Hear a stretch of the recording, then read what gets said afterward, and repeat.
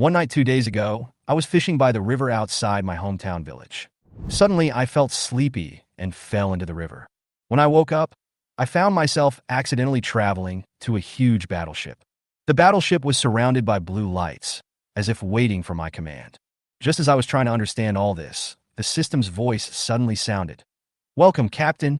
You have obtained a god-level battleship with the ability to evolve." I was stunned, in disbelief. This warship not only had a majestic appearance and was well-equipped, but it could also continuously improve its combat power during battle. But soon, I lost interest in these huge warships because my stomach was growling with hunger and I just wanted to eat. "Brother, the logistics system should be able to provide meals, right?" I asked weakly. As I asked the question, the button of the logistics system on the main control panel lit up, displaying a detailed interface. Logistics system functional modules have been installed. Battleship Restaurant, conventional. Battleship Commander Lounge, conventional. "Come on, give me something to eat." I prayed silently in my heart. And then with a thought, the button of the Battleship Restaurant lit up automatically, and a menu appeared in front of me. There were several common stir-fried dishes and noodles on the menu, and my eyes were immediately attracted by the tomato and egg noodles. "This is the tomato and egg noodles. Hurry up and send it to me when it's ready."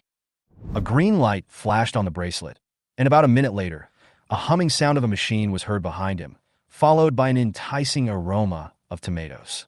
I turned around quickly and saw a small drone flying in front of me. Several metal supports extended from the bottom, with a bowl of hot tomato and egg noodles and a pair of chopsticks placed steadily on them. Looking at the delicious food in front of me, I couldn't help but feel excited. Without saying a word, I picked up the bowl and started to gobble it up. While satisfying my taste buds, my eyes couldn't help but scan the battleship's main control panel. Current level of battleship, escort-class cruiser. A frigate is just a frigate? What's the point of a frigate-class cruiser? I shook my head and couldn't help muttering. Energy and power system power module installed. Steam power conventional. Maximum speed 28 knots. Displacement 1,800 tons. This displacement is really Guardian class. I thought to myself, comforting myself a little. Weapon system equipped weapon modules. 127 naval gun, one-time damage. 800 quadruple missile launcher, equipped with Eagle Strike. Missiles, one-time damage 1,500. Triple torpedo tubes, equipped with Sea Fish light torpedoes, one-time damage 2,200. Shipborne twin 37 semi-automatic guns, one-time damage 120, can fire at high speed. I was stunned and thought to myself, this is really the rhythm of full fire. But then I thought of the introduction of the radar system, and I wanted to curse on the spot. The detection range is 50 kilometers, and the fire control is only 20 kilometers? You call this a radar? It's so weak. The space-time laws of the world the host is currently in are too different from the world where the battleship was produced, so the attributes of the battleship have degraded to varying degrees. The host can gradually restore the various attributes of the battleship by upgrading it. It sounds good, but what I want to know now is the name of this battleship. I pondered, and a bold idea emerged in my mind. "Commander, please name the battleship." The system's voice sounded in my ears. Slurp, I sucked hard and wolfed down all the noodles in the bowl. Then I drank the remaining noodle soup and raised the bowl and chopsticks in my hand. The drone that had delivered the meal just now came over automatically, took the bowl and chopsticks away, and flew back to the restaurant. "Megatron!" I slammed the turret under me, and the sound echoed in the air. Received. The battleship is named Megatron. Once named, it cannot be changed. Do you confirm? "Confirm," I answered without hesitation. A line of large characters appeared above the battleship's control panel. Megatron Escort Cruiser. How can I upgrade the battleship? I wiped the corner of my mouth and started to think about it. A small dialog box popped up in the upper right corner of the control panel, which introduced the conditions required for the battleship upgrade. The battleship can be upgraded by obtaining resources from this time and space, including rare metals, energy ores, and other energy-containing objects in this time and space. I nodded. Although this information still seemed a little far away to me, my desire to explore was growing stronger. I patted my stomach, feeling satisfied with fullness. Then I jumped down from the turret. As for whether to upgrade or not, let's put it aside for now. I just want to go back and have a good sleep, and then think about my new life tomorrow. After returning to the commander's lounge, I fell asleep immediately, and before I knew it, it was late at night. Ding, ding, ding. Suddenly, a series of shrill alarm sounds came from my bracelet, waking me up from my sleep. When I opened my eyes drowsily, My mind was instantly filled with a sense of urgency, and the battleship panel opened automatically, driven by my thoughts. At this moment, the previous three-dimensional battleship view turned into a radar detection plane map, and four small red dots were flashing on the screen. In an instant, a flood of information flooded into my mind, and all the knowledge about the use of radar was quickly transmitted to me by the bracelet. Those little red dots represent four targets, no more than 50 kilometers away from me, and to be precise, only more than 30 kilometers away from my current location. They are moving. My heart tightened. These red dots were still moving at high speed. Could it be that I had been discovered by the people in this time and space? As soon as this thought came to my mind, my eyes immediately focused on the radar, staring at the four spots of light, my heart filled with anxiety. As I observed, I became more and more nervous, and my eyes involuntarily turned to the weapon system on the battleship's main control panel. At this moment, I seemed to be struggling between anxiety and entanglement. I wanted to experience the power of the warship's weapons, but I didn't want to actively harm the people in this time and space. After all, in my heart, I am still the ordinary good young man Yonggu in my previous life. Can the battleship's weapon system be used? I asked this seemingly idiotic question. Currently, all functional modules of the battleship are operating normally. Please rest assured, Commander. The text displayed on the bracelet made me feel a little relieved. As I breathed a sigh of relief, I also felt a little lost. Those high-speed moving light spots suddenly stopped, as if they were constantly changing positions. For people were moving back and forth, and some even appeared a mile away in an instant. What are the functions of drones? I suddenly thought of the drone that delivered tomato and egg noodles to me during the day, and an idea flashed through my mind. The auxiliary function drone module can currently realize the following functions: medium and low altitude reconnaissance, 20 kilometers, daily material transportation, 10 kilograms, energy object detection and collection, and light firepower attack. The drone's medium and low altitude reconnaissance range is 20 kilometers, while those light spots are 30 kilometers away from me, a difference of 10 kilometers. Move towards the suspicious target on the radar and keep a distance of 20 kilometers. I gave the order.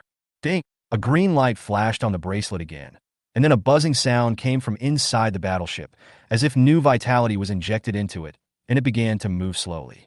I walked out of the commander's lounge and came to the battleship's command room. Through the huge special glass in the command room, I can clearly see the endless sea and the starry night sky ahead. However, at the moment, I was not in the mood to appreciate this beautiful night view. Those spots of light made me feel a sense of crisis, and I kept thinking about a question in my mind. If the other party becomes hostile towards me, how should I respond? After thinking for a long time, I suddenly clenched my fists, and I seemed to have made a decision in my heart. Under the cover of night, the sea was surging with wind and waves, and the steel-colored cruiser cut through the waves and moved slowly forward. The cruiser was moving at a fairly fast speed and soon approached the target, being less than 20 kilometers away. Send out the drone to conduct reconnaissance in the target direction. I gave the order to the bracelet. The green light on the bracelet flashed, and a grid opened on the deck in front of the battleship. A small drone quickly flew out and flew towards the direction of the flashing light on the radar. After the drone took off, my battleship's control panel began to transmit the images captured by the drone. At first, the scene on the screen was the same as what I saw through the glass of the command room, with rough waves and starry sky. As the distance between the drone and the light spots quickly narrowed, the picture gradually became clearer. Several balls of light began to flash, and at the same time a beast-like howl was heard. This voice. I realized that I had previously only thought that they might be four people, but forgot that there were also monsters in this world. The drone continued to approach, and the picture became clearer. I moved my mind and projected the drone's picture onto the large screen in the command room, then pulled over a swivel chair and carefully admired the picture in front of me like watching a movie. On the rough sea, 2 men and 1 woman stood in the air. The young man and woman each held a long sword. The man was quite handsome, with sharp eyebrows and bright eyes, and the woman was also quite beautiful. The other person was an extremely ugly old man, with pimples of all sizes all over his face. His cloudy eyes kept rolling in his eye sockets, and he held a strangely shaped cane in his hand. The 3 men each took one side, their eyes fixed on the sea in front of them. The roar of the wild beast just now came from there. "Senior brother, this evil beast is so cunning." The woman in yellow shouted to another young man from a distance. "Linger, be careful. If there is any danger, it is important to protect yourself." The young man used his body to block the woman and secretly made a gesture to her. The woman seemed to understand what the young man meant and nodded slightly. Hey, you two little brats don't have any evil thoughts. If you don't help me catch this ice abyss sea snake today, I will never let you go. The old man gave an extremely ugly smile, and his voice was as sharp as metal scratching on stone, which made people shudder. I couldn't hear the conversation between the three people, but I had already stopped the drone at a relatively safe distance to avoid being noticed by them. Hee, you evil beast, why aren't you coming out yet? The ugly old man stared at the slightly calm sea, impatience in his eyes, and suddenly swung the crutch in his hand downwards. At this moment, the ugly old man's crutch suddenly enlarged dozens of times. The palm holding the crutch was as steady as a rock, while the other end reached into the sea and began to stir continuously. As the force increased, a vortex began to form on the sea surface, and it seemed to be expanding. Oh my God! I smacked my lips in the command room, staring at the big screen in front of me, my heart shocked. Compared with various blockbusters in previous lives, this immersive live broadcast was simply too good to be true. It was so real that I felt like I was experiencing it myself. I adjusted my sitting position and immediately realized that something seemed to be missing in my hand. An idea suddenly came to my mind, and I snapped my fingers. Bang! The door of the control room opened, and a small drone flew in. Just like during the day, there was a tray on several metal supports under the drone. This time, there was a glass of red wine on the tray. I took the red wine brought by the drone, shook it gently a few times, and then carefully took a small sip. The rich aroma of the wine spread in my mouth, which immediately made me relax. Then I continued to look at the big screen, focusing on the highlights in front of me. As the ugly old man's strange crutch stirred more and more violently, a violent howl suddenly sounded on the sea, as if the monster hidden in the sea was angry. Boom! A huge wave of water exploded instantly, and the ugly old man's walking stick was knocked into the air. Ha ha ha! Great! You evil beast can get angry. The ugly old man laughed excitedly. I've been chasing you for a whole month, and today I have finally driven you to exhaustion. Quickly offer me your body full of treasures. Watching his crutch flying into the sky, the ugly old man was not angry, but seemed extremely happy. He was not afraid of this ice abyss sea snake fighting him to the death. What he feared most was that it would escape. At this moment, the ugly old man waved his hands in front of him and rushed towards the exploding waves. Roar! The sharp roar of beasts sounded again, and the entire sea surface was actually filled with golden light. The old man was so excited by this scene that he was at a loss for words. He ignored the rapidly approaching waves and said excitedly, "It's actually the ice abyss sea serpent that can already emit golden light. It's only one step away from transforming into a dragon. The heaven has been very kind to me, very kind to me. Ha ha ha!" The ugly old man, with a look of ecstasy on his face, rushed into the exploding waves, immediately adjusted his body shape, and dived towards the sea surface head first at a faster speed. Senior brother. As the ugly old man came forward, the woman behind him immediately called out to the man softly and made a gesture, indicating that the man and herself should take the opportunity to escape. The man nodded immediately, but just as he was about to leave, the ugly old man's unpleasant voice came from the waves. Humph! You two little brats from Yilan Zone, if you two leave today, I will kill you all in Yilan Zone, even if I have to sacrifice the monster treasure I have obtained. When the man and the woman heard this, they trembled all over. They looked at each other and gave up the idea of running away at the same time. Bang! Suddenly, there was a loud noise from under the sea. The man and woman stared at it intently, and I was also stunned in front of the screen, seeing a huge monster rising from the middle of the vast sea. White scales broke through the water, and large drops of water fell down like rain. The huge snake's mouth opened wide, as if it wanted to swallow the sky, and its biting direction was exactly the ugly old man who rushed into the sea. The ugly old man had just punched the ice abyss sea snake hard on its head under the sea, angering the beast. The furious sea snake jumped out of the water, vowing to fight the ugly old man to the death. It opened its wide mouth and attacked the ugly old man mercilessly. Give me the wind control technique. The ugly old man in the area of Shiko yelled at the young man next to him. The young man immediately moved his 5 fingers and muttered something. Brother, the woman called out to the young man. Brother, he is now in a life-and-death fight with a monster. They will not easily give up the chance to kill each other. This is a good opportunity for us to leave. Why bother with him? The young man frowned, but his hands kept moving. After reciting a string of difficult spells, he pointed his finger at the ugly old man quickly. Afterwards, it seemed as if a ball of air flew out from the young man's hand and enveloped the ugly old man's body. The ugly old man, who was trying hard to escape from the snake's mouth, moved faster at a speed visible to the naked eye and escaped from the snake's mouth almost instantly. If you kid or not stupid, the ugly old man who escaped from Shiko glared coldly at the woman, then opened one hand, and the crutch that had been knocked away just now flew out from somewhere and returned to his hand. The ugly old man rushed towards the sea snake. With his accelerated speed, he was able to deal with the sea snake with ease. He nimbly dodged its attacks time and time again and hit the sea snake's torso hard with the crutch in his hand. Bang! The ugly old man hit the snake with his cane, leaving a deep red mark. The sea snake hissed in pain. Snakes don't have vocal cords, but this sea snake could actually roar. It was obviously a very lucky creature. The ugly old man in front was fighting with the sea snake, but the woman behind him glared at the young man. Brother, why did you still help him when that old man treated you and me like this? You gave up so many chances along the way. How long do you want to follow this old man? The man stared at the ugly old man fighting the sea snake, shook his head, and said slowly, Linger, our Yilong clan's ancestral motto is to save the world and heal the dying. Besides, do you think that if he dies, the big snake will let us go? When the woman heard this, she trembled slightly, then lowered her head silently. Up ahead, the fight between the ugly old man and the sea snake had been going on for a long time. In the middle, he asked the woman to cast the wind control technique on him once. At this time, the ugly old man was covered in sweat, and the sea snake was obviously exhausted. The speed of both the man and the snake was slowly slowing down. After dodging the sea snake's tail swing, the ugly old man yelled again, Wind control technique. This was the third time that the ugly old man asked the two people behind him to help him with the wind control technique. The young man immediately began to move his fingers and chant a spell.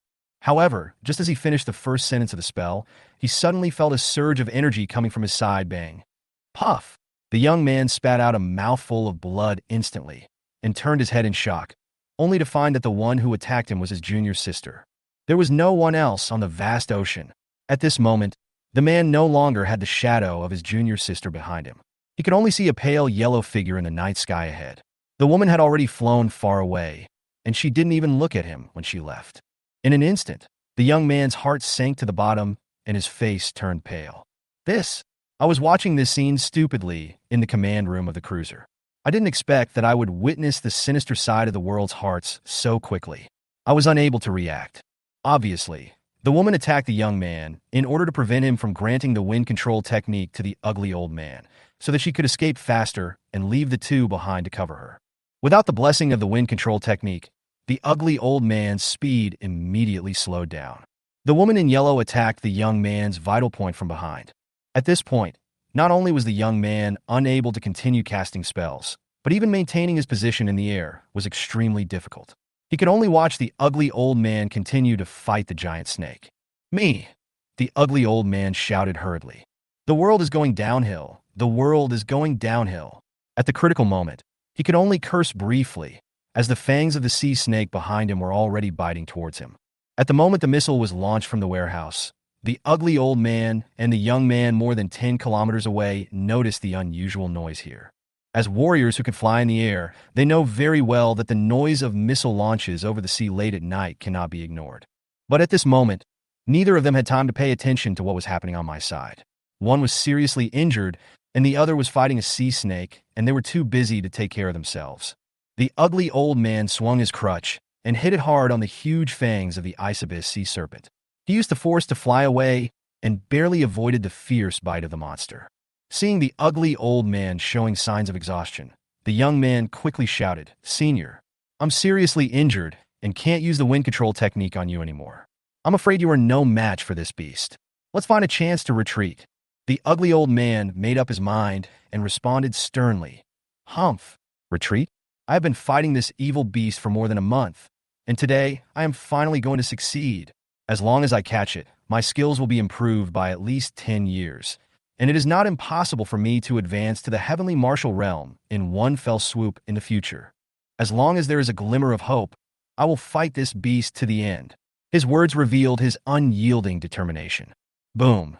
After the ugly old man finished speaking, the crutch in his hand suddenly shone brightly, and golden light flickered on the sea snake. It seemed that another life-and-death situation would occur. Shwa. Suddenly, a sound of breaking through the air came from afar. Hearing the strength of the sound, the ugly old man and the young man were both greatly shocked. As monks who can fly in the air, they can judge how fast the flying object is just by the sound. Even the monster ice abyss sea snake felt a strong fear and gave up the confrontation with the ugly old man. A hint of human-like timidity flashed in the dark yellow snake's eyes, and the thick and long snake body began to shrink, and it was actually about to retreat. Wild beasts have always been more sensitive to danger, and the icy serpent is even more so. At this moment, the ugly old man and the young man had already seen clearly what was flying over. It was a pointed cylindrical iron block. At this time, a flame was burning behind the iron block, and the blazing white smoke was dragging far into the night sky. Seeing the direction the iron block was flying, the young man and the ugly old man breathed a sigh of relief at the same time. The iron block was obviously heading for the ice abyss sea serpent. However, the ugly old man frowned at this time.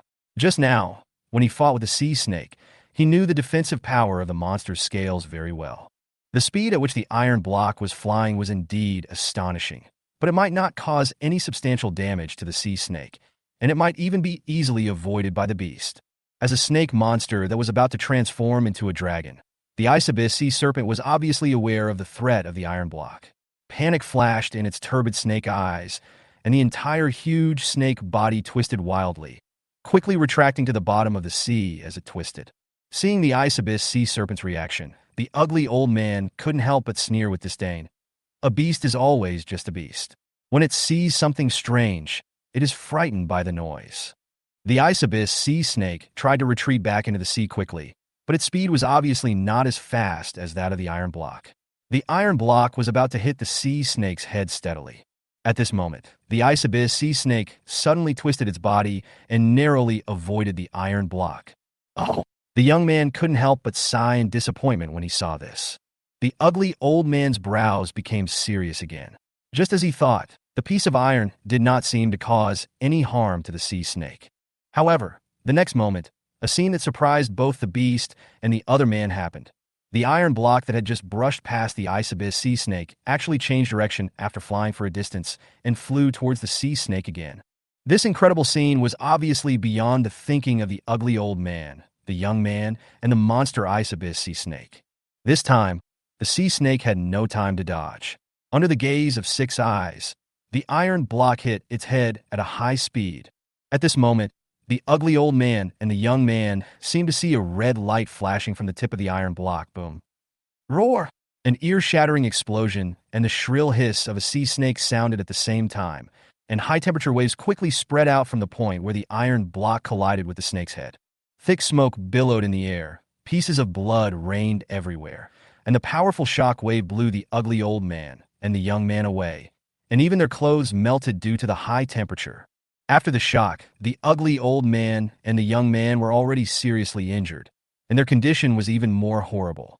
When everything calmed down, the two couldn't hide their shock and looked in the direction of the explosion.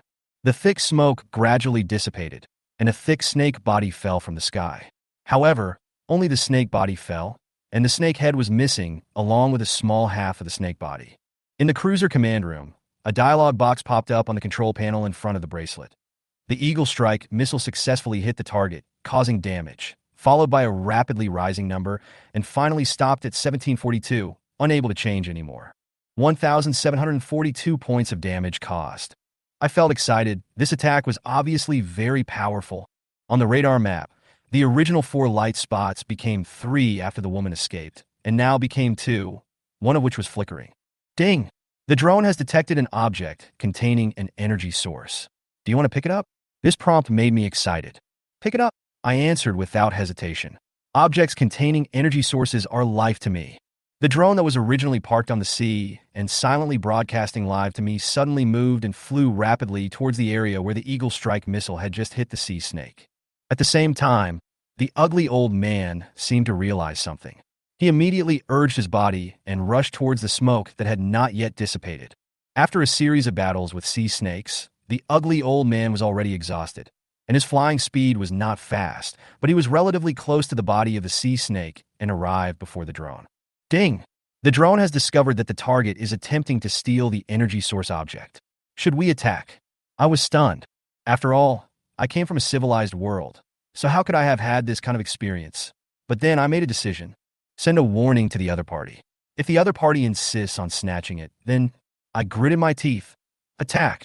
Following my command, a green light flashed on the bracelet, and the cruiser's other missile launch bay was ready.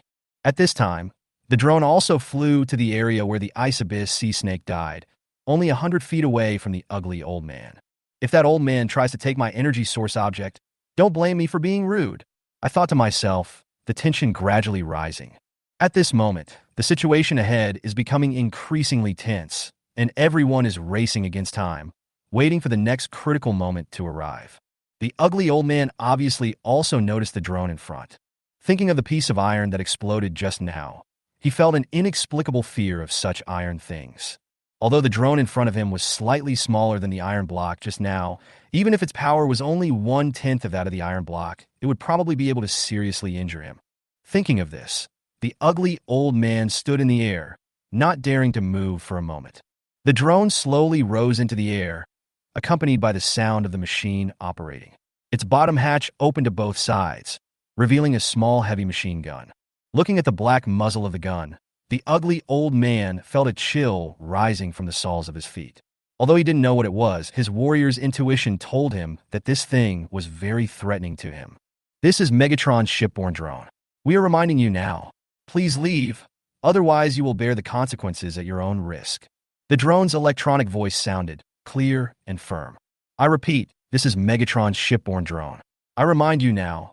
Please leave, otherwise you will bear the consequences at your own risk. I repeat, this is Megatron's shipborne drone. I remind you now. Please leave, otherwise you will bear the consequences at your own risk. The drone's voice played 3 times in a row.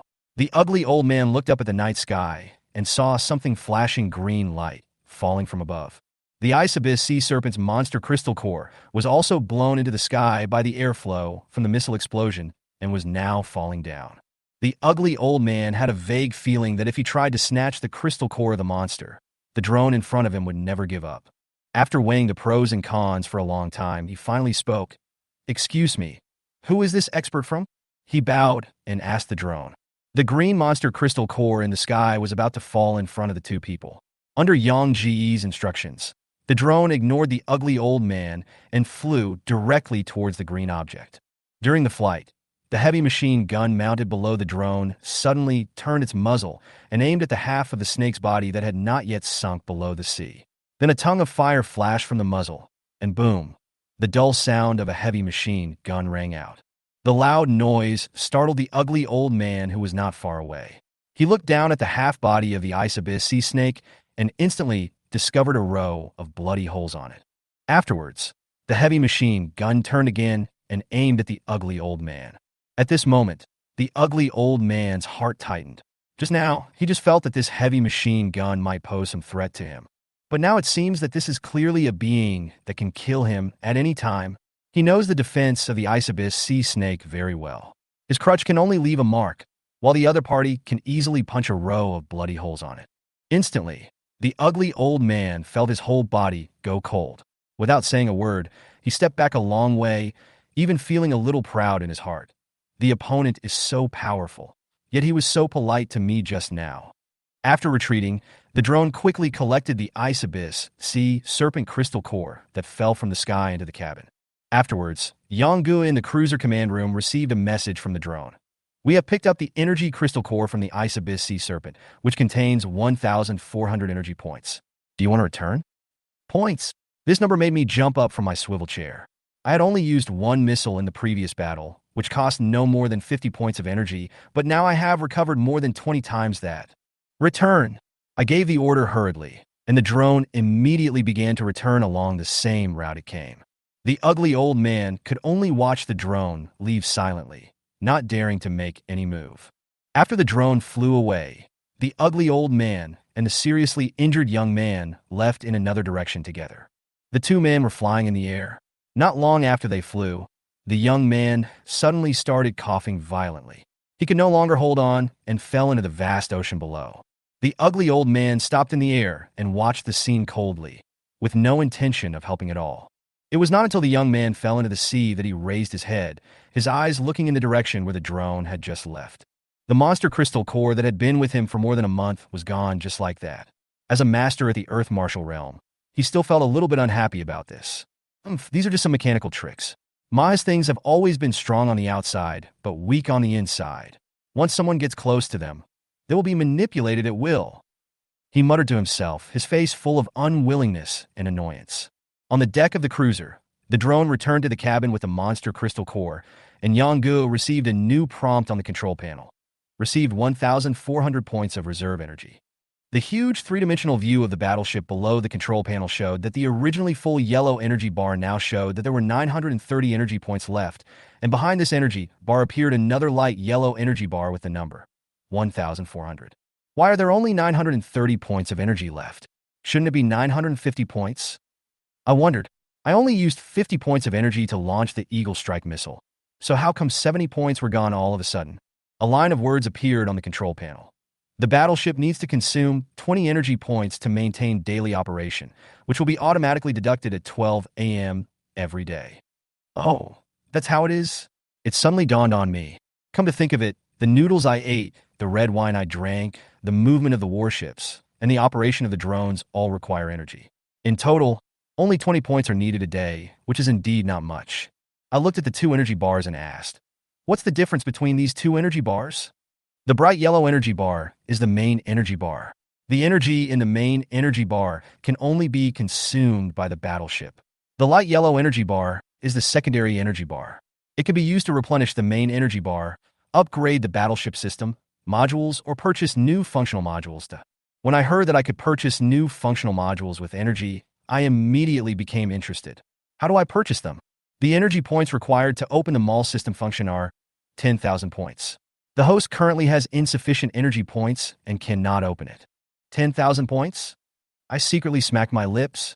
The IC snake just now contributed 1,400 points to me. It seems that these 10,000 points are not far away. I looked at the existing functional modules again, some of which can be upgraded, including the shipborne triple-mounted semi-automatic gun in the weapon system, the battleship restaurant and commander's lounge in the logistics system. After thinking about it, I didn't upgrade these items immediately, because I don't know what weaknesses the cruisers in this world will have. I'll save some energy for better use in the future. Besides, if I save up 10,000 points sooner, I can open the mall system and unlock more functional modules, which will make it more fun. Beep, beep. At this moment, the bracelet sounded again. On the radar detection map, a bright red that was approaching me rapidly. I was slightly startled. The sea seemed unusually lively today. In an instant, I became alert. The direction it was moving and was clearly heading straight towards me. Who could this be? The first person that came to my mind was the ugly old man among the three people. Drone explore, I ordered concisely. A green light flashed on the bracelet, and a grid opened on the battleship deck. A drone quickly took off and flew in the direction indicated on the radar. I specifically ordered the drone to fly higher to avoid being noticed by the other party as much as possible.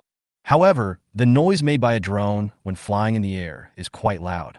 For a warrior in the Earth Martial realm who can fly in the air, it is almost impossible to keep the drone from being discovered. Sure enough, the ugly old man discovered the drone when it was still 1 kilometer away. Help! Help! The ugly old man shouted towards the drone. Please help my companion. He's injured and fell into the sea due to exhaustion. The drone transmitted the images back to my command room. I propped my chin up and began to think. I was not thinking about whether to save people, but how to deal with the ugly old man in front of me. I always felt that it was a little strange that the old man came back to look for me at this time. As for the young man, if it was really as the ugly old man said, I was willing to save him, but the premise was that I would not be threatened, and at this time the ugly old man was obviously a threat. I've seen the power of that ugly old man's cane before. It could actually create a whirlpool. I can never let such a person get close to me. So, I asked the ugly old man through the drone, where are the people? The ugly old man turned his head and pointed to the sea ahead. Please follow me, sir. As he said that, he flew forward first. Seeing the ugly old man turn around so decisively, my eyes suddenly lit up, and I immediately confirmed what I was thinking. I immediately gave the drone an attack command. Fire! The cabin at the bottom of the drone quickly opened, and a heavy machine gun was lowered, shooting a burst of fire at the ugly old man in front. Da-da-da-da. Fierce machine gun sounds rang out. However, the ugly old man seemed to be well prepared. As soon as the drone lowered the heavy machine gun, he kept shaking his body. When the heavy machine gun opened fire, he even moved sideways, pulling away several body positions. This scene reminded me that when the ugly old man and his two companions and the beast first appeared on the radar detection map, there was indeed a light spot that could flash far away in an instant. It seems that was him. Humph! What a shameless fellow. Not only did you watch me dying, but you also attacked me. What? Are all the people in the my school like this now? The ugly old man cursed after dodging the attack of the drone. But I ignored the other party's mistaken belief that I was a mahist man and retorted, Humph, you said you came to ask me to rescue someone, but you didn't even ask about the performance of my drone. What if it can't get into the water? What if it can't lift a person from the deep sea? You didn't ask any of these questions, which is enough to prove that you don't care about the life or death of that person at all, or that no one fell into the sea at all, and everything is a lie. After saying that, I asked the drone to quickly adjust its angle and continued shooting at the ugly old man. However, his speed was obviously better. The heavy machine gun mounted on the drone kept firing da-da-da, but it couldn't even hit the corner of the ugly old man's clothes. The ugly old man dodged the drone's shooting as he spoke. It wasn't that he moved faster than the bullets, but that he always managed to dodge before the drone's heavy machine gun aimed at him. I watched this scene on the big screen, my face so gloomy that water seemed to drip out of it.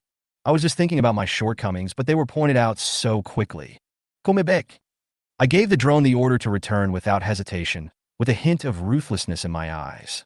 Now that the ugly old guy has come to bully me, I can't let him have an easy time. Fire control radar locks on a target, missiles ready. Having just gained more than 1,000 energy points, I can now be said to be wealthy and powerful, and I don't feel bad at all about firing missiles. However, what I didn't expect was that the ugly old man actually followed the retreating drone and kept a very close distance to the drone. If this continues, my missiles will inevitably hit the drone by mistake. The battleship sets sail and heads towards the target. I gave an order, and a green light flashed on the bracelet. On the dark sea, the cruiser set sail again. Soon, the drone with its tail behind it appeared on the big screen in the cruiser's command room. This time it was not an image transmitted by the drone, but it actually appeared in the cruiser's field of vision. I turned on the fire control system. Number 1 and 2 semi-automatic guns. Lock on the target's wings and be ready to fire at any time. Reload the guns. Number 1 and 2 semi-automatic guns are ready and can fire at any time. Each round of shooting consumes 5 energy points. The guns are loaded and can be fired at any time. Each round of firing consumes 20 energy points. The corner of my mouth curled up in a sinister arc. As long as this ugly old man dared to follow the drone into the attack range of my warship's twin semi-automatic guns, he would be immediately blocked from moving space by me, and then I would use the 127mm naval gun to hit him hard. As I watched the drone carrying the ugly old man closer and closer to me, my smile became more and more weird. At first, the ugly old man followed the drone in front of him and flew leisurely. He even joked, Brother Mo, are you going to use this thing to lure me over to see you? But before the ugly old man could utter the last word, he forced himself to hold it back in his stomach. The hairs on his body stood up, and he immediately stopped where he was. He stretched out his hands and rubbed his eyes, as if trying to confirm whether there was really a huge monster on the sea ahead. Impossible, impossible, I must be dazzled. How could there be such a big ship in the world? He comforted himself several times before he mustered up the courage to look at the sea again. At this moment, I finally came to my senses while sitting in the command room and realized that I had been in a daze for a full 10 minutes. I took a deep breath. Just now, it was just a thought of mine that decided the life or death of the ugly old man. This sense of power made it difficult for me to adapt for a while. Received 640 points of reserve energy from the super energy crystal. The prompt on the control panel brought me back to my senses. Now my reserve energy has reached 2040 points, and I still have 900 points of main energy. The attack from the 2 semi-automatic turrets and the naval guns just now consumed a total of 30 points. The 640 points received this time were obviously the energy crystals carried by the ugly old man. I suddenly remembered that the ugly old man had said before that his companion fell into the sea due to exhaustion. Could it be that young man? I recalled that when they left the place where the ice abyss sea snake died, the young man was indeed seriously injured. Since the ugly old man has energy crystals, the young man should have some too, right? When this thought came to my mind, even I was shocked. Normally, shouldn't I feel sorry for that young man and mourn for him? But I subconsciously thought of the energy crystal. I smiled bitterly and shook my head. It seemed that I had changed without realizing it. The moral concepts brought from the civilized world have gradually been replaced by the new reality. In other words, the energy crystals on the ugly old man's body opened another window of vision for me. Touching the leather seat in the cruiser's command room beneath me, I began to think. After traveling through time, I have a cruiser in my hands. Although the technological level of this cruiser needs to be upgraded, even so, my life is destined to be extraordinary. There is no doubt that the battleship is my greatest reliance, and the energy required by the battleship is as important to me as life. The more energy I have, the more battleships I can upgrade and develop more functional modules, which means I can have stronger security and even more power and voice. And energy does not necessarily have to be obtained by me myself. Since people in this world can carry energy crystals, why can't I be a plunderer like those strong men? I said to myself. Having said that, I would definitely not do something as shameful as robbing people on the road. My thoughts quickly went back to the world of my previous life, where every powerful country had combat bases around the globe and collected protection fees from weaker countries. At this moment, the fire in my heart seemed to be ignited, and the blood in my body was boiling. Perhaps this should be my real goal. Thinking back to the injured young man, I suddenly had a new idea. Maybe I could start with him. I need someone to convey my voice in this world. The young man used the wind control technique for the ugly old man several times and was later betrayed and attacked by his junior sister. He was indeed a miserable person. TSK, what a pitiful man. Just after I finished sighing, I changed the subject. A cold light flashed in my eyes. Go in the direction indicated by the target just now. Full speed ahead. In the dark night, the huge cruiser broke through the waves and sped towards the direction pointed by the ugly old man. If you were still alive, I would grant you the honor of being my first subordinate in this world. As the battleship was moving, I began to check the reserve energy and functional modules on the control panel. After the reserve energy reaches 2,000 points, 2 more modules can be upgraded, namely the drone module and the torpedo tube module. Previously, drones exposed many shortcomings when facing the ugly old man, and upgrading seems more urgent. Upgrade the drone's functional modules. I gave the order decisively. The bracelet lit up green, and a new screen popped up on the control panel. The system first introduces the current drone functions, and then the upgraded new drone modules. After the drone function module is upgraded, new drones can be purchased, and existing drones can be upgraded. The types of drones that can be purchased are the same as the types that can be upgraded. There are 3 types in total. 1. Falcon Attack UAV. 2. Harrier Multi-Purpose UAV. 3. Hawkeye Reconnaissance UAV. Reminder to commanders. The upgraded drones are of different types and have different functional focuses, but all drones have basic functions such as medium and low-altitude reconnaissance, material transportation, energy object detection and collection, and light fire attack. I nodded. This setting is very humane. The energy required for the upgrade is 2,000 points, and the current reserve energy is 2,040 points. Commander, please confirm whether to upgrade. Seeing that the 2,000 points of reserve energy that I had just accumulated were about to be cleared, I felt a little painful, but I knew that sharp weapons could bring more energy. The next second, I said without hesitation, confirm. The system prompts. The commander has confirmed the upgrade command. Please wait. The drone module has entered the upgrade program. The drone function cannot be used during the upgrade. The current upgrade progress 1. About 10 minutes later, the progress bar on the control panel finally finished. Ding! The drone module upgrade is complete. Please check it, Commander. I immediately opened the drone module to check. The original 3 drone parking spaces have now become 5, and the 2 extra spaces are marked with the icons of 3 new types of drones, namely Falcon 1200, Harrier 1500, and Hawkeye 2500. These figures indicate their respective selling prices, especially the Hawkeye reconnaissance drone, which costs twice as much as the Falcon attack drone.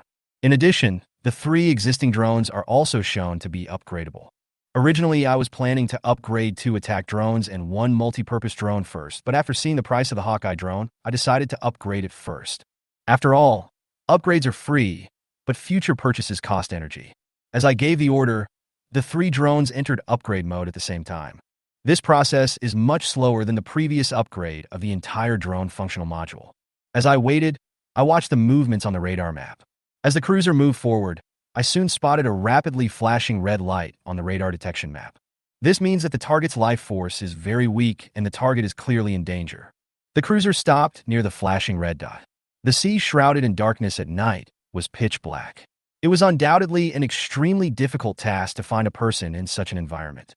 As I thought about it, the searchlight on the cruiser lit up and the strong light cut through the night sky. I scanned the sea through the glass of the command room and finally saw the young man floating in the waves.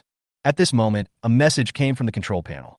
The Harrier multifunction UAV has been upgraded. It just so happens that multifunctional drones can carry out water surface rescues. I immediately ordered the Harrier UAV to take off. The drone bay on the deck opened, and the upgraded Harrier UAV was a circle larger than before and looked more substantial overall. There is also a rectangular area under the drone, which is obviously to add various tools to cope with more complex tasks. The Harrier UAV quickly took off, quickly locked onto the young man, rising and falling in the sea, and landed accurately on the sea. The rectangular metal hatch at the bottom opened, and 4 metal brackets extended out, firmly holding the young man's limbs. Afterwards, the drone took off again and sent back a message. The Harrier UAV has captured the target. Do you want to return? I thought about it for a moment, looked at the radar map, and said, don't go back. There is an island 12 kilometers southwest. Drop the target there. Received. The Harrier UAV immediately adjusted its direction and flew southwest.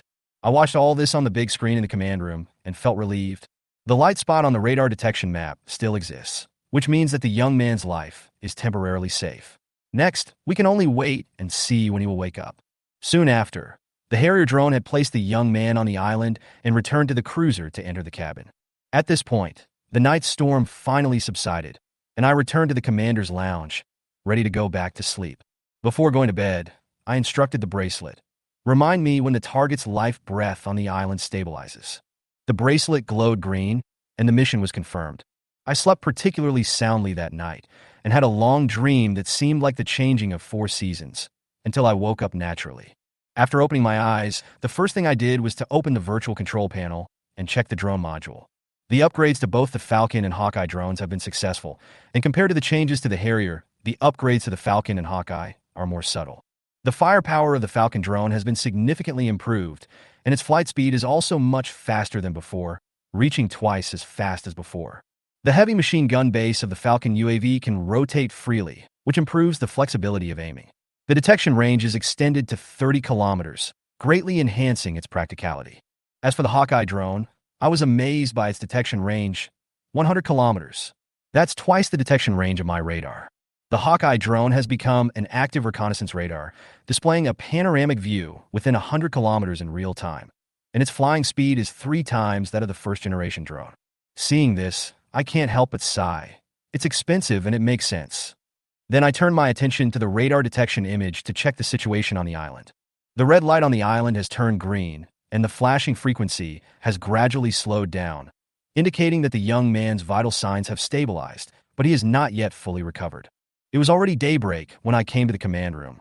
With a thought, the windows on both sides of the command room opened automatically, and the sea breeze blew in my face, which lifted my spirits. I saw the virtual screen appear and the battleship's control panel automatically unfold.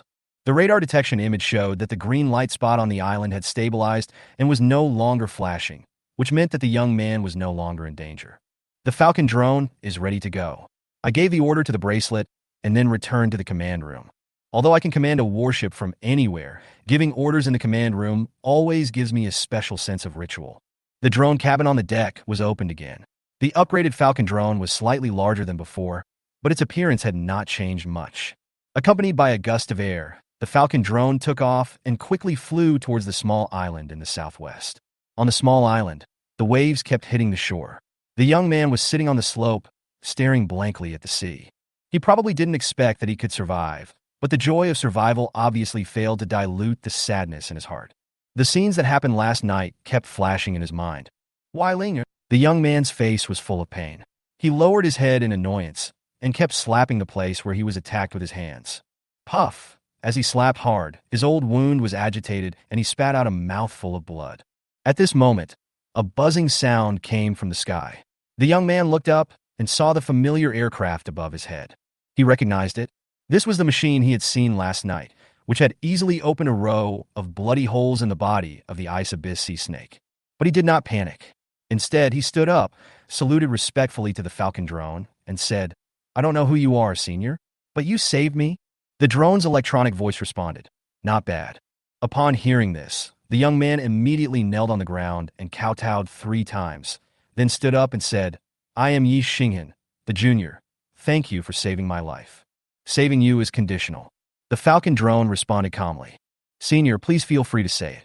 No matter whether Yi Xinghan can do it or not, I will go through fire and water for you." Yi Xinghan said in a firm tone without hesitation. "Do you have any stones containing energy on you?" asked the Falcon drone. Stones containing energy? Yi Xinghan was stunned for a moment, then fumbled in his wet clothes, and finally took out a few small stones, raised them to the Falcon drone in the air, and said, "Senior, do you want these spiritual stones?" "That's right. I need a lot of these stones, lots and lots. I can help you get revenge, as long as you can provide me with enough spirit stones." The Falcon drone said in a calm tone. Hearing the word revenge, a trace of sadness flashed in Yi Xinghan's eyes, and he slowly said, "Senior, I will give all these spirit stones to you, and I will do my best to find spirit stones for you in the future. But forget about revenge. I'm living well. How can there be any grudge?" The drone responded calmly, "Okay, you can rest on this island. I will bring you food on time. When your injuries are healed, you can leave on your own. Remember what you said, provide me with spiritual stones, and the spiritual stones will be delivered to this island. If you have any problems, feel free to come to the island to find me." After saying that, the bottom cabin of the Falcon UAV opened, sucked away several spirit stones in Yi Xinghan's hand, and quickly flew away. However, when I saw Yi Xinghan saying "no hatred" through the drone, even though he tried his best to hide it, the anger in his eyes was still clearly visible. His inner anger was by no means as calm as it appeared on the surface. As for telling him to come to me if you have any problems, of course I wouldn't tell him that I was just looking for a battle for myself. I need to let the world know I, Yang, am here. Chapter 10. Xiang Family of Chu. Received 150 points of reserve energy from the level energy crystal. The spirit stones on Yi Xinghan's body contributed 150 points of energy to Yang, which could be said to be better than nothing, but Yang didn't mind at all. He knew that Yi Xinghan would contribute more energy to him in the future. For 2 consecutive days, Yang used drones to solve Yi Xinghan's food problem on the island. After 2 days, Yi Xinghan's injuries were almost healed. On this day, after receiving the lunch delivered by the drone, Yi Xinghan said goodbye to Yang through the drone. Yang did not say anything else, but just let the drone leave with one sentence. "If you are bullied in the sect, come back to me." Yi Xinghan was grateful and said, "Thank you for your care, Senior. However, my sect, the Yilan sect, is upright and respectful to each other. We never bully our fellow disciples. You are worrying too much about this." Hearing this, Yang rolled his eyes at him across the screen. Is this brother stupid? It's only been a few days since he was attacked by his fellow apprentice. Has he forgotten about it?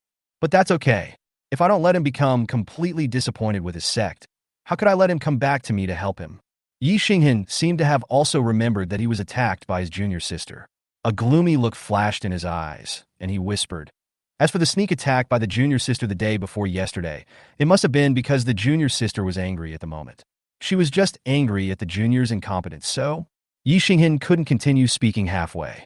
He was not stupid and could vaguely guess the cause and effect of what the woman in yellow did that day, but he just didn't want to believe it in his heart. "Don't worry, Senior. When I return to the sect, I will find a way to collect spirit stones for you and send them back to this island as a gift to you." Helplessly, Yi Xinghan could only change the subject. Good. Yang did not expose the last bit of beautiful fantasy in Yi Xinghan's heart. He left a word "okay," and the drone flew away. Afterwards, Yi Xinghan quickly finished the meal brought by Yang, controlled the energy with his hands, and walked in the air, heading towards Yilan Zone. There are only 190 points of reserve energy left. What should I do? Yonge became worried when he saw that there were only 190 points of reserve energy left. After a moment, he decided to let the warship head towards the open sea. He gained 1,400 energy points by killing an ice abyss sea snake the day before. If he could encounter a few more such monsters, would the energy problem still be a problem? Soon, the cruiser reached its maximum speed of 28 knots, and the Megatron set sail again. However, after the battleship sailed nearly 100 nautical miles, the cruiser's radar did not detect a target worthy of attack. A number of large fish creatures were found, but they were all ordinary creatures without crystal cores in their bodies. They also encountered some small monsters, but they were all fish creatures no more than 1 meter long that could spit out ice spears and lightning, or seabirds with flames all over their bodies. For these, as long as Yonge thought about it, the Falcon would immediately take off as a drone. Each time, it could gain more or less 10 to 20 points of energy. In just one morning, Yonge's reserve energy exceeded 400 points. But relying solely on such small-scale operations was not satisfying. After eating lunch prepared by the Battleship restaurant, Yonge sent out the Hawkeye drone to search for traces of large monsters in another direction. Yonge found that he needed a means of underwater detection because most of the monsters in the sea were lurking underwater and very few were active on the water surface. The sonar function carried by his radar could only detect the area about 7 or 8 kilometers below the sea surface near the cruiser, which was really not enough. If you want to improve underwater detection capabilities, you can either upgrade the radar or purchase new functional modules. I'd better save up 10,000 points first and unlock them all system. Yonge was thinking, ding, ding. Suddenly a message came from the Hawkeye UAV. The radar detection image of the Hawkeye UAV was enlarged on the main control panel. There were 3 long strips composed of light spots within the radar detection range. They looked like 3 ships. Yonge instantly became interested. If these 3 ships are merchant ships, then it means that there must be a considerable force behind these 3 ships, and it is a force with maritime transportation capabilities. Falcon, get closer to the target. Drop! After receiving Yonge's order, the Harrier UAV accelerated and flew towards the target direction. At the same time, Yonge's cruiser also began to turn around and headed towards that direction. A moment later, the Harrier UAV, which had already arrived near the target location, transmitted the image. There were indeed 3 ships, but it seemed that 2 of them were blocking the other one. The blocked ship was fully loaded with cargo, and there were several flags hanging on the mast with the words Seong family of Chu written on them. The other 2 boats were smaller than the Seong family's boat, but also faster. There was constant shouting and cursing on the 2 small boats, and the people on the boats were all extremely ferocious, and it was obvious that they were not people who were easy to deal with. At this time, the 2 boats each used several ropes with iron hooks on the ends to hook the Seong family's boat in front, preventing it from speeding up and escaping. Above the 3 ships, 3 people were fighting in the sky.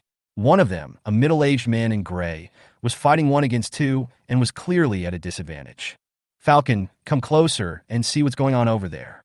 The Harrier UAV approached the scene of the incident. After the upgrade, the performance of the Harrier has been improved in all aspects, and the images transmitted back can also include the audio from the other side.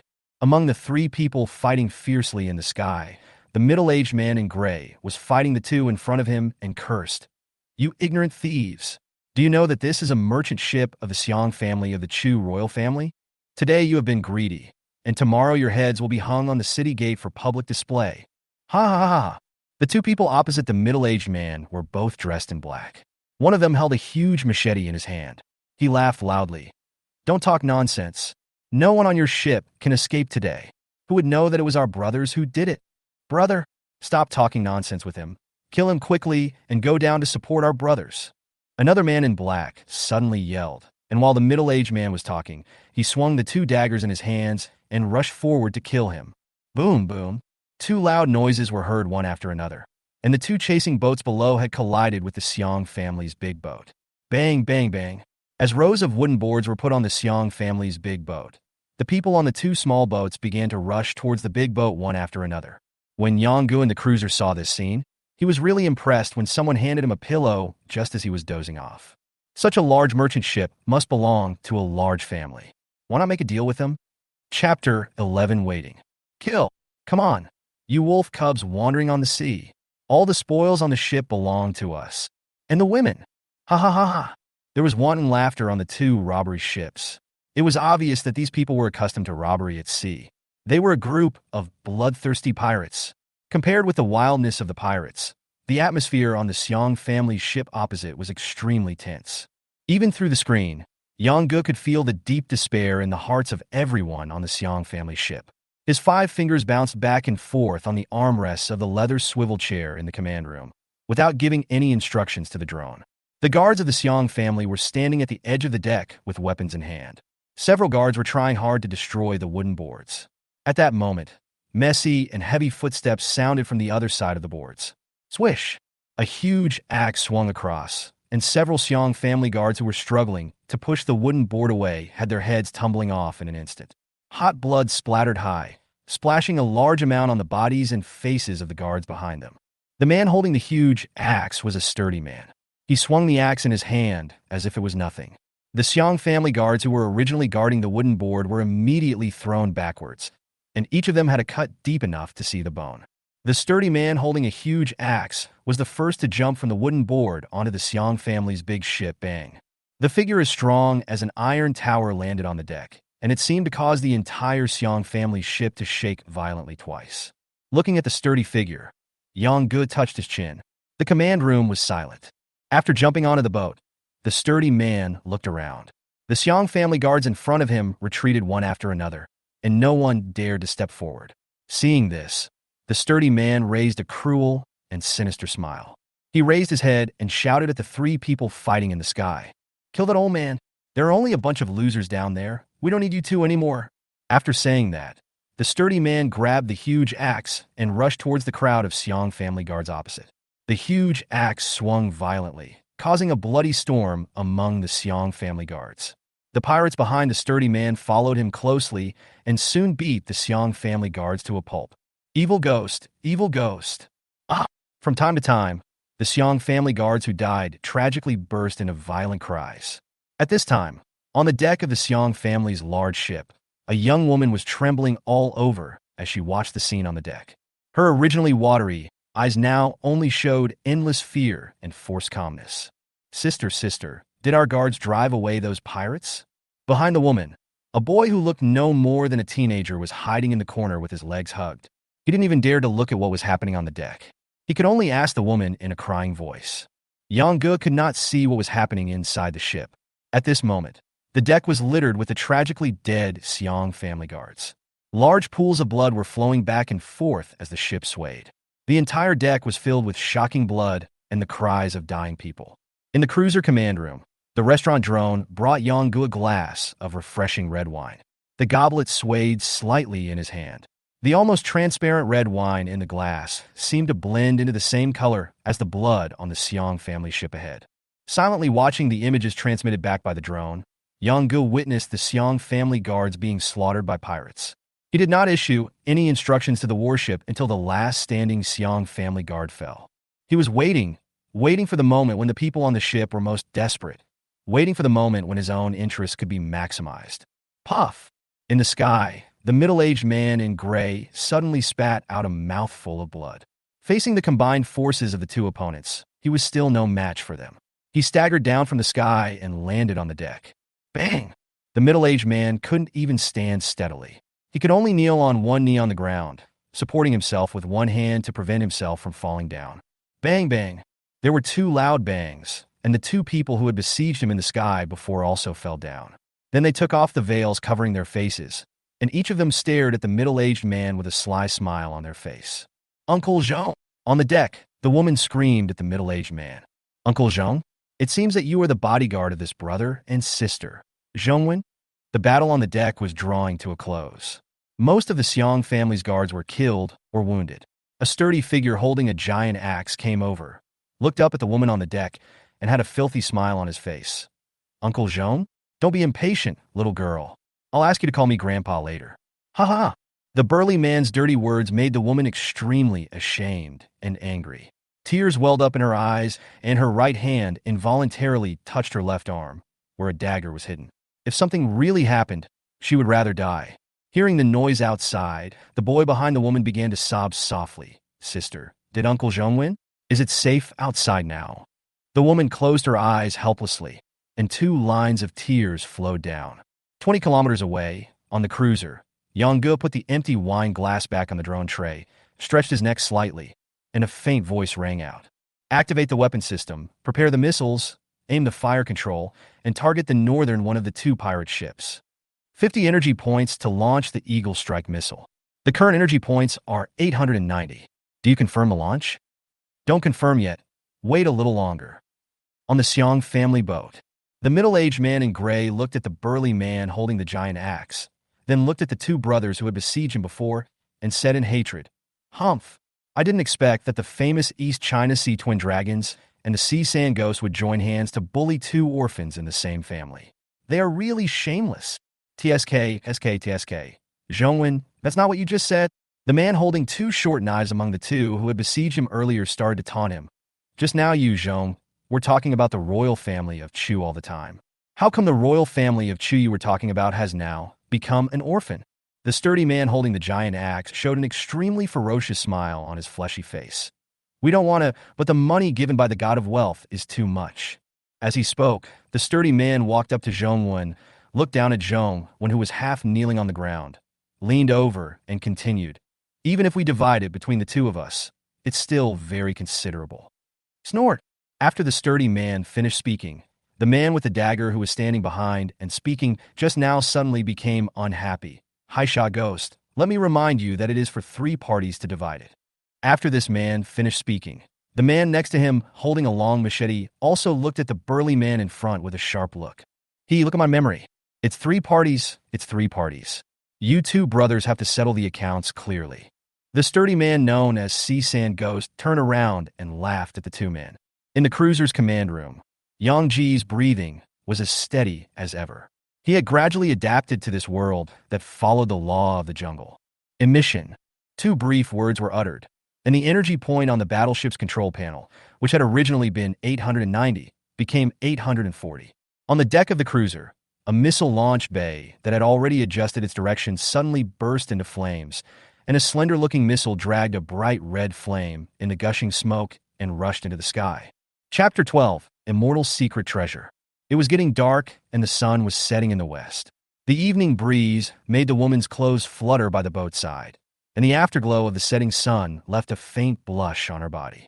Whenever the good people in the story are in despair, they will always meet their savior. My sister and I were born with bad luck. If we can be saved today, we will definitely have a good future. The 3 parties will divide the money, but let me make a deal with you two brothers first. The woman out there has to be mine. Even though it was just a momentary fantasy of the woman, it was shattered by a disgusting laugh coming from the deck. The burly man holding a huge axe showed an unbridled evil smile to the woman on the deck, with lustful light in his eyes. The 2 brothers holding the long and short knives each curled their lips slightly and cast a sympathetic look at the woman. "Brother, how about I stay with you for a while?"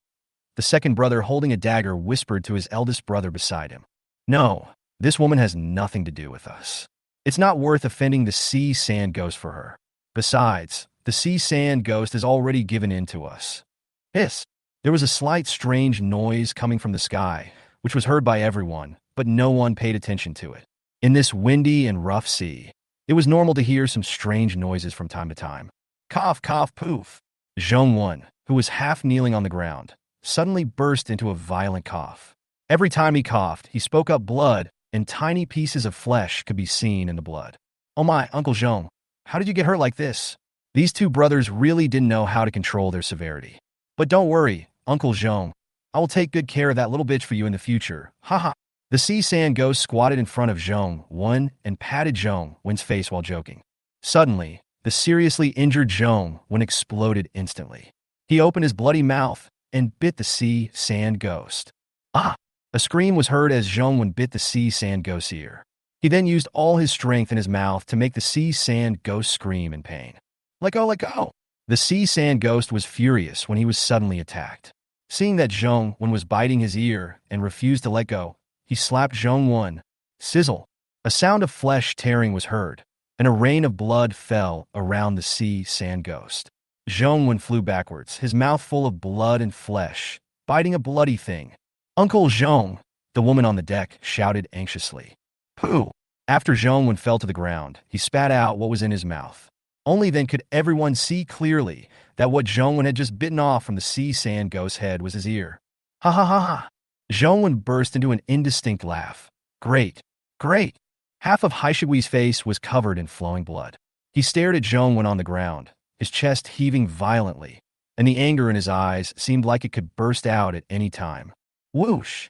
The strange noise in the sky seemed to become louder, but no one paid attention to it at this time, because everyone was paying attention to what the sea sand ghost, who roamed the East and South Seas and had never suffered any serious losses, would do when he suddenly had an ear bitten off today.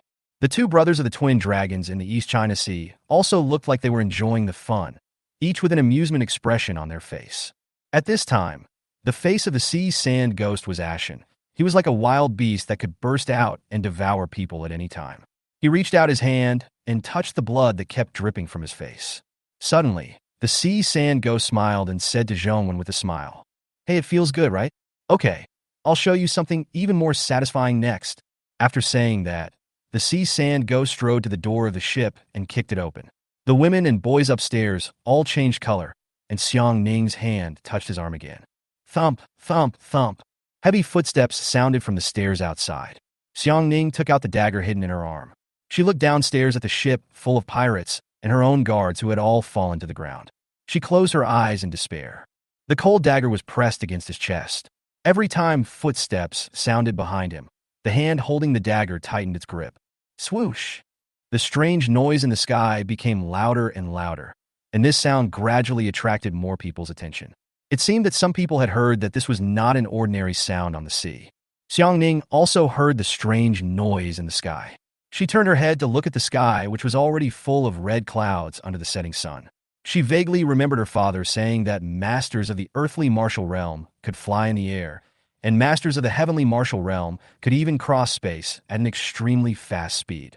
Hearing this strange noise, could it be that a master of the heavenly martial realm was passing by in the sky? Thinking of this, Xiang Ning murmured in a low voice. Father once said that martial artists or Taoist practitioners who have entered the heavenly martial realm can manipulate the phenomena of heaven and earth, causing thunder and fire, tsunamis and landslides. Now, my sister Xiang Ning and Xiang Fei are in trouble. If there are any heavenly martial experts passing by, please save our lives. If my brother and I can regain our country in the future, we will make sure that our benefactor lives in the imperial court forever. If not, we will repay our benefactor with a gift of grass and a ring. Although Xiang Ning's voice was not loud, the two brothers of the East China Sea twin dragons who had already broken through the human martial realm could hear it. The second brother did not have the heart to break Xiang Ning's last fantasy, so he turned his head sideways and remained silent. The eldest brother spoke in a cold voice. How can there be so many masters of the heavenly martial realm in this world? There are only a few old men of the earthly martial realm in the palace of your great Chu, and there are 3 martial artists of the human martial realm here. Even if the Chu kingdom sends a master of the earthly martial realm, if only one comes, he may not be able to save you. Besides, the eldest brother stopped talking halfway, and the second brother couldn't bear it. So he said directly, "Besides, the one who bribed us to kill your sister and brother is someone from your Chu royal family. Stop talking too much." As soon as the second brother opened his mouth, the eldest brother immediately scolded him. "Brother, people are going to die soon, so what's the harm in letting them be ghosts?" The eldest brother was speechless after hearing this and stopped talking. After a while, he suddenly looked up at the sky. At this time, the strange noise in the sky was deafening. Xiang Ning, who had been looking at the horizon, suddenly discovered that beyond the hundreds of miles of red clouds above the endless sea, a black that was rapidly enlarging. The strange noise coming from the sky also attracted the sea sand ghost in the ship's building. He didn't care about Xiang Ning, strode to the window, looked up at the sky, and saw a high-speed flying iron object coming towards him. "What is this?" the sea sand ghost exclaimed, and everyone's attention was attracted by the flying object. The iron object that was originally flying rapidly in the sky suddenly changed direction when it was near everyone and flew towards one of the 2 pirate ships.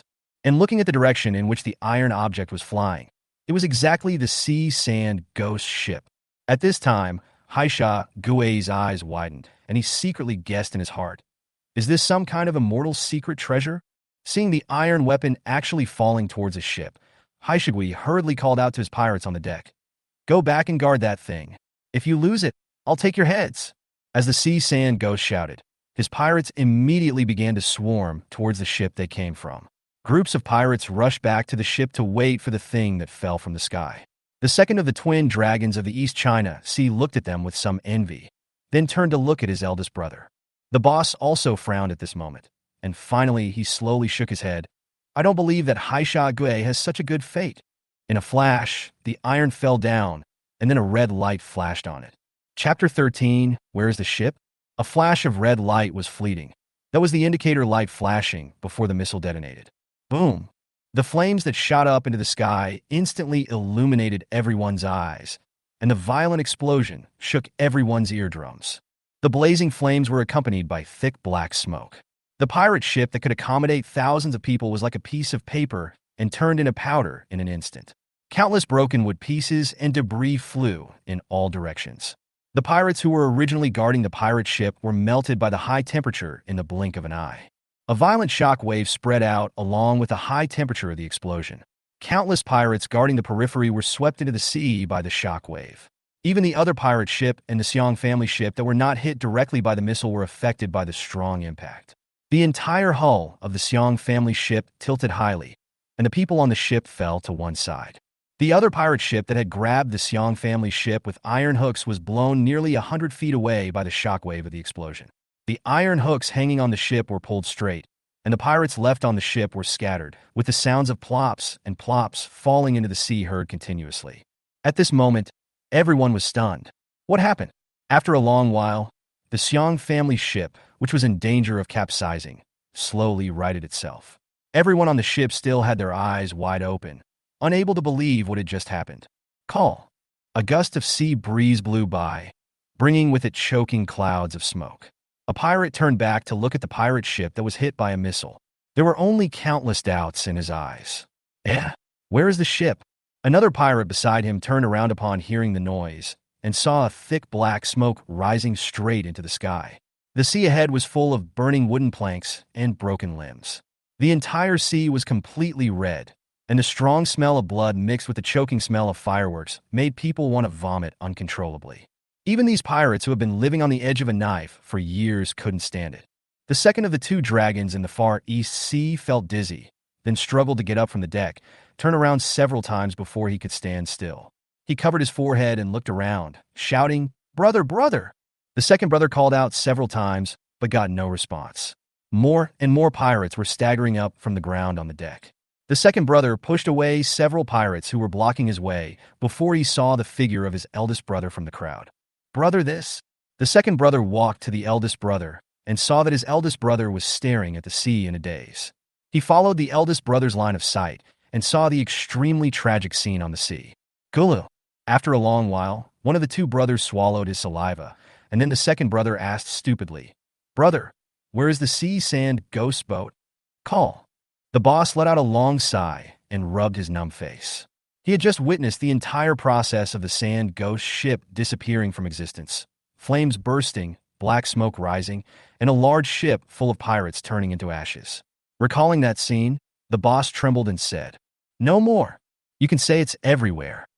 Instantly, Lao Air felt a chill rising from the soles of his feet to the top of his head. His legs, which had been able to move just now, were now somewhat numb. A wave hit the hull of the Xiong family's ship, causing the ship to shake slightly again. This caused many pirates on the boat who had just stood up to fall down again. The second in command hurriedly reached out to hold the eldest in command's shoulders, but the eldest in command's legs became weak. As a result, the two martial arts masters who had at least broken through the shackles of their physical bodies and reached the human martial arts level fell flat on their faces. In addition to the two dragons from the East China Sea and the pirates on the deck, Xiang Ning in the ship's tower also had an incredible look on her face. She looked at the scattered fragments of the warship on the sea in surprise, and her heart beat faster and faster. Could it be that a master from the Tianwu realm really lent a hand? Bang! Ah! Suddenly, a loud noise came from beside Xiang Ning, and Xiang Ning couldn't help but scream. Only then did she remember that there was a strong figure behind her. At this moment, Hai Shigui's eyes were bloodshot. Just now, he had witnessed his ship being reduced to ashes in an instant. That ship could be said to be the hard work of half his life, and those pirates who had followed him for decades were also. The sea sand ghost pushed Xiangning away from the window, then grabbed the window eaves with both hands. Ah! It was unknown whether the sea sand ghost was screaming out of sadness or exerting force, but a sharp roar broke out from his mouth, and then a crack. I saw that the window fixed in the wall of the ship was pulled down by him. Boom, crack! The intact window was thrown down from the building by the sea sand ghost and instantly broke into pieces of wood. Then the sea sand ghost raised his foot and jumped down from the building, bang. As soon as the sea sand ghost landed, the other people on the deck only felt the ship shake a few more times. After landing, the sea sand ghost ran straight to the edge of the deck. He looked at the Red Sea and trembled all over, then began to be dazed. Whoosh! There was a slight sound of breaking through the air, and an electronic voice came from the drone in the air. This is the Megatron drone. Please ask the leaders of all parties to come forward. I repeat, this is the Megatron drone. Please ask the leaders of all parties to come forward. The Falcon drone that flew from the cruiser landed over the Xiong family ship and issued a notice to the people on board. Looking at the inexplicable flying object in the sky, needless to say, the scene just now must be related to this thing. The two brothers of the East China Sea looked at each other, and then immediately walked forward without any hesitation. Xiangning from the deck also came down and looked at the drone in the sky with gratitude in his eyes. Among the three parties, only the sea sand ghost was still standing on the edge of the deck in a daze. The second of the two dragons in the East China Sea turned around and looked at him. It didn't matter that he looked at him. Suddenly, he quietly pulled the sleeve of the eldest dragon next to him. The eldest brother also turned his head to look at the sea sand ghost. He found that the sea sand ghost was covered with a faint yellow halo, which was a manifestation of the release of fighting spirit. The boss frowned immediately and said solemnly, "This is a sign of a breakthrough. He is about to be promoted to the Earth Martial Realm. I didn't expect that he could break through at this critical moment." The boss' words immediately caused an uproar among the pirates on the deck. What was the concept of a strong man in the earthly martial realm? Even the royal family of Chu had to feed him well and comfortably. Xiangning's expression changed slightly at this moment. She first looked at the sea sand ghost over there, and then looked at the drone in the air with some worry. Would this mysterious strong man who just saved her life be willing to make an enemy of another Earth martial realm master for her? I repeat, this is the Megatron drone. Please ask the leaders of all parties to come forward. Suddenly, the Falcon drone played the voice message it had just sent again for the third time. While the voice was playing, the hatch at the bottom of the Falcon UAV opened to both sides, and a heavy machine gun dropped out from it. Chapter 14, Get Rid of Him. Detected that a target is in the process of realm upgrading. Do you want to attack? In the cruiser command room, Yangge looked at the sea sand ghost that was about to break through with interest. He replied, "Don't attack. If we attack now, won't it tell these people that we are afraid?" After saying that, Yangge curled his lips. He had already killed a master of the so-called Earth Martial Realm, so why would he care about one more? On the Xiong family's ship, as the sea sand ghost was about to break through, the atmosphere suddenly became subtle. The leader of the two East China Sea dragons said in a stern voice, "Although Taoists of the same rank have higher destructive power and large-scale killing capabilities than martial artists, in a fight between the two, Taoists cannot beat martial artists. It seems that the Xiong family siblings are destined to not escape this disaster today." Although the scene of the missile explosion just now left everyone with lingering fears, no matter whether it was a martial artist in the Earth Martial Realm or a Taoist cultivator, a full-strength attack could have such power as just now.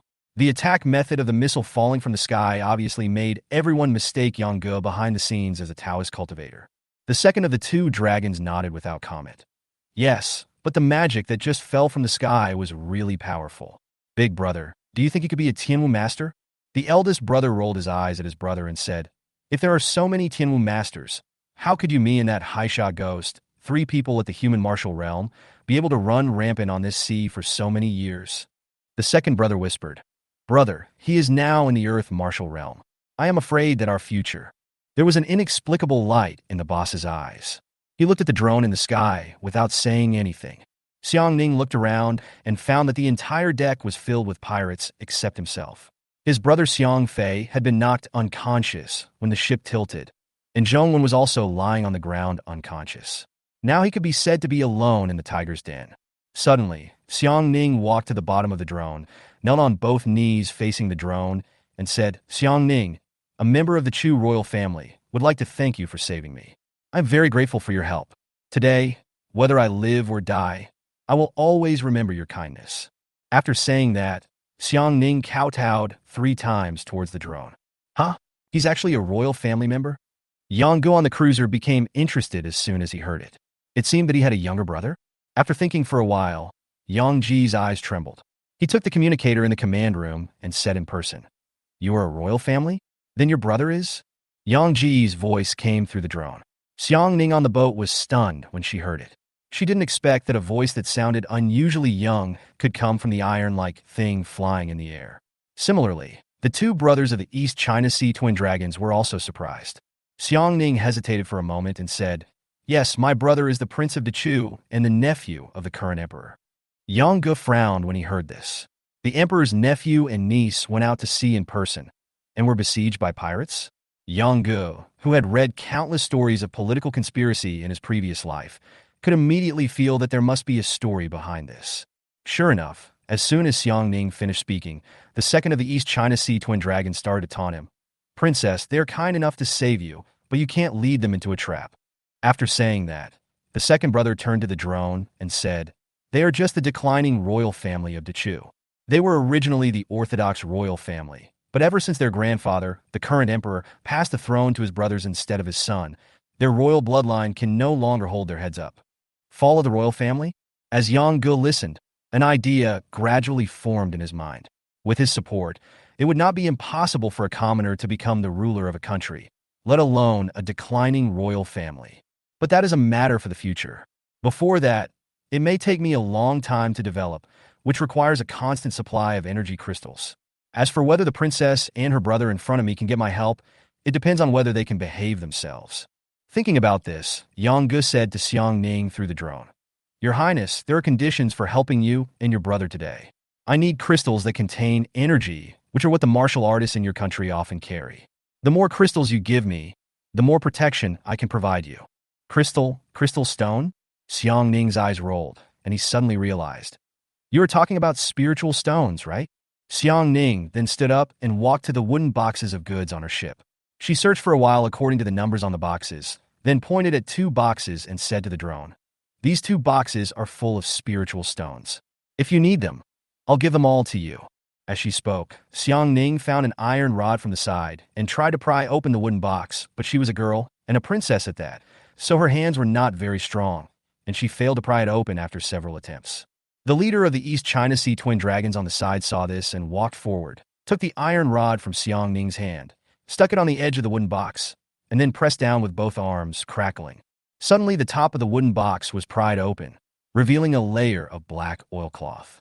Xiang Ning opened the oilcloth, and inside was a whole box of pebbles emitting a blue glow. "Ding! I found a spiritual crystal. Do you want to pick it up?" The moment the oilcloth was opened, Yang Gu received the message from the Falcon drone. "Ding! A large number of energy crystals were found.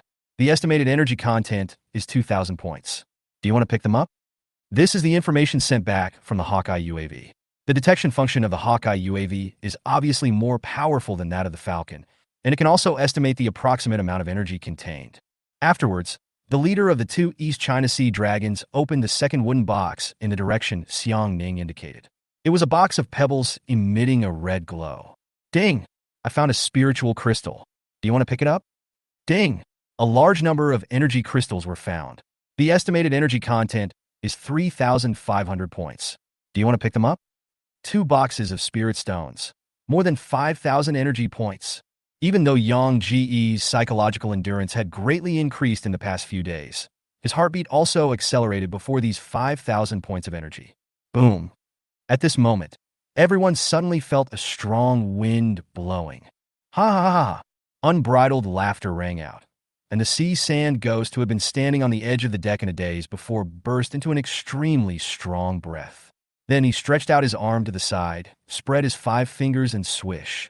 I saw that the huge axe thrown on the ship's deck by the sea sand ghost actually stood up from the ground by itself, and then flew into the hands of the sea sand ghost. He broke through. The leader of the 2 East China Sea dragons took a look at the drone in the sky and said calmly, "Over there," the sea sand ghost, armed with a weapon, walked towards the drone, with a fierce aura and a faint sense of sword energy protecting his body. Looking at the drone in the sky, Haisha Gui's eyes were full of hatred. You have ruined my life's foundation. No matter where you are today, I will catch you and kill you. Yanggu on the cruiser naturally also heard the extremely arrogant threat of the sea sand ghost, but with so many crystals in front of him, how could Yanggu have the heart to care about him? Get rid of him. Yanggu uttered these 3 words faintly, with the communicator in his hand. Xiang Ning and the pirates on the deck also heard his 3 words. The next moment, the Falcon drone's heavy machine gun turned around, with the black muzzle pointing directly at the sea sand ghost. Chapter 15, we also have spiritual stones. The second of the 2 dragons in the East China Sea touched his hair that was messed up by the sea breeze. He opened his mouth, but didn't know what to say. Was he getting old? Or was the world changing too fast? Can the 3 words "get rid of him" now be used to describe masters in the earthly martial realm? You know, my elder brother and I, who have just reached the level of human martial arts and have been able to roam the sea for more than 10 years. The leader of the 2 East China Sea dragons silently looked at the iron rod in his hand, then returned to where he was supposed to stand, looking calm and peaceful. Xiang Ning's eyes were almost full of stars as he looked at the drone. Regardless of the outcome, just the aura of Yang Ji's voice made Xiang Ning's heart flutter. On the other side, Haishigui became even more angry after hearing the 3 words coming from the drone. Having just broken through the earth martial realm, he was not afraid of the muzzle of the heavy machine gun. He took a few steps forward, then suddenly accelerated, sprinted forward, and finally stomped hard on the deck under his feet. Bang! The kick from the sea sand ghost caused the ship to shake slightly again, and then his figure as strong as an iron tower jumped high up. He raised the giant axe with both hands behind his head and tried his best to split the drone in front of him into 2 halves with one axe. However, looking at the black muzzle of the gun, the sea sand ghost who jumped into the air suddenly felt a strong sense of crisis in his heart. After his realm was raised, his ability to perceive danger naturally became more acute. The next moment, Haishigui had already flown close to the drone, and he saw a beam of fire gushing out from the black muzzle of the gun below the drone. Da-da-da-da-da! The muzzle flames of the heavy machine gun mounted under the Falcon UAV suddenly appeared, which made the hairs on the sea sand ghost stand on end. The intuition of a martial artist in the earth martial realm told him that this ghost thing was very dangerous. At the critical moment, Haisha Ge immobilized all his fighting spirit to form a light yellow protective armor on himself, and he gritted his teeth and continued to leap towards the drone. I'm a master of the earth martial realm. I don't believe you can kill me. Fuck you. The courage of the breakthrough just now allowed Haishigui to overcome the fear of the unknown in his heart. He swung the giant axe in his hand, and a semicircular sword energy chopped towards the drone. It all happened in a flash, and the flames of the heavy machine gun hit the sea sand ghost in an instant. Ding dang dang, puff puff puff. A few sharp collision sounds were heard quickly and disappeared without careful listening. Immediately following, there was the dull sound of bullets piercing flesh, a sound that was as rapid and fierce as a torrential rain. The protective armor formed by the sea sand ghost with fighting spirit did have a certain degree of defense against the surging heavy machine gun bullets, but it was only for a moment before it was smashed into pieces by the high-speed bullets. At that moment, the sea sand ghost who jumped into the sky had an extremely wonderful expression on his face. The bullet brought out by the tongue of fire swung across the body of the sea sand ghost like an iron whip. In an instant, a burst of blood rain exploded in the sky. Quiet, absolutely quiet. In the air, the flames spurting out from the drone lasted only for a short while before disappearing, and along with it, the upper half of the majestic body of the sea sand ghost also disappeared. Clang! The first thing to fall from the sky was the giant axe of the sea sand ghost. Bang! Then there was the half body of the sea sand ghost, only the lower half was left. Snap, snap, snap, and pieces of flesh falling from the sky. At that moment, the entire ship with thousands of people was so quiet that you could hear a pin drop. In just 2 or 3 breaths, a master of the earth martial realm was left with only the lower half that fell to the ground. The second of the East China Sea twin dragons stared at the pieces of meat on the ground and blinked stupidly, then asked his eldest brother with a stutter. Elder brother, you must have seen it wrong. He just now did not break through the realm, did he? Not to mention the second brother.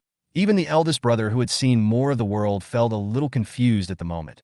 What happened today was too bizarre, so bizarre that he began to doubt his life. Even the boss was wondering if the breakthrough of the sea sand ghost just now was just a bluff. If not, How could a dignified Earth Martial Realm warrior be so weak? He was beaten to pieces in one encounter? Suddenly, thinking of the protective armor formed by the sea sand ghost's fighting spirit, the boss immediately shook his head and said, if he had not broken through to the Earth Martial Realm, how could he release his fighting spirit? The human martial realm can't do it. The second brother nodded thoughtfully. Yeah, then his fighting spirit is too useless, just like that. As they spoke, the eldest and the second brother looked at the drone in the sky with lingering fear, especially the black muzzle of the heavy machine gun. The second brother continued. Just like that, it's gone? After the second brother finished speaking, the two brothers looked at each other. Neither of them was stupid. Thinking about the missile that just fell from the sky, they instantly understood the key. It's not that the sea sand ghost armor is too weak, but that the opponent's attack power is too strong. Brother, my legs are a little weak, the second brother swallowed and said weakly. Upon hearing this, the eldest brother reached out and supported the second brother beside him, preventing him from falling to the ground. Vomit. On the other side, Xiang Ning recovered from the shock of the sea sand ghost being killed instantly and began to vomit violently as she looked at the blood all over the ground. She had been able to hold back when she saw her guards dying one by one in battle before, but the scene before her was too bloody for her. The drone in the sky lowered and flew to Xiang Ning's side. Yang Ji's voice came from it. Your Highness, I like your gift very much. I can guarantee that from now until you land, you and your brother will be absolutely safe. Xiang Ning, who was vomiting a lot, immediately suppressed the discomfort in her heart and raised her head. She wiped her mouth with the corner of her clothes in a panic, and her words were full of joy that could not be concealed. Thank you, Senior. From now on, you can call me Megatron. Now, please place the 2 boxes of spirit stones in an open area, and I will come and get them myself. Good. Xiang Ning responded briskly. Then she stretched out her arms to pull a box of spirit stones, but failed to pull it. The 2 brothers of the East China Sea twin flood dragons on the opposite side saw this and hurried over to help. After moving the 2 boxes of spirit stones to the empty deck, the 2 brothers of the East China Sea twin flood dragons stood back in their original places obediently, not daring to move at all. The hawk is off.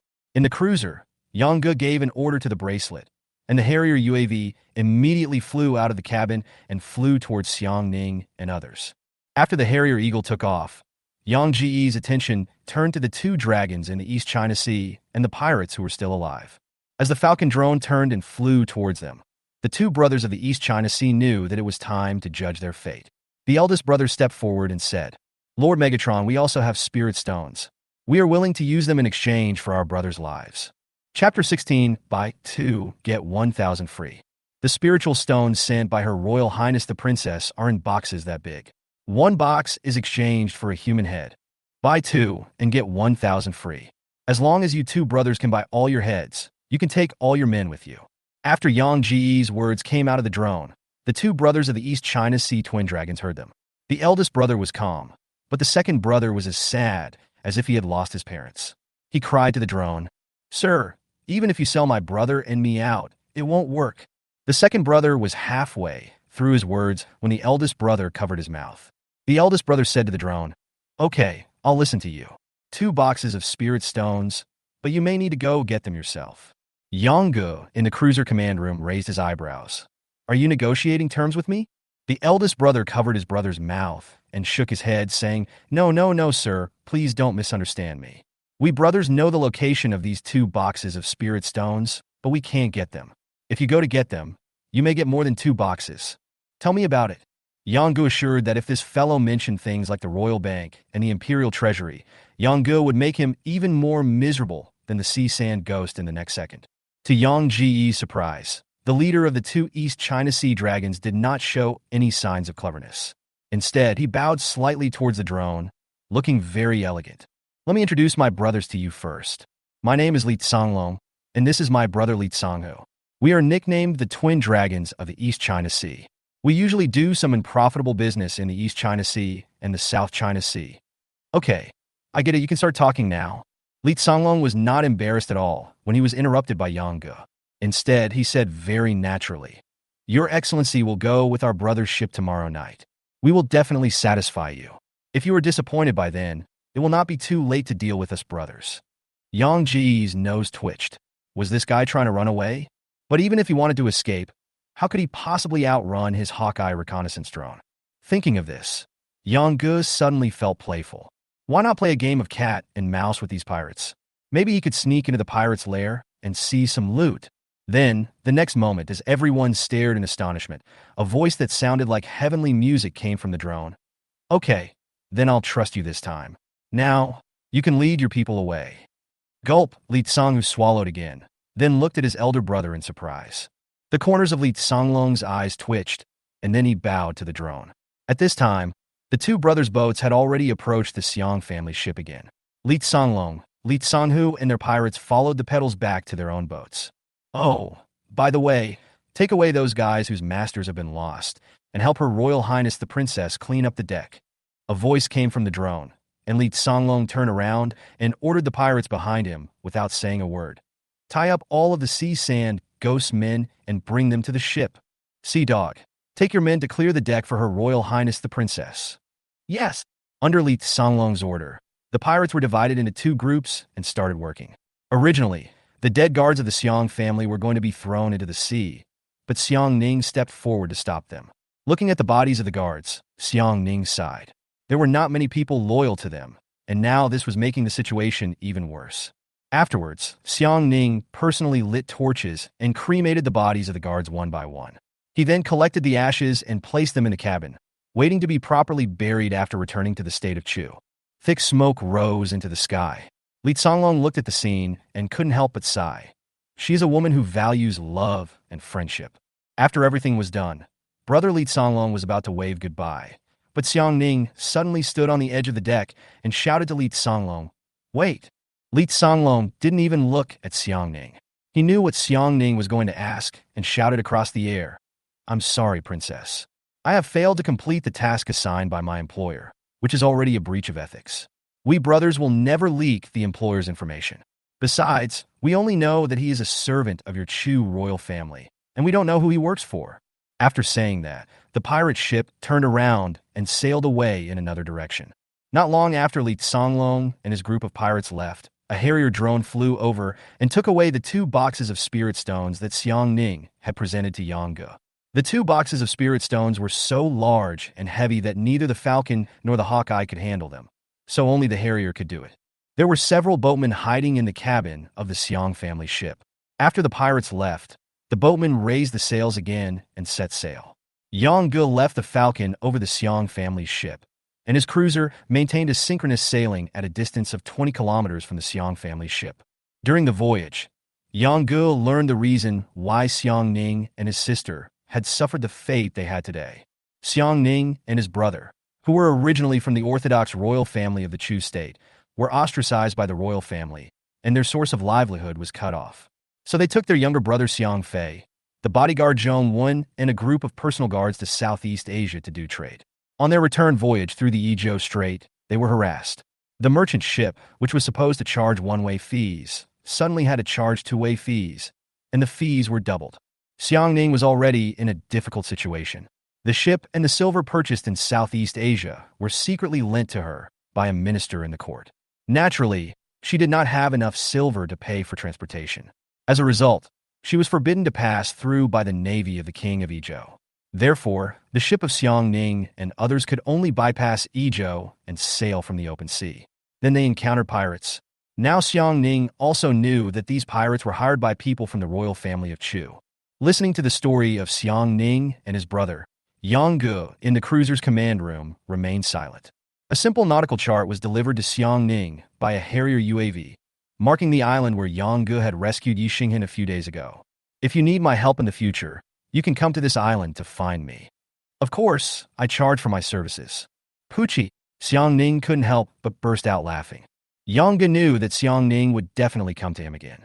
In the struggle for power, there was only life and death, no compromise. For weak royal descendants like Xiang Ning and Xiang Fei, whose ancestors were Orthodox royals, it was undoubtedly a luxury to live a peaceful life. At night, Zhong Wen and Xiang Fei woke up from their coma. Xiang Ning briefly told them everything that happened during the day. After that, the two of them knelt down and kowtowed to Yang Ji's drone again and again, which made Yang feel embarrassed. After receiving 2 boxes of spirit stones from Xiang Ning, Yang Ji's reserve energy has reached more than 5,900, nearly 6,000. He is only 4,000 away from unlocking the malfunction system. It depends on whether the brothers Li Songlong and Li Songhu are smart or stupid tomorrow. Afterwards, Yang Ji's Falcon drone in the light and the cruiser in the dark escorted Xiang Ning and others until noon the next day. Along the way, the Falcon drone killed several bird monsters and several fish monsters that jumped out of the water, allowing Yang Ji's reserve energy to break through the 6,000 mark. In the distance, the coastline has appeared in the sight of Xiang Ning and others. At this point, Xiang Ning and his party can be said to be safe. In the fierce sea breeze, Xiang Ning watched the drone in front of him slowly rise into the air until it finally disappeared into the horizon, feeling indescribable loss in his heart. I really want to see him in person. Chapter 17. The Endless Flow of Fortune. After seeing Xiang Ning and his party off, Yang Ge immediately found the Li Songlong brothers through the Hawkeye radar. The cruiser adjusted its course and headed away from the coastline. Eagle Eye, transmit the images from the ship of the Li Songlong brothers. A high-definition camera was extended from the bottom of the Hawkeye drone flying at high altitude, capturing clear scenes on the boat of Li Songlong brothers on the sea below. At the same time, two micro-aircraft as big as mosquitoes and flies flew out from the Hawkeye drone and landed near Li Songlong brothers. Then Yang Ge was able to hear the sounds on the boat. At this moment, the two brothers Li Songlong and Li Songhu were standing on the deck basking in the sun and facing the sea breeze. Li Songhu stretched leisurely. He never thought that the seemingly fatal situation yesterday was actually fooled by his eldest brother so easily. Brother, you are really smart. Li Songlong ignored him. He knew what his brother would say next. The two stood for a while. Li Songhu looked at a reef on the sea ahead with a somewhat intoxicated look. We're almost at Wuyan Island. This time when I get to the island, I have to find two girls to relax with. Li Songlong took out a monocular telescope and looked forward. Then he shouted to the pirates behind him, "Lower the sails and stop the ship." Li Songhu was stunned for a moment. He asked Li Songlong in confusion, "Brother, what are you doing?" Li Songlong still ignored him and turned around and walked into the cabin. Li Songhu was immediately unhappy. He quickly caught up with Li Songlong and said dissatisfiedly, "Brother, why did you stop the boat for no reason? I still want to go to the island to have fun tonight." Li Songlong looked at his brother in front of him and said calmly, "Wait for someone." "Who are you waiting for?" "Megatron." Li Songhu's mind was suddenly stuck. He frowned and said, "No, brother, we can't see that person now." As he spoke, Li Songhu turned his head and looked around, as if he remembered something extremely terrifying. After seeing that there was no suspicious movement around, he continued, "We can't see that ghost thing now. Are you still afraid of him?" Snap! A crisp sound was heard, and several bright red finger marks appeared on Li Songhu's face. Li Songlong flexed his wrist, his voice full of indifference. "I warn you, even if you are my brother, I won't stop you if you want to die, but don't drag me down with you. Get lost." After saying that, Li Songlong pushed Li Songhu in front of him away and left. In the command room of the cruiser, Yang Ge was holding a wine glass, his body swaying slightly as he sat on a leather swivel chair. He looked at the scene that had just happened with deep meaning and then drank the red wine in the glass. In the evening, the Falcon drone landed on the boat of the two brothers of the East China Sea. Li Songlong and Li Songhu bowed solemnly to the drone, and then Li Songlong gave an order to the pirates on the boat. "Let's go! Wuyan Island." Then the pirate ship under the feet of the two brothers raised its sails and began to move forward, and Yang Ji's cruiser followed secretly 20 kilometers away. About an hour later, facing the afterglow of the setting sun, Yang Ge saw an island in the picture sent back by Hawkeye, with dozens of large and small ships anchored on the shore. "There is a small island 50 nautical miles ahead. What is that place?" Yang Ge asked the Li Songlong brothers through the Falcon drone. Li Songlong was of course familiar with the island that Yang Ge asked about, but when Li Songlong walked to the bow and looked towards the sea ahead, where could he see the shadow of the island at this moment? Obviously, this Megatron, who sounded young, had seen the island through some means. Thinking of this, Li Songlong turned his head and glanced at Li Songhu. Li Songhu also thought of his naive thoughts before. He thought of escaping when others could see the island 50 miles away. For a moment, Li Songhu felt a chill on the back of his head. "Lord Megatron, the island over there is called Wuyan Island. It is an isolated island at the junction of the East China Sea and the Yellow Sea. There is a small town on the island. All colleagues who are active in the waters near the junction of the East China Sea and the South China Sea will rest on this island. When Yang Gu heard this, his eyes suddenly lit up. Isn't this the pirates' den of money? Just by looking at the number of ships parked on the shore, one can tell that there are quite a few pirates on the island at this moment. At this moment, Yang Ji's eyes, when he looked at Li Songlong, were very different, just like the way those capitalists in his previous life looked at their sales elites. Li Songlong then said to the drone, Wuyan Island is managed by the 3 largest pirate forces in turn. If you want to rest on this island, you have to pay them a certain fee every time you stop your ship on the island. This fee can be paid with gold, silver, spirit stones, treasures, and other things. If there is a place in the East China Sea and the South China Sea with the most spirit stones, it must be the islands that manage these pirates. Among them, the warehouses of the forces managing the islands are the most. After Li Songlong finished speaking, Yang Gu wanted to fly over and hug Li Songlong and give him a few kisses. He didn't expect that Li Songlong would actually lead him to the pirate's lair. Li Songhu listened to what Li Songlong said and asked in disbelief, Brother, are you suggesting to Lord Megatron to rob the warehouse of the Sea Dragon Gang? Li Songlong asked expressionlessly. Why? Can't we grab it? Li Songhu seemed to recall some beautiful scenes, such as the half-dead body of the sea sand ghost. Then Li Songhu nodded and said affirmatively, We can rob them. We can rob them. Rob them. They're just a Hailong gang. I have disliked them for a long time. At this time, Yang Gu, who was sitting in the cruiser's command room, raised his eyebrows. Robbing a warehouse? Huh. For a while, the drone's communicator fell into silence for a long time. At first, Li Songlong was confident in his proposal, but as time passed, he began to worry. Why didn't Lord Megatron speak? Was he satisfied or dissatisfied? After a long while, a voice came from the drone. Is the management of this island a problem? Boom. In an instant, a buzzing sound seemed to sound in the minds of Li Songlong and Li Songhu, and the two brothers realized a problem at the same time. Their vision was really too narrow. Look at them. I was just thinking about robbing someone's warehouse, but they were actually thinking about taking over the entire island. On the cruiser, Yang Ji's eyes were filled with blazing flames. Robbing people's warehouses? Humph! Am I Yang Gu capable of such a despicable act? It's impossible to rob the warehouse where people are. After all, it's just a one-time deal. I want to take over this island. Steady flow. Oh no, it's the good stuff that keeps flowing. Not only this island, but also all the surrounding islands for pirates to rest. Wherever there are people in this sea, they are my Megatron's people. Chapter 18, what does this mean? When the boat of the Li Songlong brothers could see Wuyan Island from afar, night had already fallen. Even from a distance, the Li Songlong brothers could hear the shouting and laughter of men and women coming from the island. Hawkeye sent the aerial photos of Wuyan Island to Yang Gu. Based on the distribution of buildings on the island, Yang Gu asked Li Songlong a few questions. He quickly determined the location of the Sea Dragon Gang and gained a deeper understanding of Wuyan Island. This Wuyan Island can be said to be a lawless place and a gathering place for all kinds of sea thugs. There are countless places like Wuyan Island in the East China Sea and the South China Sea, and they are basically managed by the strongest pirate forces on the island. Yang Gu asked Li Songlong meaningfully, Are there no good people on this island? For example, the families of merchants and pirates?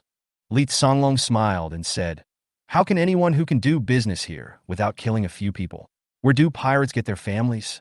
Most of them can feed the whole family if one person is full. Even if they have family, they can't bring their family to this place. Isn't that pushing people into the fire pit? If you really want to know who are the kindest people on Wuyan Island, it would probably be the girls working in the brothels. Yang Gu raised his eyebrows and stared at the map of Wuyan Island, wondering what he was thinking. After a while, Li Songlong bowed to the drone and said, Lord Megatron, we are about to reach Wuyan Island. What do you think we should do? Should we first say hello to the Sea Dragon Gang that is currently in charge of Wuyan Island, or, well, you have to say hello. I'll do it. How can this be possible? Li Songlong was just about to take on this task when he suddenly heard another voice from the drone. Missiles ready. Lock onto the target on the Hawkeye detection map. Li Songlong wisely shut his mouth. Although he didn't know what Yang Gu meant, he always felt that he looked very powerful. Emission. A moment later, the two brothers Li Songlong discovered a fierce fire flying in the night sky, followed by thick white smoke, and the iron object dragging the white smoke made Li Songlong and Li Songhu feel familiar. Brother, the secret treasure of the immortals, Li Songhu blurted out while pointing to the sky. The next moment, the two brothers shuddered at the same time. They had seen the power of this thing. Whoosh! The Eagle Strike missile flew across the dark night sky, began to fall above Wiyun Island, and finally landed steadily on the Hailong Gang's base. Boom! A violent explosion sounded on the island. The flames shooting up into the sky were extremely bright in the dark night. Reflecting the flames, thick smoke rose up and a strong shock wave spread out. The laughter on the island that had been heard under the night suddenly calmed down, as if everyone on the island was frightened by the sudden explosion. Meanwhile, Li Songlong and his fellow pirates on the sea could only mourn in silence for the people on the island. Hawkeye zoomed in on the view of the island. Thick black smoke filled the air in the headquarters of the Sea Dragon Gang, and there were burning buildings and charred corpses everywhere. There were basically no living people and intact buildings in the central area where the missiles fell.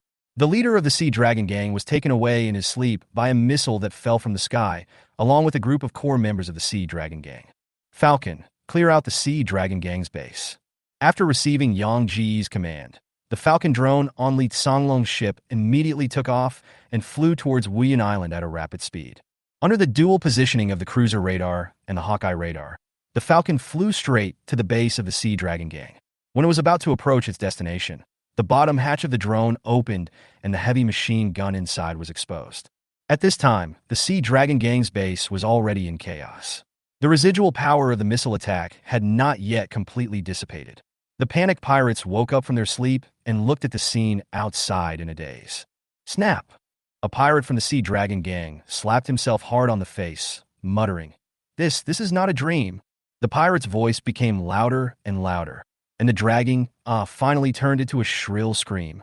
At this moment, a buzzing sound was heard in the sky, and a Falcon drone dropped from the sky. The heavy machine gun mounted on the lower part of the cabin spewed out tongues of fire towards the group of pirates. Da-da-da-da-da! The Falcon was flying rapidly in the air, while its heavy machine gun was firing heavy machine gun bullets downwards like a rainstorm. A big hole instantly burst out on the body of the pirate who was hit, and he didn't even have time to scream. The pirates watched as the people around them were shot to pieces by heavy machine gun bullets, and some even had their faces splattered with the flesh and blood of their former companions. This unbelievable scene made many pirates stand still with weak legs, and those who reacted quickly began to flee in all directions. For a while, the entire Sea Dragon Gang base was filled with screams, and pirates were running around in panic everywhere. Soon, the Falcon drone made a circle around the Sea Dragon Gang's base. During this circle, at least hundreds of pirates died. At this time, Yonggu in the cruiser command room behind sent another order. Hawkeye, transmit the life detection information of the target area to Falcon and eliminate them at a fixed point, leaving no one behind. Yonggu has no sympathy for these bloodthirsty pirates. To sympathize with these pirates is to be cruel to ordinary people who often sail on the sea. The life detection information from Hawkeye was immediately transmitted to the control system of the Falcon UAV. With the target in mind, the Falcon UAV did not randomly fire as before, but flew to the gate of the Sea Dragon Gang's base first. At this time, the gate had just been opened, and a group of pirates were about to escape. A falcon in the sky fired a burst of flames, and a moment later, the pirates were left with not even a complete body.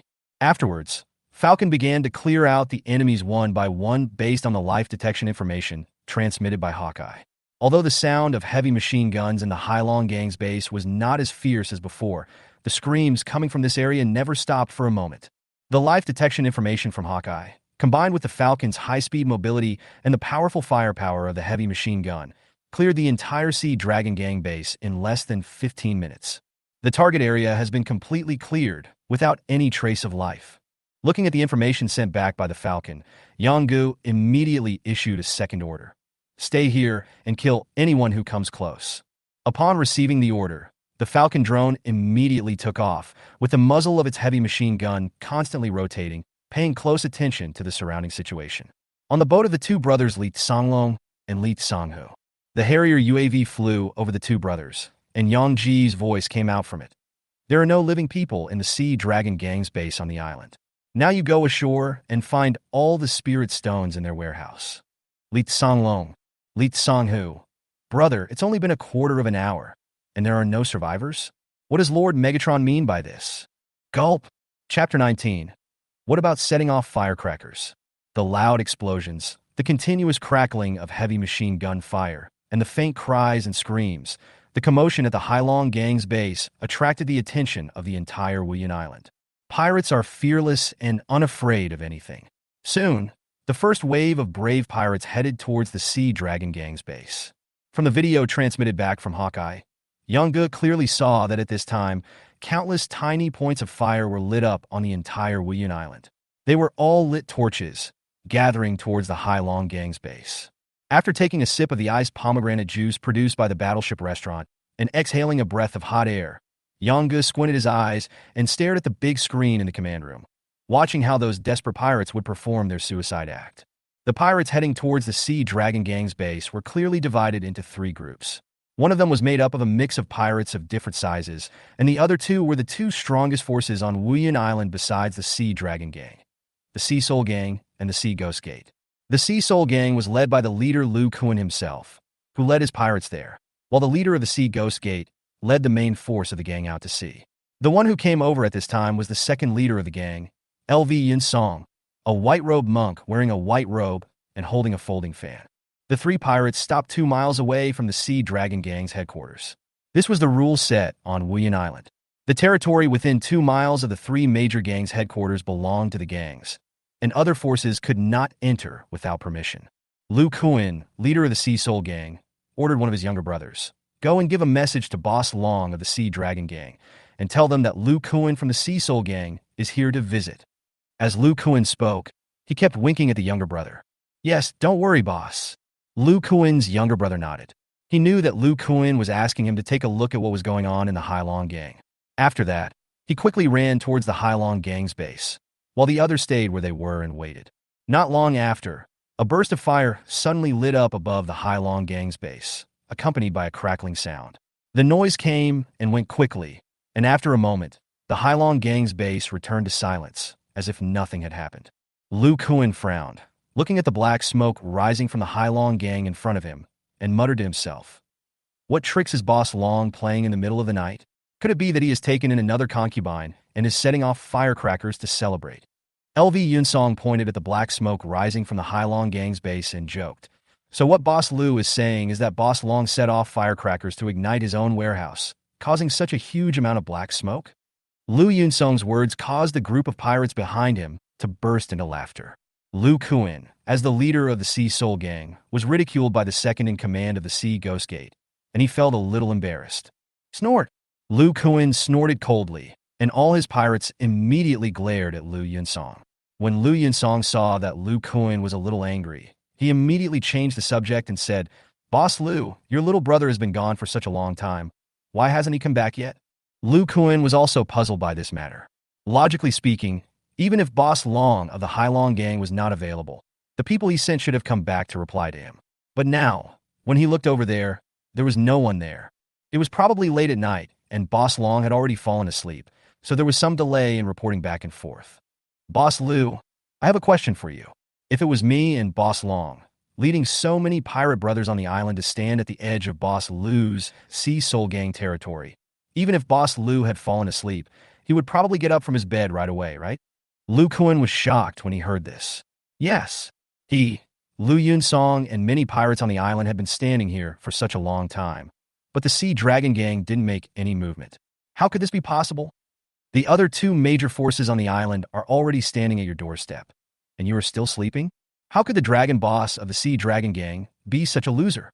If he was such a loser, how could he become one of the 3 major forces on Wuyan Island?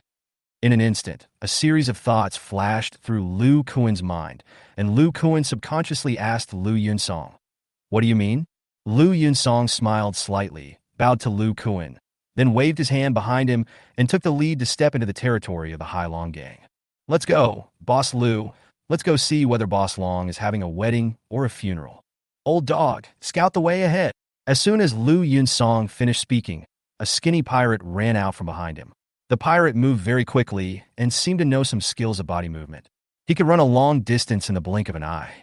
Lu Kuan and others followed Lu Yunsong's footsteps and walked towards the Hailong Gang's base in front. The pirate named Old Dog was moving very fast. The pirates behind him had barely walked 100 feet away, but he had already arrived at the gate of the Sea Dragon Gang's headquarters. Looking at the half-open gate, Old Dog walked forward cautiously.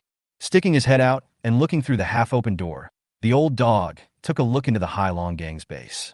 Suddenly, the old dog felt his stomach churning as he saw corpses with bloody holes all over the ground. Buzz! Suddenly, a buzzing sound in the sky rapidly increased in size, and the old dog felt a sense of crisis. He didn't even bother to look up at the sky, but turned around and ran backwards. The old dog's cleverness saved his life. A fire suddenly appeared in the sky. Da-da-da-da. Dirt and rocks flew out from behind him, and the bullets from the heavy machine gun almost hit the corner of Lao Go's clothes and penetrated into the ground behind him. If Lao Go had been a little slower, there would have been a bloody hole on his body. What the hell is this thing? Without saying a word, the old dog tried to escape from here at the fastest speed in his life. The target has left the warning area. Should we pursue him?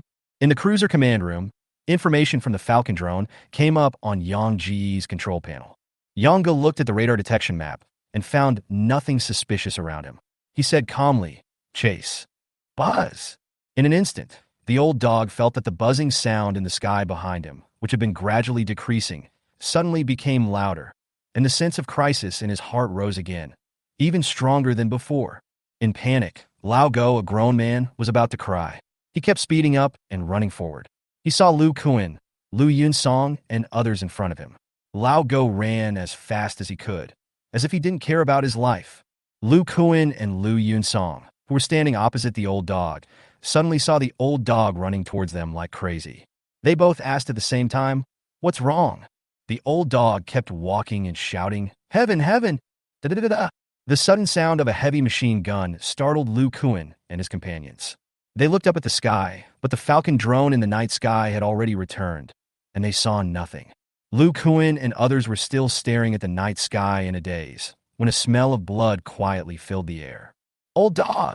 Lu Yunsong roared, and everyone realized that the pirate named Old Dog was lying in a pool of blood with several huge bloody holes on his body. Chapter 20 Eurohammer. This? Lu Kuan was stunned for a moment. He had been a pirate for more than 20 years and had seen many masters, but he had never seen such a weird way of killing. Looking at the old dog's fate, Lu Kuan could guess that the younger brother he sent was probably gone now.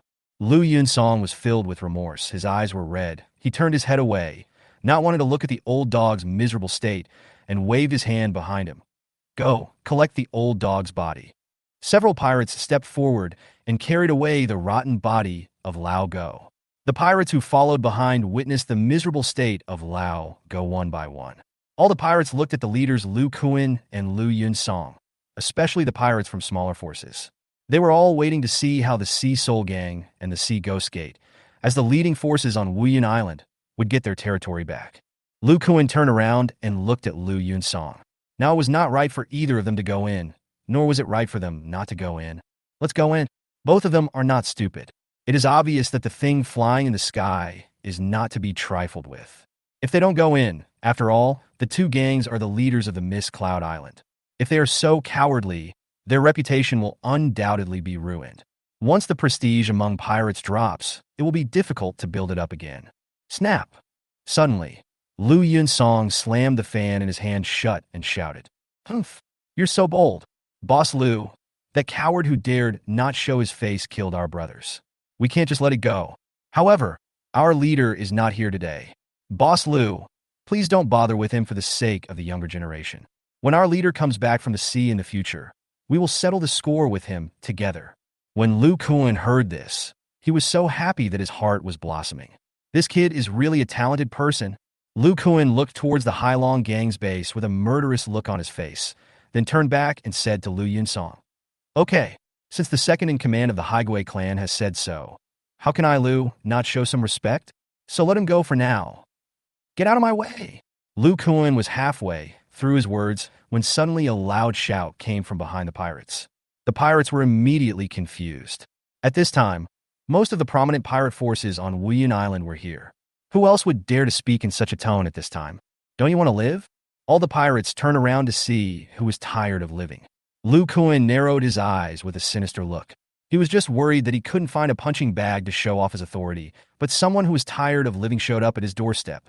"Please give way to Boss Lu and show him who you are as a hero. He is so arrogant." As soon as Lu Yunsong said something in a sarcastic tone, The group of pirates behind him retreated to both sides to make way for a group of people walking over. Seeing the two people in the lead, Lu Yunsong's eyelids twitched. He said with some surprise, "So it's you two brothers?" The people who came were the two brothers Li Songlong and Li Songhu and their pirates. The mighty and domineering shout just now was naturally uttered by Li Songhu.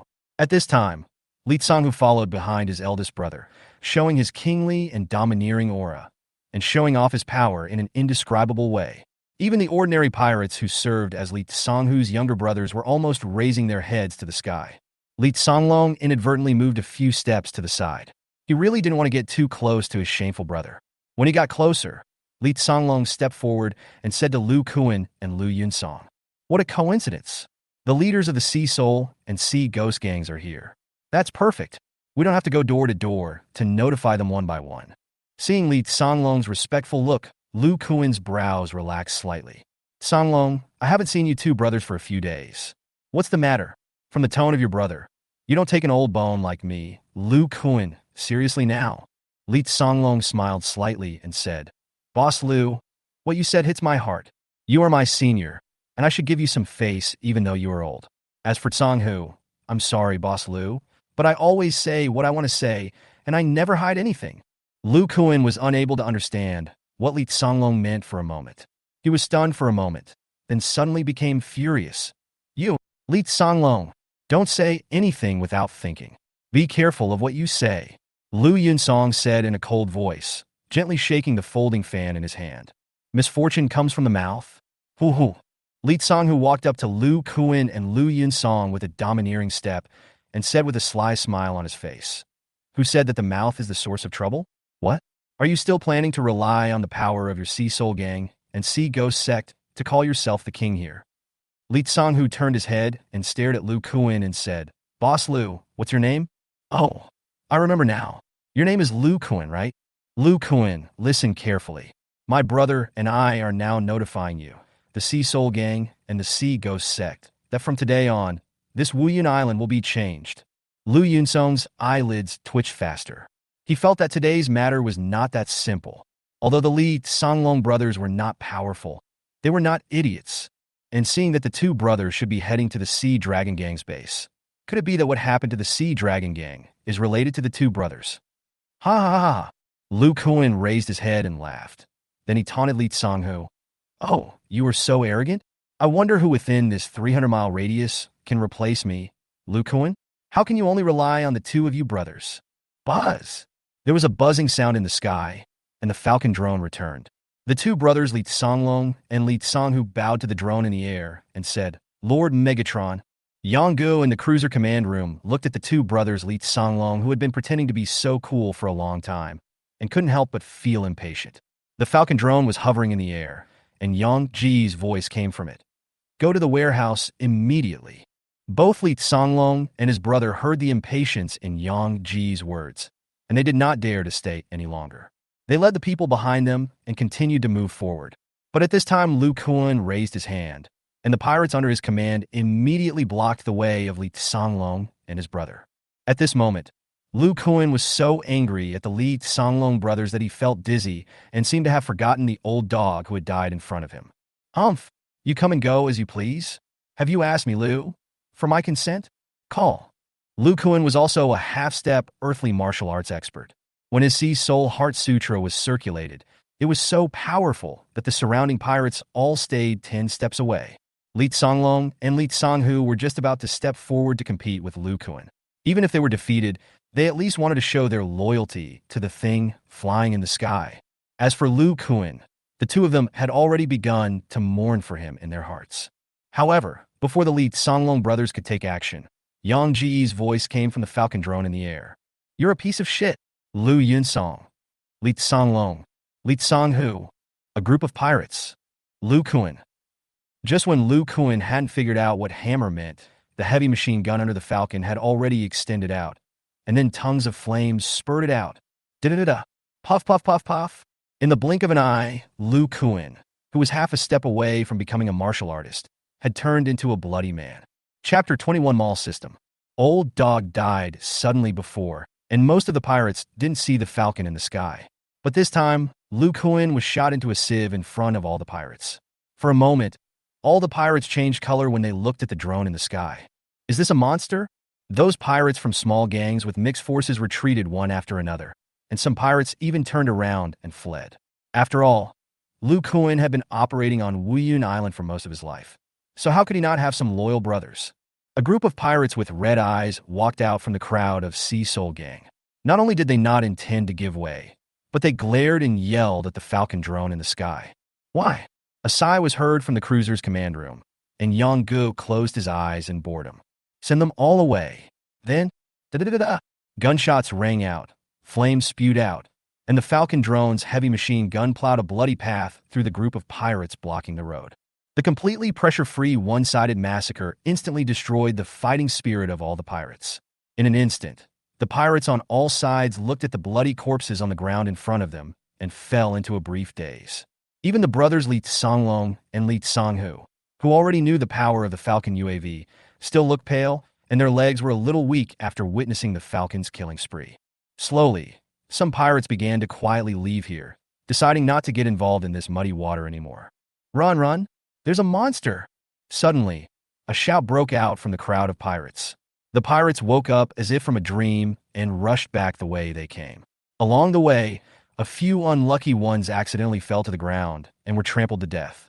The Sea Ghost clan headed by Lu Yunsong and a few brave pirate forces were still standing where they were. At this time, Lu Yunsong's heart was filled with shock. Such a horrible thing had appeared on the Wuyun Island. As the only intact force left among the three major forces, Lu Yunsong felt that this would be his opportunity. After Lu Yunsong watched Li Songlong and his men leave with the drone, he quietly called a few pirates under his command and whispered a few instructions to them. Then those people nodded repeatedly and disappeared into the night in different directions. Inside the Hailong Gang's base, the Harrier Eagle drone was already in position in the air. After the two brothers Li Songlong led their pirates through the gate, they headed straight for the warehouse. When they arrived in front of the warehouse, Li Songlong shouted loudly, "Move out all the spirit stones." There were more than 100 large wooden boxes in the warehouse of the Hailong Gang, all of which contained the gold, silver, money, and spiritual stones that the Hailong Gang had obtained from managing Wuyun Island in recent months. The two brothers Li Songlong personally sorted out the more than 100 boxes, and finally sorted out more than 30 boxes of spiritual stones, more than 60 boxes of gold and silver, and more than 20 boxes of various strange and eccentric things. The more than 30 boxes of spirit stones made Yang Ji's heart beat fast. The 2 boxes of spirit stones that Xiang Ning gave him before were worth more than 5,000 energy points. Wouldn't these more than 30 boxes be worth 70 or 80,000? However, the results of the Eagle Eye test were far beyond Yang Ji's expectations. Eagle Eye only estimated the energy value of these more than 30 boxes of spirit stones to be 30,000 because the quality of these spirit stones was completely different from the 2 boxes of spirit stones that Xiang Ning had before. This made Yang Ge feel a little disappointed, but fortunately 30,000 energy points were not a small amount. Yang Ge instructed Li Songlong, "Keep 10 boxes of gold and silver for yourselves, and I will take the rest." Li Songlong and Li Songhu were overjoyed when they heard this, and expressed their gratitude towards the drone. Suddenly, a sound of surprise came from the drone. Yang Ge saw several spots of light heading towards the Hailong Gang's base from different directions. He immediately sneered, "Humph, there really are some who are not afraid of death." The Falcon took off immediately, and then the Li Songlong brothers heard the creepy crackling sound coming from the surrounding area. After 10 minutes, the Falcon flew back. Looking at the powerful weapon flying in the air, the 2 brothers Li Songlong didn't dare to raise their heads for a moment. In the second half of the night, after dozens of trips back and forth by the Harrier UAV, hundreds of boxes were finally brought back to Yang Ji's cruiser. Remind the commander that the reserve energy value has reached the upper limit, and the energy extraction work of the stored energy crystals has been suspended. Yang Ge originally had more than 6,000 reserve energy. After this harvest, the reserve energy quickly reached the full value of 10,000 and could no longer be increased. Yang Ge felt that the upper limit of 10,000 energy reserves might not be enough in the future, so he asked the bracelet, "How can I increase the upper limit of energy reserves?" The commander can upgrade the battleship's energy power system. After the upgrade, the main energy bar and the reserve energy bar will be expanded accordingly. Yang Ge nodded. What he was most anxious about now was not that. He said to the bracelet, "Open the mall system." Drop. To open the mall system, you need to reserve 10,000 energy points. You currently have 10,000 energy points. Do you confirm to open it? Confirm. In an instant, Yang Ji's reserve energy was completely emptied, and then a progress bar appeared on the main control panel, showing the installation progress of the mall system. After the reserve energy was emptied, it was immediately filled up again. Yang looked at the various systems and functional modules. He first spent 2,400 energy points to purchase 2 Falcon UAVs, filling the 2 empty slots in the UAV module. The 3 Falcon UAVs were named Eagle 1, Eagle 2, and Eagle 3 by Yang respectively. After that, he spent another 2,500 points to fill up the main energy bar. After spending more than 2,000 energy points, Yang reserve energy bar was still full. Yang thought for a while, and it seemed that none of the existing functional modules needed to be upgraded urgently, so he decided to wait until the mall system was unlocked. Drop! The mall system has been installed. Please check it, Commander. Chapter 22, Spending Money Like Water. On the main control panel, there was one more option among the original 6 systems of energy power: weapons, radar, barracks, assistance, and logistics. Before opening the mall system, Yang looked at the barracks system that had been showing unlocked and asked, "How do I unlock the barracks system?" The barracks system requires the commander to upgrade the battleship to a battleship-class cruiser. The current battleship level is frigate-class cruiser. Battleship level upgrade requirements. The battleship level can be upgraded after the energy power system, weapon system, and radar system have been upgraded at least once. The current battleship level is frigate-class cruiser. Yang took a look and found that it took 30,000 energy points to upgrade the weapon system. This meant that before upgrading the weapon system, the energy power system had to be upgraded first, and upgrading the energy power system required 10,000 energy points. With this calculation, these 2 items alone took up 40,000 energy points, not including the upgrade of the radar system. As for the radar system, Yang didn't want to look at it anymore after taking one look. It was a 1 followed by 50s. 100,000 energy points. Yang even suspected that the energy power system would have to be upgraded twice before the upper limit of reserve energy could reach 100,000, etc. Yang suddenly thought of a question. He had upgraded the drone functional modules before, and the various functional modules within the weapon system can also be upgraded. So what is the difference between upgrading the weapon system and upgrading the functional modules within the system, such as naval guns and missile launchers? Yang expressed his doubts, and then a message popped up on the main control panel. Take the missile launcher as an example. Upgrading the missile launcher function module can increase the speed and power of the missile, but it is impossible to upgrade an ordinary missile into a cruise missile. Take the UAV function module that the commander has upgraded as an example. If the auxiliary system is not upgraded, the UAV that the commander can use can only perform tasks under the commander's control, even if it is upgraded to the ultimate mode, and the artificial intelligence operating system will never be turned on. Simply put, system upgrades are upgrades in technology stages, functional modules, and specific technical means. Even if the system is upgraded, it will only unlock the upper limit of the function module upgrade, and will not upgrade the function module. After the system is upgraded, the commander needs to perform separate operations to upgrade the specific function module. A series of text instructions appeared on the main control panel, and Yang took a lot of effort to understand them. In a nutshell, it could be summed up in one sentence. Both the system and functional modules needed to be upgraded. I understand. There is still a long way to go. When he opened the shopping mall system, a wide variety of functional modules suddenly appeared. At first glance, there were assault boats, landing ships, artificial satellites, intelligent robots, deep-sea exploration, unmanned submarines, etc. Yang was dazzled. He looked at them one by one and found a very embarrassing problem. He wanted all of them. After looking for a long time, Yang decided to close the mall system first, and then began to think about what he lacked most at the moment. 1 minute, 5 minutes, 10 minutes. Suddenly, Yang's eyes lit up and snapped. He clapped his hands suddenly, then jumped up from the leather swivel chair. Now that he was sitting on a cruiser, there was no doubt that he was basically invincible on the sea. His shortcoming was his ability to control the land. The distance that a drone can leave a warship is limited. The Hawkeye can only leave a warship at most 100 kilometers, while the Harrier and Falcon can only leave a warship at 30 kilometers. Thinking of this, Yang already knew what module he needed. Quickly open the mall system and lock the target. It's you. Wuji functional module. 8,000 energy points. To purchase the armed helicopter function module, 8,000 energy points are required. The current energy points are 10,000. Do you confirm the purchase? Confirm. Drop. Armed helicopter module is being installed. Please wait a moment, Commander. After spending another 8,000 points, Yang Ji's reserve energy was still full, but Yang Ge did not continue to squander it. He knew that after the installation of the helicopter module was completed, he would probably have to spend energy points to buy a helicopter. The installation of the armed helicopter module was not quick. After ordering some stir-fried dishes and 2 bottles of beer at the Battleship restaurant, Yang Ge enjoyed his midnight snack on the deck while enjoying the sea breeze.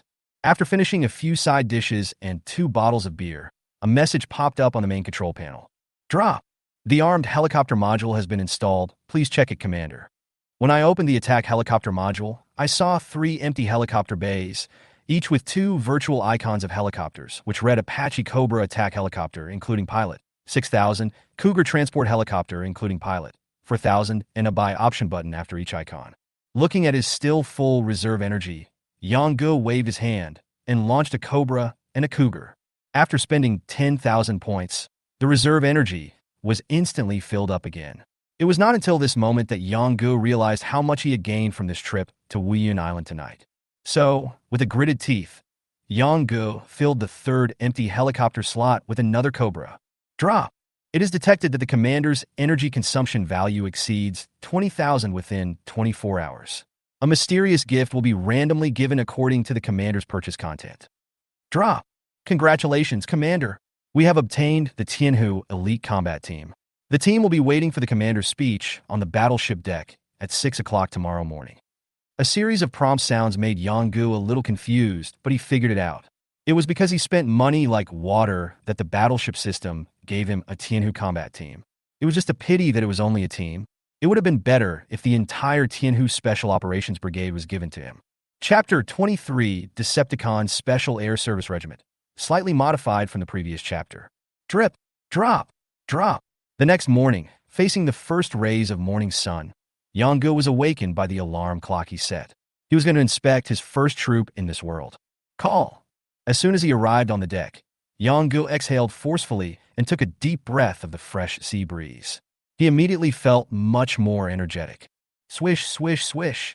Hearing the sound of uniformed footsteps coming from the deck ahead, Yang Ge patted his still sleepy face, moved around a little, and then came to the deck ahead. Desert camouflage, high-waist combat boots, tall stature, full set of standard equipment. When the group of 20 people who were originally running saw Yang Ge coming, the sturdy man in the lead shouted, "At ease!" Swish! All the footsteps stopped at the same time, as if one person was moving. Stand at attention. Turn right. Swoosh! Yang Ge looked at the people in front of him and felt a strong aura coming towards him. The Special Forces unit that had impressed Special Forces from all over the world in his previous life, the country's sharp sword codenamed Tianhu, was now right in front of him. Report to the commander. Lieutenant Captain Wu Qiangxin of the Tianhu Special Operations Brigade reports to you. Yang Ge looked at the burly man in front of him, who was twice taller than him and several times wider, and felt an indescribable sense of security in his heart. This Wu Qiangxin and Dwayne Johnson were simply cut from the same mold. Yang Ge saw that there were 6 people in the team behind Wu Qiangxin, whose attire was obviously different from the desert camouflage of the others, and said to Wu Qiangxin, "Captain Wu, who are these people?" Wu Qiangxin's voice could almost be heard throughout the entire battleship. Report to the commander. These 6 are helicopter pilots. I have the highest rank below the commander on the battleship. Unless the commander gives them special orders, I am responsible for their daily training. Okay, Captain Wu, you can join the team. Yes. Yang Ge looked at the row of iron-blooded soldiers in front of him, his heart pounding. He spoke excitedly for more than half an hour, but the 20 people in front of him did not move at all throughout the whole process, as if their feet had grown roots and stood still. When the sun completely rose above the sea level, Yang Ge suddenly realized that he had been talking for so long. He immediately stopped the topic and said to everyone, "Alright, brothers. That's all I have to say. Our world will be very exciting from now on. Now follow your captain to the restaurant for dinner." Report. As soon as Yang Ge finished speaking, Wu Qiangxin started yelling. Speak. Commander, please name our team. Yang Ge suddenly remembered what he had almost forgotten. He lowered his head and thought for a moment, then looked at the 6 helicopter pilots in the queue and said, "From today on, the 3 helicopters on the battleship will be handed over to you, and your names. Decepticon Special Air Service. Wu Qiangxin and his men were like 20 straight swords, saying in unison, "Thank you, Commander, for naming it." The sun was rising above the eastern sea, and a loud military song was sung on the Megatron cruiser. After breakfast, Yang Ge sat in the command room, staring at the map of Wuyun Island on the big screen in a daze. Wu Qiangxin stood tall behind Yang Ge with his hands behind his waist, ready to receive orders at any time. Yang Ge looked at the energy reserve progress bar on the main control panel, and it was still full. The huge harvest on Wuyun Island made Yang Ge unable to stop. This world also has a vast ocean, and there are countless islands like Wuyun Island. Ingsan, go to the ship of Li Songlong's brother and tell them to notify all the pirates on Wuyun Island tonight. Yang Ge looked at the map and pointed to a square in the center of the island town and said, "Tonight, all the pirate leaders on the island are invited to come and have a chat." After Yang Ge finished speaking, the Falcon drone did not take off directly like before.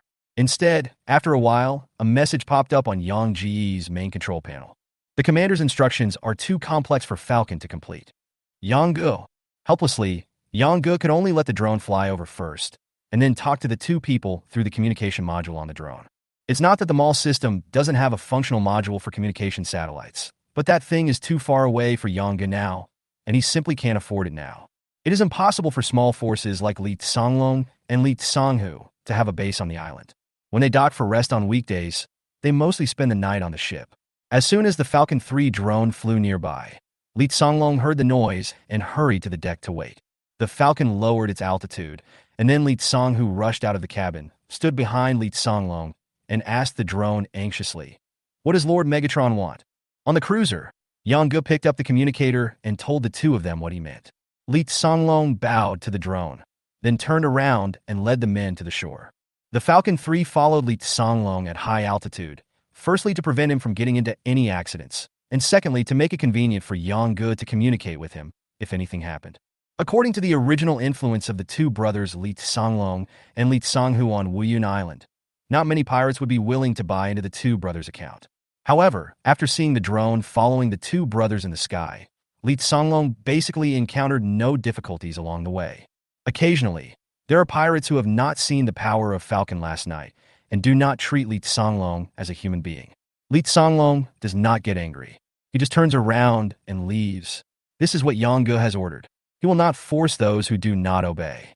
Before the morning was over, Li Songlong had notified all the forces on the island, big and small, and only the last one was left, the Sea Ghost Gate. Chapter 20, For There May Be Danger. When Li Songlong arrived at Hegiman's second-in-command Lu Yunsong was already waiting at the door. Lu Yunsong played with the folding fan in his hand, looked at the drone in the sky, and said to Li Songlong, "Li Songlong, haven't you always been disgusted by me selling myself to the Sea Ghost Gate? Now, aren't you climbing up the ladder like me?" Li Songlong did not argue with him, but said calmly, "I have been busy on the island for the whole morning. With your spies from the Sea Ghost Gate, you must know why I am here, right?" Lu Yunsong nodded. "I know. From today on, you, Li Songlong, are the boss of Wuyun Island. From now on, when everyone sees you, they will have to call you Bossly, right?" Li Songhu rolled his eyes and said sarcastically, "Hey, big brother, you better be careful. This guy playing with the fan is trying to sow discord between you and Lord Megatron. Everyone knows that we are both supported by Lord Megatron now." While fiddling with the folding fan in his hand, Lu Yunsong said, "Megatron, what a domineering name. You brothers are really lucky. But Songhu, you are still too straightforward." As he spoke, Lu Yunsong looked at Li Songlong and continued, "I'm afraid your elder brother has already understood it in his heart. How could a person with such ability, who could single-handedly destroy the huge Hailong gang and leave no one alive, stay in a small Wuyun island forever?" Li Songlong smiled and said, "Everything will be under the orders of Lord Megatron. You don't need to worry too much. What you should be concerned about now is to find a way to make Sister Ghost arrive on time tonight." Lu Yunsong said calmly, "Don't worry. We at the Sea Ghost Clan don't want to follow the footsteps of the Sea Dragon and the Sea Soul Gang. Tonight, Sister Ghost will go and listen to the teachings of your Lord Megatron." At the end of his speech, Lu Yunsong looked up at the Falcon drone in the sky. During this day, perhaps because they had all received the news from Wuyun Island, dozens of large ships docked at Wuyun Island one after another. The taverns and brothels in the towns on the island were doing extremely hot business. and people in the streets and alleys were talking about the demise of the Sea Dragon Gang and the Sea Soul Gang overnight. The three words Megatron would be heard from the streets from time to time. On the cruiser, Yang spent 2,000 energy points to purchase a functional module for ready-made clothing in the mall system, and then used 100 energy points to buy a tailor-made German retro officer uniform. Finally, Yang also designed a badge symbolizing the Decepticon organization, an Iron Man mask full of technological machinery and wildness. The badge was quickly adopted by the garment production function module, and silver badges of appropriate sizes appeared on the buttons, cuffs, collar, chest, and forehead of the uniform selected by Yang. About half an hour later, a set of neat, new military uniform appeared in the closet of the warship commander's lounge. Yang took it out and took a look. He saw the gray-green background, perfect tailoring, straight lines, exquisite workmanship, and unique badges. After putting it on, he looked at himself in the mirror for a long time. Yang was very satisfied with the uniform. But looking at the bracelet on his hand, Yang frowned. "Can you change your form?" "Drop." The bracelet is just a form of communication between the battleship system and the commander. It can change its form at will and will not fall off the commander. It can automatically hide when attacked. Please choose the form. Yang thought about it and said, "Let's turn it into a headset." Received. Changing the form requires 1,000 energy points. Do you confirm the change? Confirm. Then, the bracelet on Yang's body disappeared and was replaced by a pair of exquisite headphones hanging on his right ear. The color was also gray-green, which was the same as the color of his military uniform, and it looked seamless. After leaving the battleship, Yang could no longer communicate with the battleship system through his thoughts, but only through the bracelet. Now that the bracelet has become a headset, it is more convenient. At this point, Yang's reserve energy was finally no longer at full value. Overall, his gains on Wuyan Island this time were indeed around 30,000 energy. In addition to these 30,000 energy, Yang also obtained dozens of large wooden boxes of gold and silver treasures. Yang planned to keep these things first and take them out when needed in the future. In the evening, the tops of the three doors on the rear deck of the cruiser opened. A huge buzzing sound arose, and streams of air swirled out, as if a strong wind was blowing. Afterwards, two Apache Cobra attack helicopters and a Cougar military transport helicopter slowly took off and landed on the deck at the front of the cruiser. Yang came out of the cabin, and the big guy Wu Qiangxin followed closely behind him.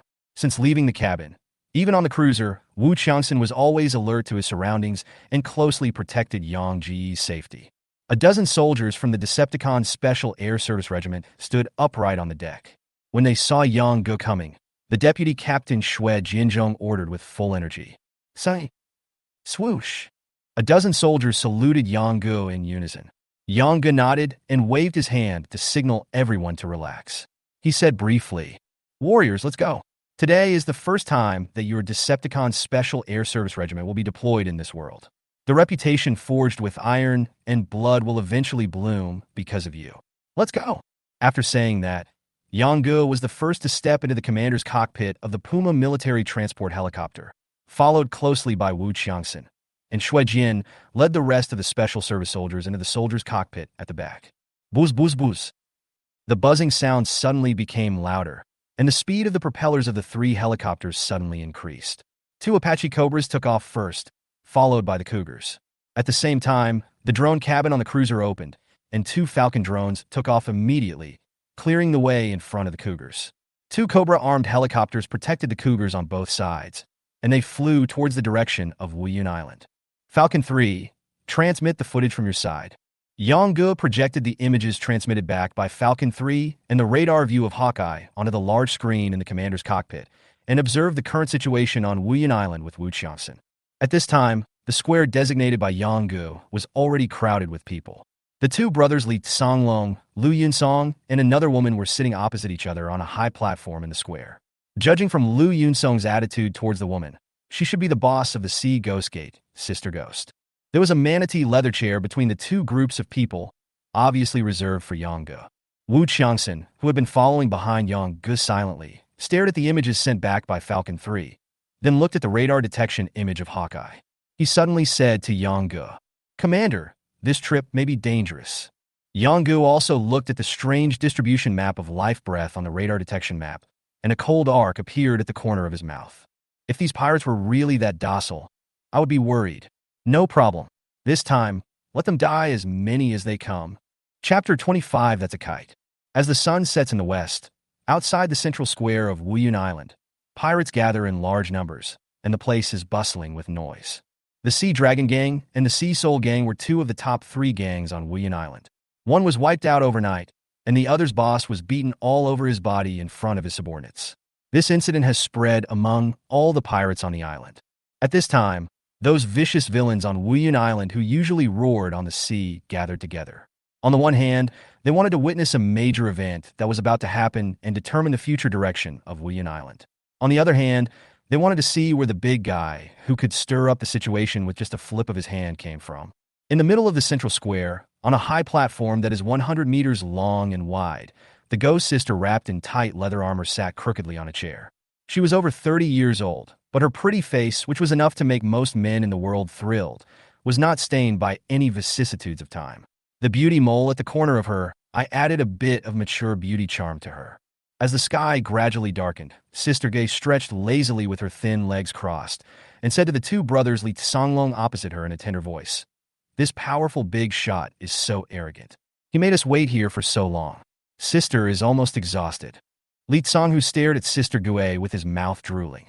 He said to Sister Gue with a flattering smile, "Sister, be patient. Wait a little longer. Wait a little longer." Sister Gue rolled her eyes at Li Tsonghu, which made Li Tsonghu so fascinated that he blurted out to Sister Gue, "Sister, from now on, we are all a family." Snap!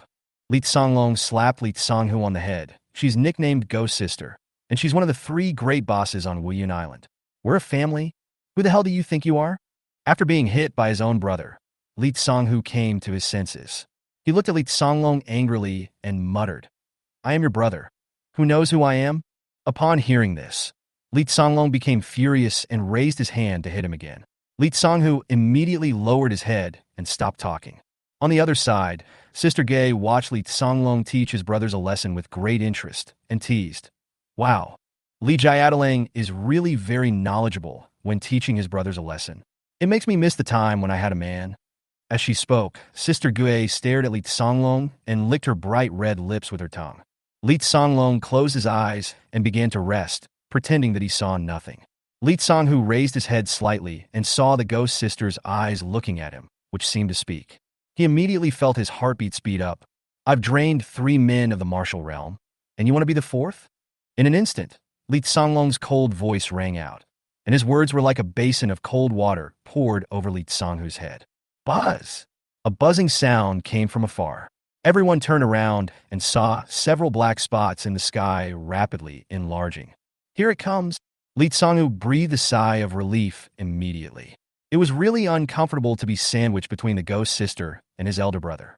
Thinking of this, he secretly glanced at the ghost sister's charming waist, which was as slender as a water snake. This time, Sister Gue had no time to tease Li Tsonghu. Lu Yinsong released 3 ravens overnight to ask her to come back, just for this person who came at this time. Sister Gue's charming eyes suddenly showed a hint of sharpness.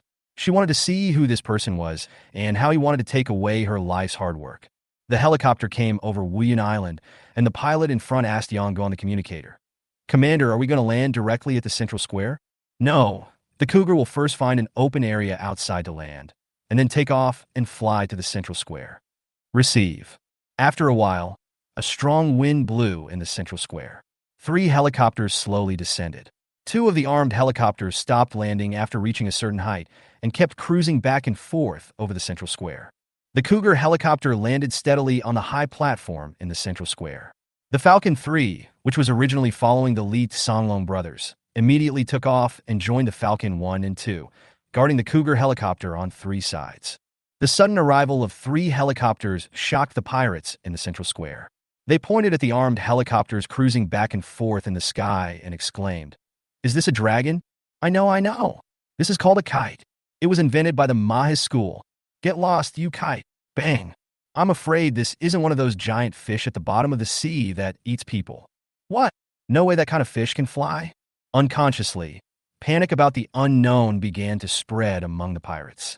Some timid pirates retreated, while some pirates with fierce looks on their faces began to squeeze forward. On the high platform, After the Cougar landed, the cabin door opened, and the fully armed Decepticon Special Forces soldiers rushed down first, surrounding the Cougar in an all-round defensive formation. Gue Jie, Lu Yun Song, Li Songlong, and Li Songhu on the platform were also seeing a helicopter for the first time. They were so frightened that they couldn't help but move closer. However, as soon as they took a step, the next moment, the soldiers of the Decepticon Special Forces raised their weapons and aimed the black muzzles of their guns at each of them. The brothers Li Songlong and Li Songhu knew the power of the black muzzle of the gun and stopped instantly, while the ghost sister over there was stunned at first, then smiled. She had already discovered that these people in front of her did not have any strong aura fluctuations. They were just paper tigers. Thinking of this, Sister Gue tilted her head and looked at Lu Yun Song with a complicated expression. After the team leader Xue Jian confirmed that it was safe, he first knocked on the door of the commander's cockpit and only reached out to open it after getting consent. Suddenly, the eyes of nearly 10,000 people in the entire square were focused here. A sturdy man wearing desert camouflage and holding an assault rifle came out of the helicopter. The sturdy man was nearly 2 meters tall, and his physique was twice as big as that of an ordinary person. Just looking at his height, he did have a good foundation in martial arts. The appearance of this sturdy man made Sister Gue's eyes light up, but then dimmed again. She knew that he was also a waste. After getting off the helicopter, the sturdy man stood next to the cabin door, looking around with his sharp eyes, and finally fixed on Sister Gue. Then, the sturdy man changed his position, standing between Sister Gue and the cabin door behind him, and pulled the bolt of the assault rifle in his hand. Swoosh! At this moment, the hearts of all the pirates in the central square trembled. They only felt that the movements of the sturdy man's hands were indescribably domineering and inexplicably handsome. Then, the last figure walked out of the Puma helicopter. Chapter 26. Don't be afraid, they are all dead. When Yanggu appeared in front of everyone, for a moment, it seemed as if time had stopped. Nearly 10,000 pirates were watching the young man who destroyed 2 major gangs of Wuyan Island overnight. Everyone couldn't believe their eyes. Was he the mysterious boss who was passed down by word of mouth by the pirates of Wuyan Island overnight? There seemed to be some people with ill intentions among the surging crowd, and they pushed harder towards the platform. Yang Ji's well-ironed military uniform did catch Sister Gue's eye, but that was all. In her eyes, Yang Gu, who had no aura of martial arts or Taoism, was equated with waste, just a waste with a good appearance. Yang Gu waved his hand behind him, and the Jaguar helicopter took off. This move immediately caused another round of exclamations, and some of the pirates below began to discuss. The big guy listened to him. Holy shit, he can control dragons. You ignorant people, that's a kite. You can control it by tying it to your hand with a string. Suddenly, the pirate who said this fell silent. The pirate raised his head in high spirits, as if he was proud of his wide knowledge. At this time, a pirate with a rough face beside him pressed his shoulder and asked, "Brother, who the hell are you taking for an idiot?" After saying that, without giving the pirate a chance to explain, a huge fist quickly enlarged in the pirate's eyes. Bang. Yes, beat him. How can this be a kite? This is clearly a dragon. Beat him. The chaos in this corner of the stage naturally did not affect the people on the stage. Under the protection of the Decepticon Special Forces soldiers, Yang Gu came to the seat prepared for him. Hello. Yang Gu greeted the 4 people in front of him with a smile. Li Songlong and Li Songhu shuddered at the same time. Even though they had heard Yang Ji's voice and knew he was not very old, they could not hide the shock in their eyes. Among all the pirates present, no one knew Yang Ji's strength better than them. Li Songhu said in a lost voice, "M. Lord Megatron?" Yang Gu smiled and nodded at him. "Yes, it's me." This time, it was Li Songhu who reacted faster than his elder brother. Li Songhu bowed to Yang Gu and said, Li Songhu greets you, sir." Li Songlong reacted immediately and bowed to Yang Gu. "Li Songlong greets you, sir." Yang Gu pointed to the chairs behind the 2 people and said, "Please take a seat. No need to be polite.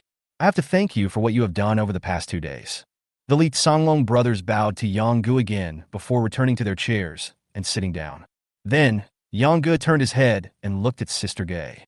Facing Yang Ji's gaze, Sister Gue said delicately, "I didn't sleep last night. All I heard was my subordinates talking about the great reputation of Lord Megatron in the letters. I never thought that he was actually a little lord." After Sister Gue said this, Yang Gu didn't react at all, but Lu Yun Song beside her was frightened and trembled all over. He immediately looked at Sister Gue and started to glare at her frantically. However, Sister Gue ignored Lu Yun Song and instead took a few steps forward. The two Decepticon Special Forces soldiers standing in front of Yongo immediately stepped forward and gestured to them to stop. Oh, the young master's men are so fierce. I'm so scared that my heart is beating wildly. It's such a pity. As she spoke, contempt was evident in Sister Ghost's eyes, and her delicate tone suddenly became cold and harsh. It's a pity that he is a bit fierce, but why doesn't he have any fighting spirit or spiritual energy at all? As she spoke, she rolled her eyes at Yongo, and her tone became gentle again. I'm afraid it's not. The young master found some embroidered pillows that look good, but are useless, and then bribed my treacherous second-in-command to hurriedly call me back. Young master, you are so mean. Sister Gue's words gave Yongo goosebumps all over his body. He didn't say anything, but turned to look at Lu Yunsong. At this moment, Lu Yunsong stood there in a daze with his mouth wide open, looking like a wooden chicken, unable to utter a word. Seeing Yongu and Lu Yunsong's actions, Sister Gue seemed to be more certain of her guess. She pointed at Yongu from a distance, and in an instant, the big guy Wu Qiangxin was already standing in front of Yongu.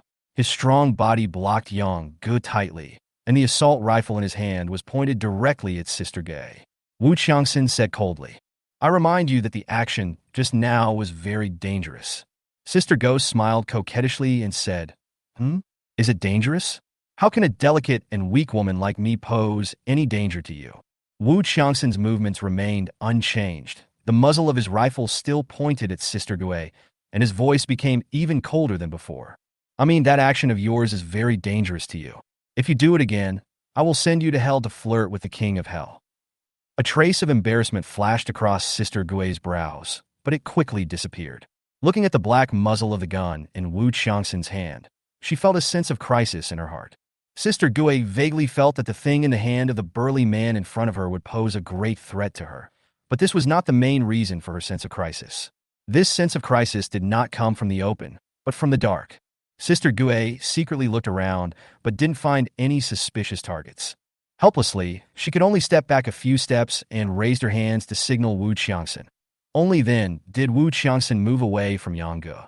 Yongu watched everything happening in front of him silently. He was not worried at all. As long as the ghost sister dared to get within 5 steps of him, he would be in trouble. Lu Yunsong, who was standing behind, was watching the ghost sister trying to commit suicide. He felt like an ant on a hot pan. My dear, you're trying to find a way out. Lu Yunsong vaguely remembered how Lu Kuan, who was half a step into the earth martial arts, was beaten into a sieve, not to mention that his own leader was half a step into the earth martial arts. He could only quietly step forward and pull Sister Gue's sleeve, signaling her to calm down, but she didn't expect to be thrown away by Sister Gue. Sister Gue looked at Yongu and asked in a delicate voice, My dear, you have spent so much effort to find me. Now I am here. Please use whatever tricks you have. However, Sister Gue looked around again when she said this. She was very satisfied with the figures on the platform and smiled sweetly at Yongu. But, my dear, there seem to be some vicious villains who want to take your life. If you are smart, kneel down in front of me now, call me sister, and make me happy. Maybe you can get an intact body. As she spoke, Sister Gue gently brushed her cheek with a jade hand and finally placed it on her bright red lips, pressing slightly hard and sinking into them. The tone of her voice was soft, and the movements of her hands were full of charm, but the words she said made people feel cold all over. After Sister Gue finished speaking, Lu Yunsong was completely dumbfounded, while Yongu smiled slightly and said to Sister Gue gently, Don't be afraid, those are all dead people. Chapter 27, After the Sun Sets. Duh. Sister Ghost laughed like a silver bell. She smiled at Yongu and said, Young Master is really confident. I don't know whether I should say that young master is naive or scold him. You little fool. As she spoke, Sister Gue's smile remained on her face, but she began to step back step by step. Finally, she raised her hands and said in a delicate voice, I forgot to tell you, little sir, that the brothers from the Sea Dragon Gang who went out to sea yesterday, the loyal confidants of Boss Lu from the Sea Soul Gang, and our Sea Ghost sect, there are a total of 3,000 people here today who want your head. Yongu listened, and he threw the cape behind his military uniform, sat majestically on the manatee leather chair, looked around the entire central square, and finally stared at Sister Gue and said word by word, I'm just sitting here today, waiting for them to take my life. Well, my dear young master, your heroic spirit really makes me feel moved. After Sister Gue finished speaking, the charming look on her face disappeared in an instant, replaced by a fierce and decisive killing. A sharp and murderous female voice resounded throughout the central square. Kill! Suddenly, cold rays of light shone from all around the high platform in the central square.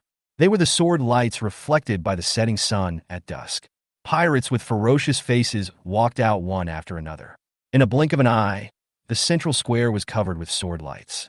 Thousands of bloodthirsty criminals held sharp blades in their hands, with murderous eyes, staring straight at Yangge, who was sitting safely in the middle of the square. At this time, Yangge looked calm and composed. He gently patted his neat military uniform twice and whispered, "Connect all nearby aircraft to external communication functions and adjust the external volume to the maximum." Drop. Connection successful. When? A steel knife chopped on the platform in the central square. The first pirate walked up first, and the other pirates followed closely behind. In just a few breaths, the outer circle of the originally empty platform was already filled with densely packed pirates. The leading pirate held a steel knife in his hand, his face grim, and stared at Yangge with eyes that seemed to spit fire. He slammed his chest hard with the hand holding the knife handle and shouted, "I'm from the Hailong gang. When I came back from the sea, I found that all the gang members had died in an accident and the gang's warehouse had been looted. Today, I want to avenge my brothers in the gang. I am also from the Hailong gang. I am from the Sea Soul gang. The gang leader treats me like a father and brother. Today I want to avenge the gang leader." "Me too. Humph. I'm neither from the Sea Dragon gang nor the Sea Soul gang. I just can't stand that guy showing off, so I want to come up and stab him." More and more pirates gathered around Yangge. Yangge looked up at the sky. 2 Apache Cobra helicopters were constantly cruising over the central square, and 3 Falcon drones were flying over him. The next moment, Yang Ji's voice came from 5 planes at the same time. "Listen to me, you damn scum. I slaughtered everyone in the Sea Dragon gang. I killed Lu Kuan of the Sea Soul gang. Now I am sitting here. If you want to kill me, I welcome you to come and seek revenge on me. For those who want to live, please leave this square immediately. For those who are timid or have poor psychological endurance, please close your eyes and cover your ears, because when the sun sets completely, hell will return to the world. After that, the communication is disconnected and a 1-minute countdown begins on the main control panel." All the soldiers of the Decepticon Special Forces pulled the bolts of their weapons, and the 2 armed helicopters in the sky began to lower their altitude. The rotation of the propellers caused gusts of wind, and the crowd in the central square began to become chaotic. All the pirates who had witnessed Lu Kuan's death last night retreated one after another. The brothers Li Songlong and Li Songhu took their people away as soon as Yangge spoke, and it was unknown when Lu Yunsong disappeared. But this does not affect the increasing number of pirates holding sharp blades and standing on the high platform. The thing that those who live on the blade fear least is the threats from others. Kill. In the evening, the wind on the island had become a little cold. The first pirate who rushed onto the platform raised the steel knife in his hand and rushed towards Yangge. "Kill! Kill!" Shouts filled with murderous intent came out from the mouths of those pirates. And the pirates gathered on the platform rushed towards Yangge in the middle and the Decepticon Special Air Service, who were protecting him like surging sea water. Bang! Bang! Bang! Wu Qiangsun blew up the 3 pirates' heads with 3 consecutive shots, which slowed down the pirates' originally angry offensive. Then 3 Decepticon Special Forces soldiers protected Yangge, while various weapons in their hands began to burst into fierce flames. Da-da-da-da! Fierce gunshots rang out, and the pirates who had been attacking like a tide suddenly fell down in a circle. At this time, Yangge looked at the western sky, and there was still a hint of red in the setting sun. In a 3-story building next to the central square, when the gunshots rang out, the ghost sister standing by the window trembled all over. Fear flashed in her eyes, and she exclaimed, "They really have firearms." Behind Sister Gue, an old man with a face full of wrinkles was sitting on the ground. At this moment, the old man's face was as cold as ice that had been there for thousands of years, and he closed his eyes and did not move at all. "Don't worry, boss. Those guys only have a few firearms. Not to mention a Taoist like me who is in the Earth Martial Realm. Even if a junior from the Human Martial Realm comes, they will have no choice but to surrender once their ammunition runs out. It's true that the boss has made such a big fuss to deal with these people. It's really a bit of a compliment to them." The old man's words seemed to make Sister Gue feel relieved, but Sister Gue's frown could not relax. The strong sense of crisis in her heart had never dissipated since Yangge appeared. What was the reason? Is it the thing that flies in the sky like a dragon? It doesn't seem to be. Chapter 28 Sunset. The strong wind caused by the helicopter propeller was still strong, and the air was filled with the smell of blood. Gradually, no pirates cared about these flying things in the sky anymore. In their opinion, these things were useless except for causing stronger winds. On the platform in the central square, a circle of corpses lay in front of the pirates, surrounding Yongu and others. Among them, the first pirate who walked onto the platform was the worst off, with his upper body beaten to pieces. The strong wind blew the blood on the platform slowly, gradually gathering into a trickle, dripping onto the stage bit by bit. The smell of blood that rushed into their noses did not scare these brave men who were used to bloodshed and death. Kill! Kill! Revenge for the boss! Revenge for our dead brothers! Rush! Boom! Suddenly, there was a loud thunder in the sky, illuminating the heaven and earth. Thousands of pirates in the central square rushed towards Yongu and his companions. Amidst the roaring cries of killing, a sturdy man holding a hammer ran straight towards Wu Qiangxin. Bang! Wu Qiangxin shot a red up between the sturdy man's eyebrows, and then the sturdy man fell to the ground and was submerged in the crowd. Da-da-da-da! Da-da-da-da! In the Decepticon Special Forces, 2 heavy machine gunners took the lead in spraying flames from their squad machine guns in front of them. Wherever the flames passed, the group of vicious pirates fell down in unison like wheat being cut in half. The 2 heavy machine gunners would immediately change their positions after each burst of firing, and the other members of the Decepticon air crew used their assault rifles and submachine guns to assist in the firing. Facing thousands of thugs holding sharp blades, this team of special warfare elites were not afraid at all. They fully exerted the power of the hot weapons in their hands. The tongues of fire accompanied the sound of gunfire, like the scythe swung by the god of death, constantly reaping the lives of the pirates. For a moment, they actually guarded the area within 100 meters centered on Yongu tightly. Swoosh! Click! Wu Qiangxin skillfully replaced a magazine, then suddenly smiled as he looked at the pirates surging in front of him. He touched his lower back and found 2 iron lumps with rings in his hand. He put them to his mouth, bit the iron rings, and pulled hard. Then Wu Qiangxin threw the 2 iron lumps to the back of the pirate crowd. Those were 2 high-explosive round-shaped anti-personnel grenades. Wu Qiangxin threw the grenade with force, and it flew more than 30 meters away. Then the other Decepticon Special Forces soldiers did the same. Each of them threw grenades into the dark crowd of pirates in their respective directions. The nearest one was thrown more than 20 meters away. 20 meters is the maximum killing radius of a high-explosive grenade. The pirates took advantage of the gap when the Decepticon soldiers threw grenades and rushed forward for a distance. But then they heard a loud noise like an earth-shaking explosion coming from behind. Boom! Behind the pirates that Wu Qiangxin was facing, a violent fire suddenly erupted, and then a group of pirates were instantly blown into the sky. Large pieces of lethal steel balls exploded in all directions, and each high-explosive grenade formed a vacuum zone full of broken arms and limbs around it. For a moment, screams replaced shouts of killing. However, what made all the pirates even more desperate was that the series of explosions continued. Boom, boom. A ball of fire suddenly appeared, as if a natural disaster had broken out. A pirate looked extremely pale. He knelt on the ground powerlessly, mumbling, "No, it's impossible. I must be dreaming. I must be dreaming." The next moment, the pirate kneeling on the ground was accidentally knocked to the ground by his running companion, and then stepped on the head by another pirate who was running hurriedly behind him. Crack! The red and white things shattered to the ground. The series of explosions coming from the rear made all the pirates realize how gentle the weapons held by the Decepticon Special Forces soldiers in the middle of the platform in front of them were. At this time, beside Yongu, 2 heavy machine gunners were slowly replacing the magazines of their squad machine guns with new 200-round capacity magazines, and were waiting for the pirates around them with a grim smile on their faces. The tremendous power generated by the explosion of more than 20 grenades shattered the vengeful hearts of all the pirates in the central square. The murderous shouts from before were no longer audible. Instead, a few more men's sobs were heard amid the endless howlings. On the small building next to the central square, in just a few breaths, Sister Gui's face had turned pale and she looked lifeless. She held onto the windowsill in front of her with both hands to prevent herself from falling.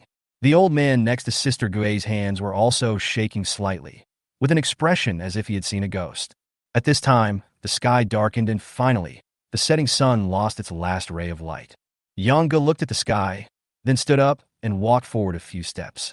His heroic military uniform was still straight and spotless, as if nothing had happened. At this time, the central square and the edge of the platform were filled with the bodies of pirates who were shot to death. The ground was a sea of red, and occasionally there was an empty space where one stepped on it and blood splattered everywhere. In the distance, it looked like a hell on earth. Under the afterglow of the setting sun, broken arms and limbs, pieces of flesh and blood were everywhere. Yang Ge had to admit that he had underestimated the strength of Wu Qiangxin's team and the power that hot weapons could display in a cold weapon battlefield. As a result, the two armed helicopters that were supposed to be the protagonists today did not have time to perform their roles. Ah! Suddenly, a shrill scream was heard, and a bloody man covered in blood suddenly rushed out from a pile of corpses and ran straight towards Yang Ge. The Decepticon Special Forces soldiers protecting Yang Ge were about to raise their guns, but Yang Ge raised his hand to stop them. It was not until the man ran to a distance of 20 meters in front of Yang Ge that he whispered into the headset, "You two have worked hard, now go ahead." Bang! A dull sound was heard, and then snap. The head of the blood man disappeared in an instant, or to be more exact, it exploded. The blood mist exploded, leaving only the blood man below the neck. He continued to run forward a few steps by inertia, and then collapsed to the ground. Chapter 29: The General and the Beggar. In the central square that looked like hell, no one saw how the man's head disappeared. The night wind blew, and the cloak behind Yang Ji's military uniform fluttered. The pirates who had luckily survived all looked at the young figure on the platform. Wuyan Island has been the habitat of pirates in this sea area for more than 200 years. During these 200 years, Wuyan Island has always been the place where various forces compete with each other. Today, it finally has a unified owner. A hunched figure appeared at the side gate of the central square. He was a beggar in tattered clothes and barefoot. He held a kerosene lamp in one hand and a bamboo pole in the other. He limped past dozens of pillars standing in the central square. Every time he passed a pillar, he would light the candle on it.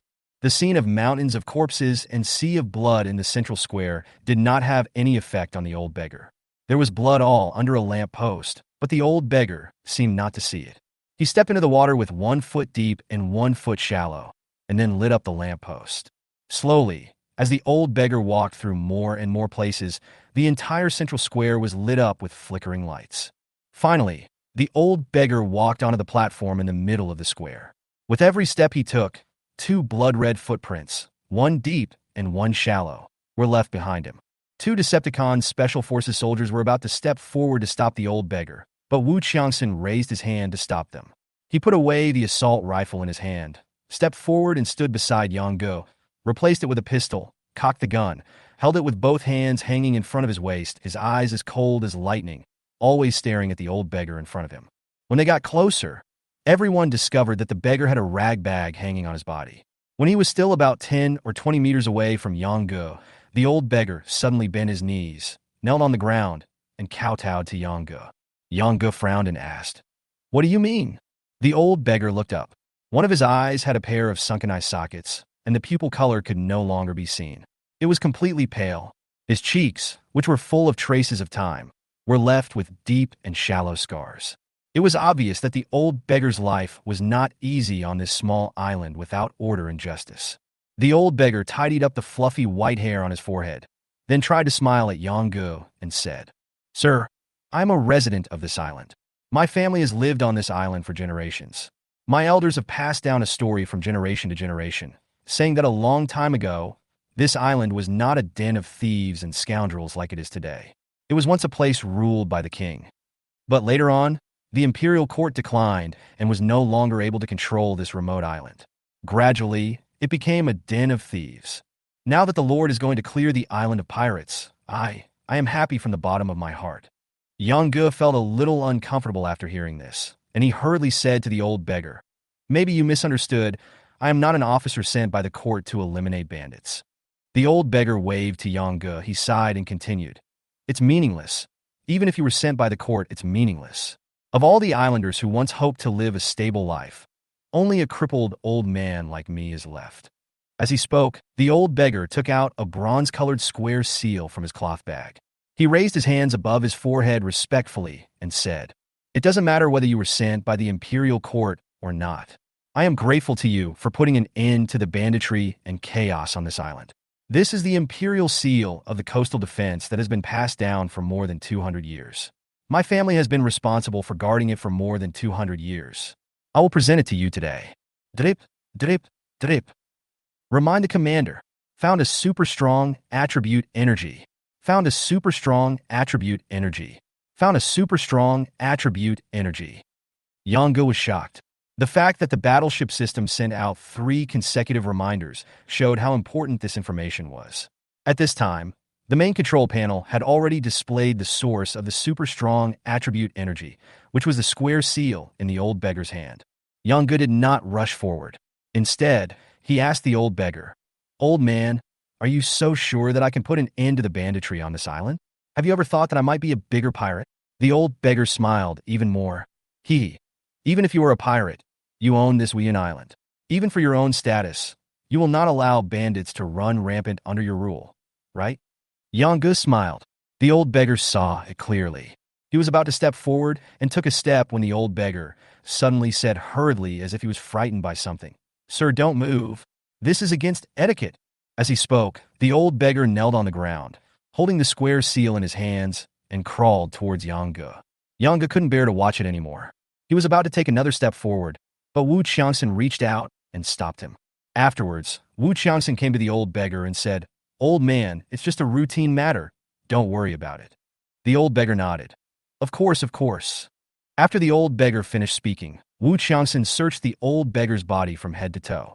After not finding anything suspicious, he pinched the old beggar's wrist to feel his pulse. After confirming that he was not a martial artist in disguise, he turned to Yongu and signaled, then stood aside. Yongu stepped forward, held the old beggar's hand, and said, "Stand up and speak. From now on, you will not have to kneel down in front of me." The old beggar was so trembling that he dared not stand up from the ground. He asked in disbelief, No kneeling etiquette? How could there be no etiquette and rules passed down by my family's elders?" Yongu smiled and said, 200 years have passed, and many things will change." The old beggar murmured, "Yes, 200 years have passed, and the court has not sent anyone here for 200 years.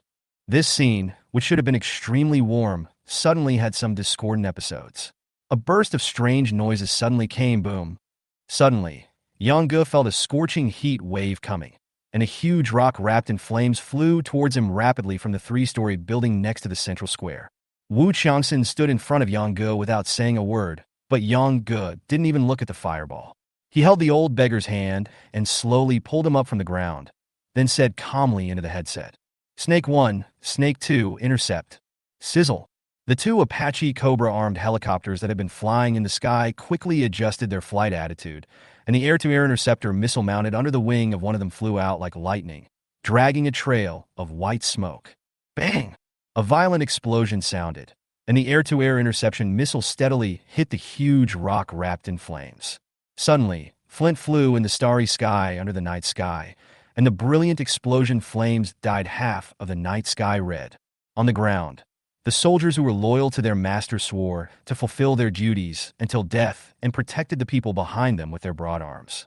The kind-hearted old man knelt down devoutly and presented the official seal. The young general also had tears in his eyes at this moment. He swore that he would protect his people until death, even if he was alone. Chapter 30 Shadow Thorn. The rocks and sparks that exploded in the air scattered over a large area. The loud noise produced by the explosion could be clearly heard throughout the entire Kuriku Island. The surrounding pirates looked towards the central square one after another. All the pirates realized that this battle was more intense than they had imagined. Yongu used his body to block the rocks that fell from the sky for the old beggar in front of him. Then he held the old beggar's hand firmly and said, "Don't worry, old man. From now on, I will give you a peaceful Wuyun Island." As he said that, Yongu took the seal from the old beggar's hand. He turned his head and looked at the 3-story building where the fireball had just flown out. Now, there was no one there. Hawkeye, Snake 2, find a man and kill him. As soon as Yongu finished speaking into the headset, the main control panel displayed a radar detection map of the vicinity. 2 green spots that symbolized the breath of life were highlighted and were moving rapidly in the direction of the port. One of the 2 Cobra-armed helicopters that were originally cruising in the air immediately increased its flight altitude and flew towards the seaside. At this time, a voice came from Yongji's headset that was extremely cold and emotionless. "Commander, Shadow Assassin reports that he has found the target and can act at any time." Shadow Thorn is the code name of two people in the Decepticon Special Forces. One is Shadow and the other is Thorn. One is an observer and the other is a sniper. The bloody man who attacked Yonggu before and was inexplicably shot in the head was done by these two people. The distance from the town on Wuyan Island to the port is not very far, less than 1 kilometer.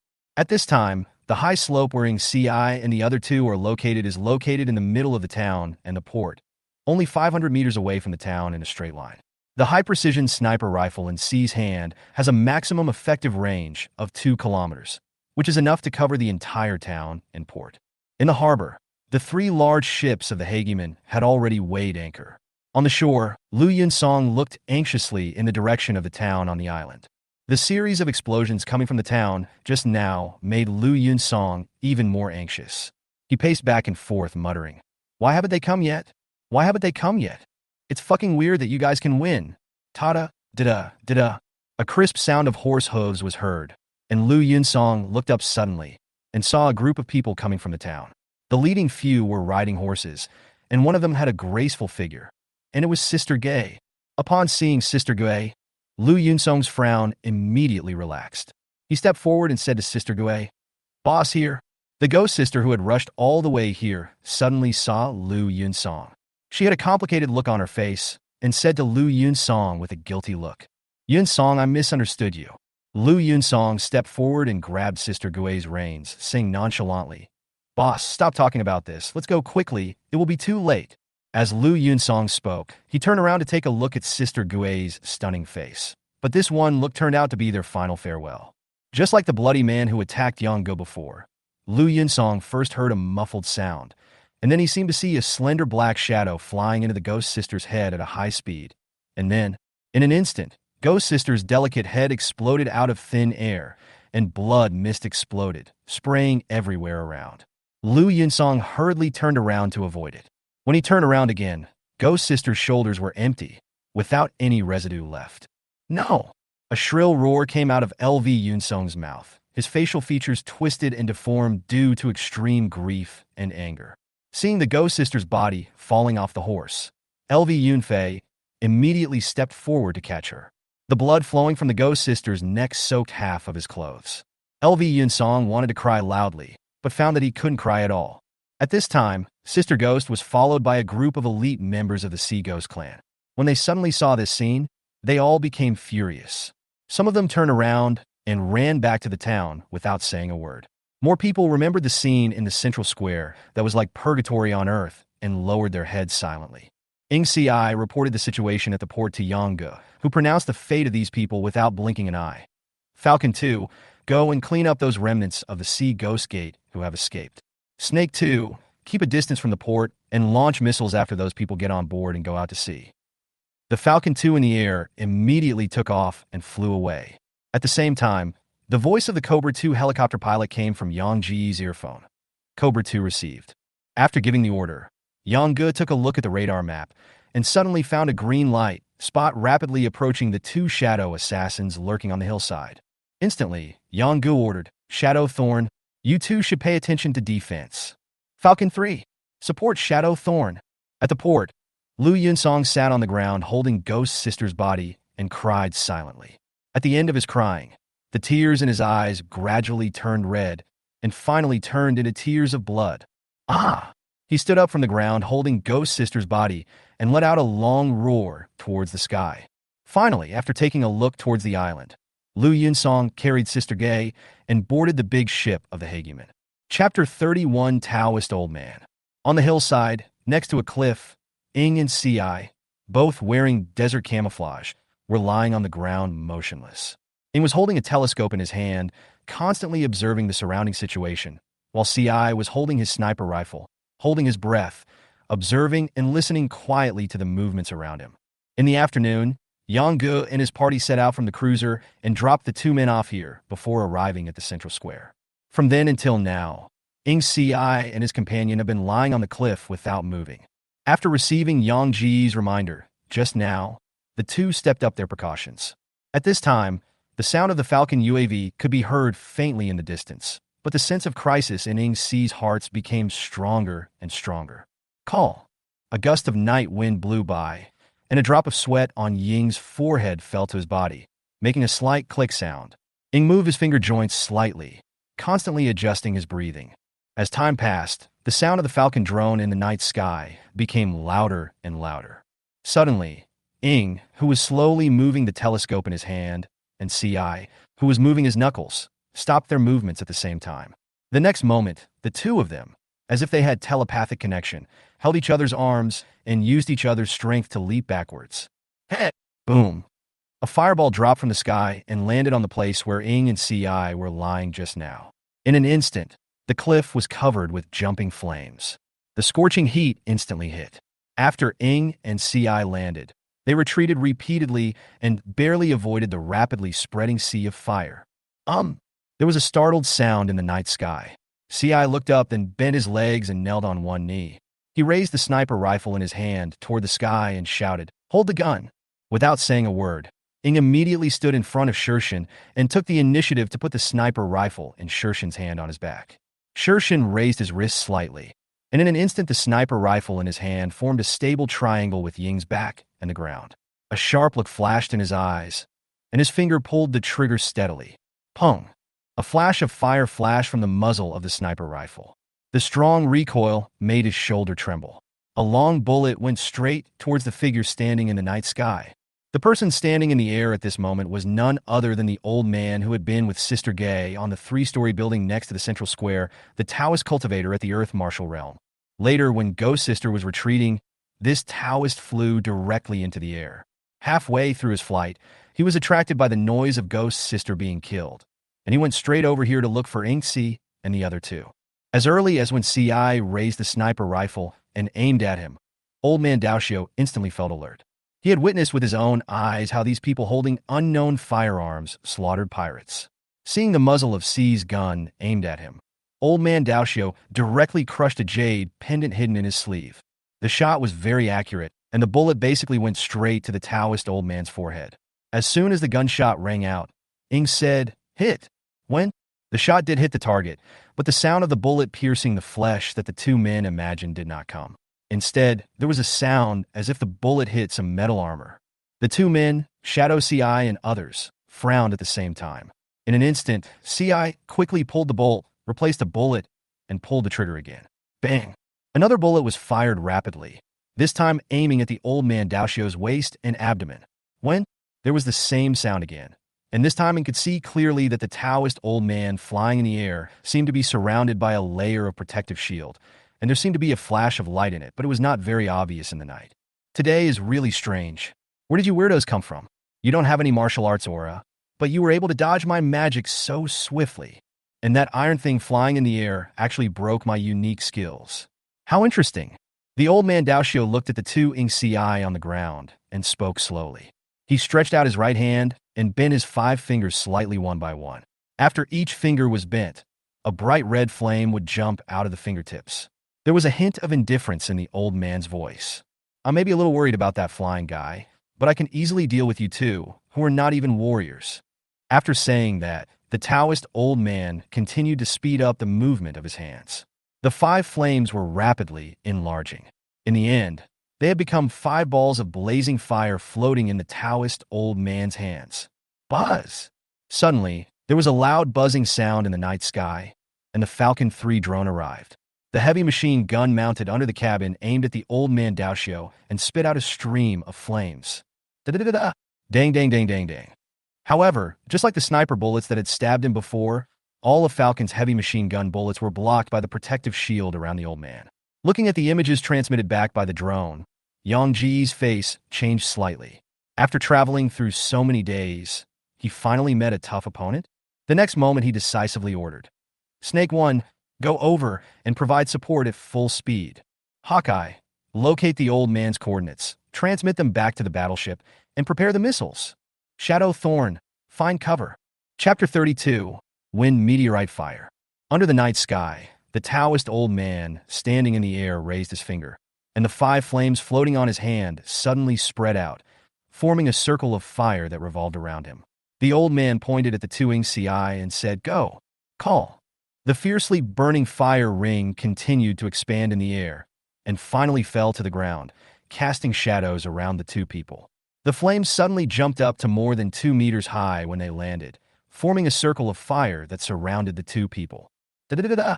The heavy machine gun mounted on the Falcon drone continued to spray flames at the old man Daoshio, which made him very annoyed. The old man raised his hand and waved whoosh. A gust of wind suddenly swept past, and the Falcon drone was blown far away. On the other side, Yang Gu felt dizzy. He immediately turned off the drone transmission and turned it back on after a while. Falcon, stop attacking, keep the video transmission stable, and let Snake deal with him. The target has been locked, and the missile is ready. This missile launch requires 50 energy points, and the current energy is 1,000. Do you confirm the launch? The message that the missiles were ready popped up on the main control panel. Looking at the two shadow assassins surrounded by the blazing flames and the Taoist old man not far away from them, Yang Gu said into the headset, "Don't fire yet." With a thought, Yang Gu adjusted the channel in the headset and said to the Cobra 1 armed helicopter, "Snake 1, fire rockets and force that old man into the sky." Snake received it. Swoosh! The voice of a pilot was heard in the earphone, and a flash of fire immediately appeared in the dark night sky. An airborne rocket flew out rapidly, trailing white smoke. The armed helicopter was making quite a noise to begin with, and the rocket launch instantly attracted the attention of the Taoist old man in the sky. He sneered at the two men trapped in the sea of fire. "Another helper? It seems that you have some secret method to communicate secretly. Good. If I present this secret method to the king of Ijo, then at least I can get a county fiefdom." As he said that, old man Daoshio was about to come down to catch the man, and the next moment, there was a rapid sound of breaking air behind him. This sound was obviously different from the sound of the Falcon drone flying before, which made old man Daoshio's face change drastically. As a Taoist cultivator in the Earth martial realm, flying in the air is like walking for ordinary people. From the sound, the old Taoist cultivator can tell how fast the object flying towards him is. In an instant, the old Taoist priest hurriedly turned his wrist and muttered something. A strong wind seemed to blow around him immediately, lifting him up several feet. However, the rockets fired by the Cobra armed helicopters were all guided by fire control radars. How could he escape by moving just a few feet away? The next moment, the rocket exploded on the protective shield in front of old man Daoshio. Boom. A violent explosion sounded, and the protective shield in front of old man Daoshio suddenly emitted a burst of light and then dimmed slightly. Although old man Daoshio was not injured, the shock wave caused by the explosion pushed him far away. Old man Daoshio's face turned pale, and he looked at the flying Cobra helicopter with anger in his eyes, with his hands raised in front of him, and said sternly, "It was you who broke my unique skills before. I want to see how capable you, a flying piece of iron, are." Suddenly, a strange white halo appeared in front of the old man. "Wind meteorite fire." Old man Daoshio roared, and it seemed as if multiple air currents were converging in the strange circle of light. Then a huge rock wrapped in flames appeared from it, and the next moment it rushed towards the Cobra helicopter. Yang Ji's eyelids twitched when he saw this scene, and he thought of the ugly old man who had stirred up a whirlpool in the sea with a crutch. At this moment, Yang Gu wanted to say only one thing: this world is so fucking wonderful. Faced with the sudden flaming boulder, the two pilots on the Cobra helicopter were not panicked at all. They had intercepted it once before. The air-to-air interceptor missiles mounted under the wings of the helicopter were immediately activated. Swoosh! A slender missile hit the flying boulder steadily, and gravel and sparks exploded all over the sky. Ha ha! Ha ha ha! After the flaming boulder was smashed, the old man Daoshio was not angry but happy. He laughed wantonly and said, "I understand. Come, let me see how many times you can stop me." As soon as old man Daoshio said this, Yang Gu and the two pilots of Cobra No. 1 immediately realized that something was wrong. Old man Daoshio saw that the armed helicopter was carrying rockets. Each of Yang Ji's Cobra armed helicopters is equipped with 12 missiles, of which only 4 are air-to-air interceptor missiles. 2 have been used before, and only 2 are left now. Wind and fire rain. The next moment, the strange halo in front of the old man suddenly enlarged, and as he smiled grimly, 3 huge flints gradually emerged. Call! Yang didn't care about that anymore. He looked at Ing Si and the other person on the screen. The spreading fire was about 5 meters away from them. Yang Gu said into the headset, "Ing Si, get down immediately. Missile launch." Received. At the same time, swish. On the cruiser on the sea, a missile launch bay exploded and mist gushed out, followed by flames shooting into the sky, and an Eagle Strike missile flew out rapidly. Chapter 33: Immortal Martial Amulet. 3 huge stones burning with flames flew towards Cobra Number 1. As soon as the 3 stones flew out, Old Man Daoshio looked relieved. His forehead was covered with sweat, and he was obviously struggling. Panting and staring ahead, Old Man Daoshio had a sinister smile on his face.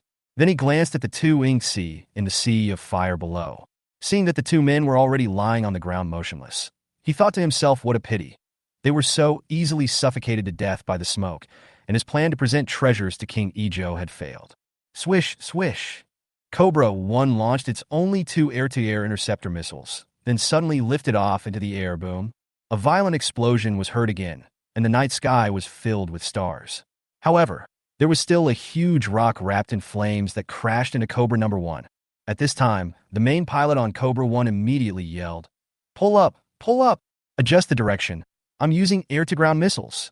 The co-pilot said urgently, "Got it." Then the entire fuselage of the Cobra Number 1 soared into the night sky at an even more exaggerated angle than before. After flying for a distance, the co-pilot suddenly pushed the joystick, and immediately the nose of the armed helicopter made a 180-degree adjustment. At this moment, the nose of the plane was facing the huge rock flying down below. The main pilot immediately pressed the button to launch the missile. Whoosh whoosh. 2 air-to-ground missiles flew out with white smoke in an instant. However, unlike air-to-air interceptor missiles that have the ability to accurately strike moving targets, air-to-ground missiles are generally used to attack ground targets at fixed points. The 2 air-to-ground missiles just brushed past the flaming rocks and then exploded in the mountains below. Boom! 2 bursts of fire suddenly exploded on the ground. The attack failed to work. In a critical situation, the main pilot of Cobra 1 ordered the co-pilot, "Hold on, we will fight him with machine guns." Receive! Boom, boom, boom, boom. The main pilot suddenly pressed the red button on the joystick, and immediately, the 20mm machine gun mounted under the Apache Cobra attack helicopter opened fire at full power. The red tongues of fire were extremely gorgeous in the night sky, and large pieces of shell casings flew out from under the Cobra 1. The bullets from the machine gun hit people. 1 bullet could cut an ordinary adult in half. At this moment, these 20 bullets were pouring down on the flying boulder like a torrential rain. Glick, glick, glick, glick. In an instant, the boulder shattered into pieces at a speed visible to the naked eye, and large pieces of Martian rock chips flew all over the sky. This scene left the old Taoists stunned. As the boulder and Cobra Number 1 approached each other rapidly, the power of the 20mm machine gun bullets became more and more prominent, and gradually a huge hole was punched in the middle of the boulder. Seeing the boulder about to hit, the flames engulfed by the boulder had already burned the outer shell of the Cobra helicopter, changing its color. Shwa, shwa. At the last moment, the main pilot of Cobra 1 fired 2 missiles in succession. Bang, bang. There were 2 loud explosions, and the huge rock turned into rubble all over the sky. The Cobra 1 helicopter flew far away like a kite with a broken string because of the violent explosion shockwave.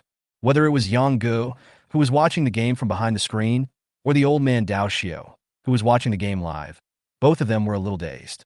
Yang-gu didn't even notice the prompt that popped up on the main control panel at this time. Warning!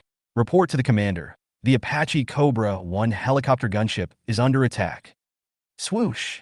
On the battlefield, before the old Taoist priest could wipe the sweat off his forehead, a loud sound of breaking air suddenly came from the night sky above his head. The old man thought that the helicopter that was blown away had fired another rocket at him. He sneered and said, "Humph! This trick is useless if you use it once. It's useless if you use it twice." As he spoke, the old man turned around and faced the direction where the sound of breaking air came from. The wind was strong in the night sky, blowing the clothes of the old Taoist cultivator in the earth martial realm rustling. Just looking at his posture of not being cowardly and daring to use his body to resist the missile, he looked so heroic. However, the next moment, the domineering aura in the Taoist old man's eyes disappeared and was replaced by endless fear, which was the sixth sense of a strong man in the earth martial realm. Boom! A red light flashed from the warhead of the Eagle Strike missile, and then a brilliant fire broke out in the night sky where the old man Daoshio was. Everything seemed to return to peace in the exploding fire. Call! Looking at the beautiful scene in the night sky, Yongge let out a long sigh. He immediately asked into the headset, Snake One, how is it? The Cobra One was already shaky in the air after having just been hit by the shock waves of 2 missile explosions and the splashing of a large amount of rubble. Various instrument alarms in the cockpit kept sounding, and the 2 pilots were dizzy and felt as if the world was spinning. Fortunately, it seemed that the helicopter could still fly. Reporting to the commander, the 2 of us are fine, but Cobra One needs to rest. Yongge felt relieved immediately. Okay, you guys can return home with Shadowthorn. Receive. Everything that happened in this moment happened in a flash. At this moment, the sea of fire surrounding CI and the other man was less than a step away from them. Cobra number 1 flew shakily to the cliff and lowered 2 ropes over the heads of CI and the other man. The 2 Shadow Thorns each grabbed a rope to secure themselves, and then Cobra 1 took off, carrying the 2 of them and slowly flew towards the cruiser on the sea. Puff! Ahem! Yongge, who had just breathed a sigh of relief, suddenly became alert. He heard a cough in the video sent back from the Falcon UAV.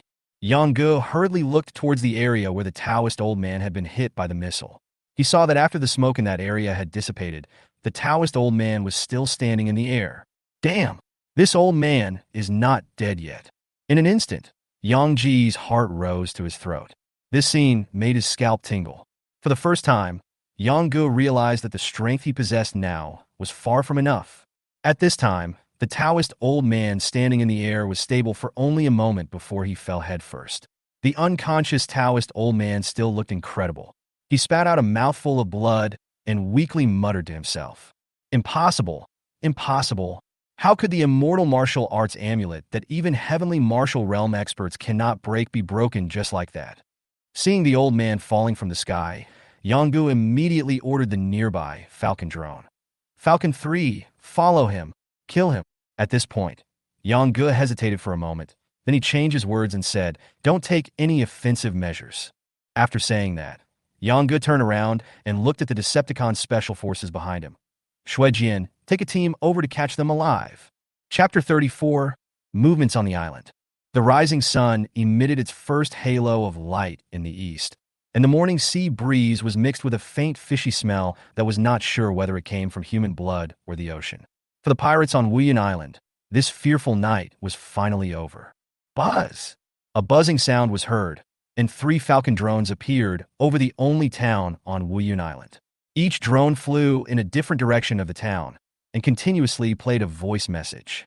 I hereby announce that starting today, Lord Megatron will take full control of Misty Cloud Island. Starting today, Lord Megatron will take full control of Misty Cloud Island. Early in the morning, 3 drones were broadcasting continuously, causing complaints from countless pirates who were still asleep. An angry pirate rushed out of the door with sleepy eyes, but when he saw something flying in the sky, he immediately ran back into the door at an even faster speed, holding his chest and wiping the cold sweat from his forehead. After a while, a team of fully armed Decepticon special forces walked into the town. They pasted large character posters on every street and alley entrance in the town, as well as in several taverns, tea houses, inns, and brothels. After the Decepticon special forces left, the pirates in the town dared to show their heads one by one to see what was written on the posters. At the entrance of the town's largest inn, Uefuli, a middle-aged man dressed in a long gown and looking like a scholar stared at the big character poster for a long while, holding his chin in silence until a servant from the inn came out and asked him, "Boss, do you want to write a letter home today?" It turned out that the middle-aged man dressed as a scholar was the shopkeeper of Uefuli. He frowned and raised his hand to the servant and said, "Of course I have to write it. Something big happened on Wuyan Island today. I must let my family know." The servant bowed and nodded. "Yes, I'll go back and grind the ink." "No need to grind ink. All you need to do is prepare the rice paper." "Yes." Similarly, at the entrance of a notorious brothel in the town, a hunchback pimp and a fat-faced madam both frowned at the big character poster. The madam patted the pimp next to her and said, "What the hell is written on it?" The hunchbacked man was leaning on a cane, and his monkey-like face showed a solemn expression. After a long time, he slowly said, "Wife, this man is very ambitious." Snort! Suddenly, a muscular man with his upper body naked walked out of the brothel. When he came to the door, he saw the madam and the pimp staring at the big character poster outside the door in a daze. So he went forward to take a look. It turned out that this look made him very angry. The big man immediately stepped forward and tore down the big character poster on the wall, cursing. Bullshit. Humph. Those who openly rebel will die. Those who bully the weak will die. And those who defy Megatron will die. So what? He, an outsider, wants to change the traditions of Mist Cloud Island? What other pirates will come here in the future? How will we earn and eat? As he spoke, the sturdy man tore the big character poster in his hand into pieces. Ouch! You idiot! The madam immediately started to curse at the strong man, but the hunchback tortoise next to him tried to stop him, saying, Forget it, wife. Tian'er is right. We really can't stay here any longer. There's nothing we can do. Let's pack up and get ready to leave. The madam was stunned when she heard this. She murmured, I have followed you for most of my life and finally lived peacefully on this island for a few years. But now, Mom, don't worry, I'll go and talk to that bastard Megatron. As he said this, the strong man was about to walk outside. Come back. The madam immediately became anxious when she saw this. She went forward to pull the strong man, but failed to hold him. At this moment, the hunchback man suddenly swung the cane in his hand, and whoosh! His crutch instantly hit the sturdy man's chest and abdomen, and the sturdy man was immediately knocked back into the house behind him. The hunchback turtle man stepped forward, showing the momentum of a master. You've been spoiled. Have you forgotten what I taught you every day? Cough, cough, puff. The strong man covered his lower abdomen and coughed for a while, and finally spat out a mouthful of blood. Then he looked at the hunchback turtle man in surprise and said in disbelief, Dad, what are you doing? The hunchback turtle said coldly, What? Do you think I was too harsh? Humph. This is to save your life, to save the incense of my Pan family. Devil. As soon as the hunchback turtle man said that, the old procuress on the side immediately reminded him urgently. At this time, the hunchbacked turtle man restrained his momentum a little and said to the strong man on the ground, Go, pack up your things at home. We will leave immediately. Take all the girls with you. We'll have to find a way to make a living somewhere else. Yes. The sturdy man sitting on the ground struggled to get up and walk towards the house behind him. Not long after, a burst of cursing came from the largest brothel on Wuyun Island. Many pirates who were still sleeping were driven out without even putting on their clothes. On this day, starting from the morning, there were ships leaving the Wuyun Island continuously. Wuyun Island was originally inhabited by pirates who had no fixed place to stay. Now that something had happened on Wuyun Island, many pirates left for a while with a wait-and-see attitude, hoping to come back if there was a chance. At this time, on the cruiser Megatron, Yang Gu, who had just woken up from a nap, was staring at the unconscious Taoist old man in front of him. After all, it was his first time seeing a magician, and he was a little curious. Chapter 35. Respect the elderly and love the young. Old man Daoxiao had his hands tied to the fence beside the cruiser deck, with a piece of rag of unknown color stuffed in his mouth. According to Hawkeye's radar detection, the old man did not die after falling from such a high place last night, and his life breath was still very stable. He was just unconscious. Is this the strength of the practitioners in this world? Wu Changxin was holding an assault rifle and standing aside with two Decepticon Special Forces soldiers, staring at the old man. Let him wake up.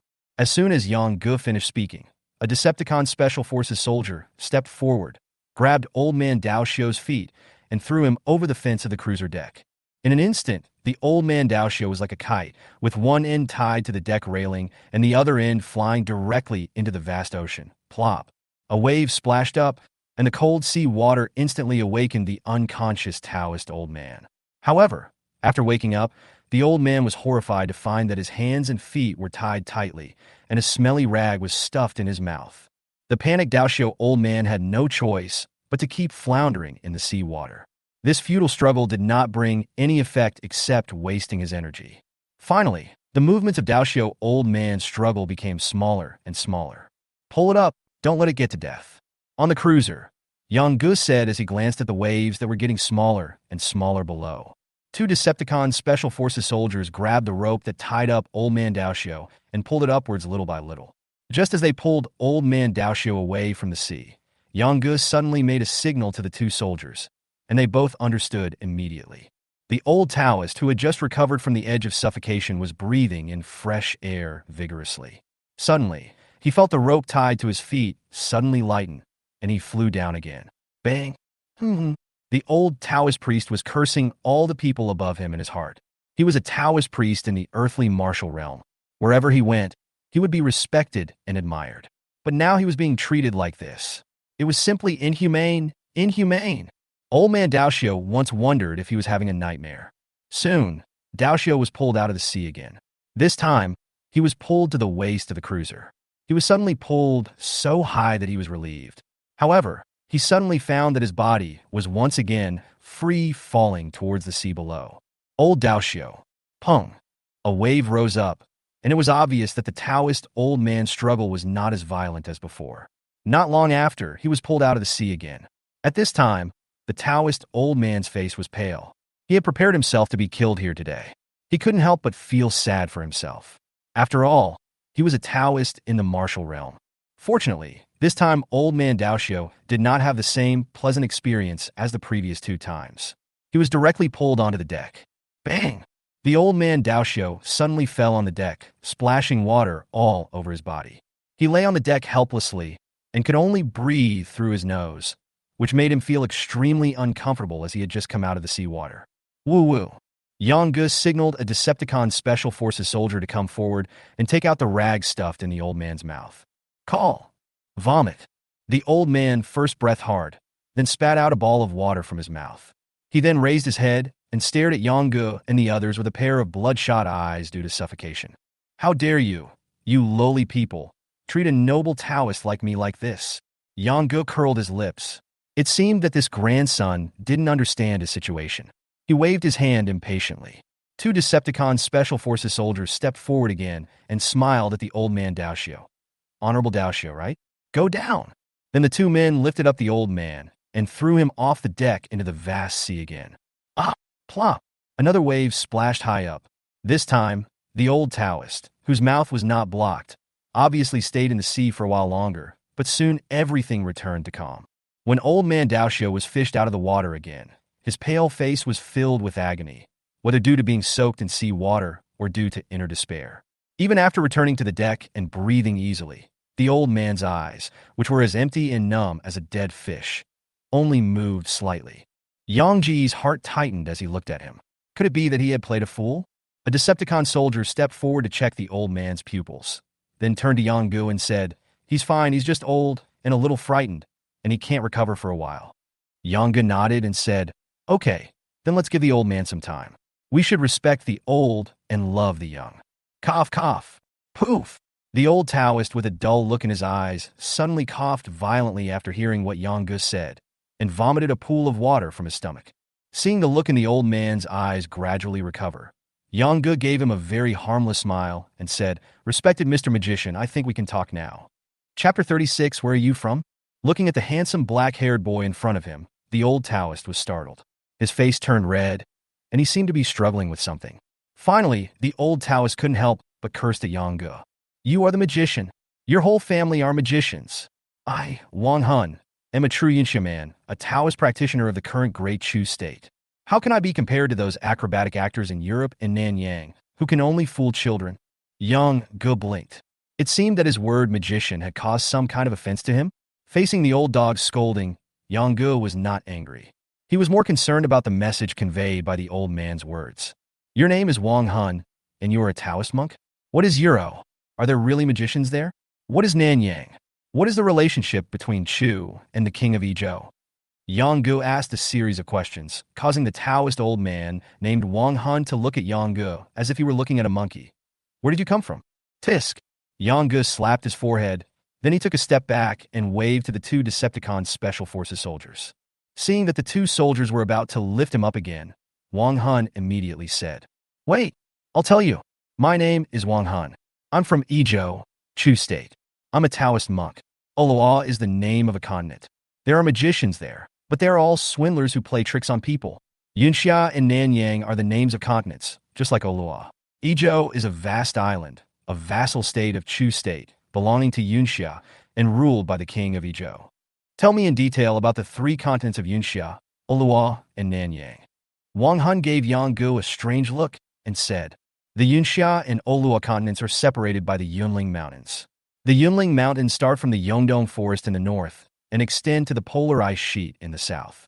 It is like a natural barrier that divides a continent into two parts, east and west. The east is the Yunxia continent, which was originally the Yunxia dynasty 1,600 years ago.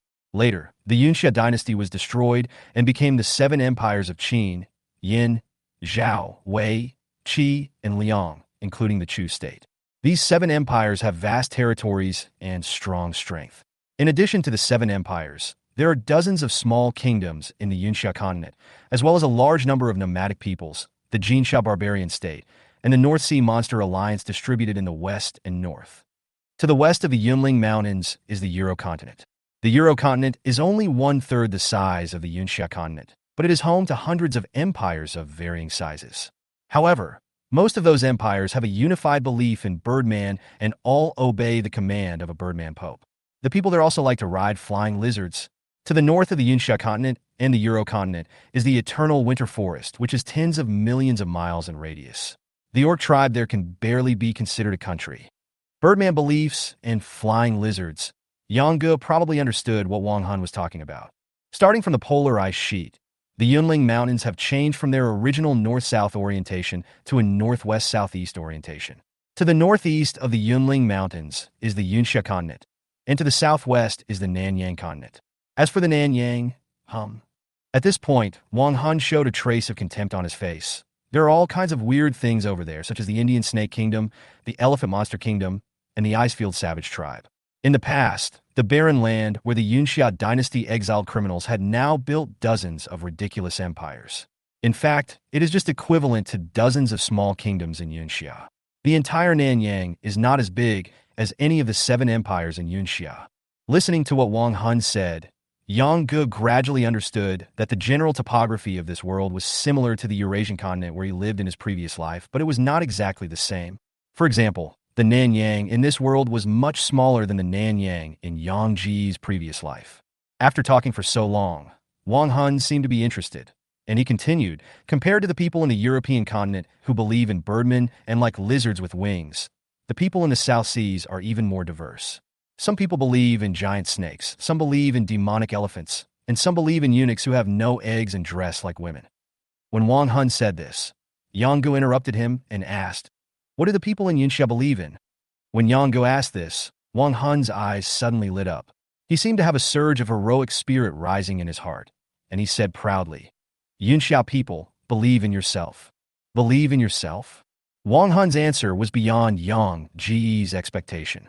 Facing Yang Ji's puzzled look, Wang Hun continued, "There are many heroes in the seven countries of Yunxia with hundreds of millions of lives. How can there be millions of heroes? Some Yunxia people believe in the sages of their ancestors, wise ministers and brave generals, and some believe in wise rulers and great scholars, and the saints of literature and martial arts. The emperor guards the country, the king protects the country, the soldiers return from 100 battles, and the people return home in peace. This is the belief of the Yunxia people." Yang Ge only felt that Wang Hun became more and more excited as he spoke. Even though he was an outsider, he could feel Wang Hun's inner pride as a Yunxia person. Seeing that Wang Hun was about to continue speaking, Yang Ge immediately interrupted him and changed the subject, asking, "You are a Taoist cultivator, right? I have a question. Between the Taoist cultivators and martial artists of the same level as you, who is more powerful?" As he spoke, Yang Ge gave a look to Wu Qiangxin behind him. Wu Qiangxin snapped his fingers towards the distance behind him, and a Decepticon Special Forces soldier came over here with something in his hand. Chapter 37, Spiritual Contract Scroll. Hearing Yang Ji's question, Wang Hun suddenly remembered what happened just now, and a slight fear rose in his heart. "What are you going to do?" Yang Ge pointed to the sea outside the deck railing beside him and said, "Answer my question." Wang Hun swallowed his saliva and said, "If we only compare the killing power, a martial arts cultivator can never catch up with a Taoist cultivator. What if the two sides face off against each other? Then the martial arts cultivators will have a slight advantage. After all, the Taoist cultivators are weak in close combat, but this weakness will be gradually made up as their ranks rise." Wang Hun was obviously in the wrong when he said this, and his old face looked a little unnatural. If a martial artist and a Taoist practitioner of the same level were to fight one another, would the latter be more than just slightly better? They would simply be beaten to a pulp, especially if they were to encounter a martial artist who specialized in archery and assassination techniques. This would be a tragedy for the Taoist practitioner. Next, Yang Ge asked the question that concerned him the most. I'm very curious. The defensive power you displayed last night, that shouldn't be the strength that a Taoist should have, right? Wang Hun's eyes revealed a trace of regret, and he whispered, "Hey, that was a secret treasure I got by chance in Xuanwu sect once. It was called the Xinwu Amulet, and it was said to be able to defend against attacks from all practitioners below the Xinwu level.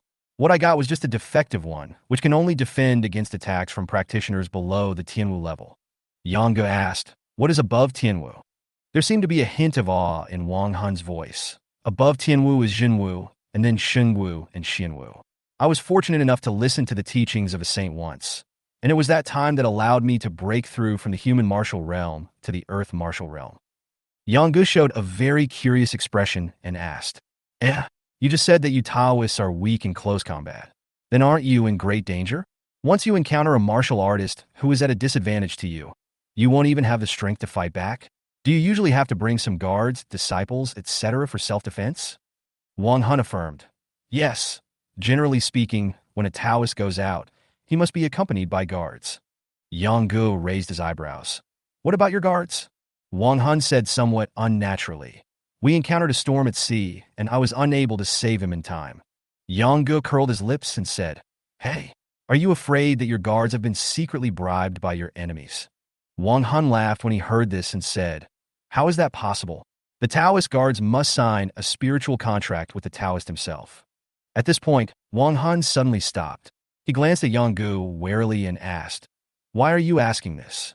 A cunning arc appeared at the corner of Yang Ji's mouth.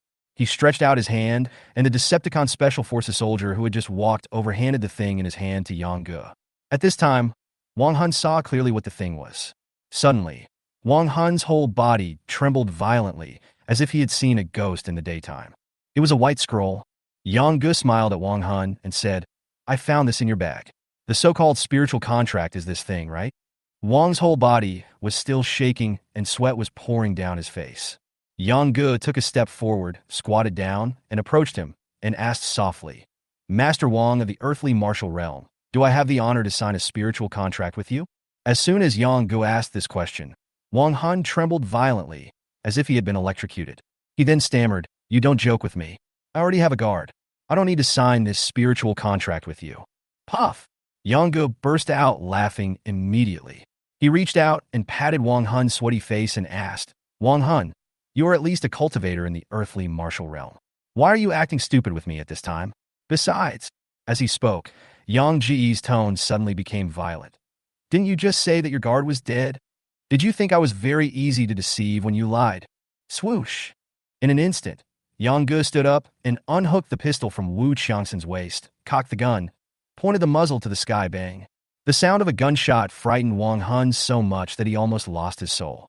Then, the muzzle of the gun, which was still emitting puffs of smoke, was pressed against Wang Hun's head. The burning sensation from the muzzle made Wang Hun even more uneasy. Yang Ji's slightly sinister voice came into his ears. "Wang Hun, you came here to secretly assassinate me this time. Tell me, how should I deal with the person who wants to kill me?" Wang's whole body was shaking even more violently. He didn't expect that things would end up like this. Finally, Wang Hun made a decision. "Kill me. If a dignified martial arts cultivator becomes someone's slave, I will become a laughingstock in the entire Yunxia continent cultivation world if this gets out." "Good." Without saying anything, Yang Ge stood up and said to the person behind him, "Throw him down." Two Decepticon Special Forces soldiers stepped forward, grabbed Wang Hun again, and threw him into the vast ocean. Plop. Water splashed. But this time Wang Hun did not make any struggling movements when he fell into the sea. Yang Ge stood by the fence and waited quietly. Soon, Wang Hun below finally couldn't hold on any longer and started to struggle again. Yang Ge smiled slightly and raised his hand to signal behind him, and then two Decepticon Special Forces soldiers pulled Wang Hun up again. Bang! The Taoist cultivator of the earthly martial realm was thrown onto the deck again. As soon as he landed, he spit out a few mouthfuls of sea water, then said to Yang Ge with red eyes, "Give me the spiritual contract." Yang Ge placed the white scroll in front of him, and Wang Hun said again, "Untie my hands." The two Decepticon Special Forces soldiers looked at Yang Ge, who nodded in agreement. As they untied Wang Hun's arms, Yang Ge said to Wang Hun in a cold voice, "Wang Hun, I won't stop you if you want to commit suicide, but don't have any inappropriate thoughts. You no longer have the immortal martial arts talisman. As Yang Ge spoke, Wu Qiangxin beside him raised the assault rifle in his hand and pointed it directly at Wang Hun. But Wang Hun seemed not to have heard anything. After his hands were untied, he opened the white scroll. On the right side of the scroll were written two big words, spiritual contract, followed by rows of densely packed small words. Wang Hun was half lying on the ground, with his right hand raised high. He muttered something, then slapped his forehead, and suddenly a circle of white halo appeared on his hand. In an instant, Yang Ge and Wu Qiangxin both had their hearts in their throats. Wu Qiangxin took the initiative to step forward and stand in front of Yang Ge, holding the assault rifle tightly in his hand. The next moment, bang, Wang Hun slammed his hand on the scroll, and swish. Then, the white halo on Wang Hun's hand disappeared, and a stream of green light appeared on the white spiritual contract scroll.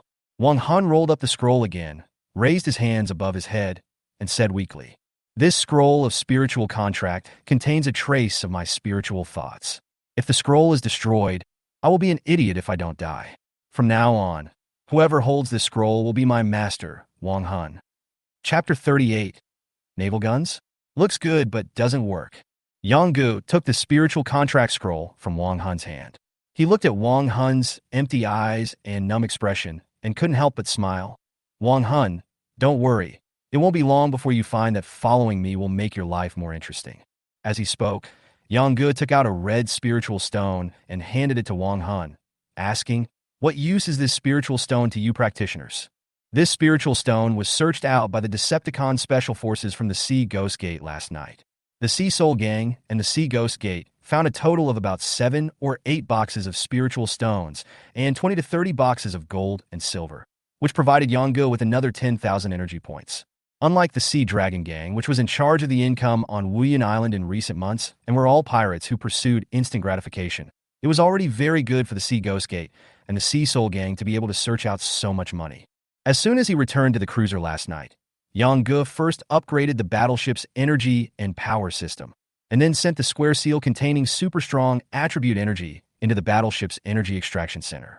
From last night until now, the energy and power upgrade system has only been completed by more than 30%, while the progress of extracting that super strong attribute energy is less than 10%. Wang Hun looked up at the spirit stone in Yang Ji's hand in a daze. There seemed to be a bright red halo flowing under the fiery red surface of the spirit stone. This scene surprised Wang Hun a little. This is a top-grade spirit stone? This kind of spiritual stone contains the energy that practitioners need. Whether they are martial artists or Taoist practitioners, they can improve their cultivation by touching the spiritual stone. Yang Ge understood in his heart that it was right as he guessed. He put away the spirit stone and said to Wang Hun, "Okay, Wang Hun, listen carefully. The first thing I'm going to ask you to do is to buy this kind of spirit stone for me. I need this kind of spiritual stones, the more the better. I will give you all the money, ships, and manpower. You can also take some of the purchased spiritual stones for your own use. But I hope." As he spoke, Yang Ge looked at Wang Hun with a hint of threat in his eyes. Although Wang Hun was curious about why Yang Ge wanted something like a spiritual stone, he clearly didn't have the aura of a cultivator here. Wang Hun was also very self-aware and didn't ask. He nodded helplessly and said, "Okay, this is not a difficult task. There are many Lingsha merchants in Xuanzhou City of Yu State who travel south and north. It takes 20 days to go back and forth by boat from here. Including the time for shopping in between, one trip takes about a month." Yang Ge lowered his head and thought for a moment, then said into the headset, "Falcon 3, go to Brother Li Songlong." Received. Then, under Wang Hun's surprised gaze, the cabin of the drone on the cruiser behind Yang Ge opened, and the Falcon 3 took off and flew into the distance. Seeing this scene, Wang Hun noticed the big ship under his feet. It turned out to be a big ship made entirely of iron-like materials. Looking at the size of the ship, Wang Hun was even more shocked. Big, so big. Is this a boat? Wang Hun asked in astonishment. Yang Ge nodded and said, "Yes, it's a boat." Wang Hun squatted down, patted the deck under his feet, then touched the fence, and finally his eyes fixed on the 127mm naval gun. "What is this used for?" Wang Hun pointed at the black gun barrel and asked Yang Ge. "You know the cannon, right?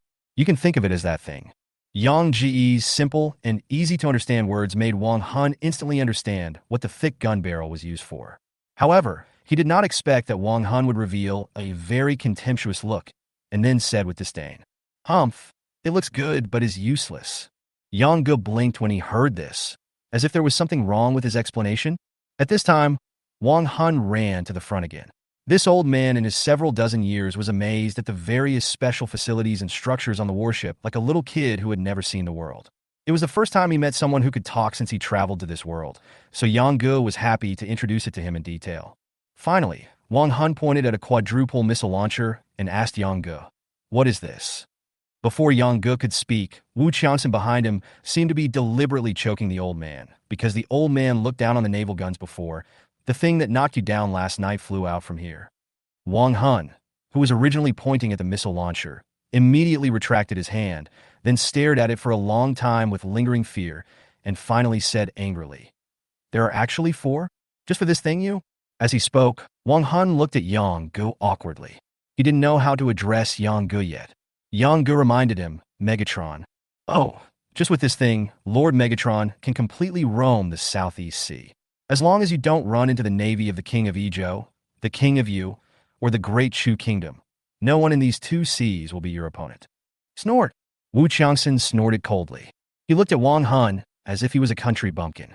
"This is called a quadruple missile launcher. This is just one of them. Each one can launch 4 missiles at the same time. In other words," at this point, Wu Qiangxin deliberately repeated what he had just said. "Like the thing that knocked you down yesterday, here up to 16 can be fired at the same time." As soon as Wu Qiangxin finished speaking, Wang Hun fell into a daze. He turned to look at Yang Ge, then at Wu Qiangxin, trying to find some trace of joking on their faces, but unfortunately, there was no trace of joking on their expressions. Wu Qiangxin seemed not satisfied with this. He continued to add to the old man, Wang Hun, "Moreover, this thing is not a one-time thing. As long as Lord Megatron is willing, we can carry out 1, 2, 3, 4, even more rounds of attacks on our enemies until they are reduced to ashes." With every 1 round, 2 rounds, or 3 rounds uttered by Wu Qiangxin, the paler Wang Hun's face became more intense. When Wu Qiangxin finished speaking, Wang Hun no longer dared to look up at the missile launcher. Chapter 39, C7, Black Ice Guard. It was not until this moment that Wang Hun finally understood what level of ocean giant the young man standing behind him was. He even secretly wondered in his heart that an attack method of this power would not be enough even if the formation artillery warships of the Chu State Suzuka Navy, which was known as the strongest navy in the world, were pulled out. Thinking of this, Wang Hun looked at Yang Ge with a hint of awe in his eyes. He even had a guess that perhaps recognizing him as his master would be a good choice. At noon, Yang Ge invited Wang Hun to have a meal at the Battleship restaurant. Compared with the limitations of the cooking and seasoning technology in this time and space, the dishes produced by the Battleship restaurant made Wang Hun almost lick the plate clean. After lunch, Yang Ge contacted Li Songlong through the Falcon 3, and then asked Wang Hun, who had recovered some of his strength, to go to the port of Wuyan Island to meet up with Li Songlong and his brother. Just like what Wang Hun did on the cruiser before, Yang Ge and Wu Qiangxin looked at Wang Hun with curiosity as he pointed 2 fingers and one at the sky, then muttered something. Suddenly, he pointed his 2 fingers at the ground below his feet, and then Wang Hun actually floated up into the air. Finally, he bowed slightly to Yang Ge in the air, then turned around and flew away. Looking at Wang Hun's elegant figure, Yang Ge made up his mind that next time he must ask the old man whether he could become a cultivator. After Wang Hun left, Yang Ge ordered the Harrier UAV to deliver several boxes of gold ingots to the Li Songlong brothers as funds for Wang Hun's purchases. In the afternoon, Yang Ge used the Hawkeye radar to check the situation on Wuyan Island. His 3 iron rules undoubtedly caused an uproar on the island. Many pirates left the island one after another. However, Yang Ge didn't mind it at all. Now he had a new plan for Wuyan Island. Wuyan Island will be Yang Ji's first naval base in this world. And how could such a place be a den of pirates from all sides? Looking at the ships leaving Wuyan Island, Yang Ge said into the headset, "Falcon 1, Falcon 2, go to patrol Wuyan Island and monitor each area in real time. If you find anyone causing trouble, notify me immediately." Falcon received. The 2 Falcon drones briefly responded to Yang Ji's instructions, then took off and flew towards Wuyan Island. Drip, drip, drip. Not long after the 2 Falcon drones flew away, an alarm suddenly sounded in Yang Ji's earphones. After opening the main control panel, the battleship's radar view automatically expanded. Yang Ge discovered that among the pirate ships leaving the island in different directions, two ships were heading towards the direction of his cruiser. This made Yang frown. The energy and power system of the battleship was being upgraded, and the entire battleship was temporarily immobile. If the opponent kept moving in this direction, they would soon discover him. Thinking of this, Yang took another look at the progress of the energy power system upgrade. It was only 50%, and there was still about half a day left for the upgrade to be completed. Of the two armed helicopters on the cruiser, Snake 1 is under maintenance and cannot be used. However, Snake 2 returned safely after sinking the pirate ship of Liu Yunsong and others with 2 rockets at sea last night. It can be used normally. This is also the only off-ship weapon that Yang can use besides the shipborne weapons. Snake 2, monitor the 2 ships in the southwest. If they continue to approach, warn them. If the warning is ineffective, then, boom, sink it. Snake 2 received. The helicopter cabin on the cruiser deck opened, and the Apache Cobra 2 armed helicopter slowly took off. The strong airflow caused by the rotation of the propeller caused a strong wind on the deck, which finally disappeared as the Cobra 2 gradually moved away. In the southwest, 2 ships departing from Wuyan Island were heading quickly towards Yang's cruiser. Of course, no one on these 2 ships knew that a huge monster like Yang would be in front of them. On one of the faster ships, the pimp and his family from the brothel on Wuyan Island were standing on the deck. The fat pimp looked at the ship following behind her and said to the hunchback pimp with some concern, "Damn it, Hai Lao-Chi's people have been following us all the way. I thought he was going to go on island with us. Now that we deliberately deviated from the course, he is still following us. It seems." The hunchback turtle moved his neck joints, looked up at the sky, and then stretched out his hand to feel the sea breeze. A hint of sharpness flashed in his eyes. "It doesn't matter. Let him follow for a while. If he insists on seeking death, The fat old procuress had a worried look on his face. He looked at the old turtle and said anxiously, "Damn it, I'm not worried about Hai Lao-Chi. I know that with your ability, it won't be a problem to deal with Hai Lao-Chi, but..." At this point, the madam looked around and saw that there were no suspicious people around. Then she whispered to the turtle man, "Didn't I not tell you that there is a high possibility that the Black Ice Guards have appeared on Wuyan Island? If their falcons sense your presence, we will be in big trouble." The hunchback turtle sighed and said helplessly, "That's why I took them so far in a different direction. First, to see if they had any intentions towards us. Second, to stay away from Wuyan Island so that we can reduce the risk of being discovered by the lackeys of the imperial court on the island if we start a war." Chapter 40. This thing is not scary. Suddenly, while the hunchback turtle and the madam were talking, the pirate ship that was following behind suddenly increased its speed, and a burst of fierce shouting broke out from the ship, followed by a burst of screams from the women in the cabin on the hunchback turtle's side. "Master, master!" A servant came running over from behind and said to the hunchback turtle in a panic, "Master, it's bad. That old man is about to attack us. The pirates on the ship have already thrown hooks towards us." "What? Humph!" After hearing this, the hunchbacked turtle came to the stern with a gloomy face. As expected, the deck of the pirate ship at the back was crowded with pirates. Some of them were salvaging the iron hooks that fell into the sea. They wanted to throw them onto the turtle's ship, but missed. Some other pirates were eager to try and move the hooks in their hands, ready to throw them over. The hunchback turtle pointed at the boat and cursed, "Epis, what are you going to do?" On this turbulent sea, a group of pirates on the opposite ship were shouting and laughing. No one could hear what the turtle man was shouting. A skinny pirate holding a harpoon climbed up the mast and shouted to the turtle man on this side, "Ouch! It's Mr. Turtle. Where are you taking the girls?" The old turtle secretly used some of his strength, and his voice was much louder than before. "Epiphagus, you and I have no hatred in the past. What are you going to do today?" Hai Lao-Chi held the mast with one hand and played with the harpoon with the other, saying with a smile, "Master Turtle, don't be angry. Look, in your line of work, how can you still turn away customers when they come to your door? My brothers want to have some fun in this vast ocean, and it just so happens that they met you, right? Master Turtle, please pull the boat over and let the brothers have a good time. We will still be friends in the future. If you don't accept my toast, then don't blame me, Hai Lao-Chi, for turning my back on you." At this moment, Turtle Man's face looked as ugly as it could be, but people around him could find that Turtle Man's aura was not disordered, and it was obvious that he was pretending to be angry. Boom, boom, boom. There was a sound of footsteps behind the Turtle Man. Hearing the heavy sound, he knew without even looking that the person coming was the fat old procuress. The fat old procuress came over and took the Turtle Man's arm and said, "Damn it, from their tone, it seems like they just want to have some fun. Why don't you just pull the boat over and then just not charge them? Confused. Before the madam finished speaking, the hunchback tortoise turned around and cursed at her. Do you really think they've been with us for so long, just for fun? They know that we have also evacuated from Wuyan Island, and they are eyeing our money. Besides, don't you know how pirates behave? Now that they are on our ship, it's not just a matter of you not collecting their money. Not only will they collect your money, they might even take your life. Ah! The madam panicked. She could only hold the old man's arm and kept saying in a lost voice, "Then, what should we do?" Whoosh whoosh. At this time, several more iron hooks from the pirate ship behind flew towards the ship of the Turtle Master and the Madam Bang. One of the iron hooks was already firmly placed on the edge of their boat. Dozens of pirates instantly rushed up to the rope at the other end of the hook and pulled the hook hard together. Bang buzz! There was a sharp sound of iron embedding into wood. The speed of the boat under Turtle Man obviously decreased, and the distance between the two boats also narrowed. The screams of the woman on Turtle Man's boat became more intense. Why? The old man sighed, gently pulled away the old procuress's hand that was holding his arm, and said, "You go back first." Thump, thump, thump.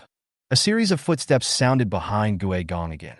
The two turned around and saw the sturdy man they called Tin in the morning leading several servants on the boat, striding over with weapons in hand, and said loudly, "Dad, let's fight them."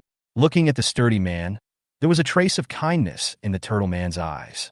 At this critical moment, he actually laughed. "You really look like me when I was young." The strong man couldn't understand why his own father was still playing such a sentimental game at this time. He was about to continue speaking when suddenly, a buzzing sound rang from his ears. A strong wind blew in the sky, and the waves on the sea suddenly became violent. Everyone on the boat looked up at the sky at the same time. "Dad, look!" In the sky, the Apache Cobra helicopter slowly descended. And then the pilot's voice came through the external communicator. "Warning! Warning! You have now entered the area controlled by Megatron. Please leave immediately. Otherwise, you will bear the consequences at your own risk. Warning! Warning! You are now! Warning! Warning! You are now!" Cobra 2 gave 3 consecutive warnings, startling everyone on the two boats below. The young strong man in front of Turtle was staring at Snake 2 flying in the sky in a daze. He seemed to recall some bad scenes in his mind and said in a not very firm tone, "Dad, I watched everything that happened in the central square that day. The things flying in the sky don't seem scary. The scary ones are the people holding strange firearms." The madam heard her son say this and seemed to have suddenly come to her senses. She said, "Damn it, why don't we continue moving in this direction and see if Hai Lauchi dares to follow us?" Chapter 41, The Daring One Dies. The young strong man listened to what the madam said. He looked at the hunchback turtle man with some uncertainty. He couldn't tell in his heart whether the madam's suggestion was good or bad.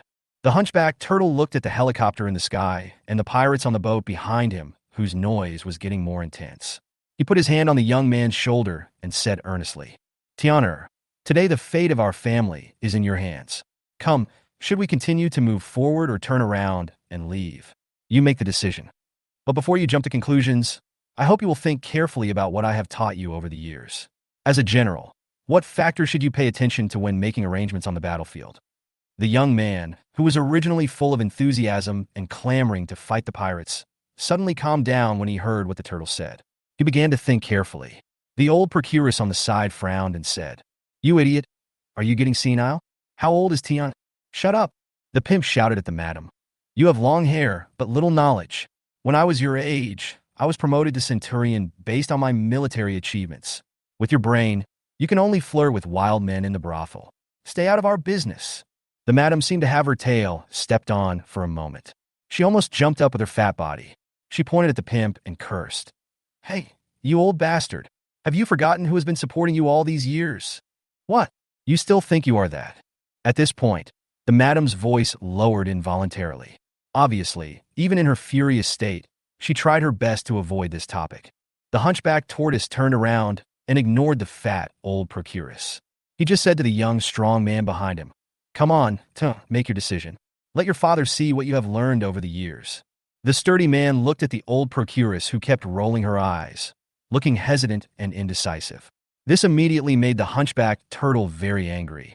A general should not be indecisive. "Have you forgotten everything I taught you?" As he said that, the old turtle raised his crutch and was about to hit the strong man. Seeing that the crutch was about to fall on him, The young, strong man gritted his teeth and immediately said, "Dad, let's change course." As soon as he finished speaking, a satisfied smile appeared on Turtle Man's face, and then the crutch in his hand fell on the young man again, but the force was much lighter. "This kid is teachable. Ha ha ha." Seeing his father laughing, the young man also laughed. Only the old procuress was dissatisfied. "Marry a chicken, follow the chicken. Marry a dog, follow the dog. Whatever I am, the boy will be the same.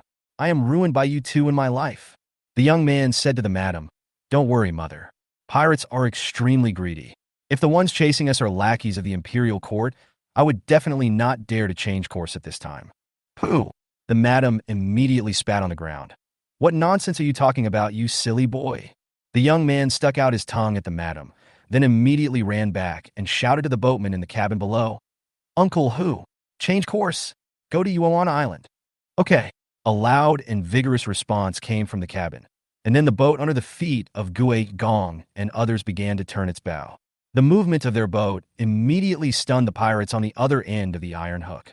A group of pirates looked at the seven seas on the mast, not knowing whether to continue chasing the hunchback turtle and his family, or Hai Lao-Chi looked at the densely packed pirates on the deck below, hesitated for just a moment, then gritted his teeth and said, "Brothers, do you know what I want to say?" At first, the hundreds of pirates on the deck below were all silent.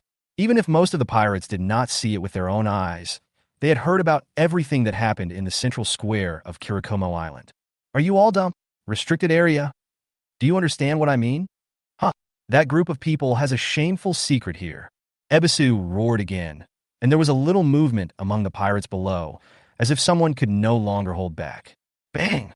The iron hook and rope that was hooking the hunchback turtle's boat fell to the ground. A pirate hurriedly bent down to pick it up, but he found that the pirates who had just pulled the rope with him were standing still. How could he possibly pull the rope that was hooking the entire boat by himself?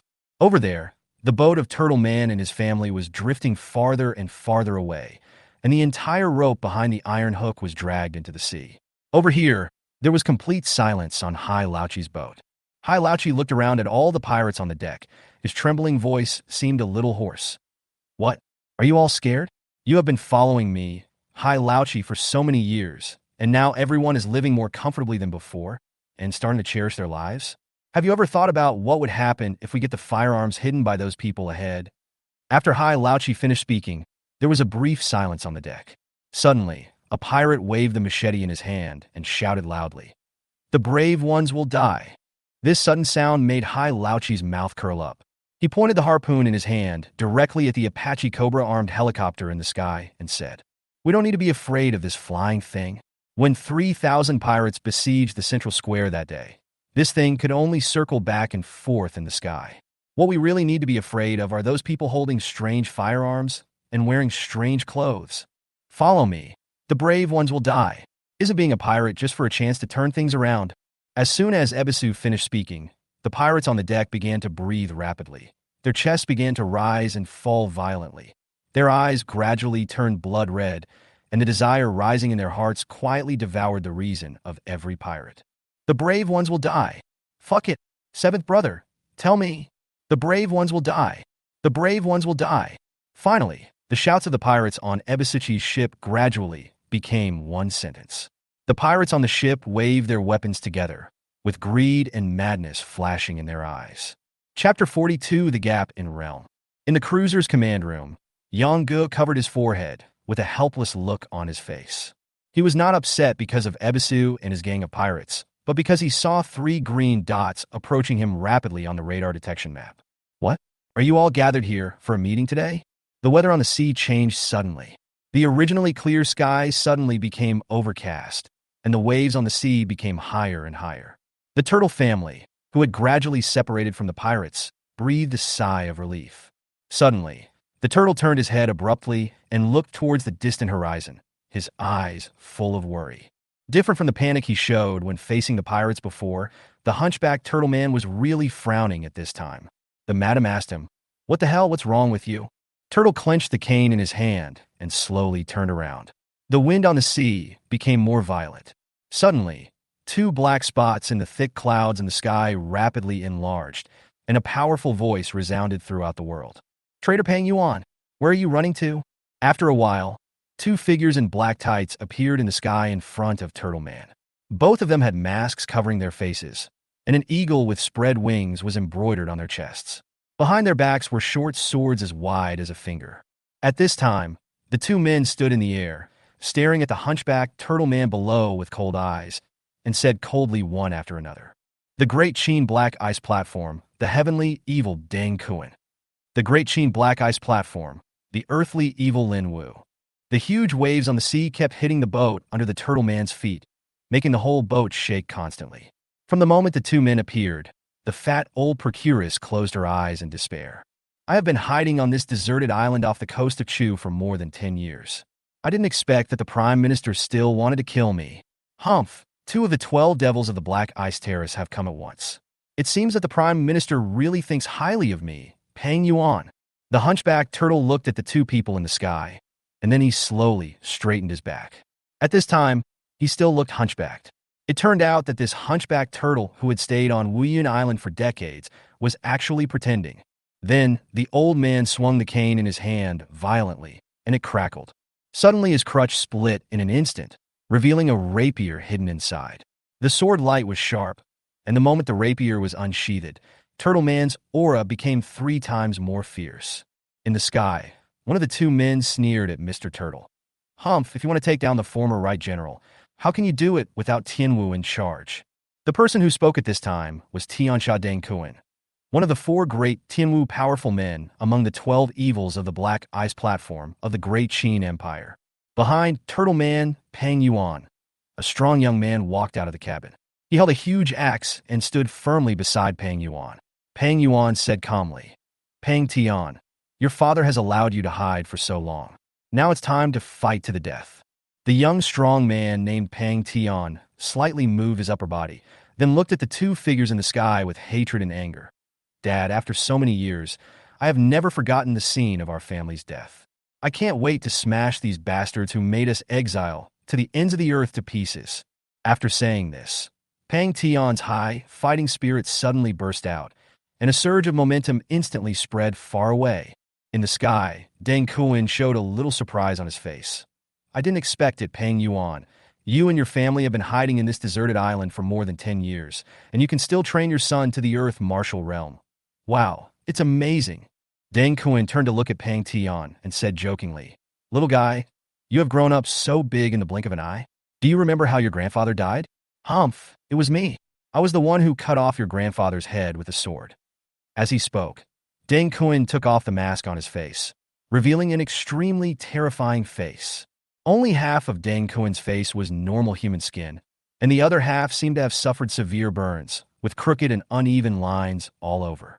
At first glance, it looked as if there were dozens of earthworms crawling on his face.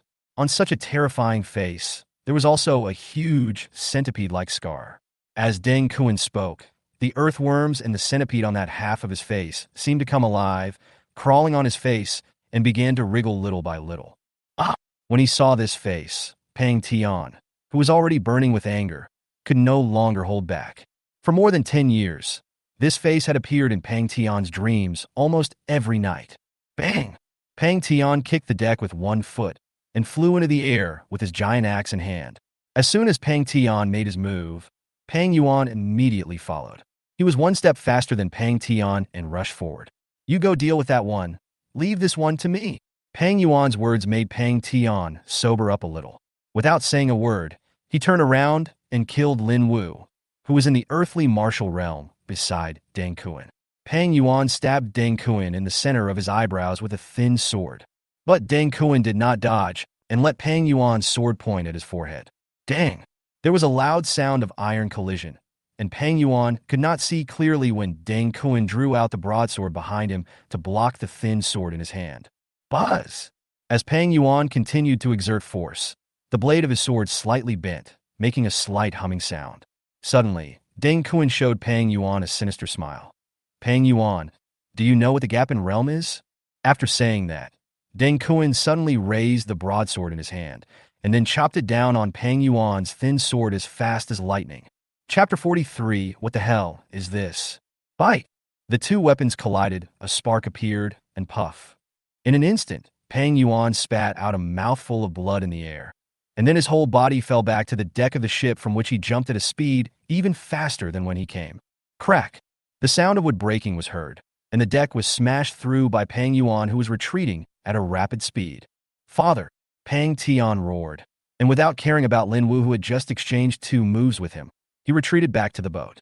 The madam in the cabin also ran out immediately. "Damn it! Ahem ahem!" A moment later, a violent cough was heard, and Pang Yuan slowly walked up from under the collapsed deck. He covered his chest with one hand, his mouth was covered in blood, his body was shaking, and it seemed that he would be blown down at any time in the sea breeze. At the same time, in another sea area 100 feet away, Cobra 2 looked at the pirate ship that was slowly moving towards them with full sails. The driver's voice with a hint of regret came from the communicator. "Unfortunately, you did not follow the will of Lord Megatron. I'm sorry, but you will pay the price for your negligent behavior." After saying that, Snake 2 slowly rose into the air. On the pirate ship below, the pirates saw that the iron block above their heads had actually increased in height. They all smiled and said, "Seventh brother, he ran away. Ran away. Ha ha ha ha. Come down, you mysterious creature." Hai Lao-Chi raised the harpoon in his hand and kept pointing it at the helicopter, shouting, "Come on! Uncle Chi is waiting for you here. Do you really think that Uncle Chi can be scared so easily?" "Bah! Pooh! Pooh!" A group of pirates followed Ebisu's example and made various insulting gestures towards the helicopter in the sky. Some of them even unbuttoned their trouser pockets to urinate on the spot. Yang-Gu, who watched this scene through the images transmitted back by Hawkeye, was very calm. In his eyes, these were all dead. "Rockets ready, fire." On the helicopter, as the pilot spoke calmly, 2 rockets mounted under the wings instantly ignited and flew out, swish, swish. Watching the 2 rockets flying out, the faces of the pirates on Ebisu's ship instantly became extremely interesting. Although they didn't know what this thing was, all the pirates recalled the scene of the Central Square that day in their minds, and they vaguely guessed what this thing would bring them. The pirate, who was originally pissing 3 feet in the sea breeze, suddenly shook himself off. The Seven Seas mouth, which was still full of nonsense, turned into repeating one word over and over again. "No, no, no." Boom, boom. 2 rockets exploded in 2 different areas in front and behind the pirate ship. Suddenly, flames shot up into the sky, thick clouds rose, and broken wood flew out. Countless pirates were either melted by the high temperature in an instant or carried to the sky by the subsequent shock wave. The pirate ship that was previously full of shouting and ridicule became quiet at this moment. The explosion caused by the 2 missiles caused the entire pirate ship to slowly fall over, but that was not the end. The main pilot on the helicopter opened the protective cover on the machine gun button, and then with a dive, the Snake 2 armed helicopter flew from the bow to the stern of the pirate ship with fierce flames from 20 machine guns. Boom, boom, boom, boom. The dull sound of machine guns came like rapid raindrops. The 20mm machine gun bullets could not only hit the pirates, but even if they hit the deck of the pirate ship, one bullet would create a huge hole. Some unlucky pirates would be hit by these 20 bullets and half of their body would be destroyed in an instant. The one who suffered the most was Hai Lao-Chi. It seemed that Snake 2 aimed the machine gun at him and dived. Several bullets hit Hai Lao-Chi. In the blink of an eye, a living person was turned into pieces of flesh, with only 2 broken legs still standing. The movement in the sea area undoubtedly attracted the attention of everyone on Pang Yuan's side. Even Deng Kuan, who was at the Tianwu realm, couldn't help but tremble when he saw the powerful missile attack of the Cobra. "What is this?" Afterwards, Snake 2 used the machine gun to start a unilateral massacre of the pirates below, which made Deng Kuan open his eyes wide. If this thing appeared on the front battlefield, then Deng Kuan didn't dare to think any further. He immediately took out a whistle and put it in his mouth and blew it. Whoosh! In the cruiser command room, Yang-Gu was watching the actual images sent back by Hawkeye while staring at the radar detection map. 2 of the 3 green dots that had come over before had now appeared, namely Deng Kuan and Lin Wu. As for the other green light, it had been hovering around, and the speed of that light that was very fast, almost catching up with Yang Ji's armed helicopter. As Deng Kuan blew his whistle, the 3rd light spot on the radar map quickly approached Deng Kuan. Yang-Gu immediately said into the headset, "Hawkeye, move the screen over there and see what's over there." Hawkeye received a... Then the picture on Yang Ji's main control panel switched to another sea area. On the endless ocean, a big guy with flapping wings was flying quickly towards Deng Kuan. Yang-Gu trembled all over when he saw that thing. The huge body, black scales, exuding the breath of a beast from ancient times, and the wings that covered the sky when spread out. Isn't this the lizard with wings that Wang Hun mentioned?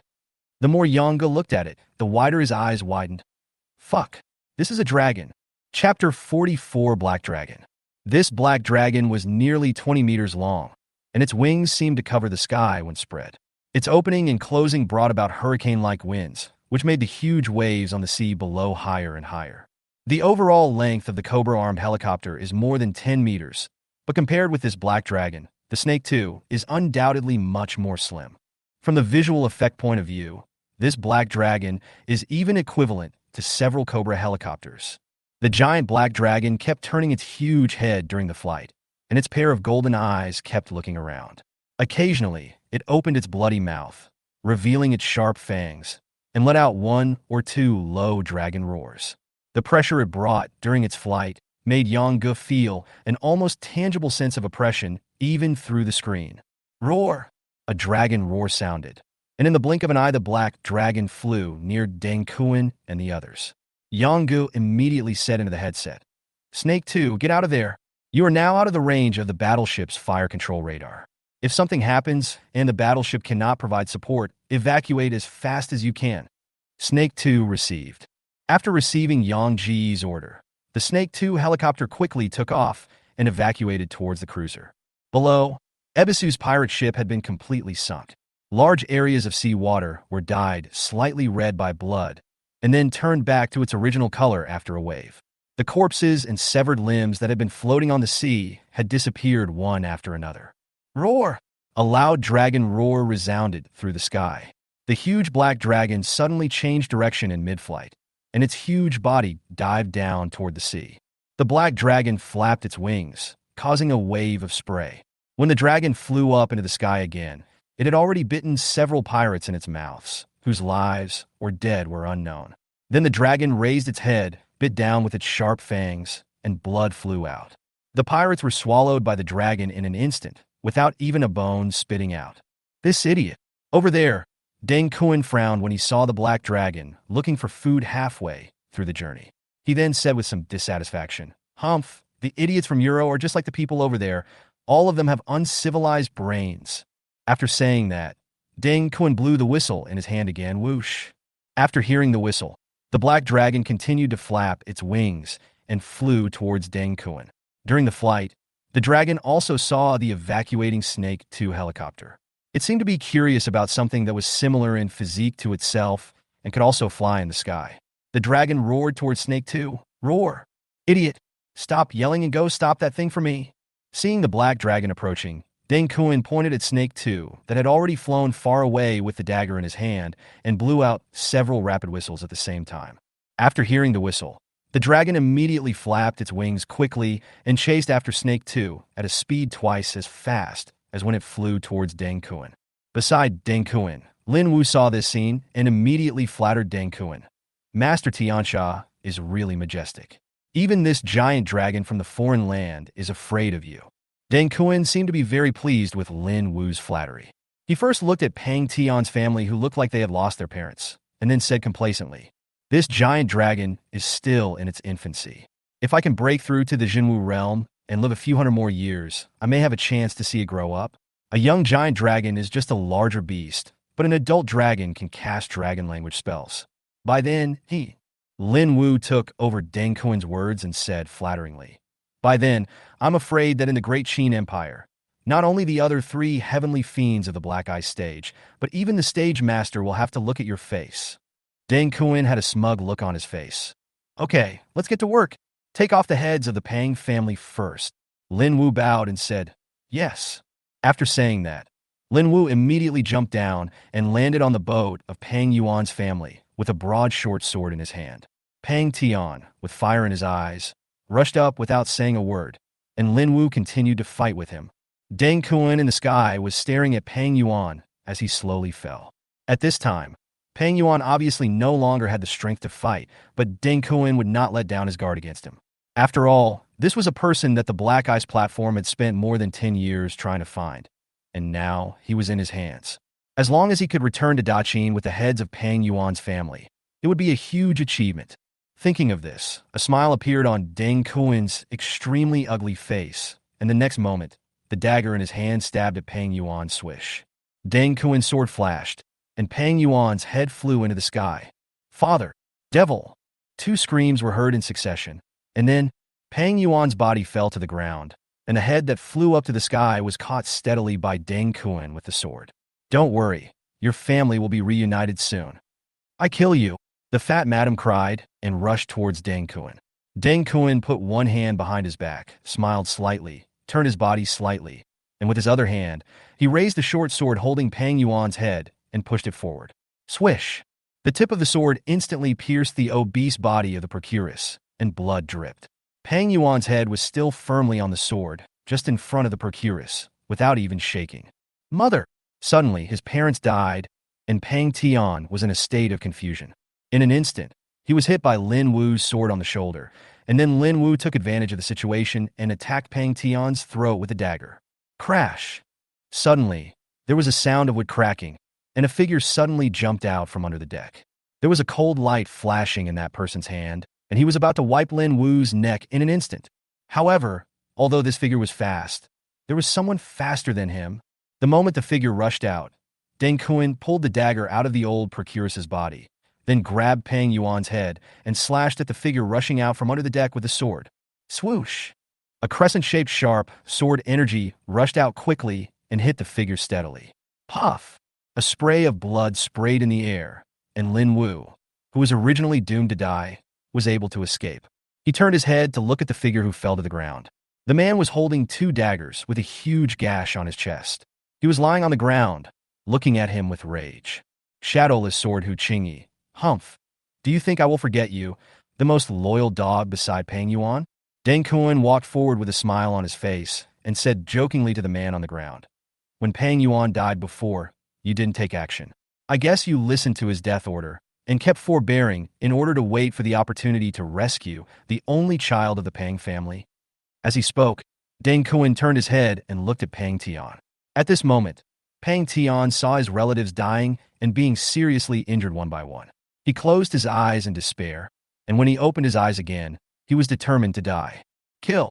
Pang Tian roared and rushed towards Deng Kuin. Swish!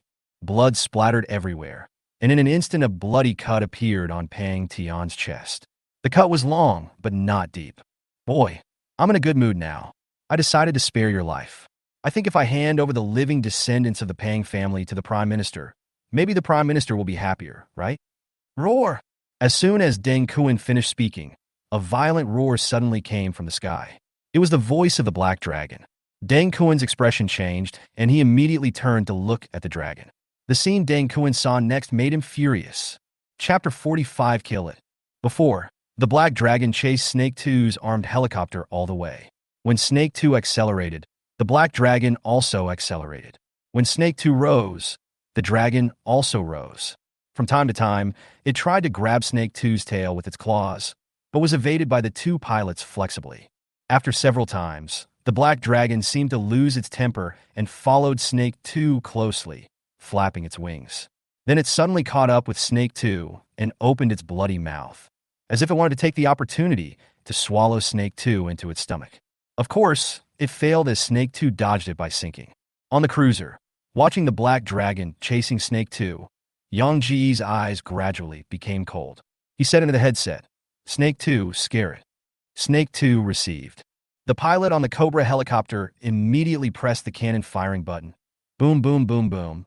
Suddenly, the 20-meter machine gun mounted under the armed helicopter burst into a violent flame, and this movement suddenly made the flying dragon following next to it pause. Then the dragon actually let out a loud dragon roar, and then suddenly accelerated, and then flapped its wings to attack Snake 2. Zira. The wings of the Black Dragon brushed past the fuselage of the armed helicopter. Fortunately, the co-pilot who was controlling the flight of the helicopter was alert and immediately turned the nose of the helicopter when he saw the dragon flying over. Otherwise, the Cobra 2 would have been blown away by the dragon's wings. Yang Ge was immediately angry when he saw this scene, and his voice became unusually cold. The next moment, he said 3 short words into the headset. Kill it. Snake 2 received. The Cobra 2 armed helicopter that was flying forward suddenly made a side and rear turn, with its nose facing the black dragon behind it. The pilot, whose finger had not yet left the machine gun button, immediately pressed it again. Boom, boom, boom, boom. A dull sound of machine guns rang out, and this time the 20 machine guns flashed with intense flames and hit the black dragon steadily. Puff, puff, puff. The first machine gun bullets that hit the dragon were all bounced off. The hard scales on the dragon's body served as a good protective shield, but being bounced off did not mean that it was ineffective. The 20 machine gun bullets fired at high speed made this dragon, which had been pampered since birth, feel pain for the first time in its life. Roar! Suddenly, the black dragon got angry. A deafening roar spread far away and could be heard clearly within 10 miles. What Deng Kun heard before was this dragon's roar. When Deng Kun turned around, he saw a scene that made him extremely heartbroken. The 20 guns that were firing at high speed did not stop because of the black dragon's pain. The rapidly flying bullets kept hitting the dragon and quickly broke its dragon scales. Suddenly, large pieces of dragon scales and almost black and red dragon blood fell from the sky. Roar! The giant dragon roared, flapped its wings, and flew into the sky, then swooped down from the sky and pounced on Snake 2. The pilot in the helicopter immediately pulled the operating lever, and this armed helicopter, which became famous in later generations, responded quickly. The slender fuselage deftly adjusted its flying direction, and the machine gun continued to spit flames at the flying dragon. Although the black dragon was huge in size, it was not as agile as an armed helicopter and had no long-range attack means. It was in pain and could not do anything to the Cobra 2 in front of it for a while. It could only howl miserably and was even forced to retreat after being beaten by the Cobra 2. At this moment, Yang Ji's order suddenly came through the earphones of the two Cobra 2 pilots. Retreat quickly, as fast as possible. Upon hearing this, the two drivers immediately ignored the black dragon that had been beaten to a point where it had no temper at all and hurriedly pulled the operating lever to retreat. Behind the dragon, Deng Kun was rushing towards them at a lightning speed. Deng Kun's speed is so fast that it is almost comparable to Cobra 2. Seeing Cobra number 2 turning around and running away, Deng Kun showed a sneer on his face. He said coldly, "Humph, you have to look at the owner before beating the dog. You beat off my big black scales, and now you want to run away? Dream on." As he said this, Deng Kun chased forward quickly while waving the dagger in his hand violently. Shwa! In an instant, another crescent-shaped sword energy flew out, chasing after Cobra 2 in front like a meteor. On the cruiser, Yang Ji's heart suddenly rose to his throat across the screen. This was the first time he saw the attack method of the Tianwu realm martial artists in this world. At this time, Yang Gu did not speak to Snake 2's driver anymore. He knew that reminding them now would only do more harm than good. The sword energy flashed past and instantly hit the cabin of Cobra 2. Clang. A piercing sound was heard. Sparks flew from the helicopter cabin, and a deep sword mark was left. Deng Kun was greatly surprised when he saw this scene. He didn't expect that his Sherwin attack did not cause any substantial damage to the opponent. This made Deng Kun very angry. Okay. Deng Kun immediately adjusted his body shape and flew towards the side of Cobra number 2. At the same time, the black dragon that had just been beaten also flapped its wings and followed. Like Deng Kun, this dragon looked at Cobra number 2 with nothing but anger in its eyes. At this time, the Cobra 2 was still more than 30 kilometers away from Yang Ji's cruiser in a straight line, and only more than 10 kilometers away from the cruiser's fire control range. In the cockpit of Cobra 2, the co-pilot looked at the display on the onboard radar and said to the pilot, "We can't get away at this rate. Should I turn the nose of the plane around and fire a rocket at him?" The pilot thought for a moment, then opened the protective cover of the rocket launch button. Okay. The co-pilot immediately pulled the joystick, and Cobra 2 once again adjusted its flight direction, making a 180-degree turn. As soon as the direction was adjusted, the main pilot pressed the rocket launch button, and whoosh! A precision-guided air-to-air missile ignited and flew out instantly. Deng Kun had already stopped when Cobra 2 changed its flight direction. He wanted to see what other tricks this flying piece of iron could use. Seeing a rocket dragging fire and thick smoke flying towards him, Deng Kun retreated quickly. As a Tianwu realm man, he seemed to have sensed the terrifying energy contained in it. In a moment, Deng Kun discovered that the flying speed of that thing was much faster than his own. He was immediately shocked. With a determined heart, he swung the broadsword in his hand diagonally downward at a high speed. Shwa! Another sword energy flew out from the dagger, and this sword energy accurately hit the warhead of the missile flying towards him. Boom! In an instant, a loud explosion sounded, and a dazzling fire broke out in the sky. At this time, Deng Kun was blown away by the violent shock wave generated by the explosion.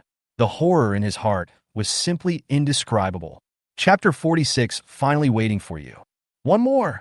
In the cockpit of Cobra 2, the main pilot who controlled the weapon system pressed the missile launch button again towards Deng Kun, who was blown away, and whoosh! The second air-to-air missile flew out with flames, passed through the black cloud and smoke caused by the previous explosion, and headed straight for Deng Kun. Deng Kun did not dare to be careless this time. After the shock wave of the first missile explosion dissipated, Deng Kun steadied his body and dodged the missile that was attacking him when it reached him. However, what Deng Kun did not expect was that after the missile flew behind him, it actually changed its flight direction and flew towards him again. Deng Kun immediately understood the horror of this ghost thing. When the missile came in front of him again, Deng Kun dodged it again. While dodging, he slashed with a sword in his hand. Boom! The missile exploded in the air. This time Deng Kun was closer and received a stronger impact. The high temperature caused by the missile explosion burned his clothes, and it was precisely this burning sensation that triggered Deng Kun's most unbearable memory. The half of his face that looked like it was covered with earthworms was caused by the high temperature. Suddenly, Deng Kun let out a terrifying roar, and his figure pierced through the explosion smoke belt in the sky like lightning, chasing after Cobra 2. After launching 2 missiles in succession, Snake 2 continued to fly forward. At this time, it had already put some distance between itself and Deng Kun, but the damn black dragon kept lingering around Snake 2. In a moment, Xier, Zhu Long, and Deng Kun quickly advanced several kilometers forward. At this time, they were more than 20 kilometers away from the cruiser and less than 10 kilometers away from the cruiser's fire control range. Swoosh, whoosh, whoosh. A quick whistle came out from Deng Kun's mouth, and suddenly the black dragon seemed to go crazy and suddenly flapped its wings and pounced towards Cobra number 2.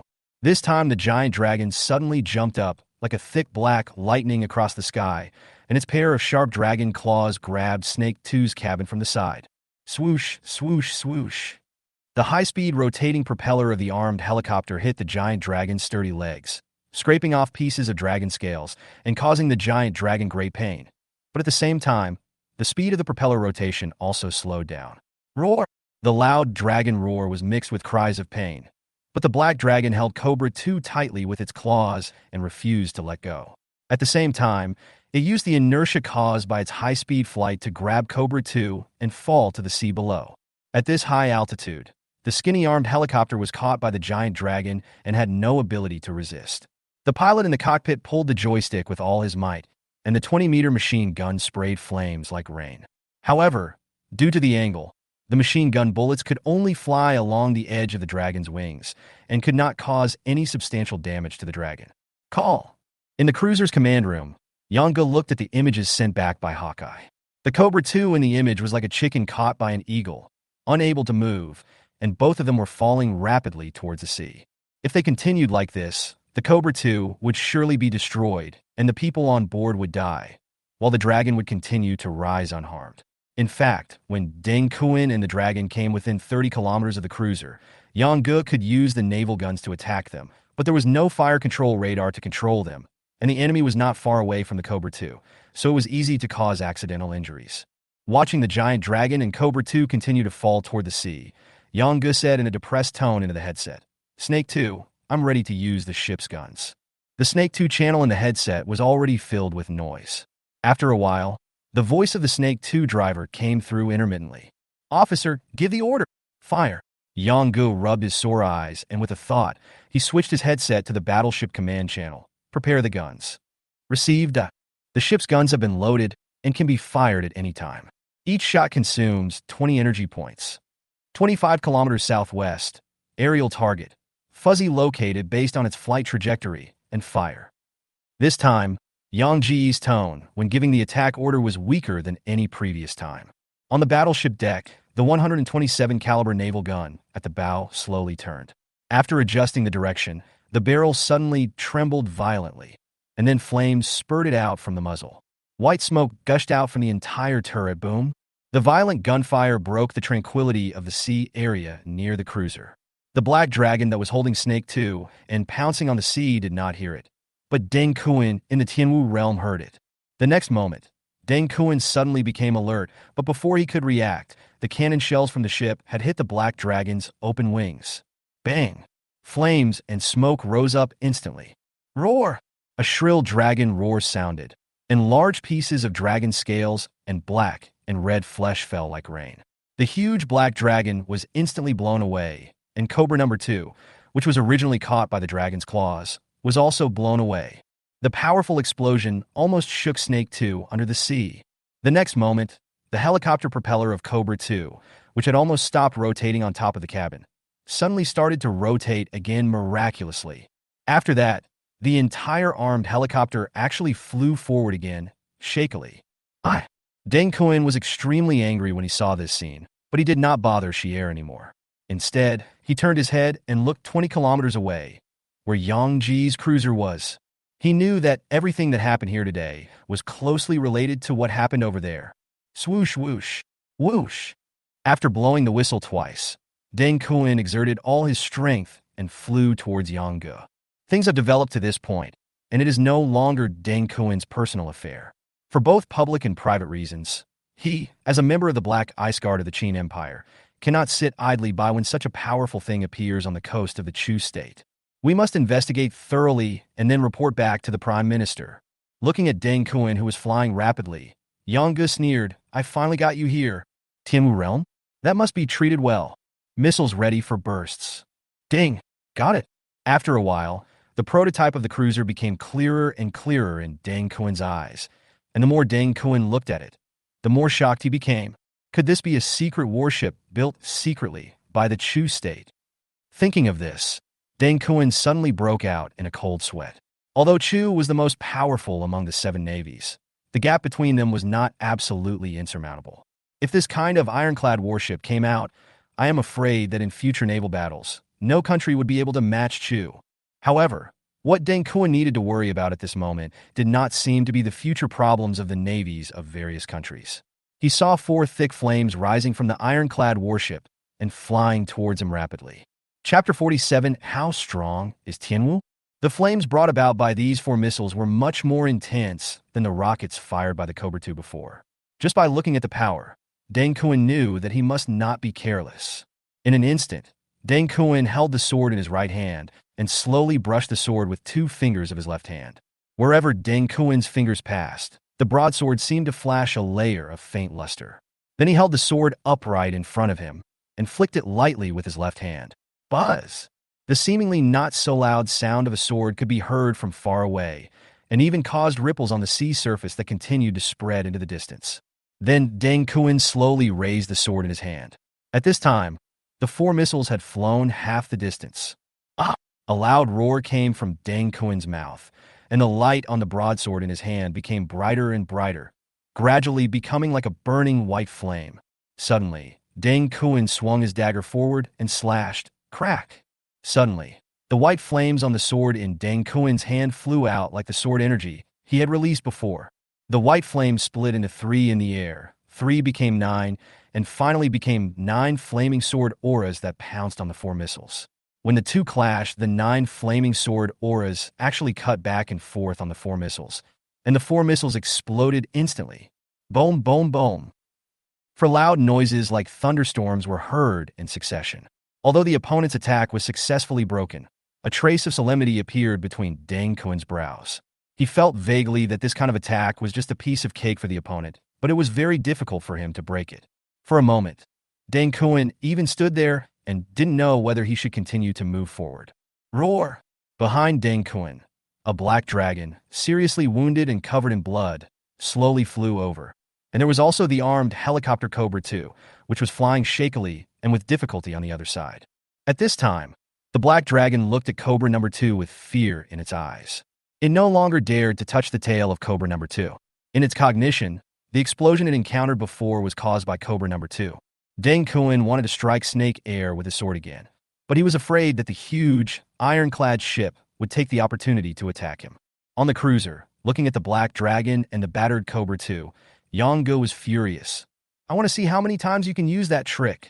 Missiles ready. Another 4-shot burst. Ding. Got it. A quadruple missile launcher on the cruiser immediately adjusted its direction. With Yang Ji's shout of launch, for flashes of fire suddenly appeared, and 4 Eagle Strike missiles flew into the sky, trailing long white smoke. Instantly, Deng Kuin's mouth twitched slightly. Sure enough, that kind of attack seemed to be a regular attack method for this ironclad ship. What the hell? The next moment, Deng Kuin turned around and ran away without saying a word, and he didn't even have time to blow the whistle to greet his black dragon. Swoosh! The sound of a missile breaking through the air came from behind immediately. Suddenly, Deng Kuin's forehead was covered with cold sweat, and his back was completely soaked with sweat. Deng Kuin, who was at the Tianwu realm, was fast, but the missile following behind him was even faster. In the blink of an eye, before Deng Kuin had flown far, the missile had already followed him. In a hurry, Deng Kuin used all his strength, waved the dagger in his hand repeatedly, and sword energy burst out. Boom, boom, boom.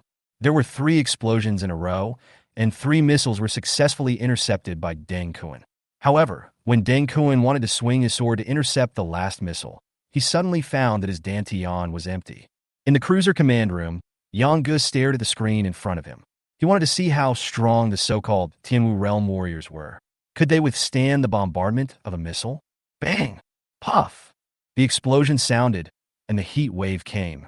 Deng Kuin was covered in blood. He was hit hard in the sky and instantly flew into the vast ocean. Soon, Deng Kuin, who was torn and covered with wounds, struggled to float on the sea. He blew the whistle in his mouth weakly, and the giant dragon flying in the sky heard the sound and came down to take him away. At the same time, Yang Ge on the cruiser suddenly received a prompt. The Apache Cobra attack helicopter has been repaired and is now ready for use. It was detected that the Apache Cobra attack helicopter was seriously damaged and needed repair. The first message was that Snake 1 had been repaired, and the second was that Snake 2 had landed safely back in the helicopter bay of the cruiser and needed repairs. Yang Ge immediately said into the headset, Snake 1, go and drive that dragon over to my side. Snake received it. The voice of the Cobra 1 pilot came from the headset, and then Cobra 1 slowly rose from the cruiser and flew towards the black dragon. As soon as the snake flew away, Yang Ge opened the shopping mall system and selected a very inconspicuous one from the dazzling array of various functional modules, 2,000 energy, and chose to buy. At this time, Yang Ge had 780 main energy left and more than 7,000 reserve energy. The energy power system upgrade had reached more than 70%, and the strong attribute energy extraction had also reached more than 20%. What Yang Ge just bought was just a very common functional module, which loaded very quickly, taking less than a minute in total. The black dragon that picked up Deng Kuin from the sea was flying back, but the Cobra number 1 behind it quickly caught up. The flying speed of the black dragon in a healthy state was about the same as that of the Cobra helicopter. At this time, its wings were hit by Yang Ji's naval cannon, and its flying speed was greatly reduced. It was soon caught up by Cobra number 1. The black dragon, which had suffered a series of high-tech injuries, was now a frightened dragon. When it saw the pursuing armed helicopter, it was so scared that it didn't even recognize the road. It immediately turned around in a hurry, and the snake didn't have to exert much effort, but it drove the panicked young but large black dragon to the vicinity of Yang Ji's cruiser. Yang Ge signaled to Wu Qiangxin beside him, and Wu Qiangxin immediately walked out of the command room and came to the front of the deck. At this time, there was an additional gun that looked like a smaller version of the naval gun. This was the latest functional module that Yang Ge had bought with 2,000 points just now. Wu Qiangxin stepped forward and manually operated the thing, aiming at the giant dragon that had nowhere to run after being chased by the snake. Pung! Suddenly, when the black dragon flew to a place relatively close to the cruiser, the strong muscles on Wu Qiangxin's arms bulged instantly, and the muzzle of the mini naval gun in his hand sprayed a large net towards the dragon in the sky. That is the whaling net that was often carried on whaling ships in later generations. The thing Wu Qiangxin was operating could not only fire a whaling gun, but also a whaling net after being modified into a battleship system. The black dragon suddenly panicked when it was caught in the net. It rushed around in the large net, but it was wrapped tighter and tighter. In the end, the dragon was entangled in 3 layers of whaling nets, making it airtight. Yang Ge in the command room was watching this scene with great interest.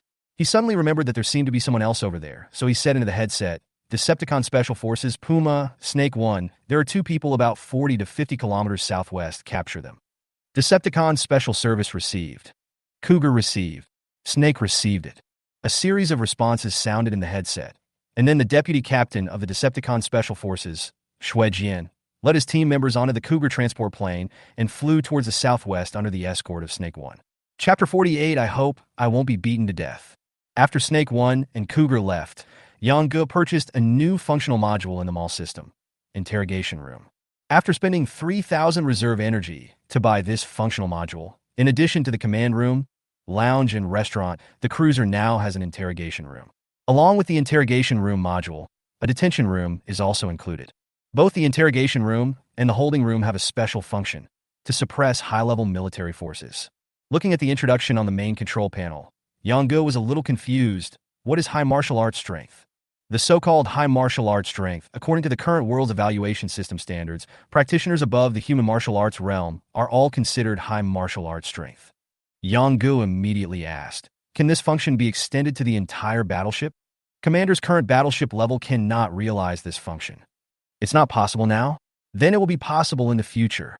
Yang was thinking when suddenly another prompt came from the headset. Reminder, Commander, a flying creature is too close to the battleship. The video footage was displayed on the main control panel. It turned out that the black dragon wrapped in the whaling net was flying around like a mindless fly, and it actually flew towards the cruiser. Why? With a sigh, Yang couldn't help but mourn for the giant dragon, hoping that it wouldn't be killed in one blow. Activate the ship's semi-automatic cannons for deterrence. Keep that thing away from flying around the warship. Received. Following Yang order, the two twin 37mm semi-automatic guns at the front and front center of the cruiser immediately started to operate. Boom, boom. Two consecutive cannon shots immediately frightened the giant dragon so much that it turned around and dared not approach the warship again. Deng Kuan, who was held in the dragon's mouth at this time, had no words to express his suffering. White foam was coming out of the corners of his mouth, and he felt dizzy. When the giant dragon was flying around in the sky, it did not consider the feelings of Deng Kuan in its mouth. Deng Kuan tried his best to endure the churning in his stomach, while forcing himself to adapt to the dizziness brought about by the giant dragon's spinning flight. He gripped the broadsword tightly and slashed hard at the whaling net wrapped around the giant dragon. At this time, something happened that surprised Deng Kuan. Needless to say, the sharpness of the standard broadsword of the Black Ice Guards of the Qin Empire was extremely high. However, this sharp dagger only made a small cut on the seemingly soft whaling net and could not even cut a single wire. Deng Kuan gritted his teeth and continued to row hard with the dagger. After a lot of effort, he finally cut a section of the whaling net. However, when Deng Kuan looked at the density of the lines of the whaling net, he felt like crying. How long would it take to carve out an exit for the dragon?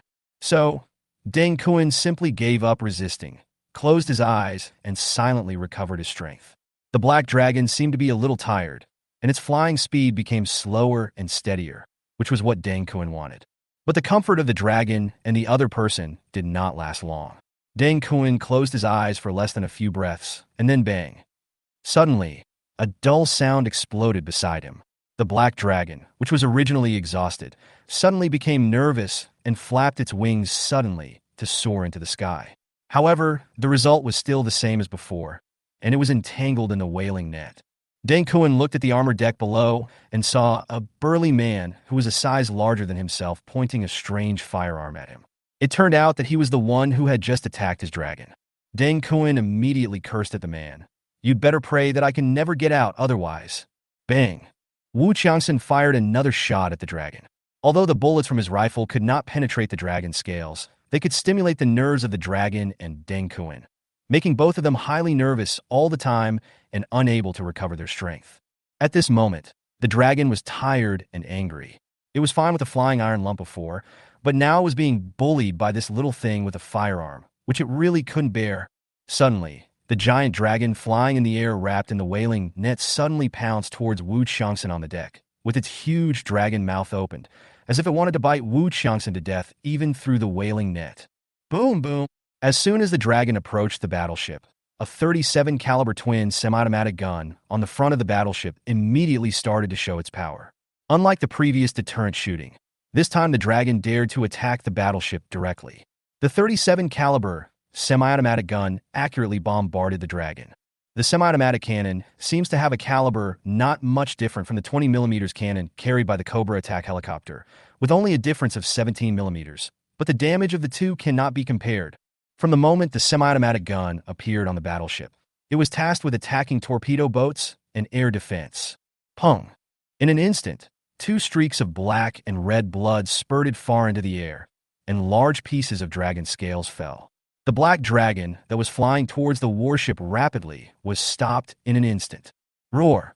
Two bloody holes appeared in the dragon's lower abdomen, and its dragon roar no longer had the momentum it had before. This time, the black dragon was completely wilted. It gently flapped its wings and tried its best to fly at a low altitude, away from the warship, and no longer dared to make any excessive moves. Wu Qiangxin, who was standing at the bow, continued to shoot at Deng Kuan from time to time, making Deng Kuan so angry that he had no place to vent his anger. The master of Tianwu realm was almost angered to death. After a while, Snake 1 and Puma landed back in the battleship's cabin, and Yanggu ordered into the headset, "Take the man to the interrogation room." Receive.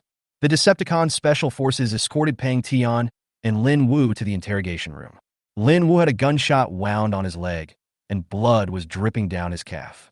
His face was filled with fear of the unknown and pain, because he found that as soon as he entered this strange room, the fighting spirit that was originally remaining in his body seemed to have disappeared out of thin air, and there was no movement anymore. The Decepticon Special Forces tied Lin Wu to the torture pillar, and Pang Tian was treated a little better and was given a chair. There is a one-way glass in the middle of the interrogation room. The situation on the defendant's side can be clearly seen from the other side, but when looking through the glass from this side, one can only see an ordinary wall. Yanggu was standing behind the glass at this time. He instructed Xue Jian in the interrogation room on the other side through the headset. Find out the origin of the man in black, what the eagle on his chest is, what he is doing here, and where the dragon came from.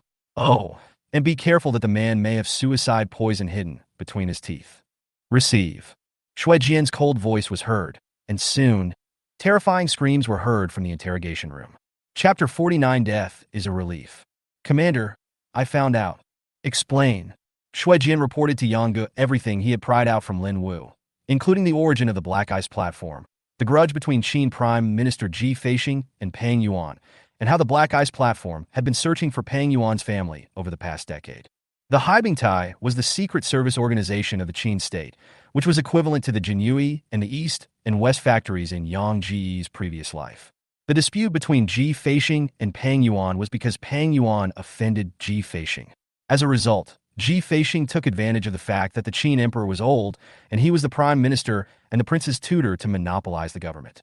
He framed Pang Yuan with the crime of treason and had the Haibingtai hunt down Pang Yuan's family for more than 10 years.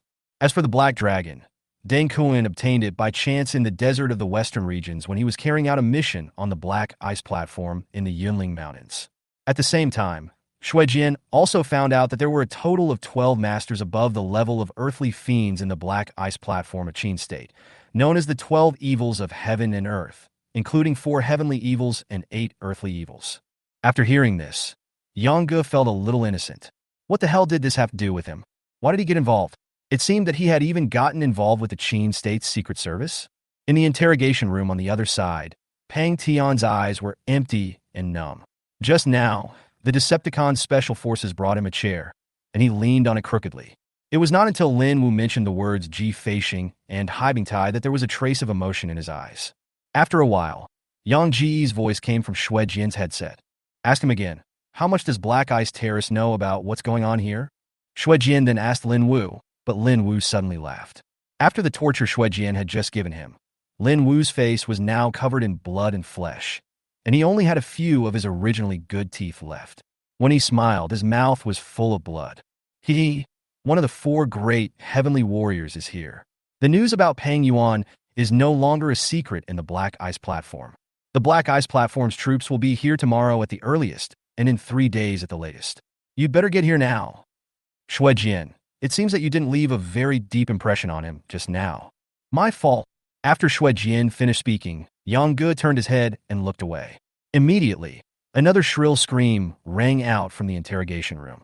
After a moment, Shui Jian moved his wrist, took out a dagger, and said coldly to Lin Wu, "Say what you should say, and if you say one more word, I will cut a piece of meat off your body." Lin Wu was trembling all over, and his body was covered in blood. Pang Tian, who had a numb expression on his face, looked at this scene, and his eyes suddenly regained a hint of spirit. Yang Ge once again said to Shui Jian, "Ask him again how much Black Ice Platform knows about Wuyan Island." Shui Jian placed a dagger on Lin Wu's finger and asked Yang Ji's question again. This time, Lin Wu swallowed a mouthful of blood and said weakly, "There is news from the Black Ice Platform that Pang Yuan is in the coastal area of Chu State, but we don't know exactly where. Deng Kuin is greedy for credit, so he and I searched all the inhabited islands in the sea outside Chu State and finally found Pang Yuan. No one else knows this news except Deng Kuin and me." After saying that, Lin Wu looked at the dagger in Shui Jian's hand and quickly added, "What I said this time is really true. I didn't lie to you." Yang Ge lowered his head and thought for a moment, then asked Shui Jian, "Do you think what he said is true or false? If you think it is false, then do it." As soon as Yang Ge finished speaking in the headset, Shui Jian's extremely cold face actually smiled at Lin Wu. "Ah!" Shui Jian held a bloody little finger in both hands and brought it to Lin Wu. He still kept a smile on his face. "I'll ask you again, how much does Black Ice Terrace know about what's going on here? I hope your answer this time won't disappoint me." Suddenly, Lin Wu's breathing became rapid, but the panic in his eyes disappeared without a trace, replaced by an unyielding determination and indifference to death. The frightened look before was all created by Lin Wu. What he told Shui Jian about the Black Ice Platform, Ji Feixing and Pang Yuan were not secrets at all. It would not hurt to tell them out. On the contrary, it would give the enemy the illusion that his psychological defenses had been breached. If a person would tell everything after being tortured a little, how could such a person be admitted into a spy organization of a big country and one of the famous 12 evil spirits in the world? This time, Lin Wu stared at Shui Jian with a hint of madness in his eyes. He suddenly shouted, "Long live the great Qin Empire!" Then Lin Wu's facial muscles trembled violently, and the next moment, Shui Jian's fist hit Lin Wu's face almost instantly. Bang! Shui Jian's punch knocked out the few remaining teeth in Lin Wu's mouth. Then Shui Jian used one hand to force open Lin Wu's teeth and picked out a tiny poison sac from it. The smile on Shui Jian's face turned into a sneer. He said to Lin Wu sinisterly, "Oh my, you're really not afraid of death? Humph, what the hell are the 12 evils? A piece of trash who can't even commit suicide in Megatron's hands." Looking at the poison sac in Shui Jian's hand, the madness and determination to die in Lin Wu's eyes suddenly disappeared. He was a little panicked. As a Black Ice Guard, and a high-ranking Black Ice Guard among the tens of thousands in the Black Ice Platform, he was not afraid of death at all. But not being afraid of death did not mean that he was not afraid of other things. In the interrogation room, Yang Ge looked at Pang Tian, who was watching with great interest beside Lin Wu, and said into the headset, "That man's name is Pang Tian, right? Tell him." Yang Ge said a few words into the headset, and then Shui Jian laid out the torture instruments hanging on the wall of the interrogation room one by one, and then he said to Pang Tian, "For fun." Pang Tian was stunned at first when he heard this, and then his numb eyes were suddenly filled with excitement that could not be expressed in words. He stood up from the chair and knocked over the chair because he was too excited. He hurriedly picked up the fallen chair, and Pang Tian looked at Shui Jian. Shui Jian stepped back, pointed at Lin Wu, and said to him, "Now he is handed over to you. I think you should understand that death is a relief for him." "Of course I understand. Don't worry." Pang Tian also had many wounds on his body, which were left from his previous fight with Lin Wu. However, these wounds did not become a factor that hindered Pang Tian's actions at this time. Instead, they added infinite motivation to him. "That's good. You can start now." With that, Shui Jian led the Decepticon team out of the interrogation room. At this time, Yang Ge also left the interrogation room behind the one-way glass wall and adjusted the channel of his headset. He could imagine what a person would do when facing the accomplice of the murderer who killed his parents. Yang Ge came to the deck. After a series of storms, the day was about to end. The sky and the sea in the distance were already glowing red. In front of the cruiser, a man and a dragon were already exhausted. Deng Kuin was better off. After all, he was a martial artist at the heavenly martial realm and could resist hunger, but the dragon was indeed starving. Chapter 50, there's still a long way to go. Deng Kuin, who was being held in the dragon's mouth, suddenly discovered that the amount of liquid flowing out of the dragon's mouth seemed to have increased. Deng Kun almost shed tears at this moment. Who has ever seen Tianwu as miserable as himself? First, he was severely injured by an unknown ghost thing, and now there is a big guy in front of him who is obviously not even a warrior, holding a black firearm and constantly harassing him. The most tragic thing is that the dragon he raised seems to be hungry, and he is in his mouth. For a moment, Deng Kun felt that life was tiring. When the last ray of sunset disappeared in the horizon, a message popped up on Yang Ji's main control panel. Ding! Reminder, Commander. The battleship's energy power system upgrade is complete. Current energy power system. Steam power advanced. Maximum speed 30 knots. Main energy storage function upgraded. Current main energy 570. The reserve energy storage function has been upgraded. The current reserve energy is 4,820. The biggest change brought about by the upgrade of the energy power system is that the capacity of the main energy bar has increased from 1,000 to 3,000, and the capacity of the reserve energy bar has increased from 10,000 to 30,000. As for the change in speed, it can basically be ignored. In fact, a speed of 30 knots is not slow. Many top warships in Yang Ji's previous life only had a speed of 30 knots. After all, no matter how fast your ship is, can it be faster than a fighter jet? Faster than a missile? Thinking about it, Yang suddenly had a question. What is the maximum speed that a battleship can reach? With the upgrade of the commander, the maximum speed of the battleship in the sea can reach 50 knots. Yang keenly caught a message. The maximum speed in the sea can reach 50 knots. This means, what if it's not in the sea? The current battleship system version cannot answer this question. It is recommended that the commander upgrade the battleship level before asking again. Upgrade your ship level. Currently, Yang Ji's battleship is a frigate-class cruiser, and the next level is a battleship-class cruiser. To upgrade, he needs to upgrade the radar system and weapon system first, and upgrading the radar system alone requires 100,000 points. Thinking of this, Yang curled his lips and said in his heart, there's still a long way to go. With the upgrade of the energy and power system completed, the battleship can resume sailing. Yang returned to the command room and looked at the black dragon flying hard at the bow. It had been flying for a long time, and he didn't know if it was tired. Opening the detection map, Yang pointed to the nearest island group and said into the headset, the target is the island group 15 kilometers due north. Let's go. As soon as Yang finished speaking, the huge cruiser began to move slowly. Suddenly, Yang remembered that he seemed to have forgotten something, and he said to the headset, Shuejian, take your men on the Cougar to collect the bodies of Pang Tian's parents, cremate the bodies of the others, collect the ashes, and bring them back to Wuyun Island for burial. Receive. Shuejian's voice was heard in the headset, and soon the helicopter cabin on the cruiser opened, and the Puma took off into the night. After a while, the cruiser arrived at the island group. It was already dinner time. A reminder from the battleship restaurant came from the main control panel. However, Yang shook his head and just ordered a glass of ice juice, because something interesting was about to happen. As soon as the snake was in the air, Johnson closed the net. Receive. Receive. Amidst a loud buzzing sound, Cobra number 1 flew into the sky. Wu Qiangxin stood next to the whaling cannon on the bow and pressed a button on it. Chapter 51, Tianwu's Teeth. The whaling cannon slowly retracted the cast whaling net. The giant dragon and Deng Kun, which were originally floating in front of the warship, were pulled closer and closer to the warship. The black dragon seemed to be very resistant and kept struggling in the opposite direction. However, the warship with a whaling cannon was fixed did not move at all.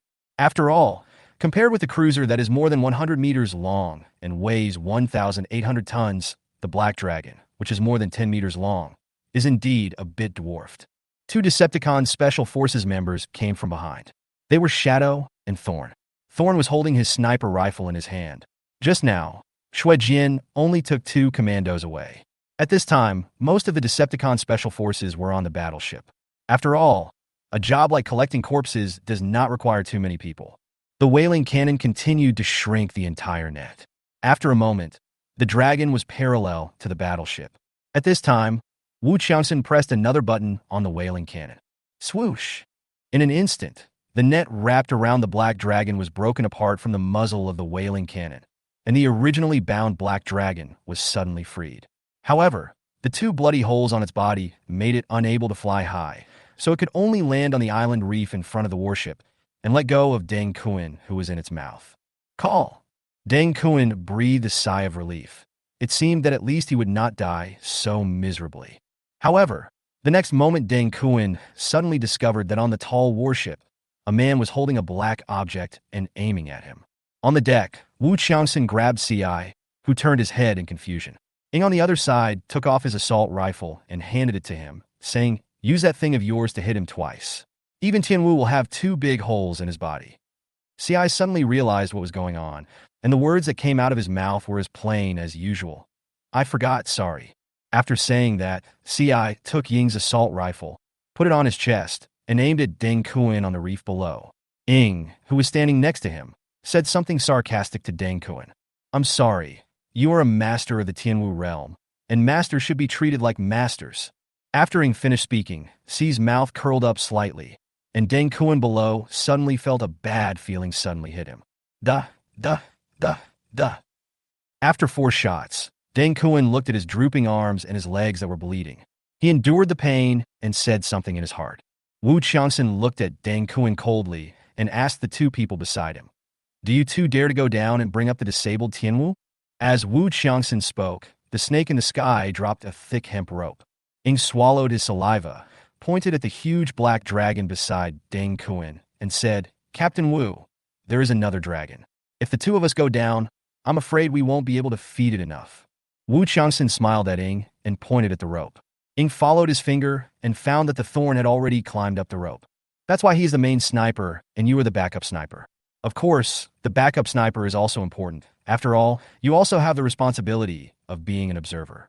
Yang Gu in the command room burst out laughing when he heard Wu Qiangxin's words. He didn't expect that this big guy could be so mean when insulting others. Ying had nothing to say after being mocked by Wu Qiangxin. He could only follow CI and climb up the ladder, pulling the hemp rope. The voice of the sky snake pilot came from the external communicator. "Don't worry, the dragon is very tired and injured. It should have fallen asleep now. For its species, sleeping is the best way to recover. Besides, even if that guy has ideas about you too, my machine gun will definitely teach it a lesson." Ying steadied the hemp rope in his hand and shouted to the sky, "Hey, you have to shoot accurately with your machine gun later." After Ying, CI, and the other man held on to the hemp rope, Snake E slowly flew over the islands and reefs. The giant black dragon seemed to have really fallen into a deep sleep, lying motionless on the rocks, with its huge body rising and falling slightly in a regular pattern. The 2 men slid down the rope. Ying landed first. He stepped on the island reef soaked in sea water, strode to Deng Kuan, who was shot in each of his limbs, and CI followed. Looking at Deng Kuan lying motionless on the reef, Ying asked CI, "Tie him to me?" CI didn't answer, but stared at Deng Kuan's mouth for a while and said coldly, "Are Tianwu's teeth also dangerous?" Ying thought it made sense and nodded seriously, then asked CI, "Yeah, what should we do? Should I give it a try with a punch?" CI nodded, and Ying stepped forward. Just as he was about to raise his fist, he saw a playful look in Deng Kuan's eyes, and then Ying put down his fist. "Hey, hey!" Ying gave Deng Kuan a strange smile, then picked up the assault rifle on his back and fired. Da-da-da! Ying fired a few shots at the reef below him, knocking off a fist-sized rock, then held it in his hand and said, "Hee." There were 2 more strange laughs, and Ying instantly slammed the stone in his hand onto Deng Kuan's mouth. Bang! Bang! The island reef in Ying's hand was broken into pieces, but Deng Kuan was not hurt at all. Deng Kuan grinned, and the gravel on his face fell off. Then he sneered at Ying, CI, and the other man. "He, 2 useless people who are not even good at human martial arts. I will tell you that the heavenly martial realm." Deng Kuan stopped talking halfway, because he found that CI had taken out a delicate hammer from somewhere, and the hammer was clearly shining with metallic luster. Bang! Snap! Whoa, whoa, whoa! Megatron cruiser inside the interrogation room. Yang Gu personally came to the other side of the one-way glass wall of the interrogation room and looked at Deng Kuan, who was tied to the interrogation pillar. Similarly, Deng Kuan, with his face covered in blood, was also looking at Yang Gu. Apart from the fact that his clothes were nice and he looked handsome, Deng Kuan didn't feel that there was anything magical about the young man in front of him. Oh no, it seemed that there was a little bit of the aura of a superior. It seems that this young man has only been in power for a short time. Of course, Yang Gu didn't know that Deng Kuan could tell that he had only been in power for a short time just by looking at him. He looked at Deng Kuan for a moment, and the first question he asked almost pissed Deng Kuan off to death. "Are practitioners in the heavenly martial realm valuable?" Puff! Deng Kuan almost vomited blood. He suppressed his anger and said coldly to Yang Ge, "Humph, do you want to humiliate me in this way? When can the value of Tianwu realm practitioners be measured by money?" Yang Ge frowned and looked at Deng Kuan. He spread his hands and said innocently, "I really don't know." Wu Qiangxin brought a chair for Yang Ge. Yang Ge threw away the cape of his military uniform, sat down, and stared at Deng Kuan with cold eyes. Chapter 52, I'll bury it in you. Hee ha! Deng Kuan suddenly laughed, and gradually, the smile on his face slowly changed from anger to bitterness. Finally, he said weakly, "Maybe it's still worth some money." The reason why Deng Kuan had this emotional change was because he thought of the firearms that each of Yang Ji's subordinates had. Then, Deng Kuan looked up at Yang Ge and asked, "Who are you? Why do you have those firearms, and this iron ship, and those flying things? How did you get all of these? How do you have these?" Yang Ge slapped his forehead. He actually asked a profound question. However, Yang Ge did not answer him, but continued to ask, "If I use you to exchange 100,000 troops from the Emperor of Qin, will the Emperor of Qin agree?" Deng Kuan rolled his eyes weakly, looking at Yang Ge, who kept sneering, and finally said, "I don't know whether the Emperor of Qin will agree, but the Prime Minister of Qin will definitely agree, because the Emperor of Qin is old and confused, but the Prime Minister of Qin will not agree." 100,000 troops? Humph, you can add another 100,000. With Qin's national strength and population, 200,000 combat soldiers can be trained in 3 years.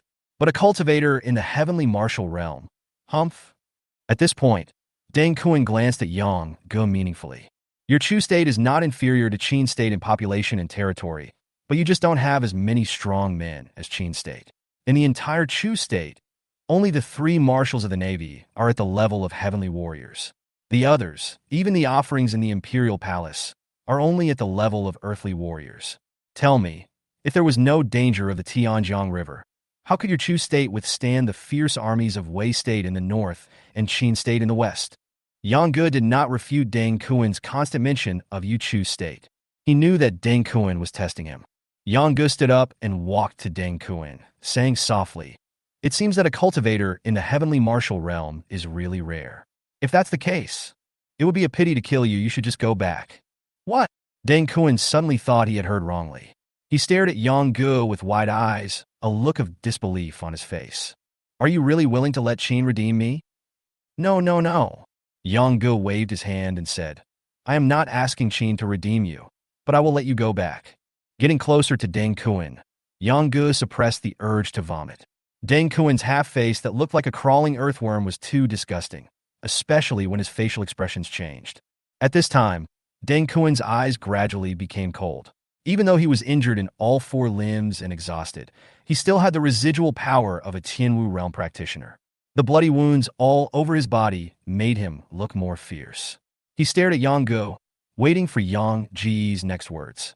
Facing Deng Kuan, whose eyes were like those of a wild beast, Yang Ge was not afraid at all. Now the life and death of this beast was in his hands. "I believe you have the courage to not fear death, and I also believe that you can withstand any torture after breaking through to the heavenly martial realm. Therefore, it is of no use to me to keep you here. Therefore, I decided to let you go back and continue to enjoy your wealth and glory." After saying that, Yang Ge stepped back. Shui Jian, who had gone to collect the bodies before, walked in. He placed a round object in his hand in front of Deng Kuan. It was Pang Yuan's head. "You are one of the 4 great warriors of the Black Ice Platform. If you take this thing back to the Black Ice Platform and give it to your Qin Prime Minister Ji Feixing, I believe you will soon be second only to the Emperor, right? Now, I will give it to you." Pang Yuan's head. When Deng Kuan saw that thing, a fierce look flashed in his eyes. "What did Lin Wu tell you? This is between you and me. No one else is involved." As he spoke, Yang Ge took out a white scroll, which was the spiritual contract scroll that he had taken out from Wang Hun's bag. "Sign it, and you can leave with something that will help you go further. Of course, you can also stay here for a few days and recover from your injury before leaving." At this moment, Yang Ge noticed that Deng Kuan's eyes actually showed a hint of joy. "Are you serious? I signed this thing, and you let me go?" Yang Ge frowned slightly. Something was wrong. It is impossible that Deng Kuan does not know the function of the spirit contract scroll, and the hint of joy on his face just now is real. There must be something fishy going on. Yang Ji's expression became slightly solemn. He asked Deng Kun in a cold voice. Is this thing useless to you?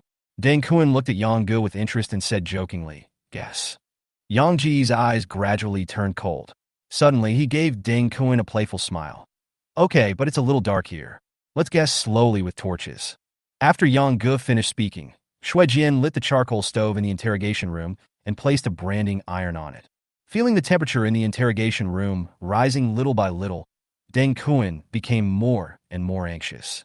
His past experiences came to him like a nightmare, making him feel as if countless ants were crawling all over his body, making him itchy and unbearable. By the end, Deng Kun was almost going crazy. He twisted his body, which was tied to the interrogation pole, wildly, as if he was trying to get rid of something, and let out a low roar like a beast.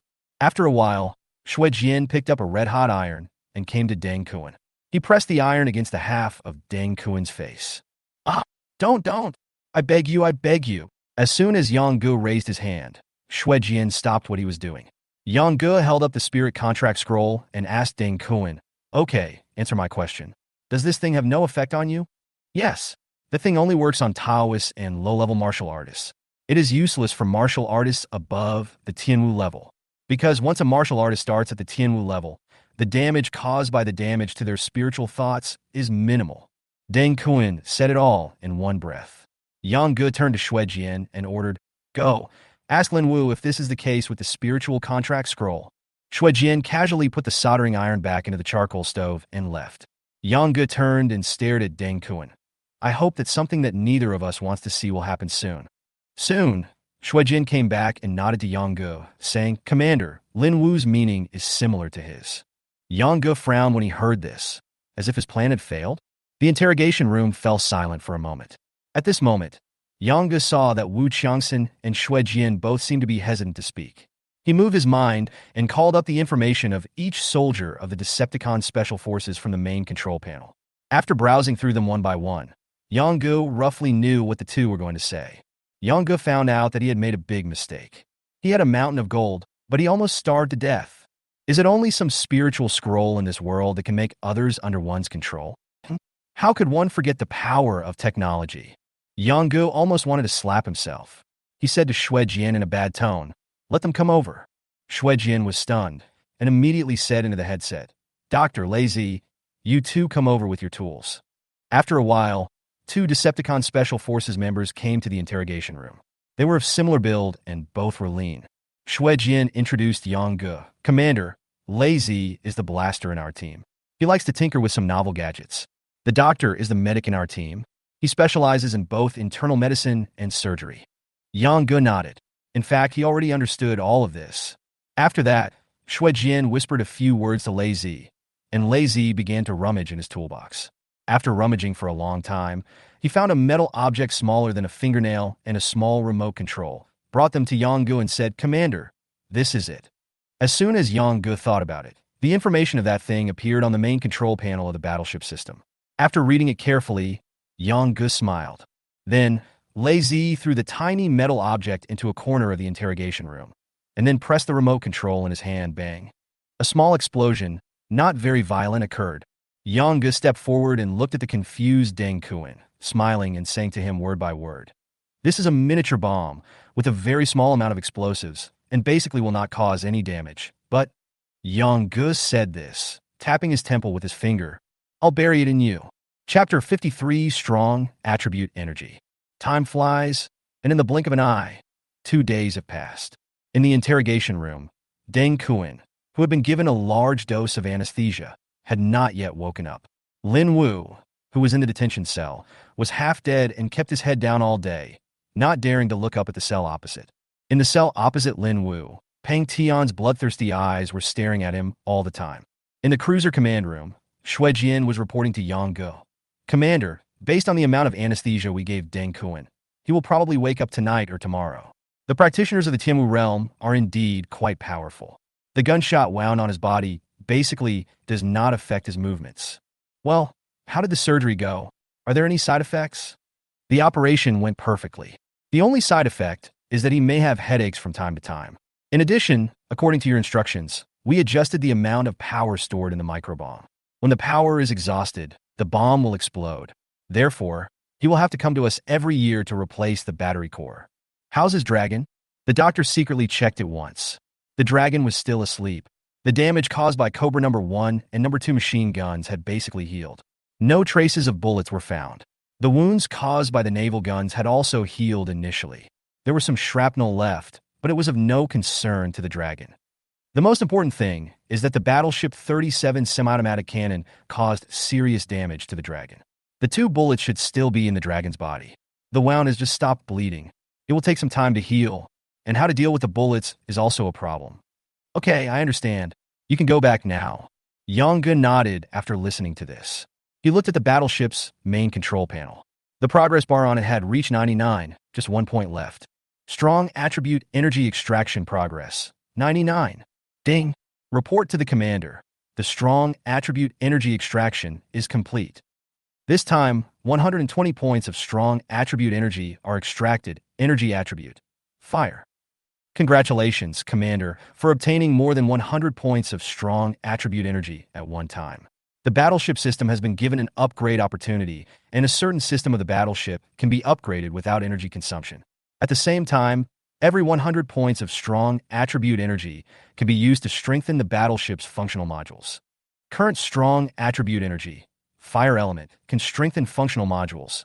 Quadruple missile launcher, 127 caliber naval gun, shipborne twin 37 semi-automatic gun.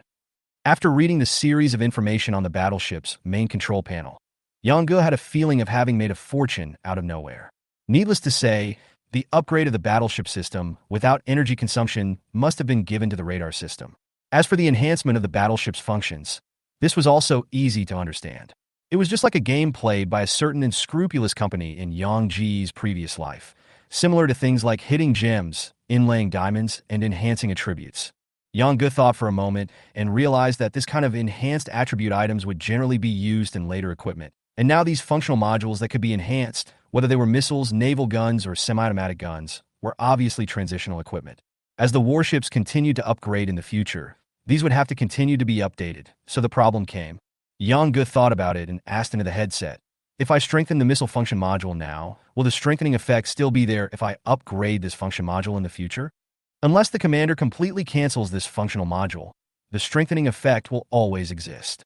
For example, if the commander chooses to enhance the missile launcher and then upgrades to the missile launch bay or vertical missile launch system, the enhanced function will always exist. After receiving the system's reply, Yongu made a decision without hesitation.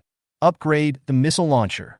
Through the previous battle with Deng Kuan, Yongu discovered that his existing weapons did not have an overwhelming advantage over practitioners in the heavenly martial realm. So he chose the missile launcher with the greatest power and longest range among the 3 modules that could be strengthened.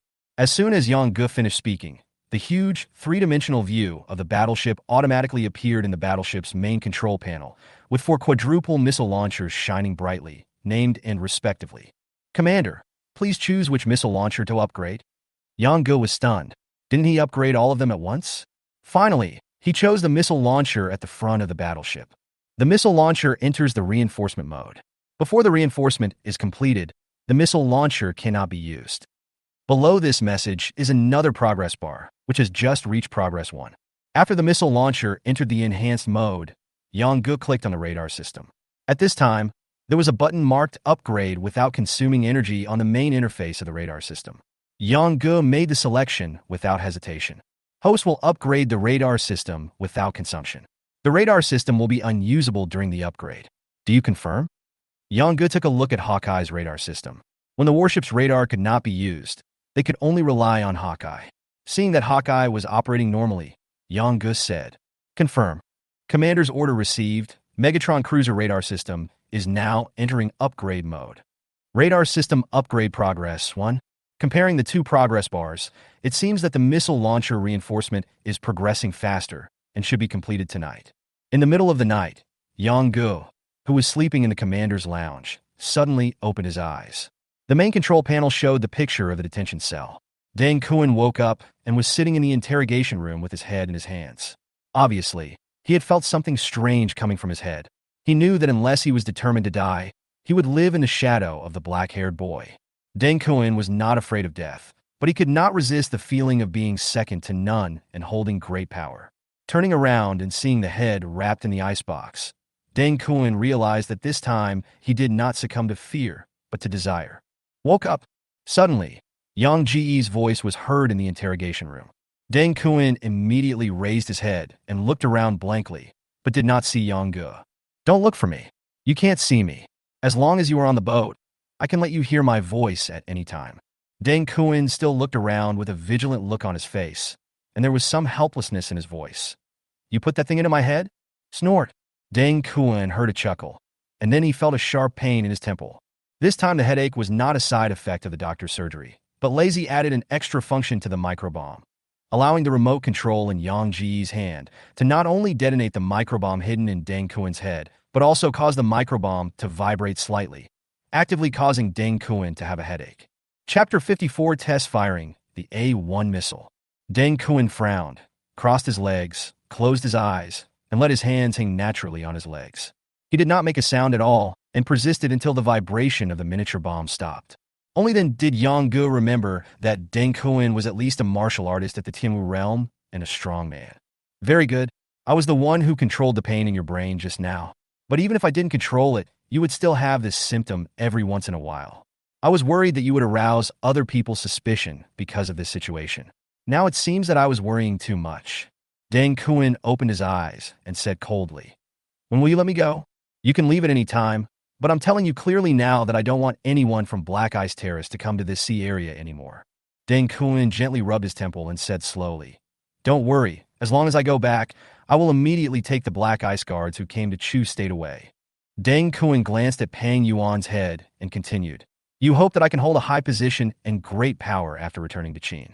If you help me with something now, I will be able to climb up faster after I return." Yang Ge on the other side frowned and said calmly, "Tell me about it." "I have the 4 heavenly warriors in the Black Ice stage, which are the 4 heavenly demons among the 12 heavenly demons. Besides me, there is another heavenly demon who came to Chu this time. If you get rid of him, then I can return to Qin with Pang Yuan's head and be fully confident that I can become the deputy head of the stage within half a year." Yang Ge sneered. "It's a good idea to use my hand to help you get rid of your political enemies. Helping me is helping yourself. The faster I climb, the sooner you can benefit.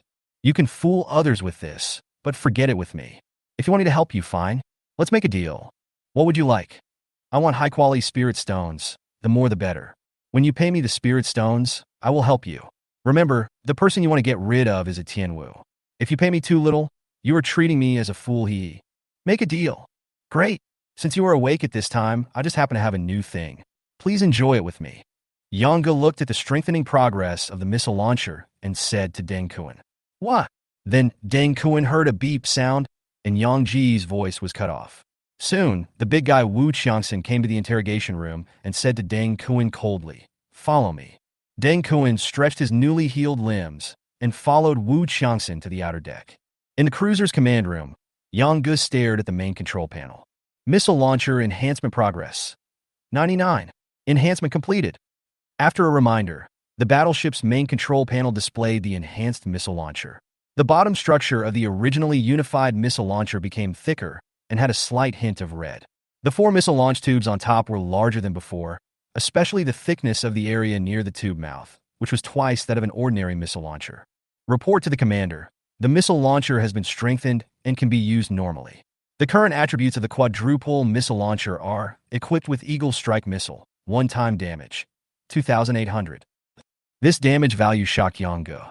You know, with the same Eagle Strike Missile, the damage of an ordinary missile launcher is only 1,500. The power has increased by nearly double. Missiles ready. Target the sea 5 kilometers south. At this time, the radar on the cruiser was turned off, and the missile could only determine the attack location through Yang Ji's instructions. With a thought, Yang Ge switched the headset channel. Deng Kun, who had just followed Wu Qiangxin to the deck and was breathing the night sea breeze, heard Yang Ji's voice. Look to the south. In the command room, Yang Ge also looked towards the southern sea and said, "Launch." Sizzle. A sudden loud noise startled Deng Kun on the deck. He almost instinctively reached for his back but found nothing. Then he remembered that his broadsword was still on the reef where the dragon was sleeping. The strange sound that just sounded came from the missile launcher. Deng Kun looked over and saw that one of the 4 huge, slightly red missile launch tubes had been opened. Then Deng Kuan felt a wave of heat rushing over him. And whoosh! A slender eagle strike missile flew out from the missile launch tube that was reinforced with strong attribute energy. The missile was red all over, and at first glance it looked like a sky-burning fire carrying the power of annihilation. Deng Kuan had smashed 7 missiles before, so he certainly knew how terrifying this slender iron pillar-like thing was. At this moment, the iron pillar suddenly launched from the cruiser was even more terrifying than anything he had encountered before. Deng Kuan watched without blinking as the iron pillar flew up into the night sky, leaving a long trail of white smoke in the night sky, and finally fell rapidly into the sea in the south. Boom. There was a loud noise that shook the eardrums, and a violent fire broke out. Wow. A huge curtain of water rose into the sky, almost covering the sky and the moon. The waves caused by the missile explosion spread rapidly, eventually forming tsunamis that swept in all directions. Crash! The sea was filled with the sound of exploding seawater and thick clouds rising. Time seemed to stand still at this moment. Even though Yang Gu was mentally prepared, he was still slightly shocked by the power of the missile explosion. The waves that flew high into the sky even fell on Deng Kuan's clothes. Deng Kuan estimated the distance between the area where the missile fell and himself. The hairs on his body stood on end. In the end, his hands were trembling as he wiped the water droplets off his body. Soon, the fire in the southern sea went out, but the rising black clouds were still extremely conspicuous under the starlight. Deng Kuan on the deck lowered his head silently. If you use this thing to deal with your political enemy in the Tianwu realm, how many do you think you will need? Yang Ji's voice sounded at the right time. Deng Kuan was just thinking about this question. The answer he finally came to in his mind was 2 at most, at most. After a moment, Deng Kuan swallowed his saliva, then raised his head, opened his mouth, and took a few gulps of sea breeze. He said, "Can you tell me which force you represent?" After a brief silence, "That's very interesting. Representative, can I become a force myself?" Deng Kuan's whole body suddenly shook when he heard this, and a look of enlightenment appeared in his eyes. He turned to look at the main tower of the cruiser and bowed solemnly. The next morning, Deng Kuan had recovered some of his strength after a good sleep. He went to the deck, tapped a few steps, and flew down from the cruiser, landing on the island reef where the black dragon was sleeping. A flute sounded, and the dragon woke up from its slumber. After touching the black dragon's head, Deng Kuan picked up the broadsword on the ground and swished. Several sword lights flashed by, and the giant dragon roared. Roar! Clang! A crisp sound was heard, and 2 metal bullets fell to the ground. The dragon that had just risen up in anger seemed to feel that the foreign object in its body had been removed. Its roar gradually became lower and lower. Finally, it followed Deng Kuan and flew towards the Wuyun Island. Before leaving, Deng Kuan left a message for Yang Gu. "I will deliver what you want as soon as possible. This dragon is injured and can only fly for a short time. It cannot fly across the sea. I will lock it up on Wuyun Island. Please take care of it. I will bear all the expenses." Chapter 55. Liaodong King Gongsun Hao. There is a continuous mountain range to the north of Wuyun Island. Deng Kuan locked his black dragon in the mountains with an iron chain as thick as an ordinary person's waist. There are many animals in the mountains, so the dragon will not starve even if it is locked here. Half a day after Deng Kuan left Wuyun Island, Yang Ji's main control panel received a prompt. Report to the commander. The battleship radar system has been upgraded. Upon hearing this, Yang Gu immediately turned on the radar system. He wanted to see what improvements the upgraded radar system had. However, Yang Gu was dumbfounded. The upgraded radar system was exactly the same as before the upgrade, and the properties had not changed at all. Could it be that the upgrade failed? Then, Yang Gu remembered that except for the energy and power system, upgrading other systems only unlocked the technological ceiling. Only by upgrading specific functional modules could the attributes be improved. Looking at the WASP radar module he currently had, if he wanted to upgrade it, he would need 30,000 points, which made Yang Gu very discouraged. Drop! It is detected that the commander's energy consumption value exceeds 100,000 within 15 natural days, and a function module worth 100,000 energy value is randomly given. Drop! Congratulations, Commander! You have obtained a 3rd-generation fighter airport and will be given a 3rd-generation fighter, including the pilot, and a tactical bomber, including the pilot. This function module will be available after the commander unlocks the base system. The energy consumption value exceeded 100,000? It seems that the radar system upgrade, without energy consumption, is also counted as normal consumption. After Yongu recovered from his shock, he immediately asked, "How do I unlock the base system?" Commanders can unlock the base system after upgrading their battleships to battle cruisers. Yongu. It was like a basin of cold water was poured over his head, and Yongu instantly wilted. Energy, energy. I can only hope that the nearby pirates can give me some help.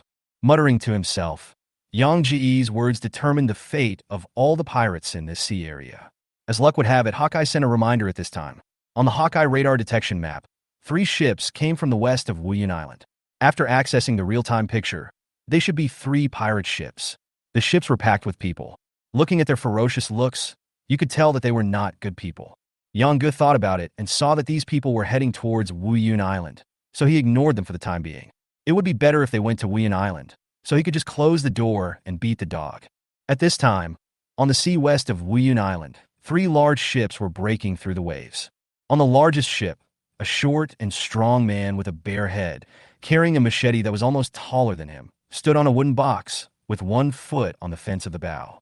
He looked in the direction of Wuyan Island ahead, then turned his head and said, "Brother, let's just go ashore on Wuyan Island. I think those people made the story about Wuyan Island so mysterious. It's probably fake." There were 2 people standing behind the short and strong man. One of them was tall and burly, standing slightly sideways beside the other one. The other one was dressed as a scholar. At this time, the scholar said, "No, third brother. There is no smoke without fire." Almost all the pirates from the Mist Island said so. Even if it is not entirely true, it is more or less credible. I heard that the man has powerful firearms. If we can get in touch with him, then...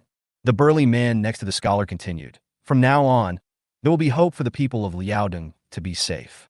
The scholar nodded and said, "Yes, we went all the way south from the Liao Sea, hoping to recruit pirates to fight for us, but alas." Snort. When the scholar mentioned pirates, the short and strong man immediately showed a look of contempt. "Brother, why are you sighing so much for these pirates? Those pirates are not the material to accomplish great things. They just want to live a carefree life day by day. I have seen that these pirates are lazy people. Even if we recruit them, they will only be soldiers." The burly man continued, "Third brother is right. It is unrealistic to rely on these pirates to resist the Hu cavalry in Beiyuan. Brother, don't be too sad." The scholar's eyes showed sadness. "That's true, but it's a pity that Liaodong has a special geographical location. The Emperor of Yin is watching covetously, and the King of Goryeo and I are not on good terms. It's a pity that hundreds of thousands of people in Liaodong blame Gongsun Hao for his incompetence. Gongsun Hao, a name known to everyone in the Yin and Zhao lands in the north of Yinxia continent, is the famous and benevolent king of Liaodong. Why?" At this time, the short and strong man also looked annoyed. "Brother, tell me why we only have one spiritual mine in Liaodong? Not to mention the gold mine and copper mine. Even if there is an iron mine, we will not be so poor that we can ask the king of Goryeo for help." At this time, the burly man standing next to Liaodong King Gongsun Hao said in a cold voice, "Spending money to ask the Goryeo king for reinforcements is tantamount to drinking poison to quench thirst. The Yin emperor has wolfish ambitions, and the Goryeo king also sees Liaodong as fat meat in his mouth. The most important thing is to strengthen our own strength." The short and strong man waved his hands and said, "Second brother, it's easy for you to say that. The Emperor of Yin and the King of Goryeo have issued orders at the same time, prohibiting us from trading spirit stones and prohibiting their own practitioners from coming to Liaodong. They are really trying to trick us to death. Big brother, do you think those Beiyuan Huchi were secretly invited by these 2 grandsons?"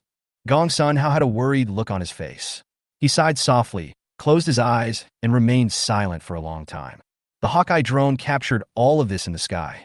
As soon as Hawkeye just discovered Gongsun Hao's fleet, it sent out a mosquito-sized microphone, so Yongu heard their conversation clearly. Yongu in the command room almost laughed to death. This happiness came too quickly. Yongu immediately said into the headset, "Snake 1, go greet our distinguished guest. Now." Snake received it. The helicopter bay on the cruiser was immediately opened, and Cobra 1 took off into the air amidst the gusts of wind created by the propeller. Buzz, buzz, buzz. A moment later, a sudden buzzing sound from the sky made Gongsun Hao and the others nervous. The burly man beside him looked at the distant horizon with a solemn expression, and his mouth was full of horror. Big brother, third brother, did you hear it? The short and strong man at the bow took off the machete behind him, looked solemn, and said nothing. After a while, Cobra number 1 appeared in front of everyone. Before Gongsun Hao and his two sworn brothers could say anything, the others on the boat immediately exploded. Oh my god! What is this? Is it a dragon? It's so windy. Gongsun Hao and the burly man beside him looked at each other, and both saw the horror in each other's eyes. I never thought that what those pirates said was actually true. The burly man put one hand on Gongsun Hao's chest and said solemnly, Brother, please go back to the ship first. Let me and my third brother find out the purpose of this thing. Chapter 56. You are the one who figured out. Gongsun Hao pulled away the burly man's hand and took a few steps forward. Brother, we have been out at sea for quite some time and are about to return. This may be our last chance. I am unwilling to give up. The short and stocky man turned around and stood next to Gongsun Hao. He looked at the Cobra number 1 getting closer and closer in the sky and said in disbelief, I heard from the pirates that there are two kinds of flying creatures on this island, one big and one small. Judging from the size of this creature, it should be the big one, but it seems that the big one has no attack power. On the cruiser, Yang Gu frowned when he heard this and said into the headset, Snake 1, show our guest your firepower. Receive. After receiving Yang Ji's order, the Cobra 1 pilot pushed the operating lever suddenly, and the nose of Cobra 1 immediately sank, and it actually flew towards the ship of Gongsun Hao and others. Seeing the iron lumps suddenly flying towards them, the three brothers Gongsun, Hao, and the other guards and followers on the boat all changed color. Gongsun Hao's two sworn brothers simultaneously protected their eldest brother and shouted, Be careful, bro. The burly man among them strode forward, his robes fluttering in the strong wind brought by the armed helicopter. He stretched out one hand and shouted behind him, Give me my sword. Immediately 2 people came running from behind, carrying a dark red broadsword with a red handle and a black blade, engraved with a vermilion bird. As soon as the sturdy man picked up the sword, his aura became even more fierce. Seeing that the burly man was about to chop the sky with his sword, Gongsun Hao hurriedly grabbed him and shouted, Second brother, don't be rude. At this time, the Cobra number 1 in the sky turned and flew past the ship carrying Gongsun Hao and others. At the same time, the 20mm cannon mounted on the bottom of the fuselage spewed flames toward the sea. Boom, boom, boom, boom. Snap, snap, snap. A series of water splashes burst out, and the splashing water droplets were even higher than the big ship of Gongsun Hao and others. In an instant, the faces of the 3 Gongsun Hao brothers turned pale. The short and strong man gently pulled the sleeve of the burly man and whispered, Second brother, put away your knife. It seems that you can't beat it. The burly man's mouth twitched slightly. He snorted coldly, then retreated with a knife in hand. Gongsun Hao hurried to the edge of the deck, looking at the Cobra number 1 that just whizzed past, his eyes full of shock. Look at this power. Could it be that this is the small flying thing? The short and strong man murmured in a low voice. Buzz! At this time, the Cobra number 1 that had just flown past flew back, keeping pace with the large ship of Gongsun Hao and others that was sailing forward, and flew steadily above the large ship. Just when the 3 brothers Gongsun Hao didn't know what the iron lump flying above their heads was going to do, suddenly whoosh.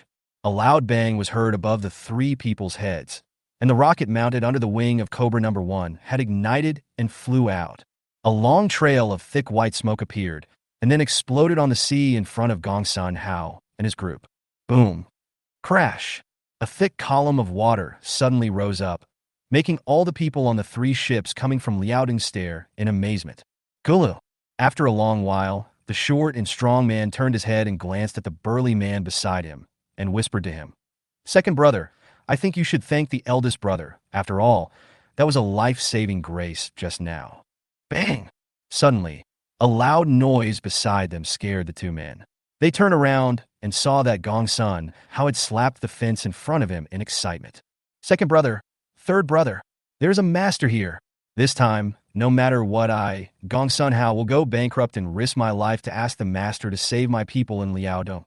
The 2 men, one tall and one short, looked nervous and bowed slightly to Gongsun Hao at the same time.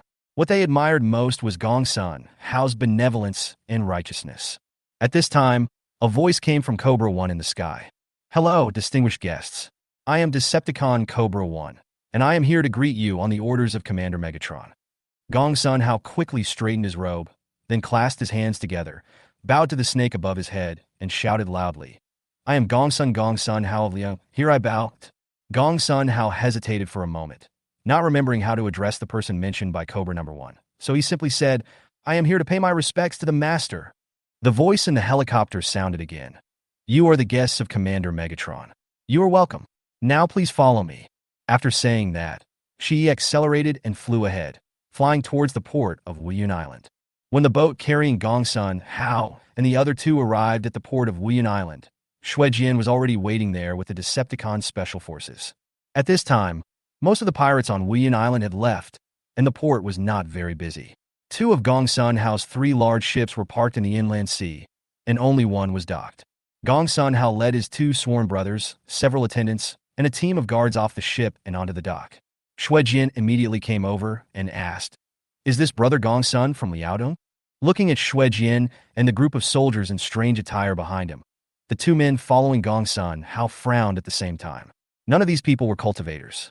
Then their eyes fell on the weapons in the hands of the Decepticon Special Forces members. Gong Sun Hao nodded and said, Yes, I am Gong Sun Hao. Who are you?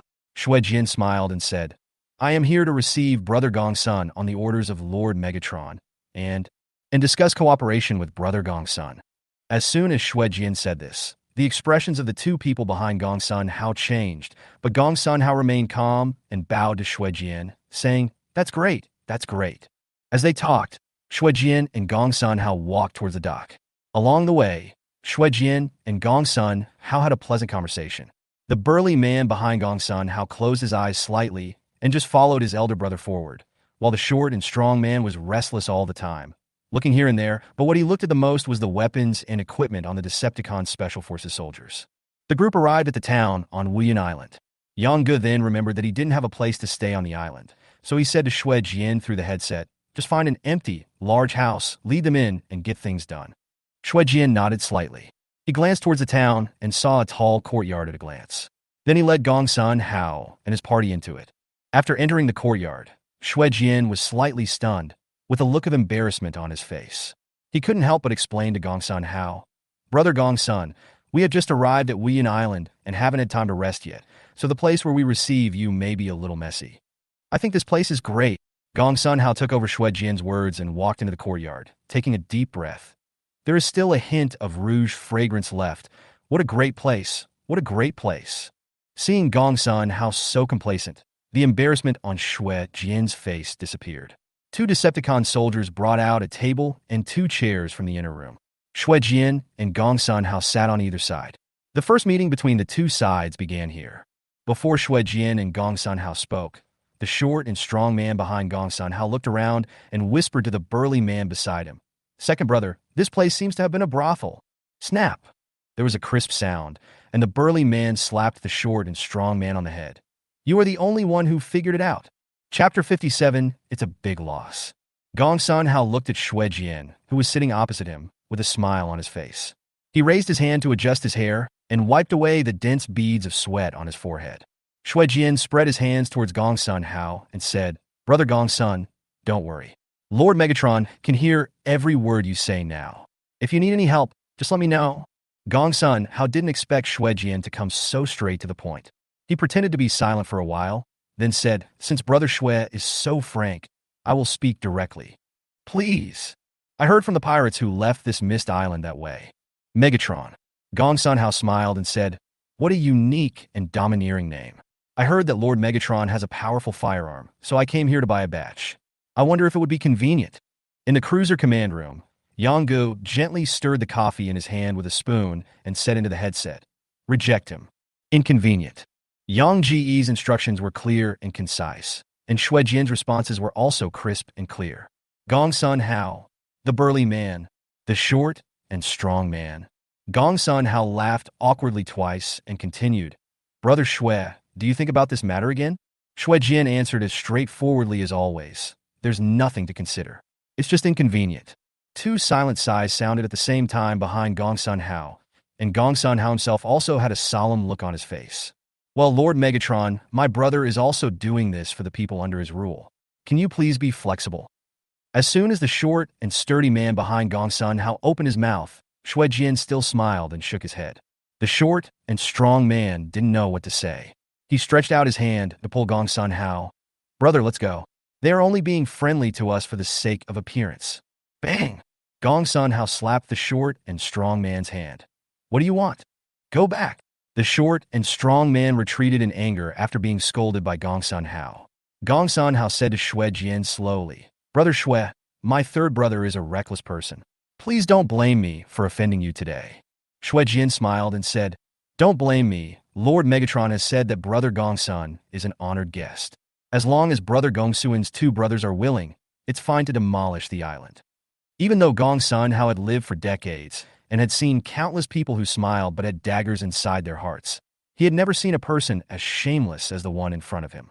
If he had not refused so decisively just now, Gongsun Hao might have really believed his lies. Gongsun Hao could not help but continue. Thank you, Lord Megatron, for your attention. The matter of buying firearms. No! Gongsun Hao, the burly man, the short and strong man. Gongsun Hao really couldn't understand the person in front of him. If you don't want to sell it, then don't sell it. Then why are you acting so hypocritical? Seeing that even the most restrained Gongsun Hao couldn't hold back, Yang took a sip of coffee and said into the headset, Okay, report our service project to him. Here, Xue Jian looked at Gongsun Hao and the other two who were about to go berserk and said with a smile, 3 of you, we don't sell firearms, but we can provide services for you. Gongsun Hao frowned and asked, What do you mean? After a moment of silence, the burly man behind Gongsun Hao uttered 2 words in a low voice. Mercenary? Xue Jian nodded and asked Gongsun Hao, What's your name, brother? Gongsun Hao immediately introduced him. This is my sworn brother Guan Ning, who is at the earthly martial realm and is nicknamed Scissor Blade by people in Liaodong. After saying that, Gongsun Hao pointed at the short and strong man and said, This is my sworn third brother Zhang Hu, who is also at the earthly martial realm and is nicknamed Sword-Breaking Soul. Following Gongsun Hao's explanation, Guan Ning and Zhang, who both clasped their fists and bowed to Xue Jian with cold expressions. Xue Jian nodded and said, Yes, just as Brother Guan said, Megatron can provide Brother Gongsun with a service similar to that of a mercenary. Brother Gongsun only needs to tell Megatron your purpose, and then Megatron will come to solve Brother Gongsun's problem. Of course, he will be paid for this. Gongsun Hao pondered for a moment. The other party was determined not to sell firearms, so it seemed that this was the only way. Thinking about it, Gongsun Hao said to Xue Jian with some hesitation, Brother Xue, I wonder what kind of reward Lord Megatron needs? I'm a little ashamed to say that we did not stop at other ports on our way south to cover up the eyes of other countries. So the most common things on the ship are our Liaodong specialties, and gold and silver are really limited. Lord Megatron doesn't want gold or silver, he only wants spirit stones. What? Gongsun Hao thought he had heard it wrong and asked hurriedly. Lord Megatron doesn't want gold or silver, he only wants spirit stones. This time, Xue Jian spoke almost word for word. Gongsun Hao was stunned for a moment. But when he looked at Xue Jian again, there was a hint of suspicion and scrutiny in his eyes. I wonder, Lord Megatron, how many spirit stones do you think it would take to destroy a tribe of 100,000 Hu cavalrymen? Xue Jian didn't say anything. He was waiting for Yang Ji's reply. At this time, Yang Gu on the cruiser was also a little confused. How much should he ask for? 100,000 Hu cavalry was basically no problem for Yang Gu. It was just a matter of a few rounds of firepower coverage. Let him name his price. Xue Jian smiled at Gongsun Hao and said, Brother Gongsun is Lord Megatron's first customer in Yunxia continent. Lord Megatron asked Brother Gongsun to name his price. The doubt and scrutiny in Gongsun Hao's eyes became more intense. His fingers kept tapping on the table in front of him. He asked cautiously and tentatively, How about Brother Xue? Can you give me a hint first? How did Lord Megatron collect his rewards in areas outside of Yunxia? Yang Gu had finished his coffee and was a little dissatisfied. Why was Gongsun Hao so roundabout? Just hold up a finger and let him guess for himself. After hearing this, Xue Jian raised his right index finger towards Gongsun Hao. Seeing Xue Jian raising a finger, Gongsun Hao frowned even more tightly. He confirmed with Xue Jian, Lord Megatron, are you serious? Just as he spoke, Gongsun Hao also raised a finger. Hearing Gongsun Hao's tone, Yang Gu immediately corrected Xue Jian. Tell him that 1 finger doesn't mean 1. It means 10. Xue Jian was stunned when he heard this, and then he blushed and said to Gongsun Hao, "Brother Gongsun, please don't misunderstand. This finger doesn't mean 1, but 10. Hearing what Shui Jian said, Gongsun Hao's frown instantly relaxed, and the doubts in his eyes disappeared. He actually laughed heartily, then made a 10 with his hands and said to Shui Jian, "Brother Shui, this is not a small number.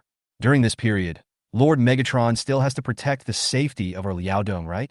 When Yang Gu in the command room heard Gongsun Hao say this is not a rare case, he felt that he would not lose money on this trip. If he really lost money, he would let Gongsun Hao know what it means to be easy to invite a god but difficult to send him away. Yang Gu nodded and said, "No problem, agree to it. This is what we should do. We should at least give him some time to raise funds." Shui Jian said to Gongsun Hao very straightforwardly, "No problem, Lord Megatron said this is what we should do." "Ha ha ha, it's really an honor for me, Gongsun Hao, to meet Lord Megatron and Brother Shui." As he spoke, Gongsun Hao looked at Shui Jian a little embarrassedly and added, "Ah, I really was judging others by my own standards just now. Compared to the king of Goryeo who always asks for 100 years, Lord Megatron only wants 10 years of production from our Liaodong spirit mine.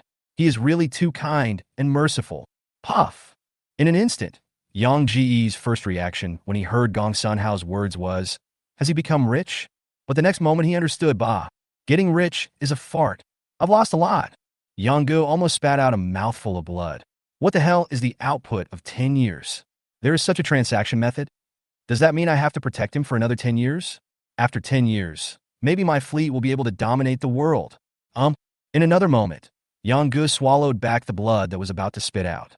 A sneer gradually appeared on his handsome face. "Humph, I protected you for 10 years, right? Okay, then 10 years, but after 10 years you're Liaodong. Besides, at this rate of development, it would take more than 10 years. Chapter 58 Upgrade. Shui Jian and Gongsun Hao symbolically signed a document, which had no binding force on either party. It was just a formality, symbolizing the cooperation between the two parties.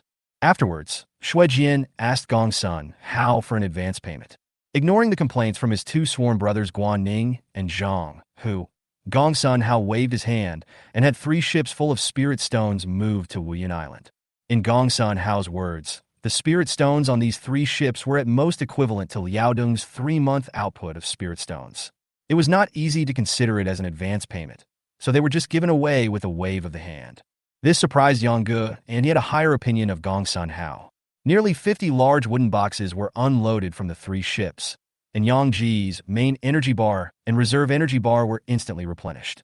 Not knowing how much energy the nearly 50 boxes of spirit stones had converted this time, Yang Gu immediately started upgrading the weapon system. The 30,000 energy points in the reserve energy bar were instantly emptied and then replenished again.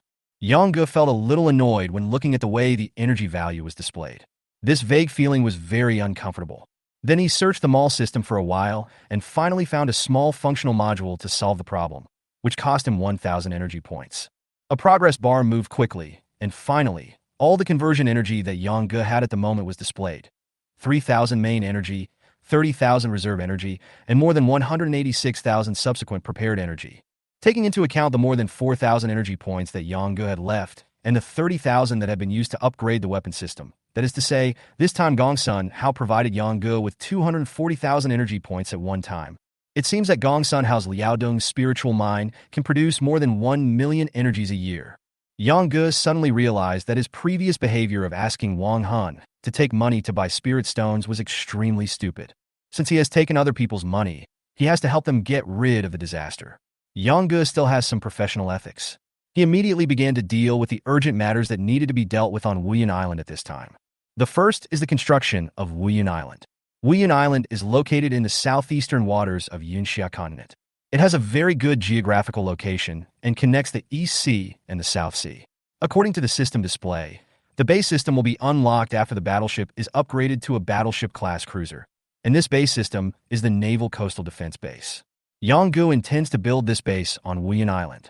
As for Liaodong, I will definitely need to stay there for quite some time, so I can plan slowly. I checked the upgrade progress of the weapon system. It had reached 8% in less than an hour, which was not slow. The upgrade would be completed by evening. Late at night, drip, drip, drip. A voice in the headset woke Yang Gu up, and a prompt popped up on the virtual main control panel in front of him. Report to the commander, the weapon system has been upgraded. Yang did not look at the properties of each weapon module. He was already familiar with the rules of the battleship system. This overall system improvement only unlocked the upper limit of the technological level and could not upgrade the properties of specific functional modules. Yang immediately said into the headset, "Upgrade the battleship to battleship level." Ding! Current cruiser level. Escort level. Upgrading to battleship level requires 30,000 energy. Do you confirm the upgrade? Confirm. Yang thought that the process of upgrading the overall battleship should be very long, but the actual speed of the progress bar was far beyond Yang's expectations. It looked like it could be completed in 12 hours.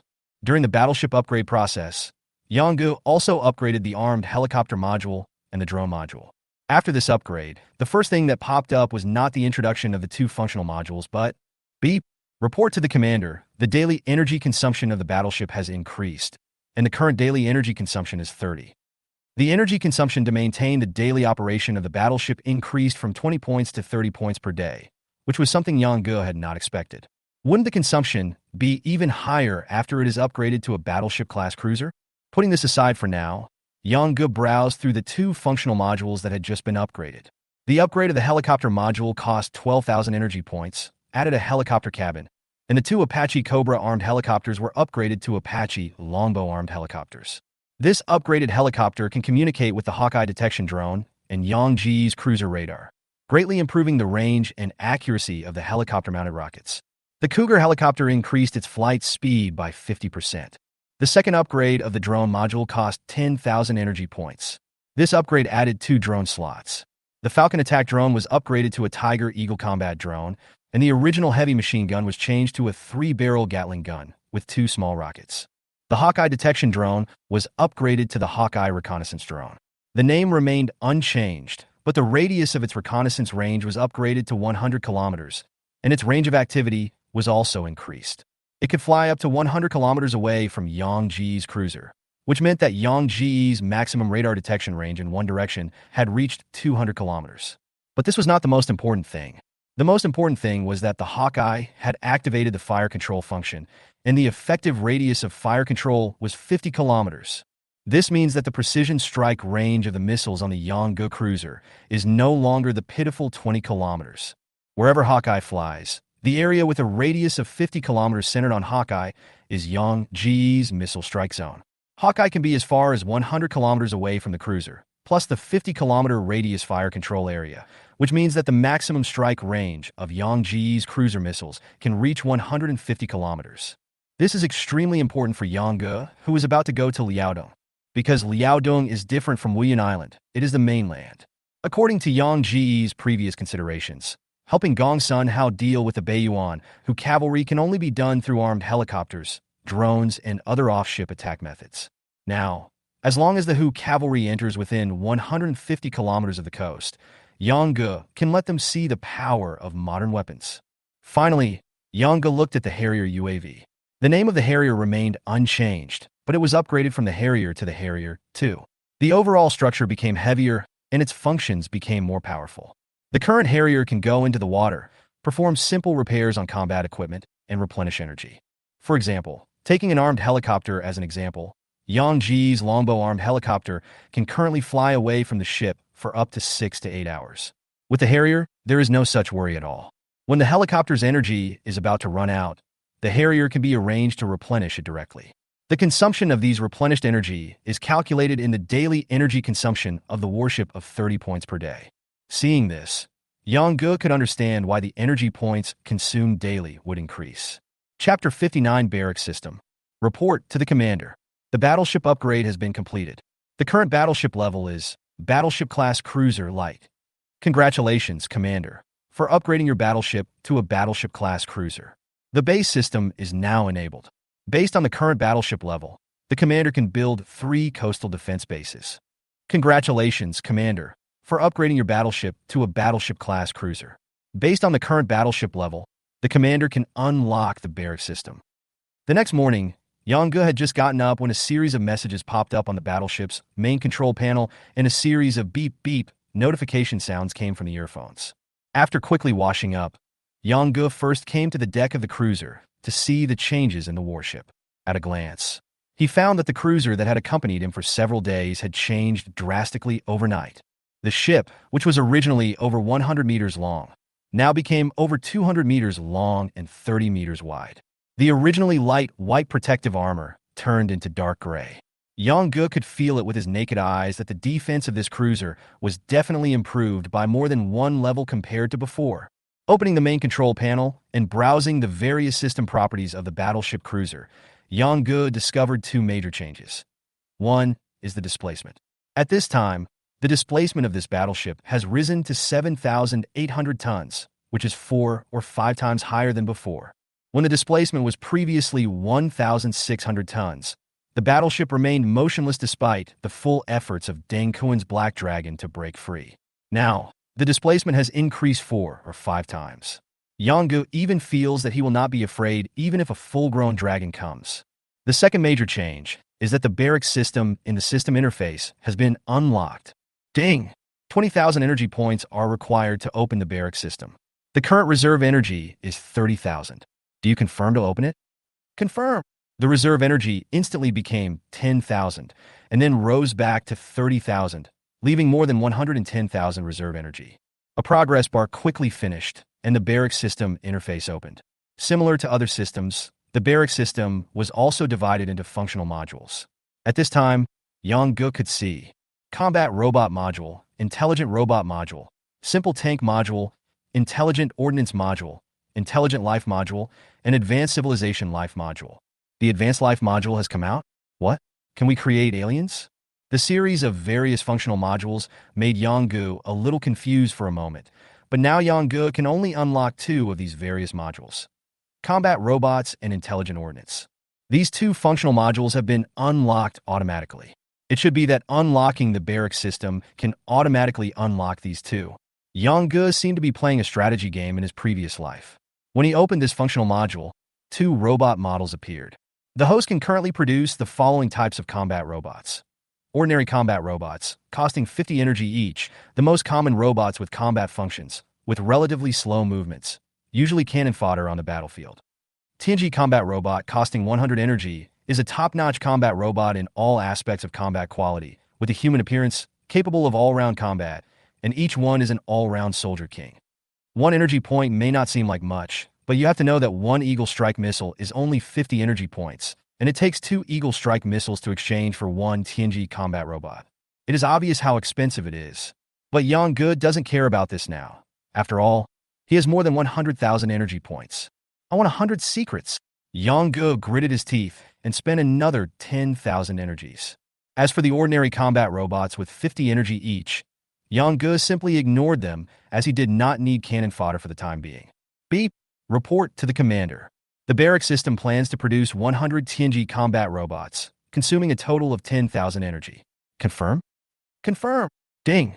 The TNG combat robot has entered the production sequence. Commander, please choose a human appearance. Several characters with different skin colors appeared on the main control panel. Needless to say, Yong-ge would definitely choose the one with the same skin color as himself. Just the skin color, random build, random looks. Received. The entire production process lasts 10 hours. After production is completed, all combat robots will rest in the battleship's soldiers' dormitory by default, and the commander can issue orders at any time.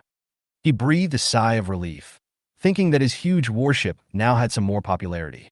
After exiting the combat robot module, Yong-ge looked at the intelligent ordnance module. There is an armory on the battleship, which contains various commonly used firearms and ammunition, which can provide firepower supply for a force of 1,000 people at the same time. Every morning, the armory will be automatically replenished with various consumable firearms and ammunition. Wu Qiangxin and others go there for daily ammunition replenishment. The consumption of the armory is also included in the daily energy consumption at 30 o'clock every day. So what is this intelligent ordnance module used for? Yong-ge opened it and found that there were 2 categories, one for shop and the other for research and development. He chose shop, and suddenly a series of new gadgets full of technological colors appeared in front of Yong-ge, including individual rocket boosters, external skeleton suits, enhanced version of super long Barrett, elemental armor, portable high-power sniper cannon, etc. There were all kinds of things, and Yong-ge understood that this was a black technology military goods store. He exited from here and opened another D option. Suddenly, A dialog box popped up. Commander, please describe your requirements. Movement, damage, defense, other.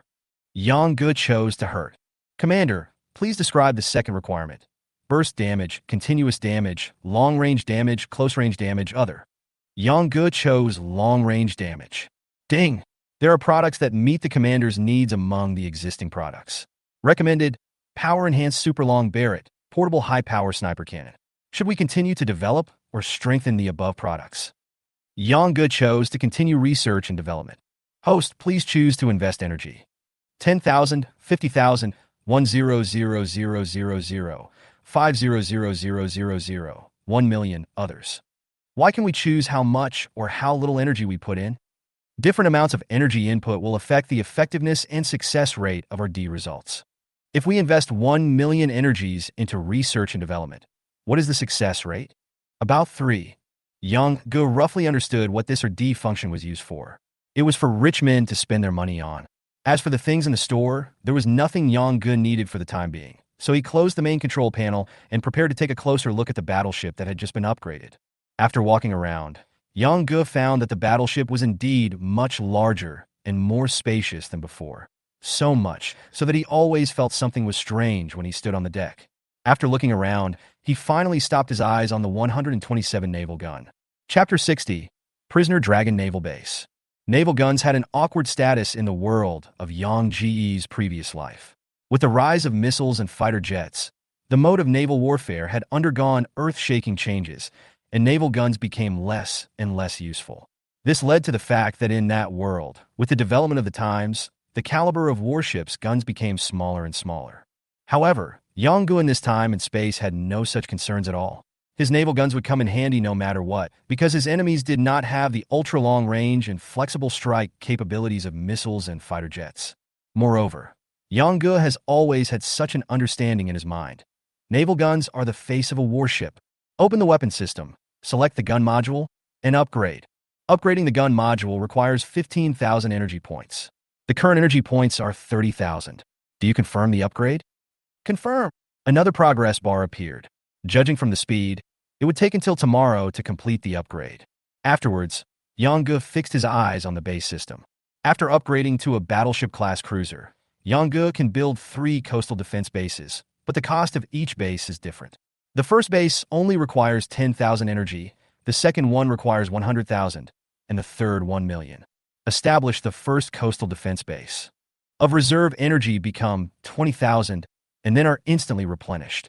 Commander, please select a site for the first coastal defense base. A map was displayed on the main control panel.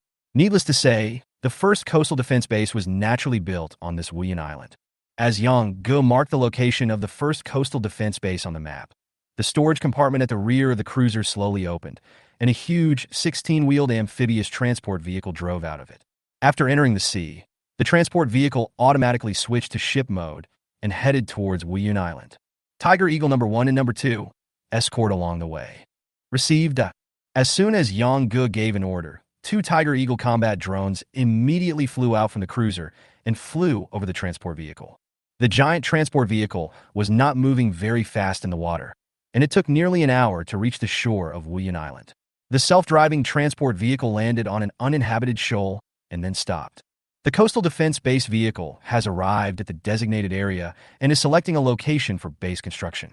In less than a second, the central square area on the map of Wuyan Island in front of Yang had been highlighted. The base construction location has been selected. Commander, please confirm whether to allow construction. Allow. Received. After that, the transport vehicle continued to start and move towards the central square of the Wuyan Island town. The Tiger Eagle number 3 combat drone that was patrolling on Wuyan Island also received Yang order and issued a warning to disperse the crowd in the central square. Soon, the roar of the transport truck was heard, and the pirates on Wuyan Island gathered around the central square, staring at this huge monster that came from nowhere. In the past few days, strange things have happened one after another on Wuyan Island, making the pirates' lives much more exciting than before. The transport vehicle stopped in an open space behind the central square. The sound of the machine suddenly became louder. Then the body of the transport vehicle sank to the ground and expanded to both sides. As the transport vehicle deformed, a tall building quickly rose up behind the central square. At the same time, Metal material continued to spread on the ground until it covered the entire central square. Then the metal material began to rise upwards, eventually forming a wall surrounding the central square. The wall blocked all the pirates' sight outside. Except for Yanggu, no one could see the changes happening inside the wall.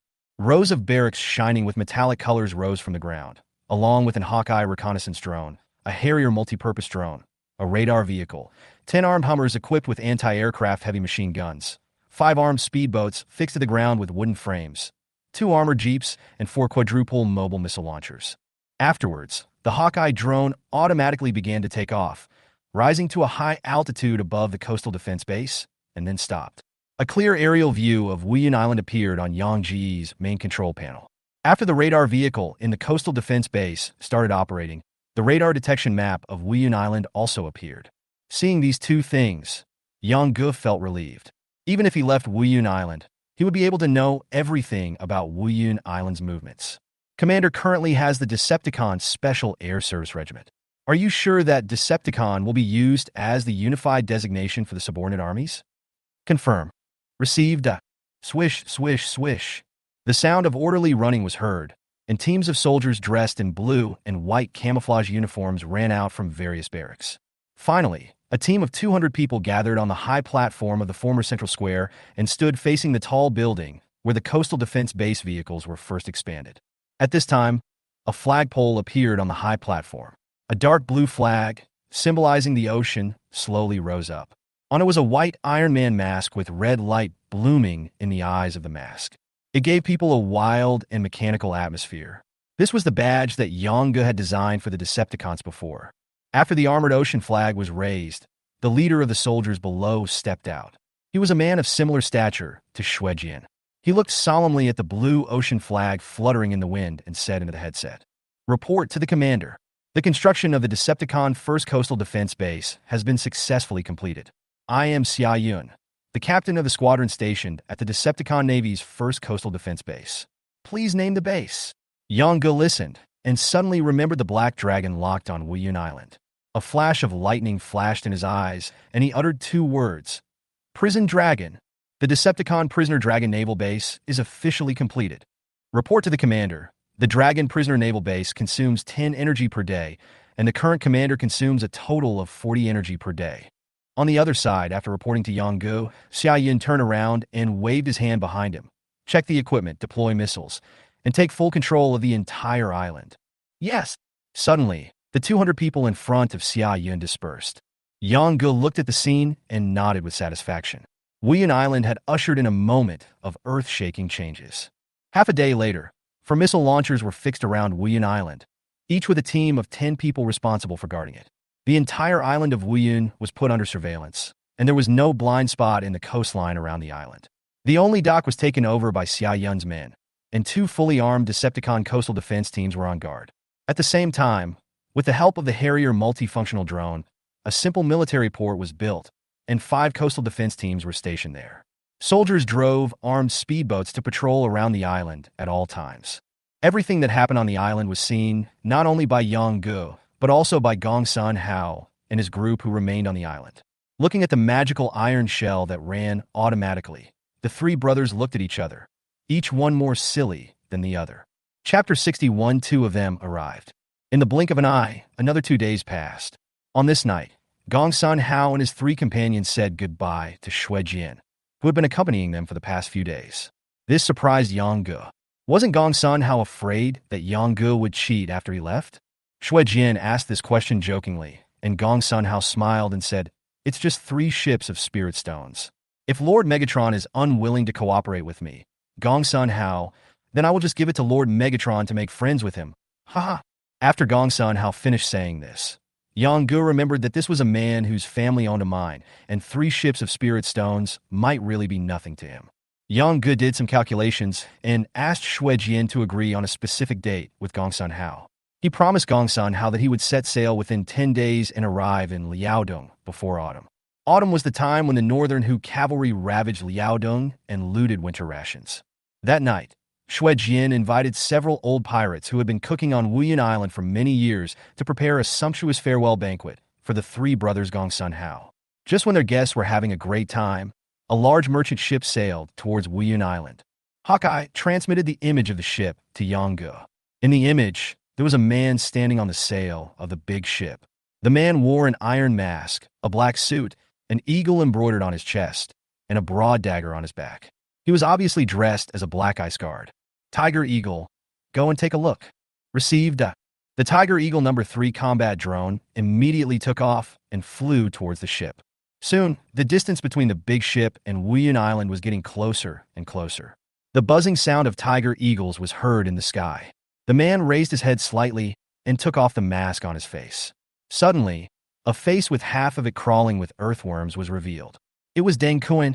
As soon as he saw it was him, Yang Ge connected the communication module of Tiger Eagle number 3. Did you bring the stuff?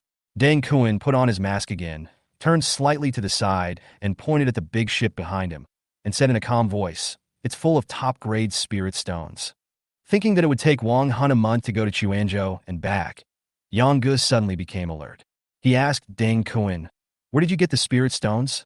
Is it so easy to gather a boat full of top-grade spirit stones? How did you get back so quickly?" Listening to Yang Ji's series of questions in Tiger Eagle number 3, Deng Kuan's mouth corners slightly curved behind the mask, pointed to his head, and said, "Don't worry, I still have that thing in my head. I won't play tricks on you. I went to Yizhou and revealed my identity to the king of Yizhou.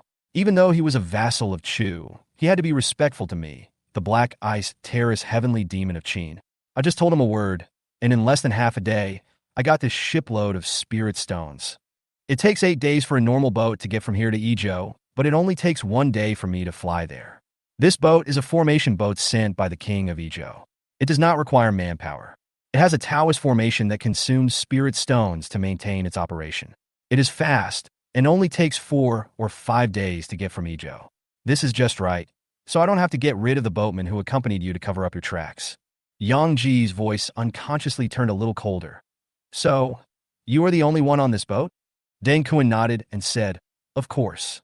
Then he immediately asked, "Where should I send this spiritual stone to you? On the island? Or on your big iron ship?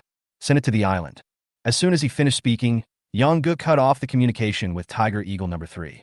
He was playing with the detonator that controlled the miniature bomb in Deng Kuan's head with a sneer on his face. Xue Jian, who was toasting with Gongsun Hao and the other two, suddenly slowed down his movements. He kept a smile on his face, pressed the headset on his ear, and whispered, "Got it." Afterwards, Xue Jian stood up. Gongsun Hao and the other two looked at him in confusion. Xue Jian smiled and said to them, "You 3 will be leaving tomorrow. Lord Megatron has decided to give you a good show tonight." Zhang Hu, the 3rd oldest, had drunk a lot. He smiled at Xue Jian in a daze. "Hey Xue, brother Xue, I'm not bragging to you, but the drama on your shabby island can't compare to the drama in Liang." "Ha ha ha ha." Xue Jian laughed loudly and went up to pull Zhang Hu, then looked at Gongsun Hao and Guan Ning and said, "Let's go, brother Gongsun. I don't know if this show is as exciting as yours in Liaodong, but I promise it will be worth your trip." Afterwards, Xue Jian took Gongsun Hao and his 2 brothers into an armored jeep heading to the naval base. Xue Jian personally drove them to a mountainside in the north of Wuyun Island. Looking down from here, one could see half of the long coastline of Wuyun Island. After getting off the car, Xue Jian took out a small table and stools from the trunk of the jeep, brought out some snacks, and actually watched the sea with Gongsun Hao and the other 2 under the moonlight. Gongsun Hao and his 2 brothers all noticed that Xue Jian's behavior was a little strange, and the 3 of them cooperated with Xue Jian tacitly, and no one asked any extra questions. Zhang, who wanted to ask something under the influence of alcohol, but was glared back by Gongsun Hao. On Deng Kuan's ship, Tiger Eagle number 3 was flying above Deng Kuan's head. When it was about to reach the shore of Wuyun Island, Yang Ji's voice came from Tiger Eagle number 3. "Unload the spiritual stones at the dock, and then you can leave." Deng Kuan nodded, then asked, "What about me? You tricked that man to Wuyun Island, and I will help you deal with him." "Good." Deng Kuan seemed to have something else to say, and the communication with Tiger Eagle number 3 was still going on, as if it was waiting for him. This Tianwu realm master showed a rare hesitation. Finally, he made a decision. He raised his head and pointed at his temple and said to Tiger Eagle number 3, "I have been in severe pain here recently. I am afraid I will not live long. Can you ask your people to help me check again?" Yang Ji's voice in Tiger Eagle number 3 was unusually calm. "Okay, after unloading the spiritual stones at the dock, come to find me on the other side of Wuyun Island." Deng Kuin's eyes flashed with a hint of joy, and he said excitedly, "Thank you very much." After a while, Deng Kuin's large ship appeared at the Wuyun Island pier. The pier was brightly lit, and more than 100 fully armed coastal defense soldiers were already in place. Xia Yun had already received Yang Ji's order and was leading his soldiers here to wait to unload the spirit stones. After the big ship stopped, Xia Yun waved his hand, and the shore defense soldiers lined up to get on board and carry the spirit stones. The whole process did not last long. After all, there were more than 100 people on Xia Yun's side. After all the spirit stones were unloaded, Xia Yun glanced at Deng Kuin and led his men to retreat. After a while, among Xue Jin and the other three who were watching the sea in the moonlight halfway up the mountain, Gong Sun Hao and the other two trembled at the same time. The three of them looked at each other and saw the solemnity in each other's eyes. At this time, Deng Kuin's large ship slowly appeared from the coastline and was heading towards them. Xue Jin noticed the strangeness of the three people and asked with a smile, "Why are you three like this?" Gong Sun Hao glanced at the big ship over there, laughed stiffly twice, and said to Xue Jin, "Lord Megatron is indeed very powerful. He even has friends in the heavenly martial realm." Guan Ning continued, "Yes, and there are two of you at once. Both of you are at the heavenly martial realm. I am really envious of you." Chapter 62, just now, in the sea area, Xue Jin asked Guan Ning with great interest, "Brother Guan, is this Tianwu realm cultivator very powerful?" Guan Ning looked at the slowly approaching ship and couldn't help but close his eyes. Gong Sun Hao took over the conversation and said, "Brother Xue, my second brother has always been obsessed with martial arts. His greatest wish is to break through to the heavenly martial realm." Xue Jin blinked and asked, "What's so good about the Tianwu realm?" Gong Sun Hao smiled bitterly and said, "Brother Xue, let me tell you, there is a kingdom of Goryeo on the border of our Liao. To be honest, although we are both kings of a vassal state, I am far inferior to the king of Goryeo. Every autumn, 100,000 barbarians from the northern plains invade Liaodong, but they dare not set foot in Goryeo because there is a Tianwu master in charge of the Goryeo kingdom." Xue Jin looked confused, and Gong Sun Hao continued, "But this time we have invited Lord Megatron, and we all believe that Lord Megatron will not be worse than the Tianwu master of the Goryeo king." Gong Sun Hao thought he was being very respectful when he said this, but Xue Jin's brows slightly frowned. At this time, Guan Ning, who had just closed his eyes to rest, was a little unhappy. He said in a cold voice, "Brother, even if we need Brother Xue's help, we can't say this carelessly. Even though the flying thing we saw that day was extremely powerful, it was still far inferior to Tianwu." Xue Jin just smiled and said nothing when he heard this. Zhang Hu, who was standing by, looked eagerly at the approaching ship and said, "My goodness, Brother Xue, how shameless is your Lord Megatron. There are 3 Earth warriors inside, plus my second brother and I. After 2 days and 5 days, your Wuyun Island is really... This humble home is filled with glory." Xue Jin took over Zhang Hu's words with a smile. Everyone chuckled and continued to watch the sea. Only Guan Ning would occasionally glance at the big ship in the sea. On the boat, Deng Kuin jumped lightly from the mast and landed on the deck. After the entire shipload of spiritual stones was unloaded, this huge merchant ship seemed unusually empty. As the ship was sailing, there was suddenly a knocking sound coming from the deck under Deng Kuin's feet. Deng Kuin frowned and stepped hard on the deck, and the knocking sound stopped. After a while, when the ship had sailed not far away, the knocking sound was heard again. Deng Kuin looked at the Tiger Eagle drone above his head and stepped on the deck under his feet inconspicuously.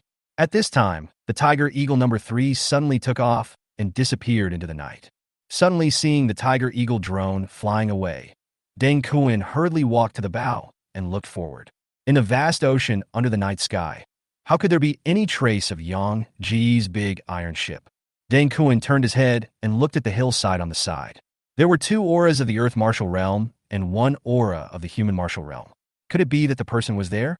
At this time, the knocking sound below the deck sounded again. Deng Kuin had no choice but to walk back to the ship's deck with a gloomy face. He looked around and made sure that there was nothing wrong with the doors and windows. Then he pulled open the floorboards under his feet, and there was a loud noise. At this moment, the deck of the big ship was densely packed with people. All of them were dressed in black, with an eagle embroidered on their chest, a broad short sword behind them, and a fierce look on their faces.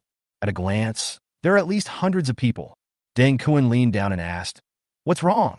A black ice guard came over from the other end and said to Deng Kuan, Deng Tiansha. Lin Tiansha asked you, didn't you just dock? Why did you start sailing again? Why should he be in such a hurry? Let him wait for me. Deng Kuan cursed and then covered the floor under his feet with his hands.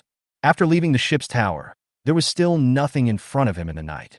The sound of the waves under the night sky seemed even more harsh. Deng Kuan walked around the deck, and an inexplicable anxiety gradually rose in his heart. Swoosh! Suddenly, a shrill sound in the air made Deng Kuan's hair stand up. He immediately turned around and found that it was a seabird flying past the side of his boat. Evil beast! Deng Kuan suddenly let out a loud roar, and he quickly drew out his broadsword and slashed at the seabird. Gah! The sword energy surged past, and the seabird instantly broke into two halves, bursting into a ball of blood that fell on the sea.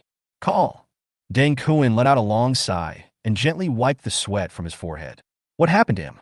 He cursed in his heart. Deng Kuan, you are a Tianwu martial artist. What are you afraid of? Crash!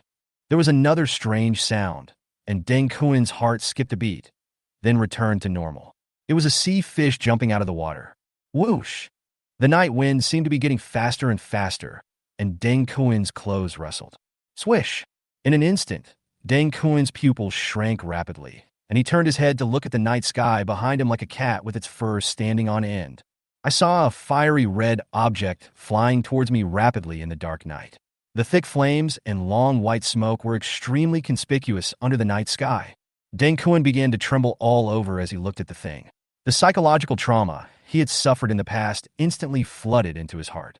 However, as the thing flew closer at a rapid speed, Deng Kuan discovered an even more terrifying scene. That thing is not one, it's two. Deng Kuan opened his mouth in surprise. At this moment, he wanted to raise his hands to resist, but for some reason, clang. At the last moment, Deng Kuan actually dropped the weapon in his hand. So, what if I can block him? I can't get close to him. If I can block this round, how can I block the next round? Deng Kuan smiled calmly, then stretched out his hands to welcome the two fiery red missiles flying towards him. On the hillside, except for Xue Jian, the other two brothers Gongsun, Hao also looked at the two fiery red streaks that streaked across the night sky in amazement. They flashed by like two shooting stars and landed on the big ship below. At this time, Xue Jian turned around and covered his eyes. Boom! Two missiles exploded at the same time. The fierce flames that shot up into the sky instantly stung the eyes of the three Gongsun Hao brothers. The subsequent shock wave overturned the small table in front of them, and all kinds of snacks were scattered on the ground. The strong wind hit everyone's body strongly, and the thick black clouds seemed to merge with the entire night. In an instant, the three people on the edge of the explosion thought it was the end of the world. Whoosh! Time passed bit by bit, and except for the dancing flames, the rising clouds, and the exploding wood of the ship, the night of Weian Island seemed to have come to a standstill at this moment. After an unknown amount of time, Gongsun Hao and the other two slowly opened their eyes and gradually saw the scene in front of them. Fierce flames burned on the sea. The originally large merchant ship had now turned into pieces of broken wood. Large pieces of burnt remains rose and fell with the black and red sea water. However, this is not the most important thing. The most important thing is that the two auras of the heavenly martial realm and the three auras of the earthly martial realm have all disappeared. After a while, Xue Jian put down his hand that was covering his eyes and smiled again. He whispered to the three Gongsun Hao brothers. Brother Gongsun, two of the powerful Tianwu that you brothers spoke of just now died in this very sea area in the rage of Lord Megatron, in an instant. Gulp! Chapter 63, Ejo Navy. Someone among the three brothers swallowed silently. The sound of burning flames came along with the sound of waves. Soon, the sea breeze blew the thick smoke from the explosion. Xue Jian smiled at the three brothers who were stunned. How is it the three of you? Was the show that Lord Megatron had you watch just now okay? The horror on Gongsun, Hao, and Zhang, whose faces had not yet completely disappeared, and their hearts were even more turbulent. They could only laugh dryly and nodded stiffly. It's okay, it's okay. Suddenly, a buzzing sound was heard in the night sky again. Several people turned their heads and saw the armed helicopter that Gongsun, Hao, and the other two had seen that day flying rapidly towards the front. Xue Jian and Zhang, who were looking at the two Apache longbows in the night, while Gongsun Hao noticed Guanning. Ever since the two Tianwu auras completely disappeared, his second brother looked distraught. On the cruiser, besides the big guy Wu Qiangxin, there were two Hell soldiers wearing dark blue digital camouflage standing behind Yangge. Both of them were Tianji-type combat robots, and from the outside, they looked no different from normal people. At that time, the 100 Tianji combat robots that Yangge ordered to be produced had all been produced. Although the combat robots did not need to rest, Yangge still divided them into two teams to take turns on duty on the battleship. Throwing the malfunctioning microbomb detonator into the garbage recycling bin, Yangge looked at the naval gun on the deck through the special glass of the command room. The previous 127 naval gun had been upgraded yesterday, and its caliber had been expanded to 155. However, Yangge was still not satisfied with the caliber. Adhering to the principles of caliber is justice, and guns are appearance. He directly spent 30,000 energy points on the second upgrade, and now the progress bar has just gone halfway. Drop! A prompt sound came from the main control panel. Yangge looked at the radar detection image and saw that two Apache longbow-armed helicopters had intercepted a fleet of 5 ships. These 5 ships had been following Deng Kuin's ship from a distance, and it was obvious that they had ill intentions. Hawkeye transmitted the images, and Yangge saw that the 3 boats were full of armored soldiers, equipped with things similar to ancient cannons. Leading the way was a white-haired veteran, with a scholar in a long robe standing next to him. Both of them looked stunned. In front of the 2 men, there was a shining round mirror standing in the air. At this moment, the round mirror showed the scene of Deng Kuin's ship being burned to ashes by the raging fire. Zhidong, is there something wrong with your Xianling mirror? The white-haired veteran asked the scholar beside him, with some stammering. Even though he had fought in countless battles throughout his life, he couldn't help but lose his composure because the scene that came from the Xianling realm just now was too horrifying. Master, this Xianling mirror is a Taoist magic weapon from Lingnan Dao sect. Even if something goes wrong, it won't be like this. The white-haired old general's eyes were full of solemnity. So according to what you said, that ship of Qin Black Ice Guards. The old general didn't continue speaking, but the scholar beside him nodded cautiously to him. This. The old general suddenly became furious. My damn Black Ice Guard told me this is a pirate? If this is a pirate, I'm the father of all their Black Ice Guards. He's Ji Feixing's father. I'm afraid there is a master living in seclusion here. Just look at the fireball that fell from the sky. It must be at least as powerful as a Taoist cultivator at the true martial realm, right? These Qin dogs want to kill me. The old general was obviously very angry, and a series of curses came out of his mouth in an instant. The scholar saw the old general's anger and immediately changed the subject. Master, looking at the situation, it seems that the Qin people don't know the origins of the other side. We should quickly return to report to the prince. The Black Eyes platform lost so many people at once. 5 of the 12 evils of heaven and earth were killed, and hundreds of Black Ice Guards on one ship died. According to Ji Feixing style, Qin and Chu may go to war. The old general was about to nod. Buzz. Suddenly, a buzzing sound was heard in the night sky, strong winds blew, and the shadows of the 2 armed helicopters rapidly enlarged. Soon, a helicopter landed above their fleet, and the pilot's voice came out. Warning, you are about to enter the waters of Wuyun Island. Please inform us of your purpose. The white-haired old general frowned. He was from the regular army of the Izhou Navy, and he always asked others to explain their intentions. When was it their turn to treat him like this? The old general immediately showed an unhappy look on his face and shouted to the 2 helicopters flying in the sky. I am Yu Lingkuan, the left admiral of the Navy under the command of the king of Izhou of the great Chu Empire. I wonder who this person is? Warning, you are about to enter the waters of Wuyun Island. Please inform us of your purpose. An Apache longbow helicopter gunship in the sky issued a second warning.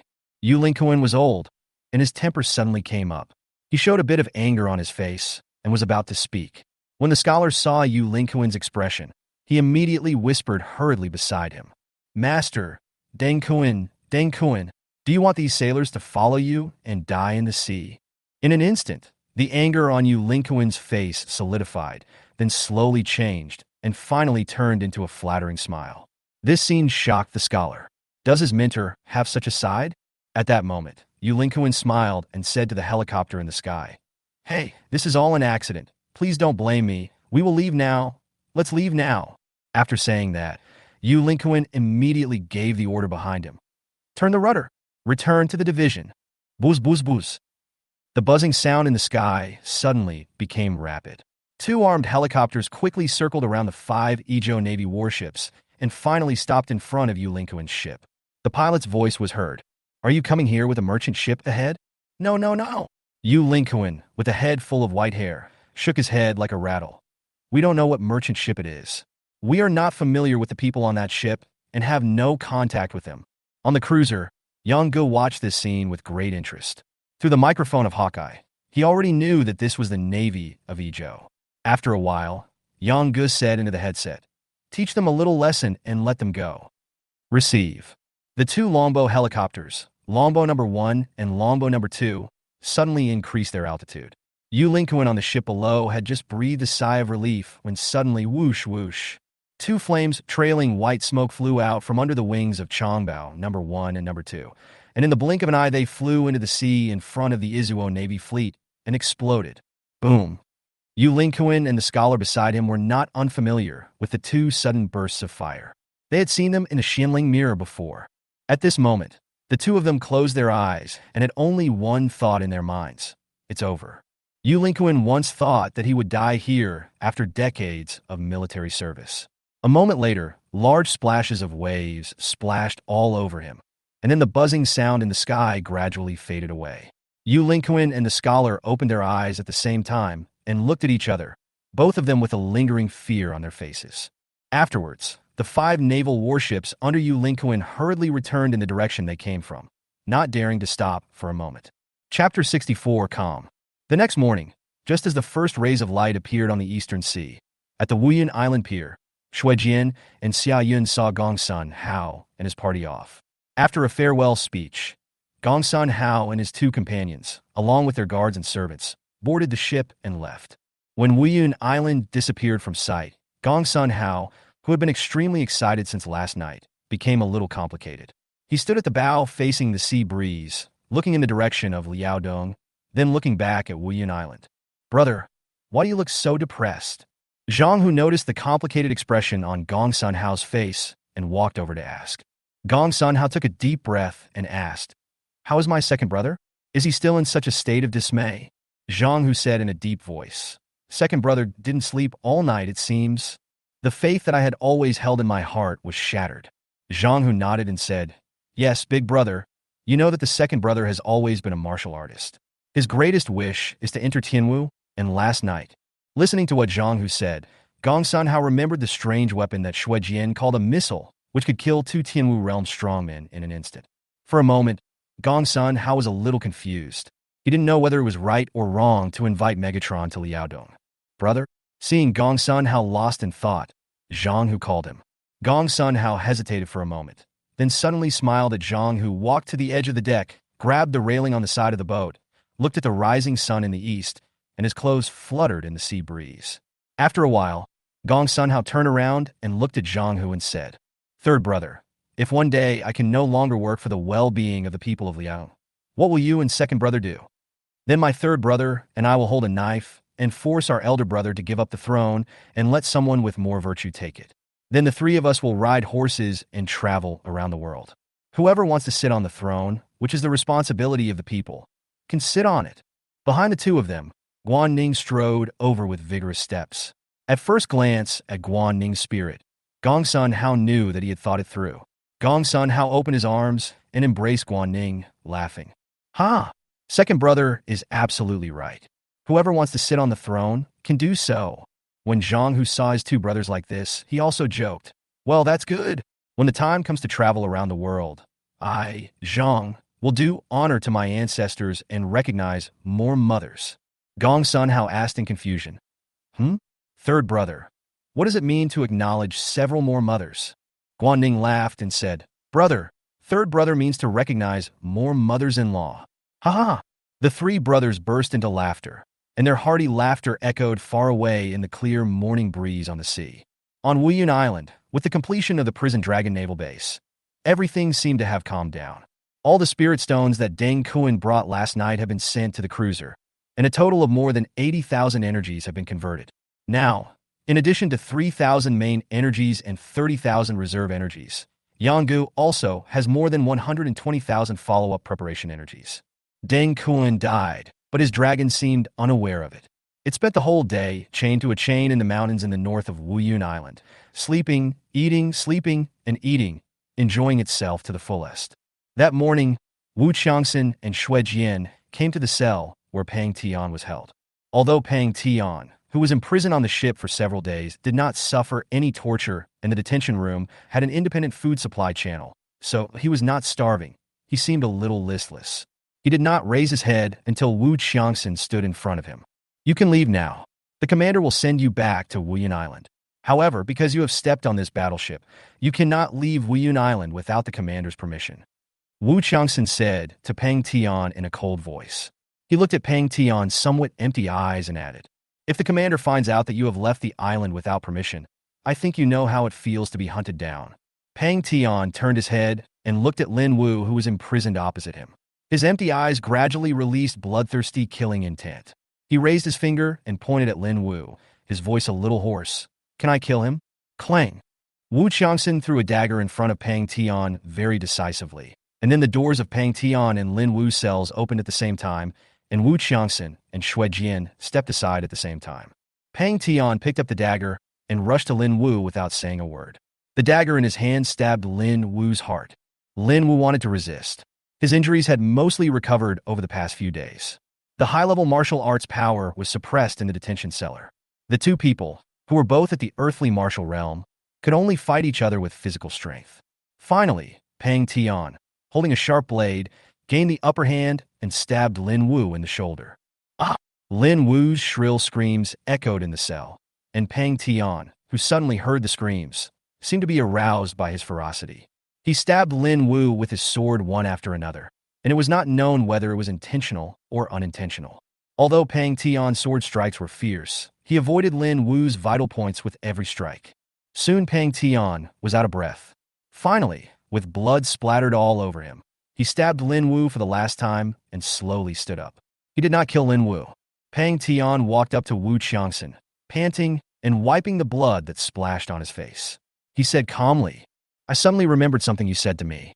For him, death is a relief. I cut off all his tendons and veins. He is destined to be a useless person in this life. Letting him live like a dog makes me happier than killing him." Afterwards, Pang Tian passed by Wu Qiangxin and the other man. He suddenly stopped, raised his head stiffly, and asked them with a heavy breath, "Where are my parents' bodies now?" When Xue Jian heard Pang Tian ask this question, he touched his lower back without leaving any trace. Wu Qiangxin said calmly, "The bodies of your parents and your family's guard have been well preserved, but your father's head is temporarily borrowed by us." Pang Tian's whole body trembled, and then the bloodthirsty intent that had just disappeared in his eyes surged up instantly. He stared at Wu Qiangxin with his eyes almost spitting fire. At this time, Xue Jian quickly took a step back, took out a pistol from his waist, and clicked.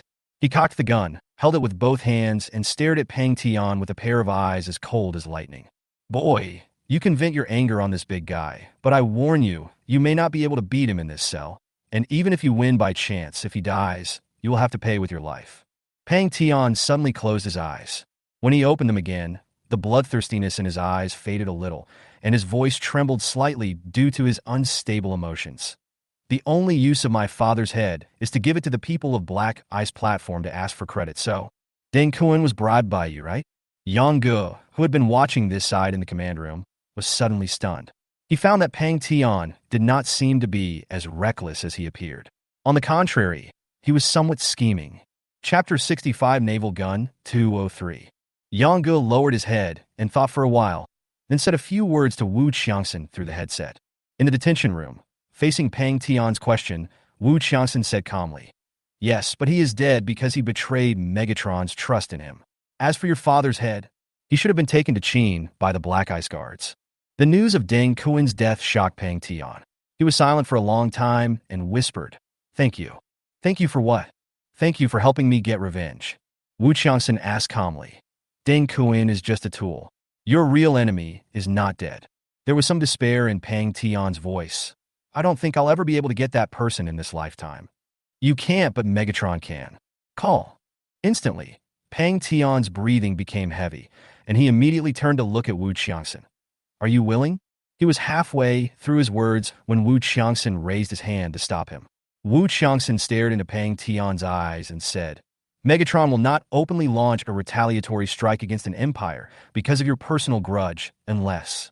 Unless what? Unless you are worth more to Megatron than an empire. After Wu Qiangxin finished speaking, Pang Tian, who had just regained a bit of energy, suddenly became like a deflated ball again. Seeing this, Wu Qiangxin stopped talking and walked away. You can live safely on Wuyun Island for the rest of your life. This sentence still came from Wu Qiangxin's calm tone, but it produced a different effect when it reached Pang Tian's ears. At this moment, Pang Tian only felt a little pain in his heart, and the face of his father Pang Yuan appeared in his mind. Just as Wu Qiangxin and Xue Jian walked to the door of the detention cell, Pang Tian's voice came from behind. Etc. Wu Qiangxin and the other man stopped and turned to look at him. Pang Tian met Wu Qiangxin's gaze and asked, What did Deng Kuan pay? Whatever he can pay, I can also pay. A hint of mockery appeared on Wu Qiangxin's rough face. He promised to pay a Tianwu's strength and loyalty, but he didn't do it, so he died, and you are just in Diwu. Compared with him, your loyalty is worthless. I can also break through to Tianwu. Wu Qiangxin's face showed even more mockery in response to Pang Tian's angry words. Pang Tian lowered his head in shame. He knew how unrealistic his words sounded. He took a deep breath, and when he raised his head again, in addition to the fatigue after the bloodthirstiness, there was a hint of clarity and rationality in his eyes. My dad. Pang Tian hesitated when he said this. His voice trembled slightly, and his eyes became a little moist. My father was once the right general of the Qin state and the governor of the Qin state's Tianjiang Navy. I have been familiar with the art of war since I was young, and I am well versed in the essence of naval warfare. I can help you build an elite navy. After Pang Tian finished speaking, he buried his head deeply again. This was the last thing he could think of about his role, and this sounded as ridiculous as the sentence just now, I can break through to Tianwu. Look up. There seemed to be a power in Wu Qiangxin's words that made him unable to refuse. Pang Tian raised his neck slightly, his eyes wandering. Suddenly, Wu Qiangxin's voice became violent. Lift your head. This sound startled Pang Tian. He looked up and saw Wu Qiangxin's high-spirited eyes. Those eyes seemed to release endless fighting spirit.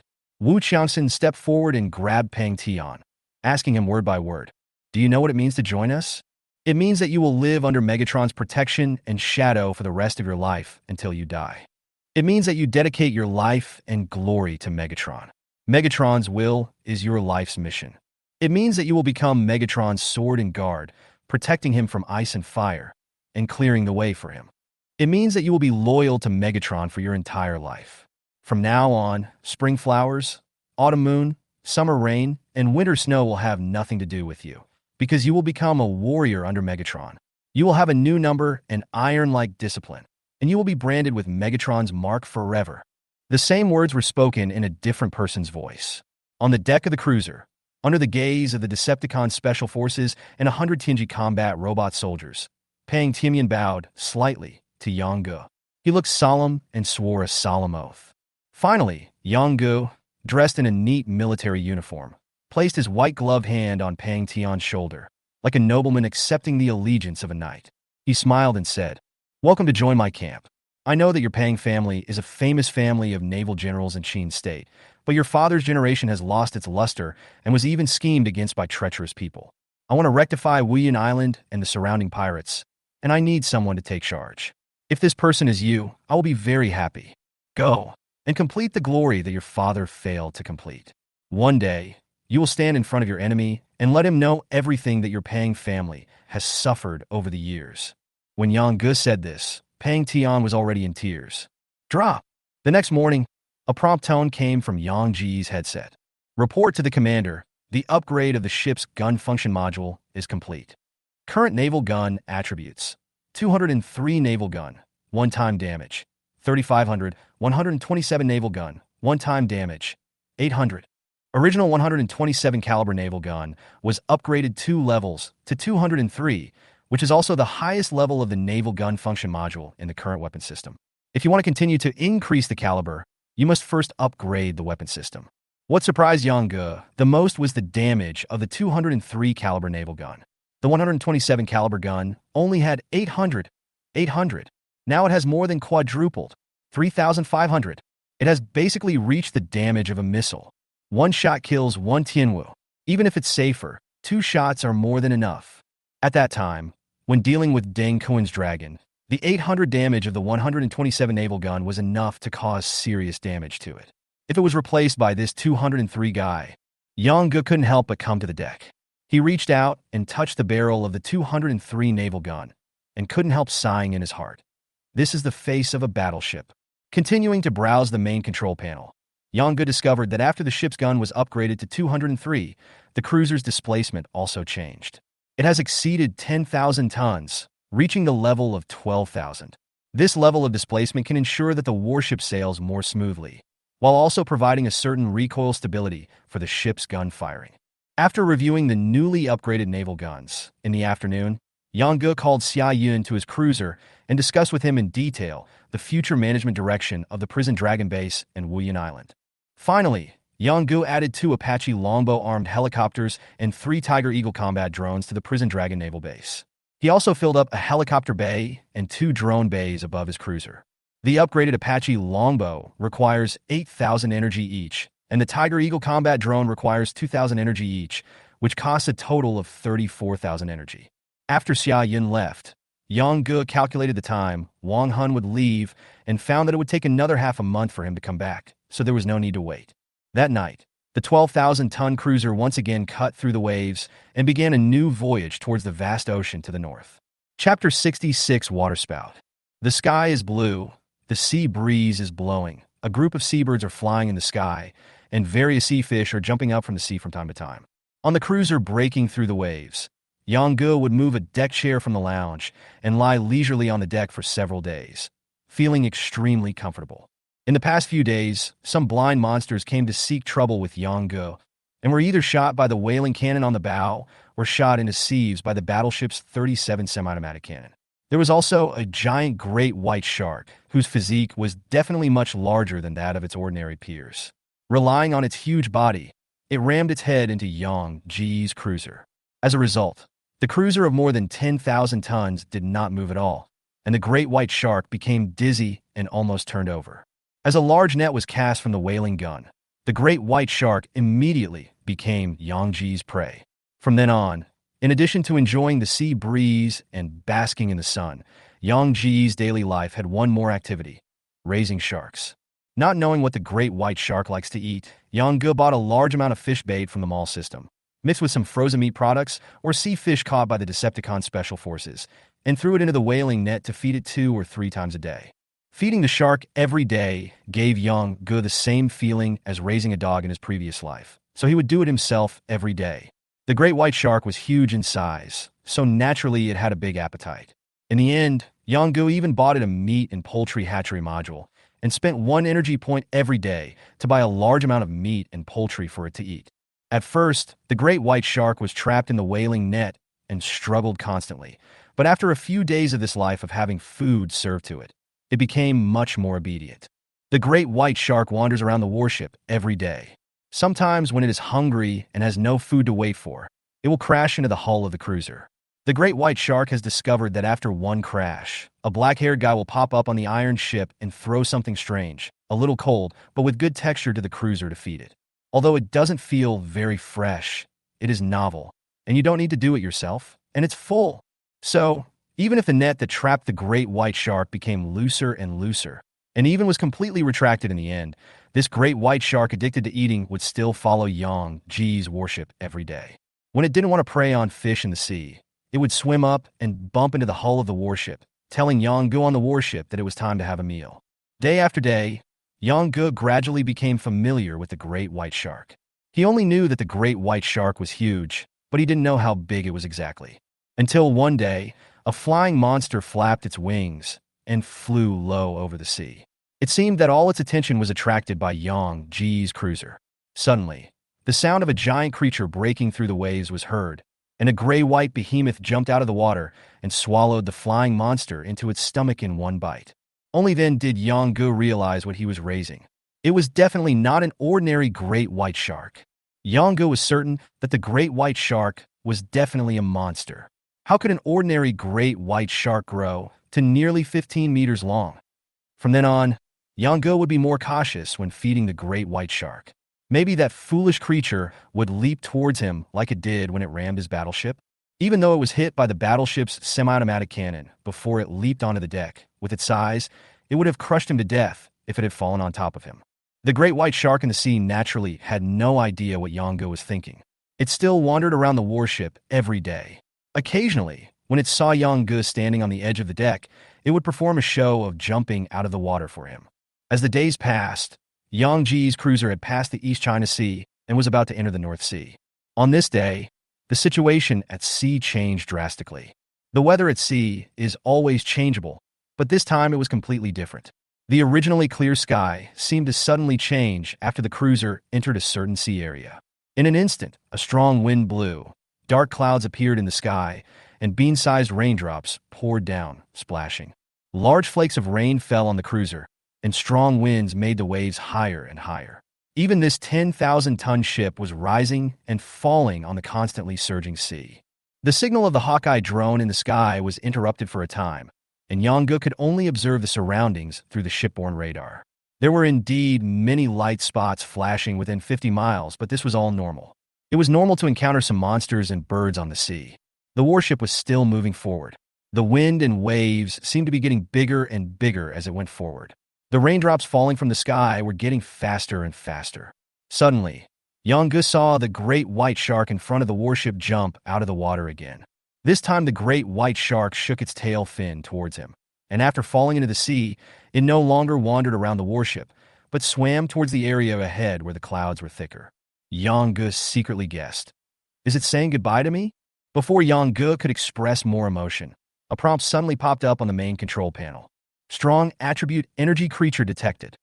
Afterwards, a sea area was immediately highlighted on the radar detection map. Strong energy creature? Yongu had not forgotten the benefits brought by the last strong energy seal. It was a non-consumption system upgrade and a functional module enhancement. This time, Yongu did not hesitate at all and immediately gave the order to the battleship through the headset. Change course. Target powerful energy creatures. Received. The battleship system reacted very quickly, and the bow was adjusted immediately. After the adjustment, the battleship's direction of travel was exactly the direction where the great white shark had just disappeared. Whoosh! The sea breeze whistled, the waves surged, and a wave rose up into the sky and hit Yangji's warship, leaving the deck full of sea water. The warship cut through the waves and passed through wave after wave.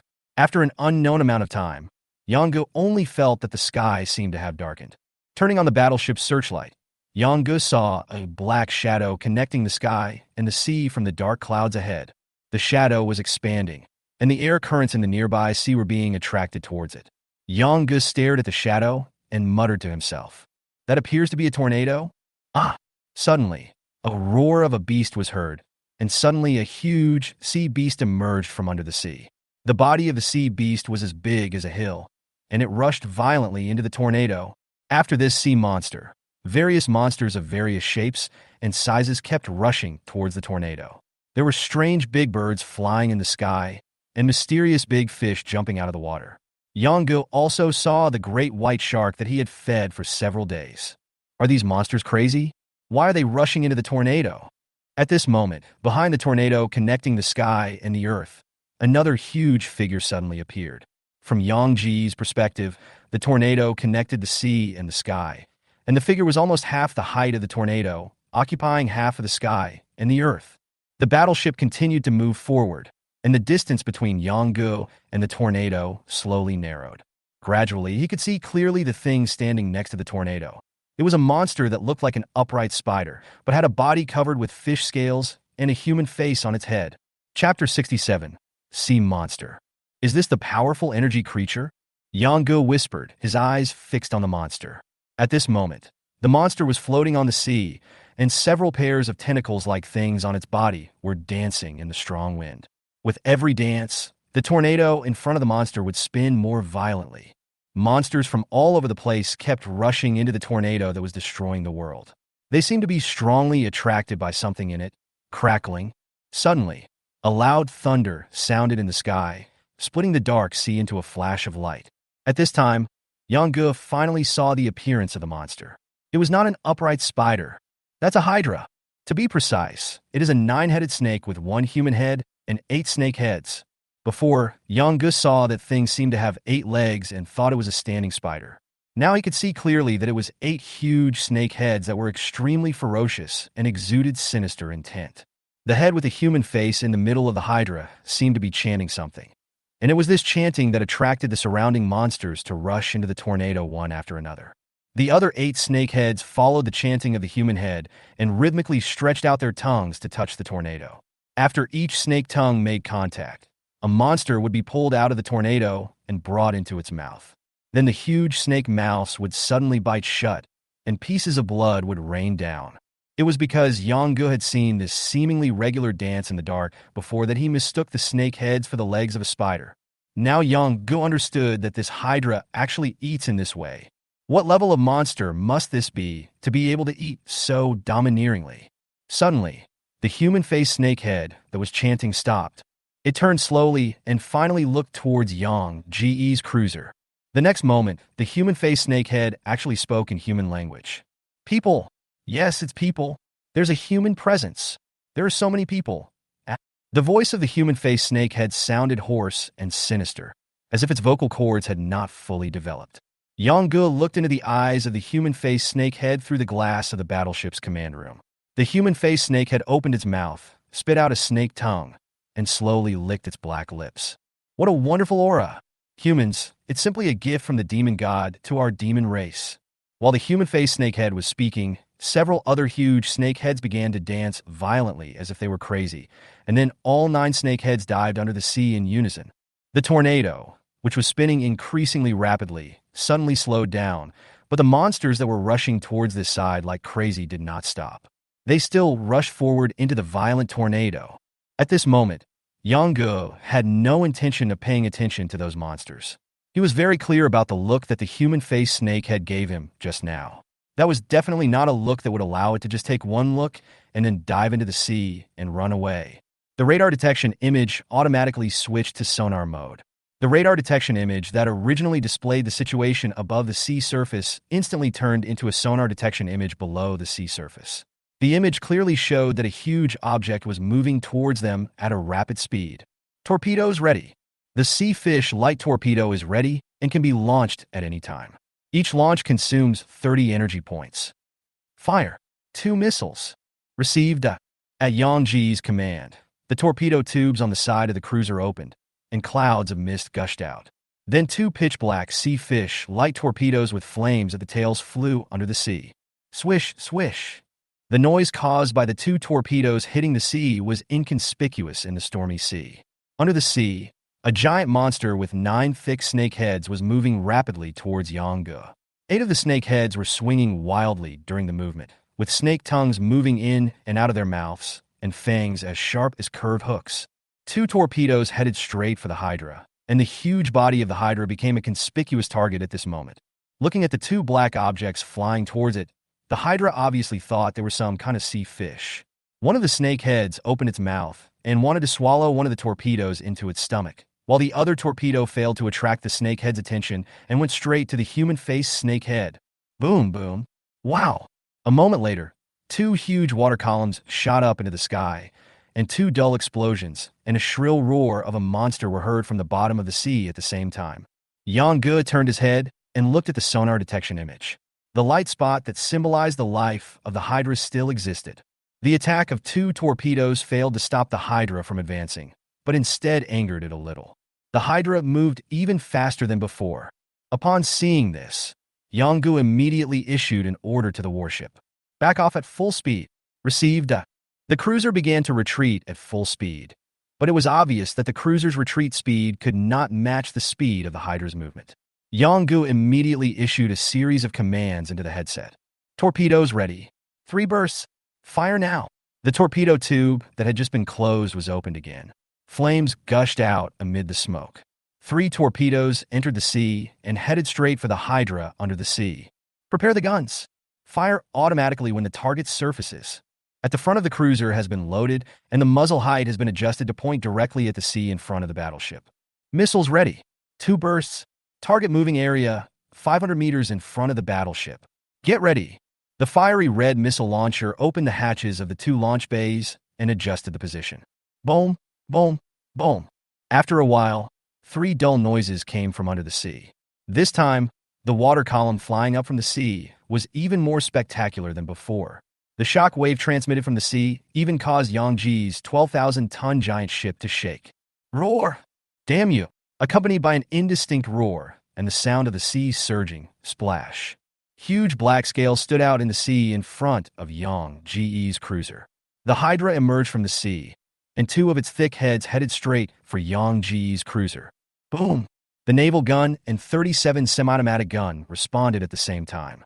The muzzle of the sturdy naval gun let out a deafening roar. The mist on the turret dissipated, and the fire from the muzzle dyed half of the sky red on the dark sea.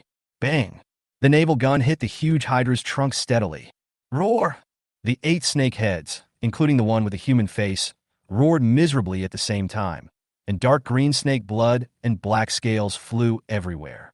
You guys actually hurt me. You all deserve to die. The human-faced snakehead had a ferocious expression on its face, and the wounds on its torso caused its cloudy eyes to burst into rage. In an instant, the two snake heads that pounced on the cruiser became even more ferocious. Chapter 68 Fierce Battle. Boom, boom, boom, boom, boom.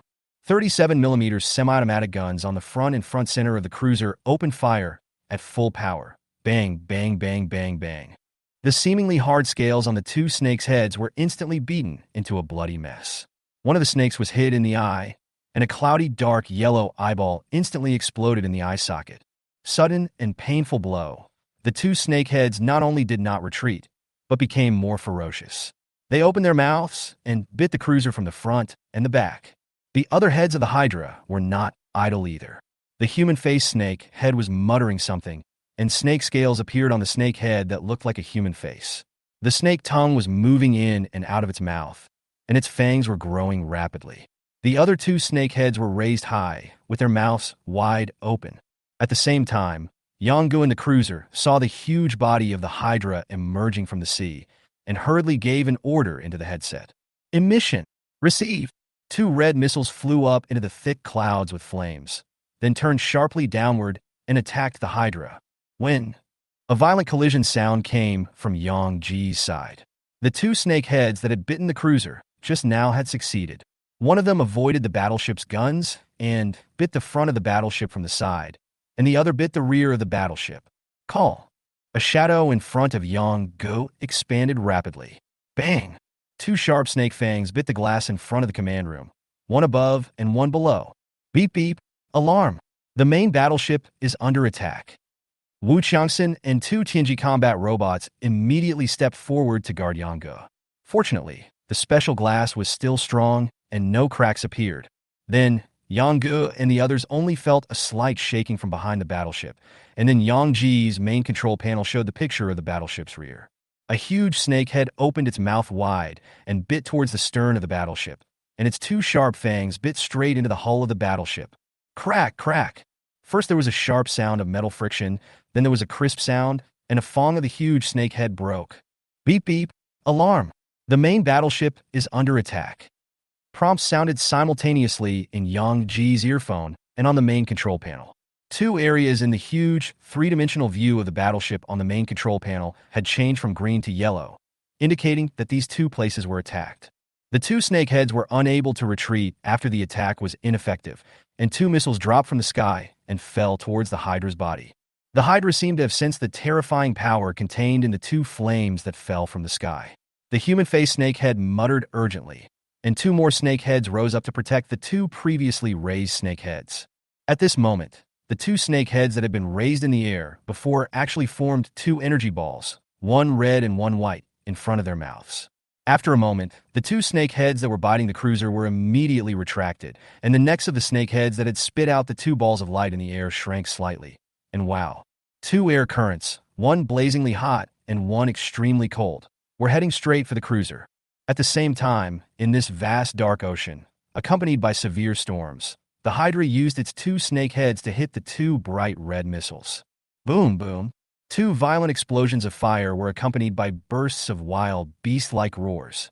A strong cyclone vibrated out to form a shock wave, and the sea area, which was already windy and rough, was even more windy and rough at this time, like a ghost cave on Earth.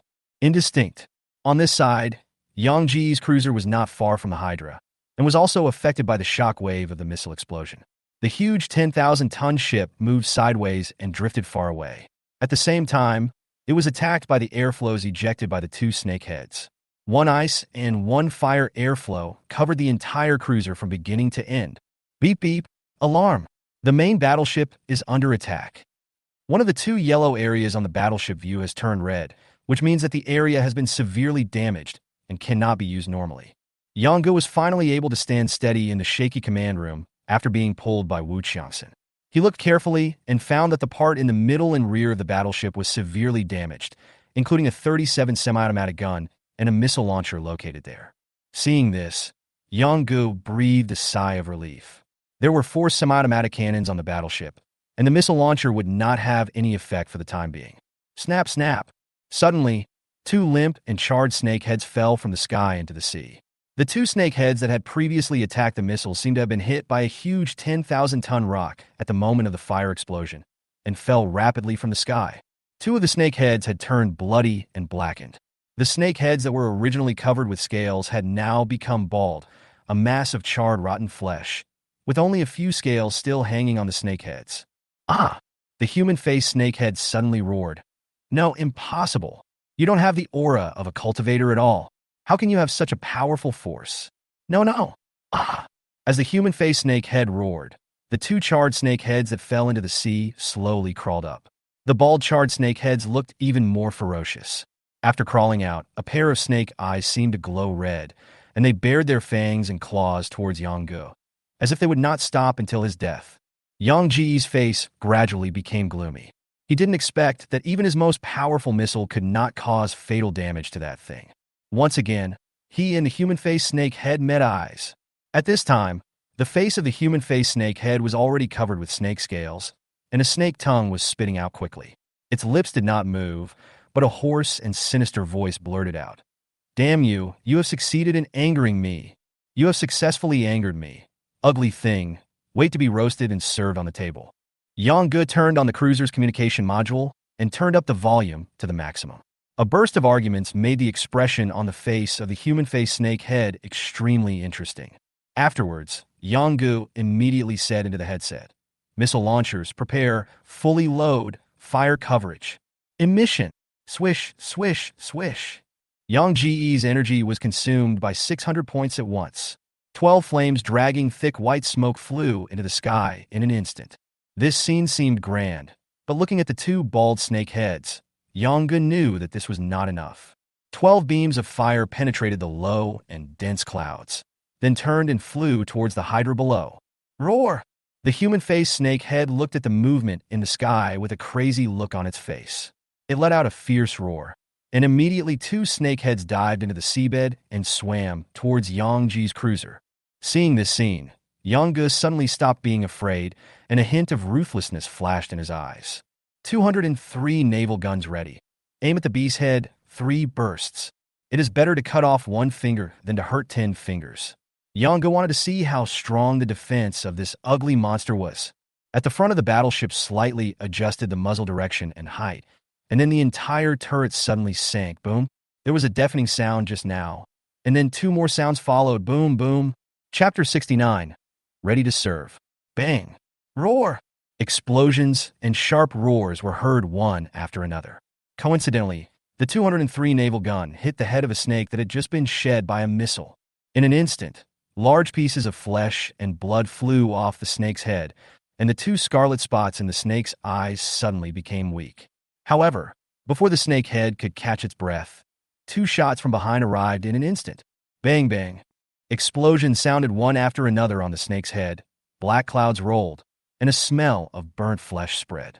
After these 2 shots, only half of the originally huge snake head was left, and it finally drooped weakly into the sea below. The human-faced snake head seemed to be unable to believe the scene in front of him.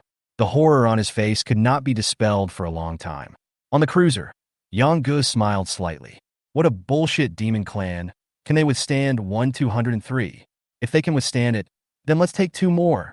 Before Yang Ji's smugness had worn off, Wu Qiangxin suddenly turned around and blocked Yang Ji's sight with his body, and plugged Yang Ji's ears with his fingers. At this moment, the 12 missiles that flew into the sky fell towards the Hydra. Boom, boom, boom. Even though Wu Qiangxin was protecting him, Yang Ge could still feel that the whole world seemed to have suddenly become brighter. Bang! The next moment, the cruiser under Yang Ji's feet seemed to fly up. Several people in the command room fell to the ground and slid towards the wall on the other side. Bang! A Sky-class robot blocked Yang Ji's way, preventing him from crashing into the wall. Even so, Yang Ge still felt dizzy and the whole world was spinning. Wow! After an unknown amount of time, the cruiser suddenly fell down and was covered by the surging sea. At this moment, Yang Ge doubted for a moment whether his warship would sink. Pooh! Cursing himself secretly, he climbed up with the help of Wu Qiangxin beside him. The warship had stabilized on the sea. Yang Ge looked outside through the glass of the command room. The entire sea area was still pitch black, but the tornado seemed to be much weaker, and many monsters had already escaped from it. Where's the monster? Yang Ge turned around and looked around, but didn't see the nine-headed snake. Boom! There was a sudden violent shaking in the command room, and Yang Ge actually saw two huge snake heads emerging from the sea one after another and entangled his cruiser. Instantly, only one thought came to Yang Ji's mind. The fire coverage didn't work? No! These should be the two snake heads that burrowed into the seabed just before the missiles landed. Where's the main body of this thing now? The violent missile explosion just now caused all the radars on the cruiser to temporarily fail. Except for the two snake heads entangled with the cruiser, Yang Ge couldn't find the real body of the thing for a while. On the deck of the cruiser, two snake heads suddenly attacked. The three 37mm semi-automatic guns that were functioning normally opened fire at full power, but the two big snakes entangled the cruiser and swam quickly. Due to the angle problem, the 37mm semi-automatic guns could not cause effective damage to the two snake heads that were entangled. Beep beep, alarm! The main battleship is under attack. As the two giant snakes completed their entanglement, all areas of the battleship view on the main control panel were marked in yellow. What Yang Ge regretted most at this time was that he didn't upgrade those 37mm semi-automatic cannons. If he had a few 730mm close-in defense cannons at this time, would he still be like this? Thinking of the 730 close-in defense gun, Yang Ge immediately thought of his Tiger Eagle combat drone. This time, the upgraded Tiger Eagle combat drone is equipped with a 3-barrel Gatling gun, and its power has never been demonstrated. Tiger Eagles 1 to 5, all attack. Fortunately, the position of the drone cabin was not blocked by the thick snake body. 5 Tiger Eagle drones immediately took off. The 3-barreled Gatling gun mounted below adjusted the direction and began to rotate slowly. Then it accelerated suddenly, and suddenly 5 bright red lights burst out on the cruiser. Da-da-da-da. Bullet shells flew down from the sky and landed on the cruiser with a clinking sound. The rain falling from the sky was blown by the wind around the Tiger Eagle drone and evaporated with a sizzling sound. That was because of the high temperature caused by the operation of the 3-barrel Gatling gun. 5 flashes of fire suddenly appeared, and the two snakes wrapped around the warship suddenly spasmed. At the same time, the two huge snake heads also found that the iron ship they were entangled did not seem to be afraid of their move, and was not like the wooden ships of humans before, which fell into pieces after being hit. Yang Ge looked at the two somewhat loose snakes and ordered the 5 Tiger Eagles. Focus on one point and attack. Blast him! Then the 5 drones turned their guns at the same time, aimed at one of the huge snake heads, and opened fire. Crackling, crackling, crackling. The entire head of the giant snake that was under concentrated fire became bloody in an instant. The huge snake head was covered with dense bullet holes, and the dark green snake blood kept flowing out of it like streams. The snake head that was delivered to the door was basically completely wiped out under the concentrated fire of the 5 Tiger Eagles, and it didn't even have the ability to resist. Roar! A weak roar came from the side and rear of Yang Ji's cruiser. Another big snake that had not been targeted by fire quickly retreated to the bottom of the sea. As for the snake head that had already been shredded, it was obviously dying and could not go back. In the end, the snake head that was entangled with the cruiser could not withstand the siege of 5 Tiger Eagle combat drones and fell powerlessly into the sea. It was unable to emerge from the sea again, like the 2 snake heads that were bombed by missiles before it. The battleship has been damaged in many places. Should it be repaired automatically? Looking at the information that popped up on the main control panel, Yongu nodded and said, yes. The battleship is automatically repaired, and the required energy is automatically deducted. A prompt came from the main control panel, and soon the radar system resumed normal use.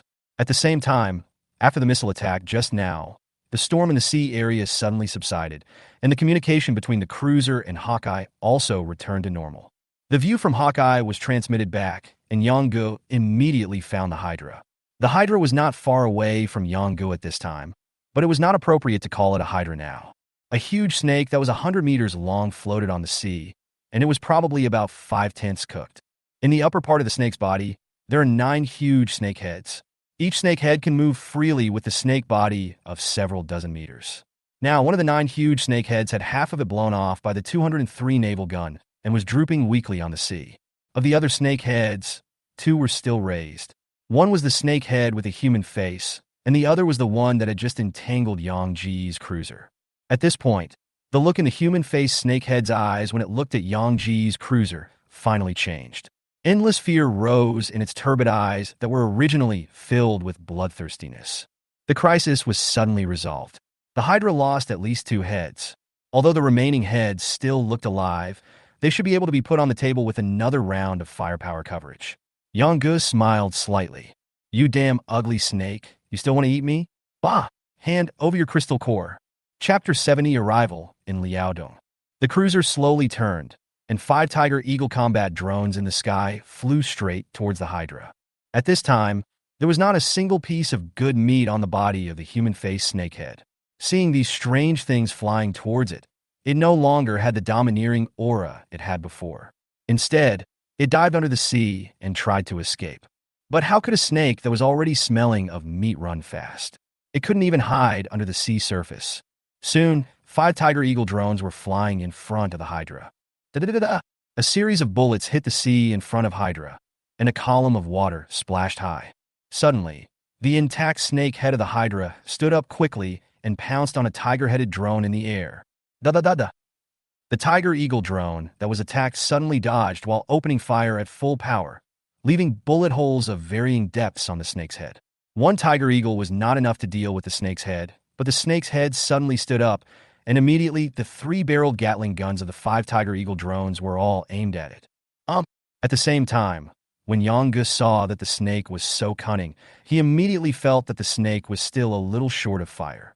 He immediately said into the headset, 203 naval gun, get ready another shot. Received. Da-da-da-da. Boom. 5 Gatling guns and 203 naval guns rang out at the same time. This time, Yongu saw with his own eyes the scales on the snake's head being blown away piece by piece, and a large amount of dark green blood splashed out. A single bombardment from the naval guns could not destroy the snake head, but it removed all the scales on it. Then the Gatling heavy machine gun bullets that followed like a torrential rain hit the skin and flesh of the snake head, and in a moment the snake head was driven into the sea, never to be lifted up again. At this time, the human-faced snake head turned around and looked at Yongu and roared in its hoarse voice. Human, you can't kill me. I am a demon general of the North Sea Demon Alliance. If you kill me, His Majesty the Demon King will not sit idly by. If you kill me, the millions of demon soldiers of the North Sea Demon Alliance will seek justice for me. Yongu raised his eyebrows. This monster really is a spirit. He picked up the communicator on the cruiser and asked the monster, how did those millions of monster soldiers know that I killed you? Hydra. Human, you can't be so shameless. 203. Shut him up. Boom. A flash of fire spurted out from the 203 caliber naval gun, but the human-faced snakehead was obviously more agile than the other snakeheads, and he actually avoided the 203. Yongu looked at the scene with a squinting eye and said calmly into the headset, Longbow number 1, number 2, number 3, Tiger Eagle number 1 to number 5. Kill him. Receive. Received. There was a sudden buzzing sound on the cruiser, and 3 Apache Longbow-armed helicopters and 5 Tiger Eagle unmanned fighter jets began to encircle the Hydra with one snakehead raised. Human, you will be punished. After a while, the sounds of various machine guns, Gatling guns, and rockets being fired were heard. Yongu couldn't help curling his lips as he listened to them. Hitisk, why do you need such strong defense? Isn't this pure suffering? Finally, a rocket from Longbow number 1 ended the life of the Hydra. When the head of the human-faced Hydra exploded, 3 shining crystal cores flew out instantly. Tiger Eagle number 1 quickly moved forward to pick up the 3 crystal cores, and then all the planes returned. Ding, ding, ding. Obtaining strong attribute energy. Extracting. Ding, ding, ding. Obtaining strong attribute energy. Extracting.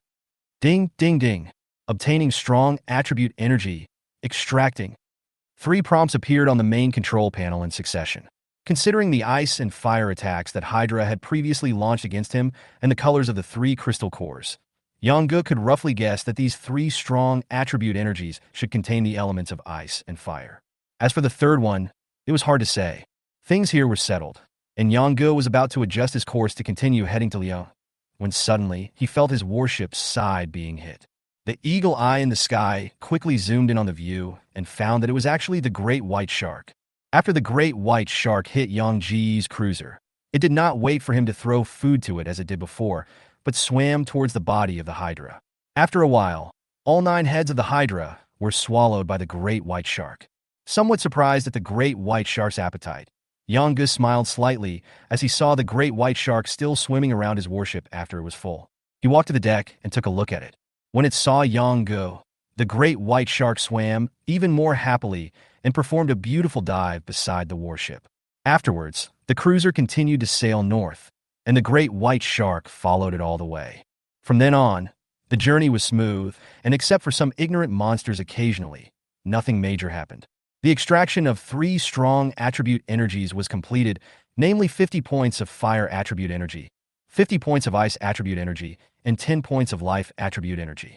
Although he obtained 3 kinds of strong attribute energy at once, none of the strong attribute energy reached 100 points, which made these 3 strong attribute energy temporarily useless to Yangge. In addition to the 3 strong attribute energies, the 3 crystal cores also provided Yangge with more than 30,000 energy points. Yangge consumed nearly 1,000 energy points in the battle with the Hydra that day. This was a big profit. At this time, Yang Ji's reserve energy and subsequent prepared energy still added up to as much as 120,000. A few days later, Yang Ji's cruiser arrived at the Liaodong Bay. The Puma carried Xue Jian to an uninhabited beach. Gong Sanhao had discussed the meeting place with Xue Jian, and Xue Jian would go there to contact Gong Sanhao later. 2 days later, Xue Jian came back with a map. Pointing to the location of the spiritual mine marked on the map, Xue Jian said to Yangge, "Commander, Gong Sanhao said that all the spiritual mines within a 5-mile radius are given to us." Yangge looked at the location of the spiritual mine and nodded. Liaodong has a special geographical location. It belongs to the peninsula region. Half of the territory of Liaodong is coastline. With the upgraded Hawkeye reconnaissance drone, Yang Ji's missile launch range reaches 200 kilometers. This means that no matter where the spiritual mine is, Yangge can control it well. To put it bluntly, most of the Liaodong area is within Yang Ji's firepower control range. However, the only problem at the moment is that Yangge cannot build a second base. Building a second base requires 100,000 energy points. Although Yangge has enough energy points, the upper limit of the reserve energy bar is only 30,000. Upgrade the energy power system. This upgrade of the energy power system requires an energy value of 30,000. The current reserve energy value is 30,000. Do you confirm the upgrade? Confirm. Yangge looked at his remaining reserve energy and subsequent preparation energy, which was less than 100,000.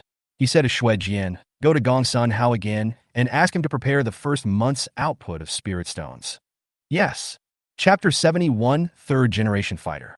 2 days later, the energy and power system upgrade was completed. This time the main energy expanded to 10,000, and the reserve energy expanded to 100,000. At this time, Yangge filled up the main energy bar, and there were more than 87,000 reserve energy left. On the 3rd day, Xue Jian led Zhang Hu and a team of Liaodong soldiers pulling a horse-drawn carriage to the shore. Xue Jian nodded to Zhang Hu, and Zhang Hu did not ask any more questions. He directly ordered the soldiers to unload the wooden boxes filled with spirit stones onto the beach. After Zhang Hu left, the Puma and Harrier made 2 trips to transport all the energy or back to the cruiser. Yang Ji's energy reserves were immediately replenished, and he had more than 80,000 energy for follow-up preparations. It seemed that the monthly output of this spiritual mine was indeed around 100,000. As soon as the energy was in place, Yanggu immediately gave a command into the headset. Open the second base. Just like before, he first selected a location on the map. Yanggu chose the location of the spiritual mine as the second base. The storage compartment at the rear of the cruiser slowly opened, and another huge amphibious transport vehicle slowly came out from it. It switched to ship mode on the sea and headed towards the place selected by Yanggu. At this time, Yanggu asked Shuejian, all the way from the coast to the spiritual mine? Shuejian said, there are no villagers living along the way, and Zhang who will personally lead people to guard. Yanggu nodded, and then sent out 2 longbow-armed helicopters for escort. The spiritual mine in Liaodong is located deep in the mountains. In order to facilitate mining and transportation, Gongsun Hao flattened the area around the mine, which covers an area of 7 or 8 square kilometers. Now it is just the right area for Yanggu to use as a second base. And this area is enough for Yanggu to build an airport in the second base. Yanggu planned to build the 3rd-generation fighter airport given by the system at this base in Liaodong. Just in case, he asked the system about the area required to build the airport. After getting the accurate answer from the system, Yanggu decisively selected this location. There is a mountain road leading from the mine to the outside of the mountain, but this mountain road is of little significance to Yanggu. Gongsun Hao needs to transport the spiritual or outward when he mines it, and Yanggu also needs it. The difference is that Yanggu can transport it by air. The Prisoner Dragon Naval Base on Wuyun Island has drone capabilities, so this base must have it as well, and the free ones are Harrier Hawks. As long as 2 more Harrier Hawks are added to this base, the monthly Spirit Stone output will only require 2 trips to be delivered to the warships. It was not easy for the huge transport vehicles to cross the mountains. Fortunately, the dirt road leading into the mountains was built by Gongsun Hao to be wide enough to accommodate the transport vehicles used to expand the base. The speed of the transport vehicles was not fast, and it took 4 or 5 hours to reach the destination. After arriving at the designated location, the transport vehicle began to expand, and the metal material spread all around. The tall main building of the base and rows of barracks were quickly erected. Soon, Yangji's 2nd Coastal Defense Base was established. A team of 200 fully armed and sturdy soldiers ran out and stood in front of the rising Iron Ocean flag in the base. A master's officer came out and said to Yanggu in full force through the headset, "Report to the commander. The construction of the Decepticon's 2nd Coastal Defense Base has been successful. I am Yang Lin, the captain of the squadron stationed at the Decepticon Navy's 2nd Coastal Defense Base. Please name the base." At this time, Yanggu was standing on the edge of the deck feeding the sharks in the sea. After hearing Yang Lin's report, he smiled slightly and said 2 words, "White Shark." The Decepticon White Shark Naval Base is officially completed. Report to the commander. The White Shark Naval Base consumes 10 energy per day, and the current commander consumes a total of 50 energy per day. 2 prompts popped up on the main control panel. Although the second base was built in the mountains, the battleship system still called it a naval base. On the other side, Yang Lin began to command his soldiers to deploy defenses in the valley. Hawkeye was launched into the air, radar was put into operation, and 4 missile launchers were hidden on several surrounding peaks. The dirt road into the mountain was strictly guarded from the mountain pass. From then on, the spiritual mine in this area of mountains was completely controlled by Yanggu. On the cruiser, after feeding the sharks, Yanggu sat on the deck, enjoying the sea breeze, and opened the MAL system. Small Spiritual Mine Mining Intelligent Engineering Kit, 50,000 per set, covers all aspects of exploration, well digging, mining, and packaging. With this thing, Yangji's spiritual mine can officially start mining operations. Buy it? Yanggu directly installed this engineering suit in the White Shark base. Suddenly, a huge square metal building rose from the ground, and 3 tall, mining robots drove out of it on their tracks. Each mining robot had 4 metal arms that could freely switch between different tool forms such as drills, electric saws, chisels, hammers, shovels, etc. One of the special metal arms could also carry out directional blasting. Following the 3 robots was a mine truck that was dozens of sections long. As soon as the 3 robots came out of the metal building, they started working automatically. They first explored the surroundings and then moved towards the mountain where the spiritual mine was hidden. Each mining robot is nearly 3 meters tall, so the previous mine is naturally unusable. However, Yanggu doesn't need to worry about this. The 3 mining robots can dig a new mine overnight. After the mining issue was resolved, Yanggu purchased 2 Harrier Eagles, 2 Tiger Eagle combat drones, and 2 Apache Longbow armed helicopters for the White Shark base. which cost another 24,000 energy. Finally, Yonga looked at the third-level fighter airport where he had been waiting for a long time. Build a third-level fighter airport. When Yonga said this, there was a hint of excitement in his voice. Received. Afterwards, two maps appeared on the main control panel at the same time, which were the floor plans of the Dragon Prisoner and White Shark bases respectively. Commander, please select the airport location. Yonga looked at the White Shark floor plan for a long time and then selected a vacant area. It is detected that there is a mountain near the area selected by the commander. Do you want to spend 10,000 energy to open the cave hangar? Cave hangar? What are they used for? The cave hangar is located in a hidden location and has strong anti-strike capabilities and can provide more parking spaces for the airport. Open. Received. Level 3 fighter airport under construction. 1. A progress bar appeared on the main control panel. At the same time, in the valley of the White Shark Naval Base, the outline of a small airport slowly took shape. Yangji's reserve energy was only more than 4,000 points left. It was not until the third day that the third-level fighter airport was slowly built. Report to the commander. The third-level fighter airport has been completed, the fighters and bombers that came with it are already in place, and the mountain hangar will be expanded and completed within 2 days. Chapter 72F 15 takes off. Report to the commander. The third-level fighter airport consumes 10 energy per day, and the current commander consumes a total of 60 energy per day. Cougar, Lombo 1, 2, 3, the Decepticon Special Forces, get ready, go to White Shark Base. Receive. Receive. Receive. As for the information about daily energy consumption, Yongu automatically ignored it. At this moment, he felt like a child who suddenly got a toy he had been longing for a long time. How could he care about these things? Going directly to the cabin from the internal passage and boarding the commander's cockpit of the Cougar, the 4 helicopters slowly took off. A moment later, White Shark Naval Base. In addition to the soldiers guarding the rocket launcher, guarding the airport, and standing guard at the mountain pass, more than 100 officers and soldiers at the White Shark Base were all lined up waiting. After a while, the Cougar and 3 Apache Lombos landed at the White Shark military base. As soon as the Cougar landed, before the propeller stopped, Yang Lin strode forward and stood outside the helicopter to salute. The soldiers of the Decepticon Special Forces were the first to come down to stand guard, and then Xue Jian stepped forward to open the door of the commander's cabin, and the big guy Wu Qiangxin protected Yanggu as he got off the plane. Say, snap! With a loud shout, more than 100 soldiers stood still and saluted Yanggu in unison. Yanggu smiled and waved to the hundreds of soldiers, then walked up to Yang Lin, looked at the young officer with the same surname as himself, took off his white gloves and shook hands with him, and said, "Hello, Captain Yang, let's go to the airport." "Yes." Yang Lin waved his hand behind him, and a military jeep and several armed Hummers drove over. Yanggu, Yang Lin, and Wu Qiangxin got on the jeep, and the other Decepticon Special Forces soldiers got on the Hummers at the back.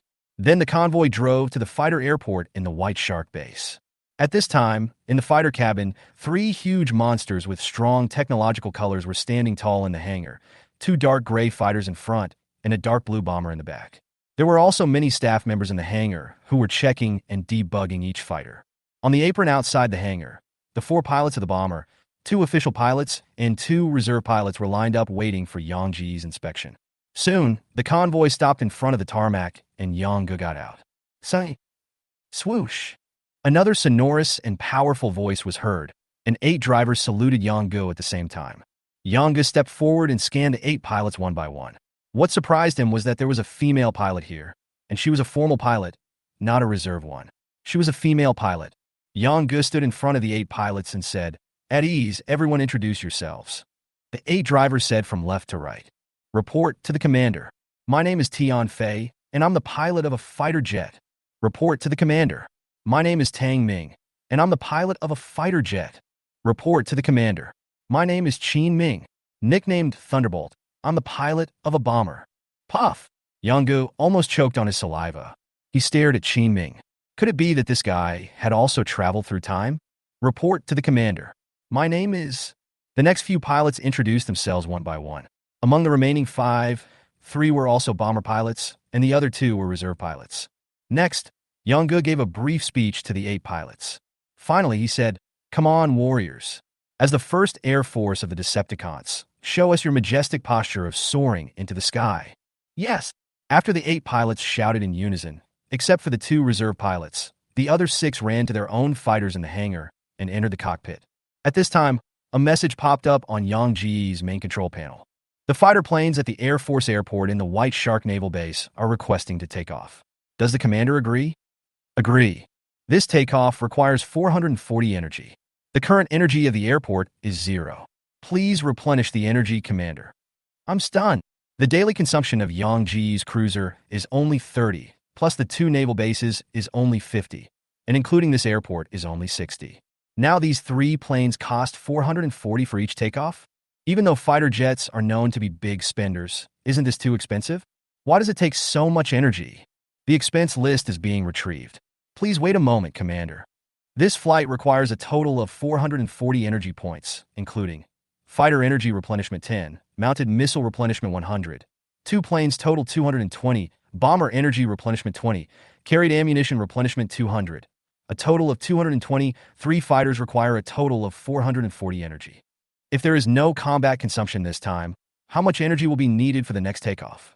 If combat consumption is incurred during this takeoff, energy will be replenished based on the percentage of combat consumption during the next takeoff. If combat consumption is not incurred during this takeoff, only energy replenishment will be required for the next takeoff. Yang Ge felt relieved. It was not so bad if calculated this way, although it was still expensive. After all, one trip to the sky was equivalent to the daily operating cost of a military base. But Yang Ge was a miner now, so he didn't mind. White Shark Fighter Airfield. Energy recharge, 1000. Ding. Recharge successful. Swoosh. Suddenly, there was a loud noise in the hangar, followed by a series of noisy noises from the local staff, and then the sound of some giant tire rolling over the ground. After waiting for so long, the pointed nose finally slowly emerged from the hangar, followed by the tough side wing fuselage and the sexiest tail wing butt.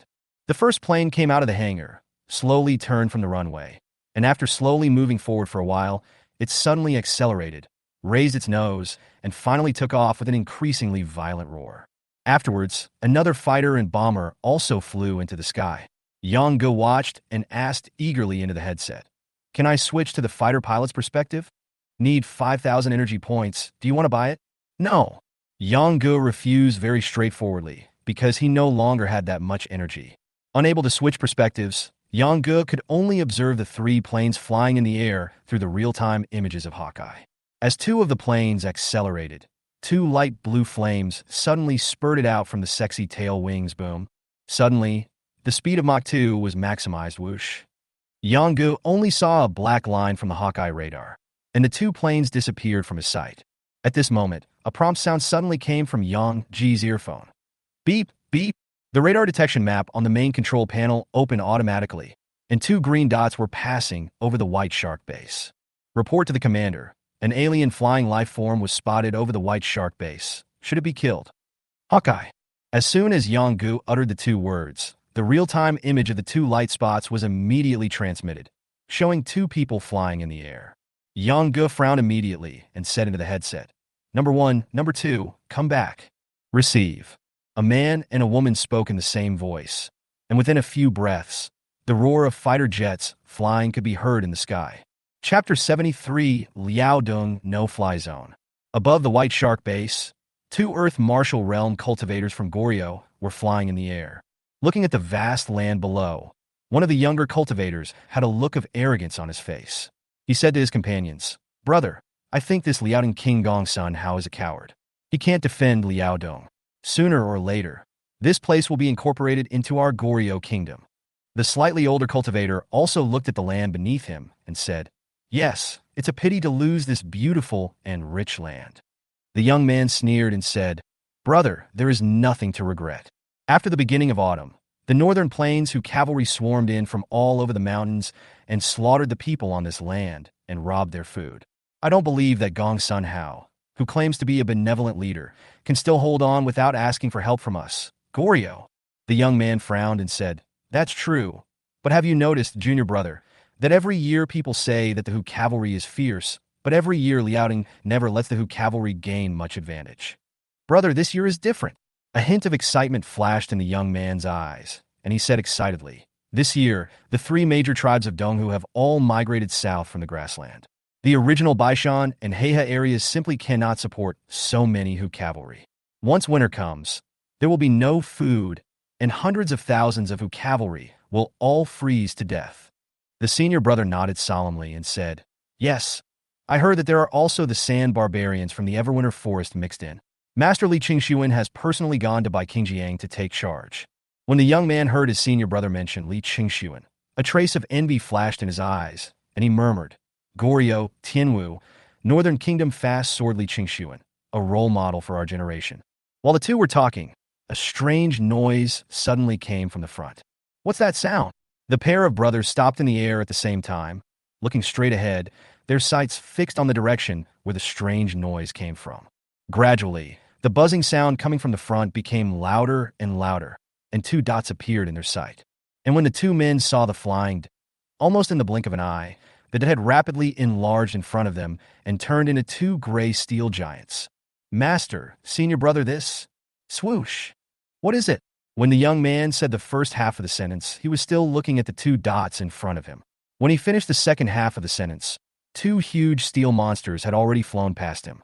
The strong wind created by the two fighter jets flying past almost blew the young practitioner aside. Before the two men could be shocked, the huge steel object that had just flown past had already returned. Swoosh! This time the young man finally couldn't hold on any longer.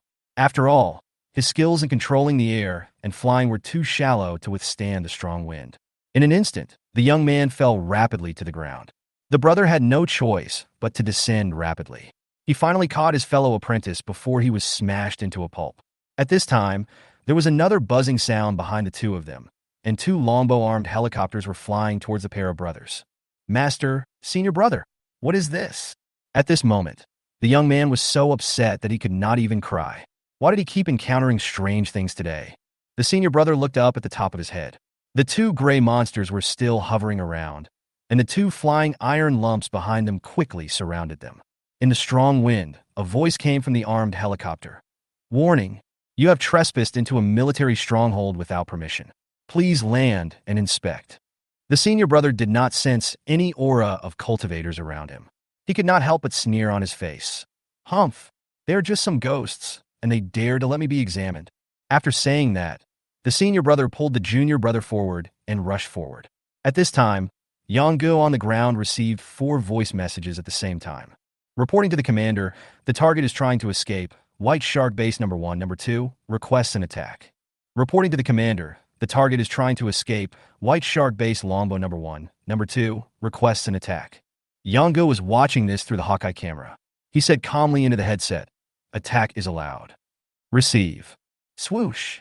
As soon as Yonggu finished speaking, one of the two planes above the two brothers' heads dived rapidly, and the 6-barreled Gatling Vulcan cannon mounted on it began to rotate. Boom, boom, boom, boom.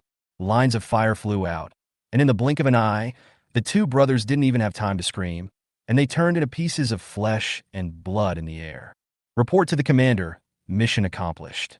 A cold and calm female voice came from Yang Ji's earphone. It was obvious that the person who just shot and killed the two people was the female fighter pilot Tang Ming.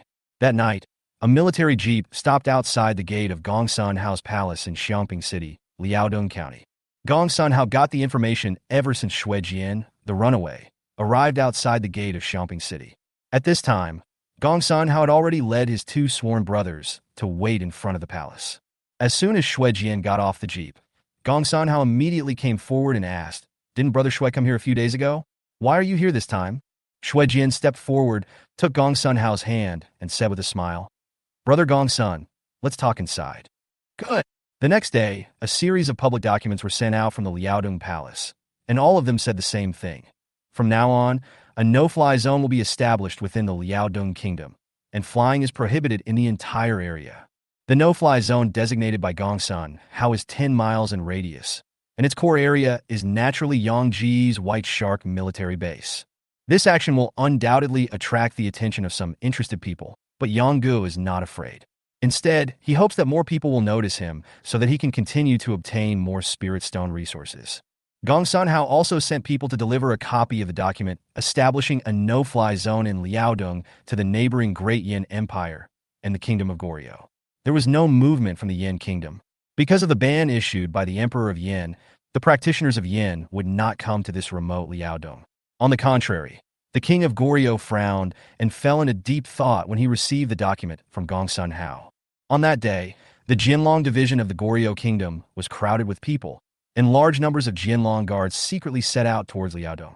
At the same time, east of Liaodong and north of Goryeo, the high temperature of summer has long disappeared here. The towering mountains in the distance are like giant beasts sitting on the earth. In the sky, a mighty goshawk is flying. Whoosh! Phew! Suddenly, a sharp arrow pierced the eagle's neck in an instant. The poor eagle let out a slight cry and fell to the ground below. Bang! The eagle landed on the ground, and a powerful hand grabbed the eagle's carcass. The scimitar slashed across it, and the eagle's blood flowed out in large gulps. The owner of the big hand held the eagle's carcass above his head and drank the eagle's blood that flowed out of it. This was a giant nearly 3 meters tall, with unevenly colored oil paint on his face, and a hard bow over 2 meters long on his back. His upper body was naked, revealing his bronze muscles, and his lower body was wrapped in a tiger skin skirt. Behind this giant, the mountains and plains were filled with densely packed people. The clothes of those people were very simple. Most of them carried bows and arrows. Many of them rode tall war horses. Some led wild wolves with bared teeth, and some led giant elephants covered with white hair. The most incredible thing was that some of them had limbs like wild animals. Although these people had different appearances, they all looked at the giant in front of them with admiration, who was shooting down an eagle with a bow and drinking its blood. After a while, the giant drank up all the blood, and with a flick of his hand, he threw the corpse far away. He turned his head to look at his followers all over the mountains and plains behind him. A hideous smile slowly appeared on his face, which was covered in blood. He opened his mouth and roared, "Go south!" When the giant roared, the whole mountain responded, "Go south! Go south! Go south!" Hundreds of thousands of cavalry and shaman waved their weapons wildly, shouting one wave louder than the other. Gradually, on the land under the White Mountain, it seemed that only those 2 words were left echoing between heaven and earth. Chapter 74: Hunting. There are a group of people in this world who are fine when you don't say anything, but once you clearly prohibit certain things, these people will always find ways to test your bottom line. The establishment of a no-fly zone in Liaodong caused an uproar in Goryeo, and countless Goryeo practitioners said that there must be some secret of Gongsun Hao hidden in the no-fly zone. Some say that the wealth accumulated by Gongsun Hao for most of his life is hidden there. Some say that Gongsun Hao's secret troops are hidden there, and some say that the concubine that Gongsun Hao dared not bring into the house is hidden there. There were many different opinions, and Yang Ge had long guessed that the news of the no-fly zone would attract some uneasy factors. Apart from occasionally returning to the battleship to feed the sharks, Yang Ge spent the rest of his time living in the White Shark base with the Decepticon Special Forces and 50 Skiji combat robots. Not sure if it was an illusion or because the great white shark had eaten the Hydra's corpse, Yang Ge felt that the great white shark seemed to have grown bigger, and its eyes seemed to be emitting a faint light. After a few days at the White Shark base, Yang Ge had a deeper understanding of the coastal defense bases. Each coastal defense base can be upgraded, but Yang Ji's current warship level is not enough to upgrade each coastal defense base. At the same time, each coastal defense base can also add more functional modules, such as simple ordnance, coastal defense weapons, etc. Yang Ge still had more than 3,000 points of reserve energy. He used 1,000 points to unlock the coastal defense weapon module for the White Shark base.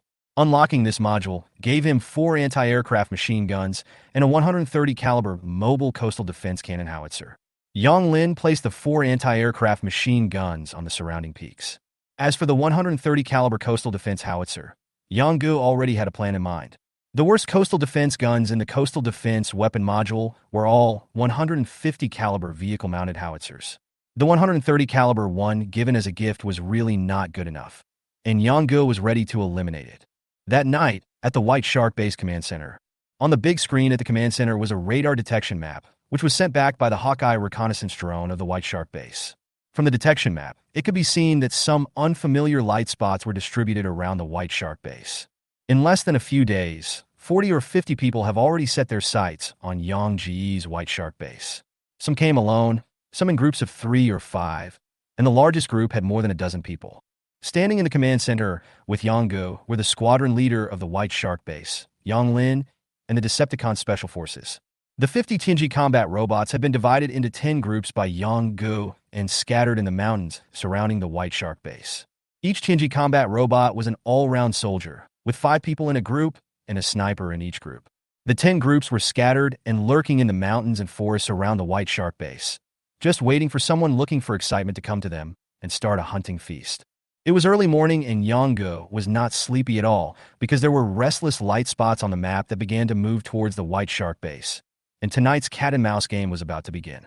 After adjusting the communication channel in the headset, Yonggu ordered all the Tianji robots. Listen carefully. Each group is responsible for the enemies within 1 kilometer of itself. If the distance is less than 1 kilometer, automatically start attacking. Anyone who is not killed by a sniper rifle shot must be captured alive. Receive. A series of neat replies sounded in the headset, and then Yonggu focused on every light dot on the map that represented the enemy. Suddenly, a voice sounded in his headset.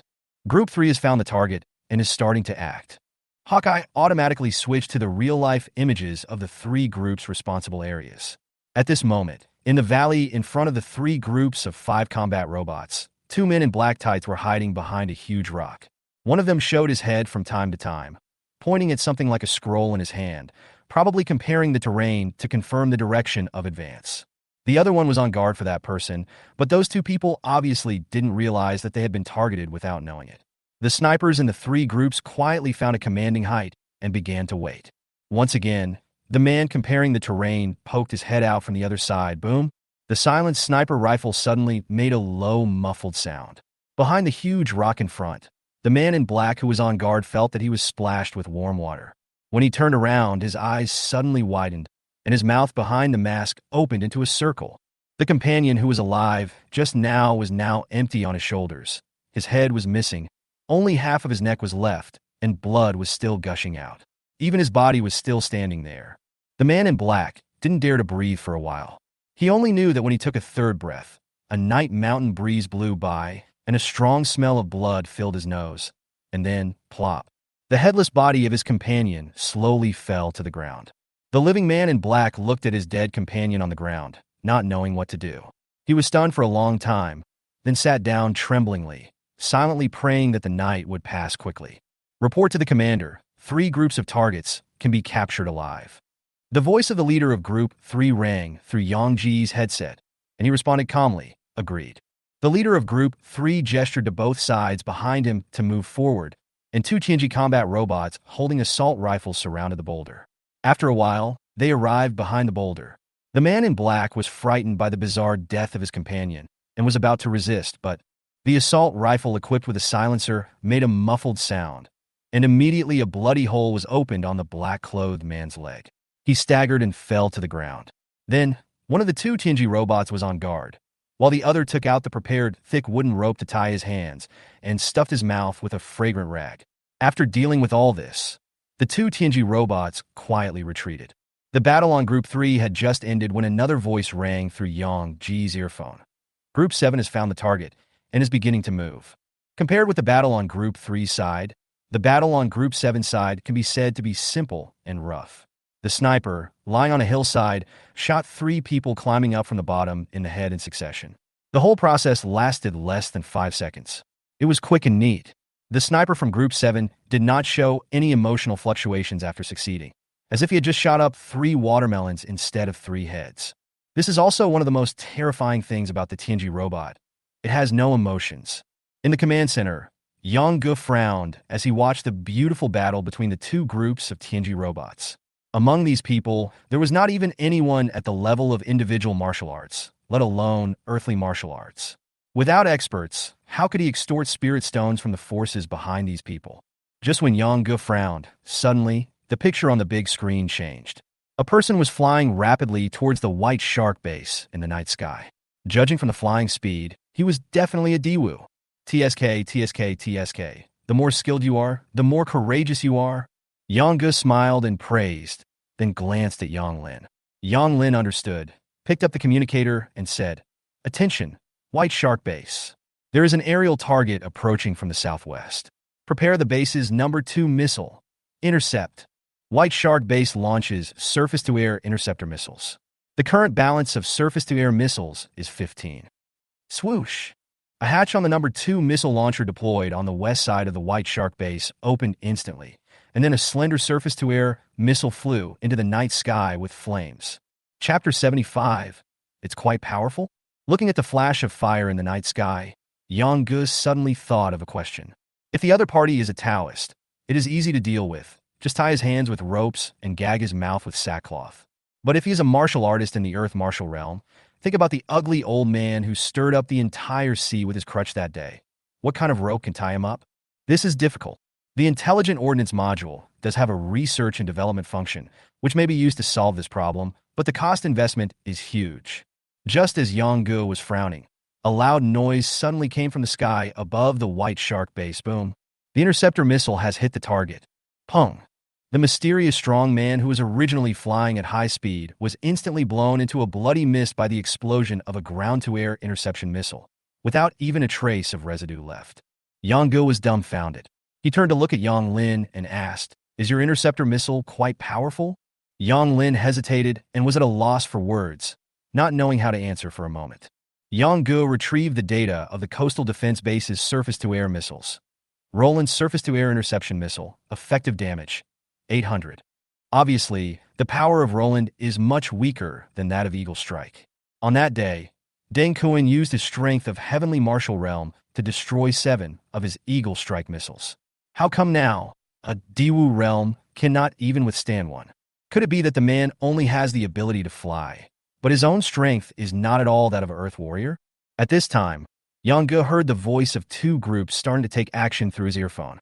Yang Gu shook his head and ignored what happened just now. Group 9 encountered a team of more than 10 people who sneaked into the mountain. The leader of Group 9 set up an ambush with several team members. After the team entered the ambush circle, in an instant, dull gunshots with silencers rang out as rapid as raindrops. For assault rifles and a sniper rifle fired continuously, and the team of more than 10 people were all killed in an instant.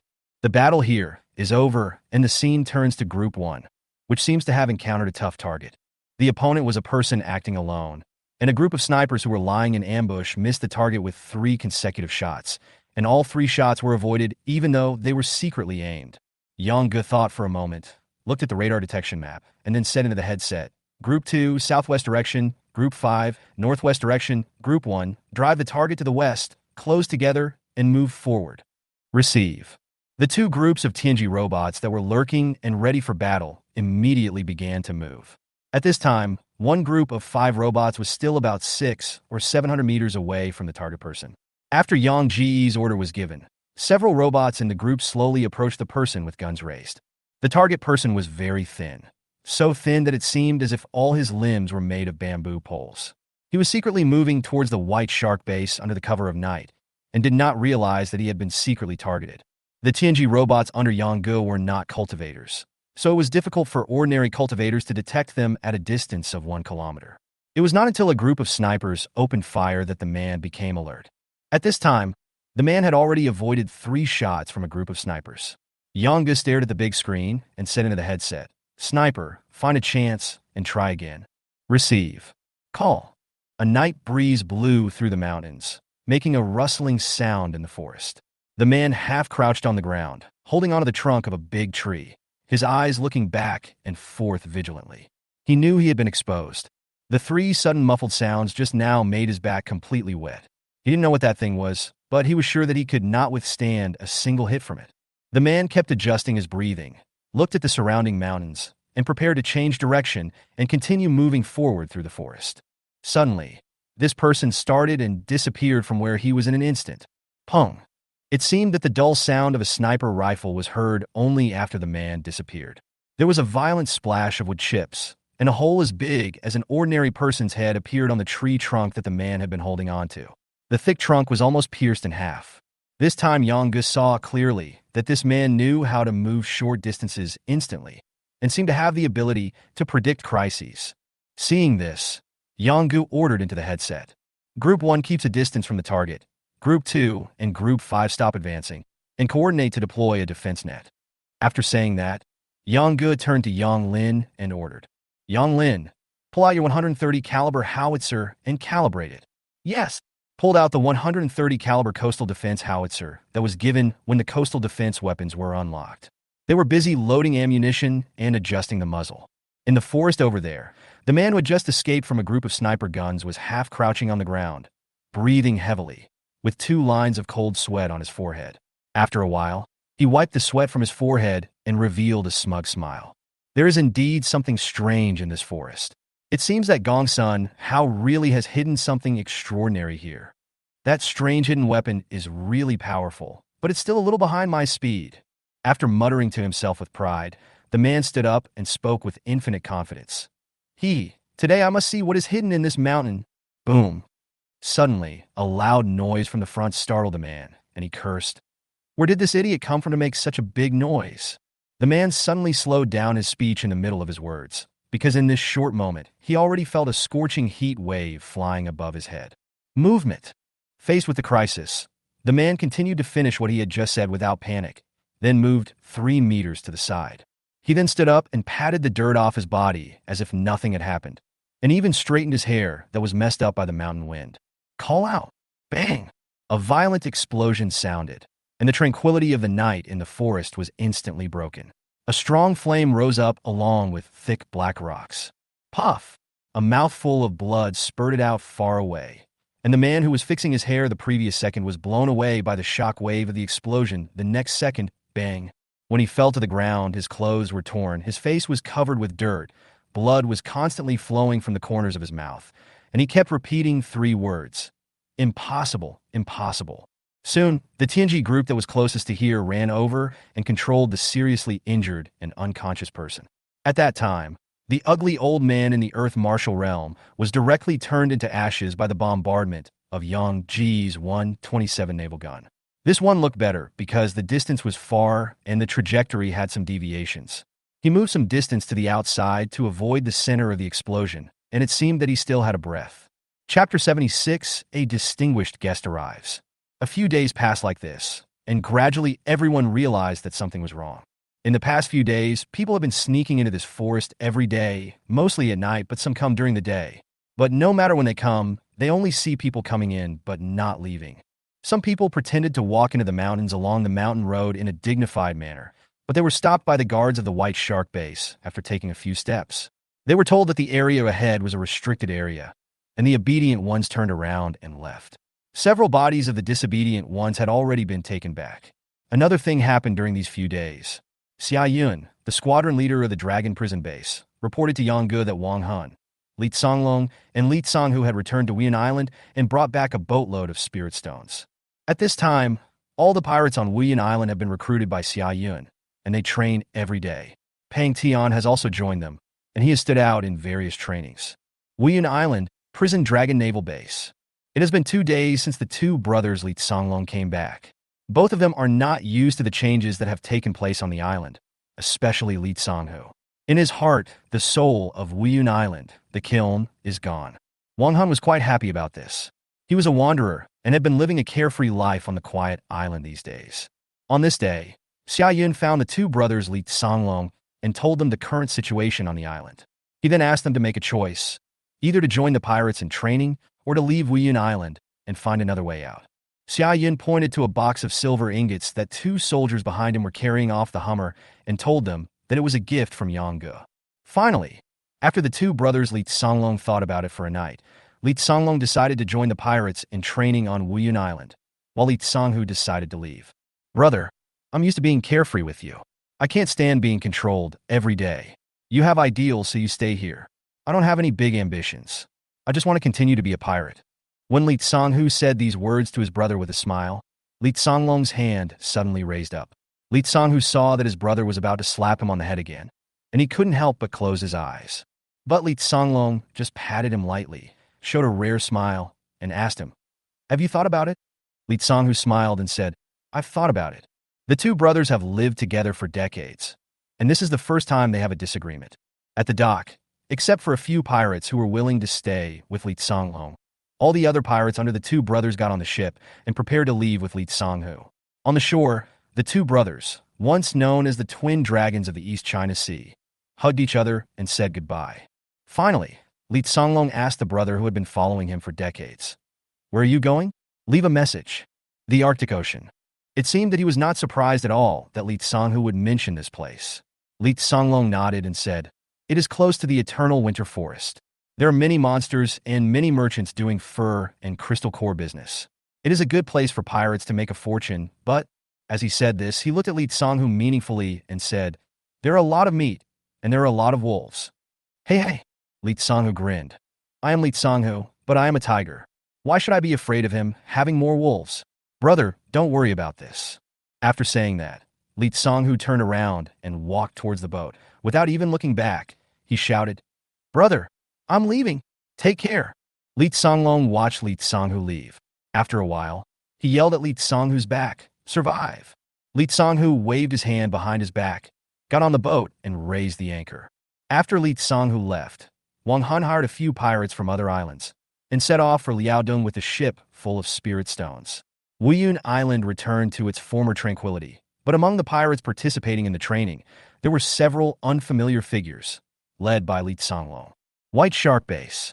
Over the past few days, Yang Ji's wishful thinking can be said to have completely failed. He never expected that after all his efforts, he would catch a group of noobs in the human martial realm. The most powerful one among them was the man who dodged the Tianji robot sniper and was as thin as a bamboo pole. He was only half a step away from the Earth martial realm and had never made a breakthrough. There are about 40 or 50 people imprisoned in the White Shark Base now. All of them have been interrogated, except for a few who committed suicide. The others either confessed everything about their ancestors on the spot, or were a little stubborn and finally confessed after Xue Jian used some force on them. Some of these people were disciples of sects within the kingdom of Goryeo. Some were knights who roamed across Yen and Zhao. And what surprised Yang Ge the most was that there were also the Goryeo king's personal guards, the Jianlong Guard. The identities of those Jianlong guards were not discovered by Xue Jian and others during interrogation, but they were revealed on their own initiative in an attempt to make Yang Ge release them out of fear of wrongdoing.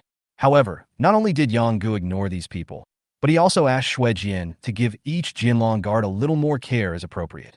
The only one who didn't speak was the skinny bamboo pole, who was half a step away from becoming a martial artist. He withstood all the tactics of Xue Jian and his gang. The turmoil of attempting to sneak into the White Shark Base lasted for about 4 or 5 days. By the 6th day, there were basically only a few scattered criminals left around the White Shark Base, and they were left to Yang Lin to guard against.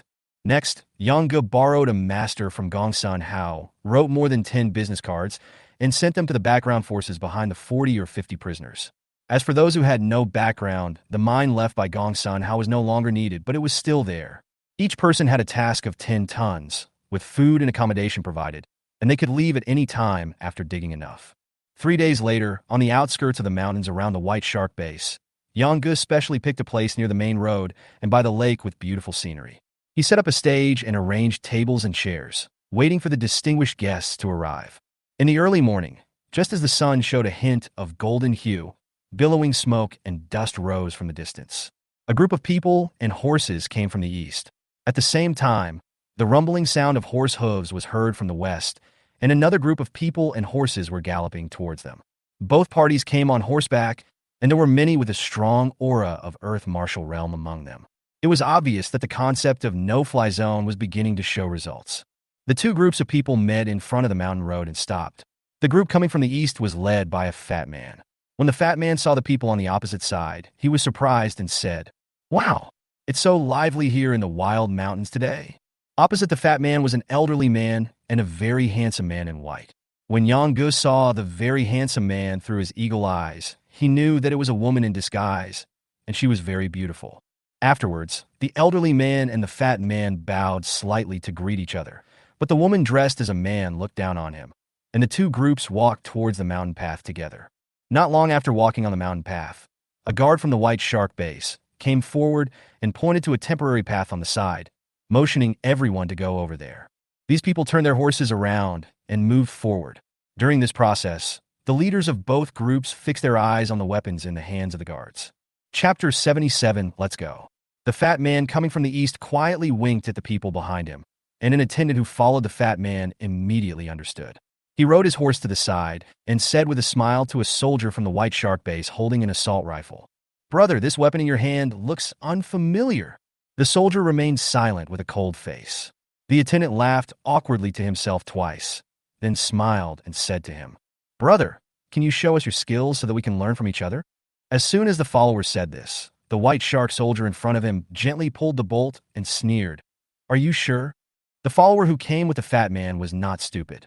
When he saw the white shark soldier sneer, he felt something was wrong and hurriedly smiled and said, "Forget it if it's inconvenient. Forget it. Brother, you have worked hard." As he said this, the follower turned his horse around and was about to move forward, but at this moment, a rapid sound of horse hooves suddenly came from behind the crowd, and the team of white shark soldiers on guard immediately raised their weapons and aimed at the mountain road. It was a team of cavalrymen dressed entirely in black, all holding sharp blades and coming at them aggressively. At this moment, everyone's eyes turned to this side. Whether it was the old man coming from the west, the beautiful woman pretending to be a man, the fat man coming from the east, and the followers behind them. They were all waiting to see how the guards on this mountain road would deal with the intruders. "Hold the horses! Hold the horses!" The captain of the White Shark Guard shouted at the newcomer. Seeing that the newcomer was unmoved, he sternly ordered the soldiers around him. Shooting! Da-da-da! In an instant, gunshots and bursts of flames rang out on the mountain road. Puff, puff, puff. The sound of bullets piercing flesh continued to be heard, bringing up puffs of blood. The team of cavalry rushing in from outside the mountain were thrown to the ground in an instant, with bright red human and horse blood splattered high. The sudden scene scared the people on the side. The gunshots came and went quickly. After a crackling noise, the mountain breeze blew, and the strong smell of blood instantly hit their noses. At this time, in front of the mountain road where the White Shark soldiers were defending, that is, the direction where the cavalry had just rushed, dozens of human and horse corpses were lying on the ground, and large patches of bright red blood flowed down the winding mountain road. For a moment, the team consisting of the fat man, the old man, and the woman became very quiet. Seeing the scene where all the people and horses fell down in an instant, the old man and the woman dressed as a man looked at each other, and the expressions between their brows were extremely solemn. The fat guy over there had a greasy face twitching, and he suddenly felt that today's trip would not be smooth. Red Lulu! Suddenly, a burst of horse neighing sounded, and the follower who followed the fat man and just tried to get close to the White Shark soldier kept pulling the reins and shouting, "Let's go, let's go!" The follower's horse leaped forward, and while the guards were not paying attention, he rammed the White Shark soldiers guarding the mountain road and rushed towards the inside of the mountain. This incident happened suddenly, but the team of White Shark soldiers did not seem to panic at all. Instead, they continued to stand in their positions, guarding against the people in front of them, completely ignoring what was happening behind them. Behind them, the frightened follower rushed forward. Boom! Suddenly, a low muffled sound came from the hillside nearby. Bang! The next moment, everyone watched as the follower's entire head exploded out of thin air. The horse under him ran forward for a distance, and the remaining headless body slowly fell off the horse. Call. This bizarre scene made the people watching feel a little breathless for a moment, as if a huge stone was pressing on everyone's heart. After all, the man just lost his head, and it might be their turn in the next moment. Quietly, the woman in men's clothing pulled the corner of the old man's clothes and whispered to him, "Don't tell me you don't know anything about what's going on here." The old man's eyes passed over the White Shark soldier, and his voice was heavy. "Your Highness, I really don't know. It seems that Gong Sun Hao has done a lot of things behind your Majesty's back." Buzz! There was a buzzing sound in the sky, and a Tiger Eagle combat drone slowly landed above the crowd. On the other side, an armed Hummer drove over from the lake. The car stopped, and Xue Jian got out of the passenger seat, walked up to the crowd, and laughed loudly. "Everyone here is a guest. Don't let those little thieves disturb your enjoyment. Follow me. Oh, by the way, if you have any companions behind you, please tell them to slow down after going up the mountain. Otherwise..." As he spoke, Xue Jian pointed to the mountain path over there, then smiled at everyone and sat back on the Hummer. The armed Hummer started again and turned to drive forward. What is this?" Everyone was amazed at the iron shell-like thing that could run and the Tiger Eagle drone flying in the sky. The woman in men's clothing looked at the old man beside her with a complicated expression. Before she could speak, the old man said, "This is not something from the Mahe school." The woman was obviously a little unconvinced. She nodded dejectedly and then rode her horse forward. When the whip in her hand hit the horse under her, the force was involuntarily lighter. After a while, everyone tied up the horses in the forest near the lake and sat down on the prepared platform. There was a large black screen hanging in front of the stage. Chairs were placed on both sides, leaving a large area in the middle. The old man, the woman, and the fat man sat on both sides. After a while, Jian came on stage and said to the three people, "Everyone, please take a seat. We will start to talk business after half an hour." In the following period of time, several groups of people came over one after another. At the same time, loud gunshots could be heard from the other side of the mountain road from time to time. Every time gunshots were heard over there, the people here were frightened. Yonggu observed the movements by the lake through his eagle eyes, and he found an extremely interesting scene. All the people who came from behind either stood behind the fat man or behind the old man and the woman. No one dared to come forward and sit with the three of them. Half past the hour. Suddenly, everyone heard a buzzing sound again. A moment later, several armed Hummers drove over. Yang Lin and the soldiers from the White Shark base arrived with the first batch of prisoners. Most of them were disciples from sects within the kingdom of Goryeo. When they were brought to the stage, there was an obvious commotion among the people standing behind the fat man. Jian picked up a rifle and walked forward. He stood in the center of the stage, looked at the people on both sides, then pulled the bolt and fired 3 shots into the sky. Bang, bang, bang. After 3 shots, the stage fell silent. At this moment, the large screen hanging in front of the stage lit up, and a steel ocean flag slowly appeared on the screen. After a moment, the steel ocean flag disappeared and was replaced by a black-haired boy, who was Yonggu. At this time, Yonggu was wearing a neat military uniform and sitting in the command center of the White Shark base. Through the big screen, he smiled at the people over there and said, "Hello." Chapter 78, Noisy. Looking at Yang Ji's young face on the big screen, everyone on the stage showed a look of surprise. They didn't expect that the person who appeared would be so young. Yonggu took in the expressions on everyone's faces one by one. He kept smiling and continued. "First of all, let me make it clear that I have a cooperative relationship with Liaodong King Gong Sunhao. He pays for what I need, and I provide the services he needs. I believe you should also know that there is a spiritual mine here, and what he paid for is this spiritual mine." So, when Yonggu said this, although he still had a smile on his face, his voice seemed to become a little colder. "It was me who killed your people, and it was also me who arrested your people. If you want to retaliate in the future, you can come to me. But I would like to remind you all to think twice before doing anything. If you are just a tiny country, how dare you jump out and make trouble?" As he spoke, the smile on his face widened. "Then I'll let him change the dynasty." The moment Yonggu finished speaking, the 3 people on the stage had different expressions. The woman and the old man remained calm, as if they hadn't heard anything, while the fat man sitting opposite them had a frighteningly gloomy expression. The fat man understood the identities of the old man and the woman. Among the 3 of them, the only one that could be described as a tiny place was the Goryeo kingdom behind him. The fat man was angry for a moment, but thinking about the bloody scene on the mountain road before and his followers' head exploding out of thin air, the fat man forced himself to swallow his anger. Opposite him, a beautiful woman in men's clothing quietly gave him a thumbs up and mouthed, "Okay, cough." The fat man almost choked on the air and could only cough softly to cover up his embarrassment. However, at this moment, a gust of cold wind seemed to blow in the forest, and suddenly another person came from outside the mountain, shouting loudly. What an arrogant tone! Holding a wooden sword and wearing a Taoist robe embroidered with a picture of 100 ghosts parading at night, the man looked like a Taoist priest. Upon seeing the Taoist priest appear, the fat man sitting on the stage immediately stood up and bowed to him. Snort! The Taoist snorted at the fat man. Useless! Others are just about to point at your head and curse you. But you dare not even fart? Puff! The woman on the other side couldn't help laughing when she heard this. Although she was dressed as a man, she looked very excited.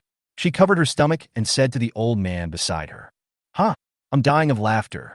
The other person only said a tiny country, but the Korean man himself assumed that the other person was mocking him.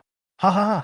The Taoist was about to get angry when he saw the woman laughing, but when he saw the woman's face, he immediately turned his head away, as if he had been deaf at that moment. On the stage, the fat man stammered in the face of the Taoist scolding. His fat head and big ears were covered with cold sweat, and he couldn't utter a word. Yonggu on the big screen was also looking the Taoist up and down. He was simply curious about the Taoist's appearance, but his eyes had a different effect in the Taoist's eyes. Hey, what are you looking at, kid? Do you think I'm a monkey for people to watch?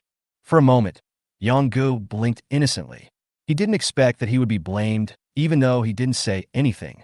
Afterwards, the Taoist strode to the big screen, stroked his long beard towards Yonggu, and said contemptuously, "Do you think you can bully our Goryeo people by making up some mysterious things? Humph! let alone the Liaodong King Gongsun Hao. Even if any emperor of the Seven Empires came to this point, he would not dare to make such a bold statement. Call. After saying this, the Taoist pointed the wooden sword in his hand to the sky, and his Taoist robe moved without wind.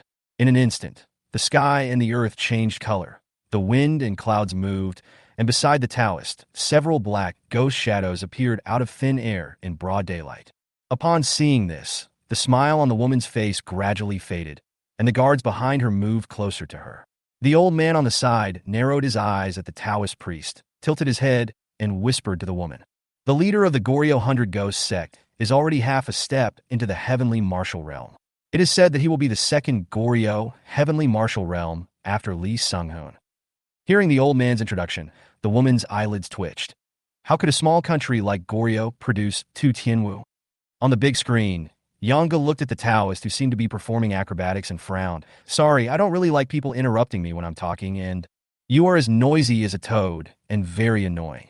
After saying that, Yanggu adjusted the channel in his headset. Get started. At this time, Yanggu did not block the signal of the big screen, and his shout of take action was heard clearly by everyone on the stage. In an instant, everyone's heart was in their throat. The guards behind the woman rushed forward to protect her.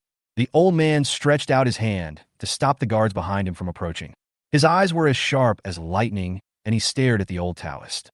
As for the fat man opposite, as soon as Yanggu said do it, he jumped to the stage at a speed that was extremely inconsistent with his body shape and hid among his followers.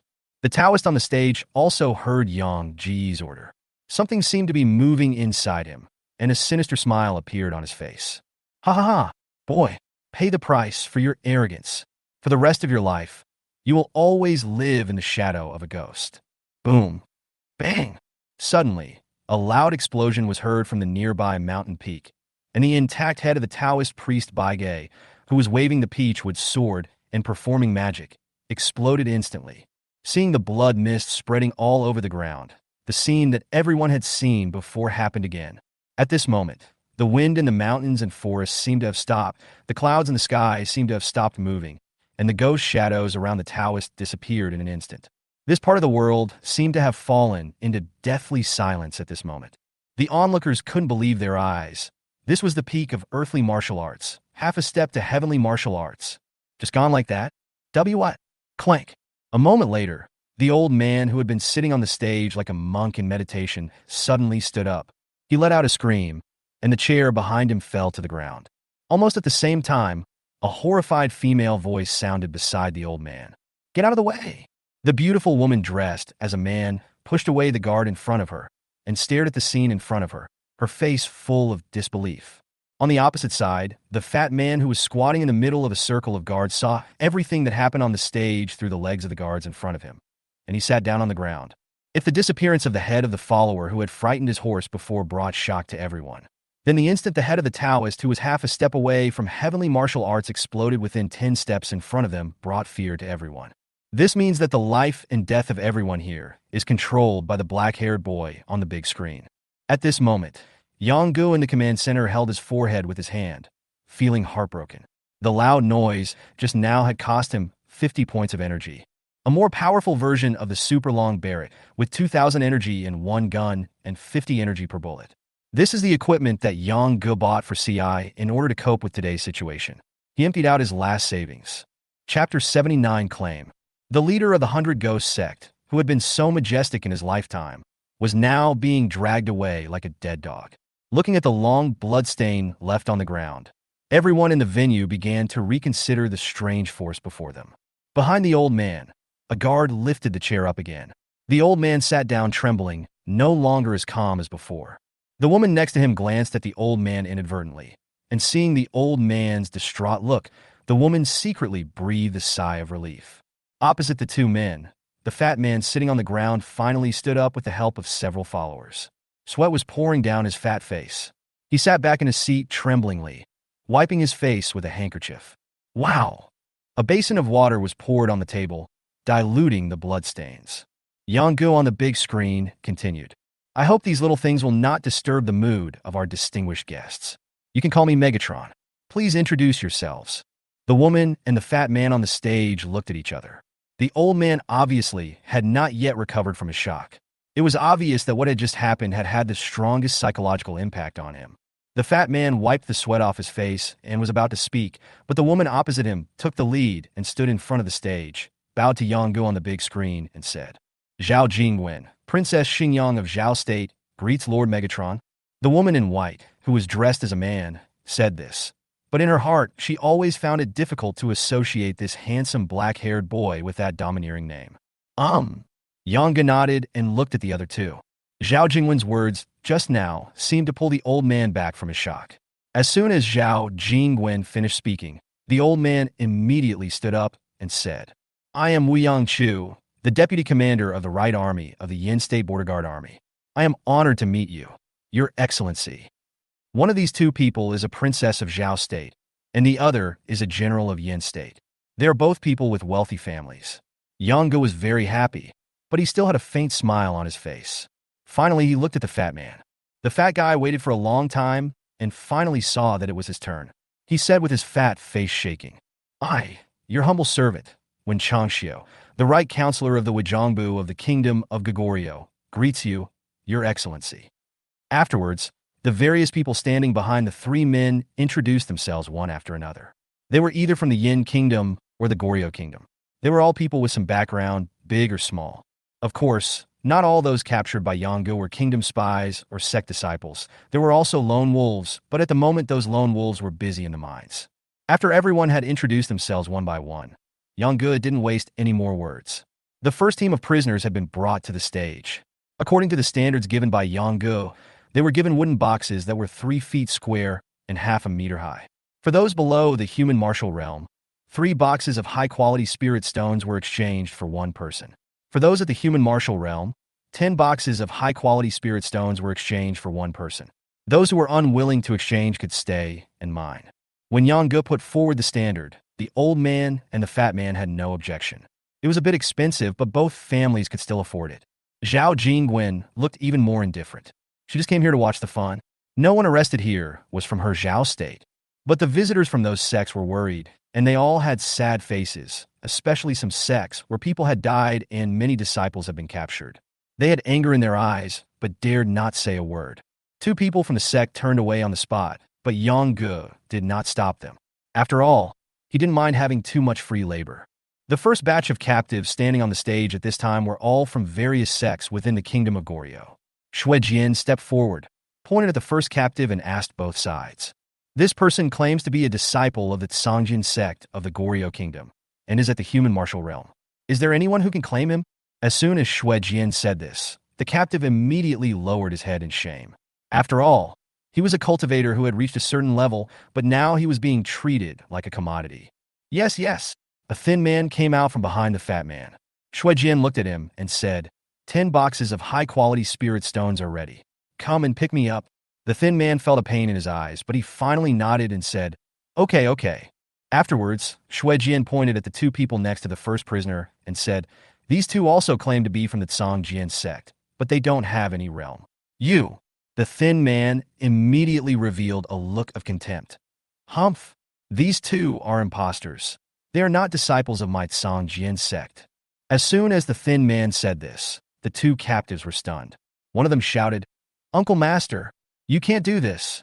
It was you who asked us to sneak in here and said there was a treasure. Yes, Uncle Master. You can't turn your back on me. I'm going to tell Master about this. The thin man just kept silent. Shuejian didn't care whether the 2 were real disciples of Songjin sect or not. Seeing that no one came out to claim them, he waved to the audience, and several soldiers came up and took the 2 back to the Hummer. Soon, the first batch of captives were claimed. All 4 of them who were at the martial realm were claimed, and only 2 of the remaining captives who had no realm were claimed. The rest became poor people that no one knew. Among them, 1 or 2 of the captives lied about their family backgrounds, but these were not important to Yanggu. If he couldn't exchange them for spirit stones, he would just go mining. Yanggu wouldn't lose out anyway. Shuejian took a pen and paper and wrote down today's accounts receivable, then divided the prisoners into 2 groups and brought them back to the base. Those who were claimed might have an easier time in the next few days, but as for those who were not claimed, they would have to start working when they returned to the base. Then, the second batch of captives were brought over, most of whom were disciples from sects within the territory of Yin State. Shui Jian stepped forward and was about to point at the first one to ask if anyone had claimed it, but Wu Yangtze stood up and said to Shui Jian, "Sir, I have claimed all these yin people. How many spirit stones do you want in total? Just tell me the number." Shui Jian responded, "Okay." He turned around and compared the statistics in his hand one by one, and then said to Wu Yangtze, "6 people are martial artists, 8 have no realm, a total of 84 boxes." Wu Yangtze nodded. He stood up and said to the group of prisoners, "As a border soldier of the state of Yin, I should protect your lives. The cost of rescuing you today will be borne by the court. But I remind you that staying here is just a few years of hard labor. If you pretend to be a Yin citizen in order to leave, you will lose your head." The dozen or so disciples from the Yin Kingdom sect and the people from various sects standing behind Wu Yangtze all bowed to Wu Yangtze and thanked him. "Thank you, old general. Thank you, old general." Wu Yangtze returned the greetings to everyone one by one, and finally said to Shui Jian, "All the spirit stones will be delivered within 3 days." Chapter 80 Murderous Intent. Shui Jian waved his hand, and the white shark soldiers below came forward to take this group of people away. Then another group of prisoners came up. This group of people were all Jinlong guards beside the king of Goryeo, and there were as many as 12 people. It has to be said that the king of Goryeo was very picky about his personal guards. Every member of the Jinlong Guard was a handsome man with good figure and good looks, but these handsome guys were a little down and out at the moment. When the fat man Wen Changxiu from Goryeo saw these people, he immediately stood up and looked at Yanggu on the big screen. At the same time, Yanggu also looked at him and gave a seemingly gentle smile. However, when Wen Changxiu saw this smile, he inexplicably got goosebumps all over his body. Wen Changxiu picked up the wet handkerchief and wiped the sweat from his forehead again. "Mr. Counselor, may I ask how many spirit stones do you think one of the king of Goryeo's Jianlong guard should be worth?" Listening to what Yanggu asked, the expression on Wen Changxiu's face gradually changed. He showed a smile that was uglier than crying, and said to Yanggu, You say, I'll listen to you." Yanggu on the big screen frowned and said, "No, if I just quote a price and your Goryeo king doesn't agree with it, I can't really let these Goryeo king's personal guards mine here, right?" Wen Changxiu's fat face twitched suddenly. Let the personal guard of the king of Goryeo do mining for others? Who the hell can afford to lose this guy? Immediately, Wen Changxiu smiled bitterly at Yanggu and said, "Don't worry, our Goryeo kingdom and the Great Qi Empire have been conducting maritime trade with each other in recent years. We have a lot of spiritual stones, and we will definitely satisfy you." In just a moment, the beads of sweat that Wen Changxiu had just wiped off his forehead appeared again. Yanggu pretended to think about it. After a moment, he said to Wen Changxiu, Say, "Forget it, Mr. Counselor. I won't play a trick on you. The personal guards of the king of Goryeo must be outstanding people. Don't you agree?" Wen Changxiu blinked woodenly and nodded. "Of course, that's natural. So, Mr. Counselor, I think the price of this Jianlong guard should be a little higher than that of a cultivator in the earthly martial realm." Wen Changxiu swallowed silently and smiled stiffly. "You are right. It should be higher. It should be higher." "Wrong." Wen Changxiu suddenly discovered a loophole. "Earth warriors? Where the hell are there any earth warriors among these prisoners? Aren't there only 10 boxes of cultivators at the highest level of human martial arts? What is the price of earth warriors?" Just when Wen Changxiu was about to speak, Yanggu knocked on the table in front of him and pondered, "Since it has to be a little higher than the earth martial realm, we have 10 boxes for one in the human martial realm and 30 boxes for one in the earth martial realm. So for the Jianlong guard, let's just use 50 boxes for one." Puff! Zhao Jingwen laughed again, her pretty face full of charm, while Wen Changxiu was stunned instantly. 50 boxes each? 600 boxes in total. Of course, the kingdom of Goryeo could afford 600 boxes of spiritual stones. Are you being taken advantage of? At that moment, Wen Changxiu smiled at Yanggu and said, "Lord Megatron, isn't this a bit too much?" A lot." Yanggu looked puzzled. "It seems to be a lot. Well, since the Lord Counselor has asked, let's make it cheaper. The Lord Counselor just said that the Jianlong Guard is more expensive than the Earth Martial Realm cultivators. I won't bargain with the Lord Counselor here. Let's go with the price of the Earth Martial Realm cultivators, 30 boxes each. I'm giving the Lord Counselor a 40% discount. Are you satisfied?" Ha ha ha ha. Opposite, Zhao Jingwen's already beautiful face became even more attractive. She covered her lips and teeth with her hand while saying to Wen Changxiu, "Yes, Mr. Counselor, I gave you a 40% discount right away. That's a lot." Ha ha. Tick. A bean-sized bead of sweat fell from Wen Changxiu's forehead to the ground, and his smile, which was uglier than crying, appeared again. Sir, can you? Yang Gu frowned, and his voice turned cold in an instant. Mr. Counselor, you don't think this price is too high, do you? If so, then Mr. Counselor should go back. In my opinion, there is nothing wrong in letting these Jianlong guards experience the life of mining here. After all, it wasn't me who asked the Goryeo King's guards to run to this desolate mountain in the middle of the night. After Yang Gu finished speaking, Wen Changxiu was speechless. Finally, he wiped the sweat off his face with one hand and gritted his teeth and said, "Okay, I'll listen to Lord Megatron. 30 boxes per person, 360 boxes for 12 people. However, I only brought 50 boxes this time. They should have entered Liaodong by now. Lord Megatron, please allow me to deliver them in batches." After saying that, Wen Changxiu bowed to Yang Gu. On the big screen, Yang Gu smiled and said, "Okay, Mr. Counselor, please be straightforward. I will not be vague either. There is no problem with delivering them in batches. As for these 12 Jianlong guards, Mr. Counselor can take them all away first, but please remember this, and tell the King of Goryeo to give me what I owe you within 5 days. Otherwise, I will go to the King of Goryeo to get it." When Changxiu's face looked as if he had just washed it, a hint of joy flashed in his eyes, and then he nodded and said, "Okay, I'll write a receipt for Lord Megatron." Yang Gu smiled and said, "No need for the written document. Just remember it, Mr. Counselor." When Changxiu was slightly surprised, he raised his head and asked Yang Gu tentatively, Then I will take my leave now." Yang Gu nodded and said, "Sure, Mr. Counselor can leave anytime you want." When Changxiu pointed at the group of tied-up Jianlong guards on the stage and said, "This." Yang Gu looked at Shuejian and said, "Let him go." Shuejian said nothing, waved his hand, and a group of soldiers came up to untie the Jianlong guards.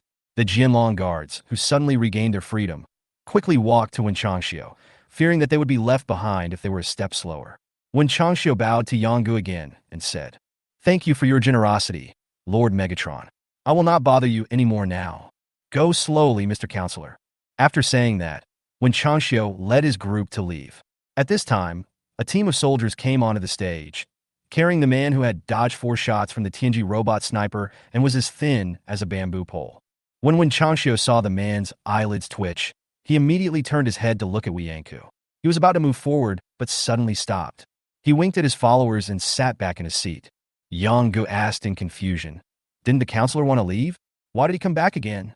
Wen Changxiu smiled and said, To be honest with you, Lord Megatron, I think this brother who came up on the stage looks familiar, and I want to take him back to Goryeo." When Changxiu finished speaking and called out, in an instant, the stage was filled with murderous aura.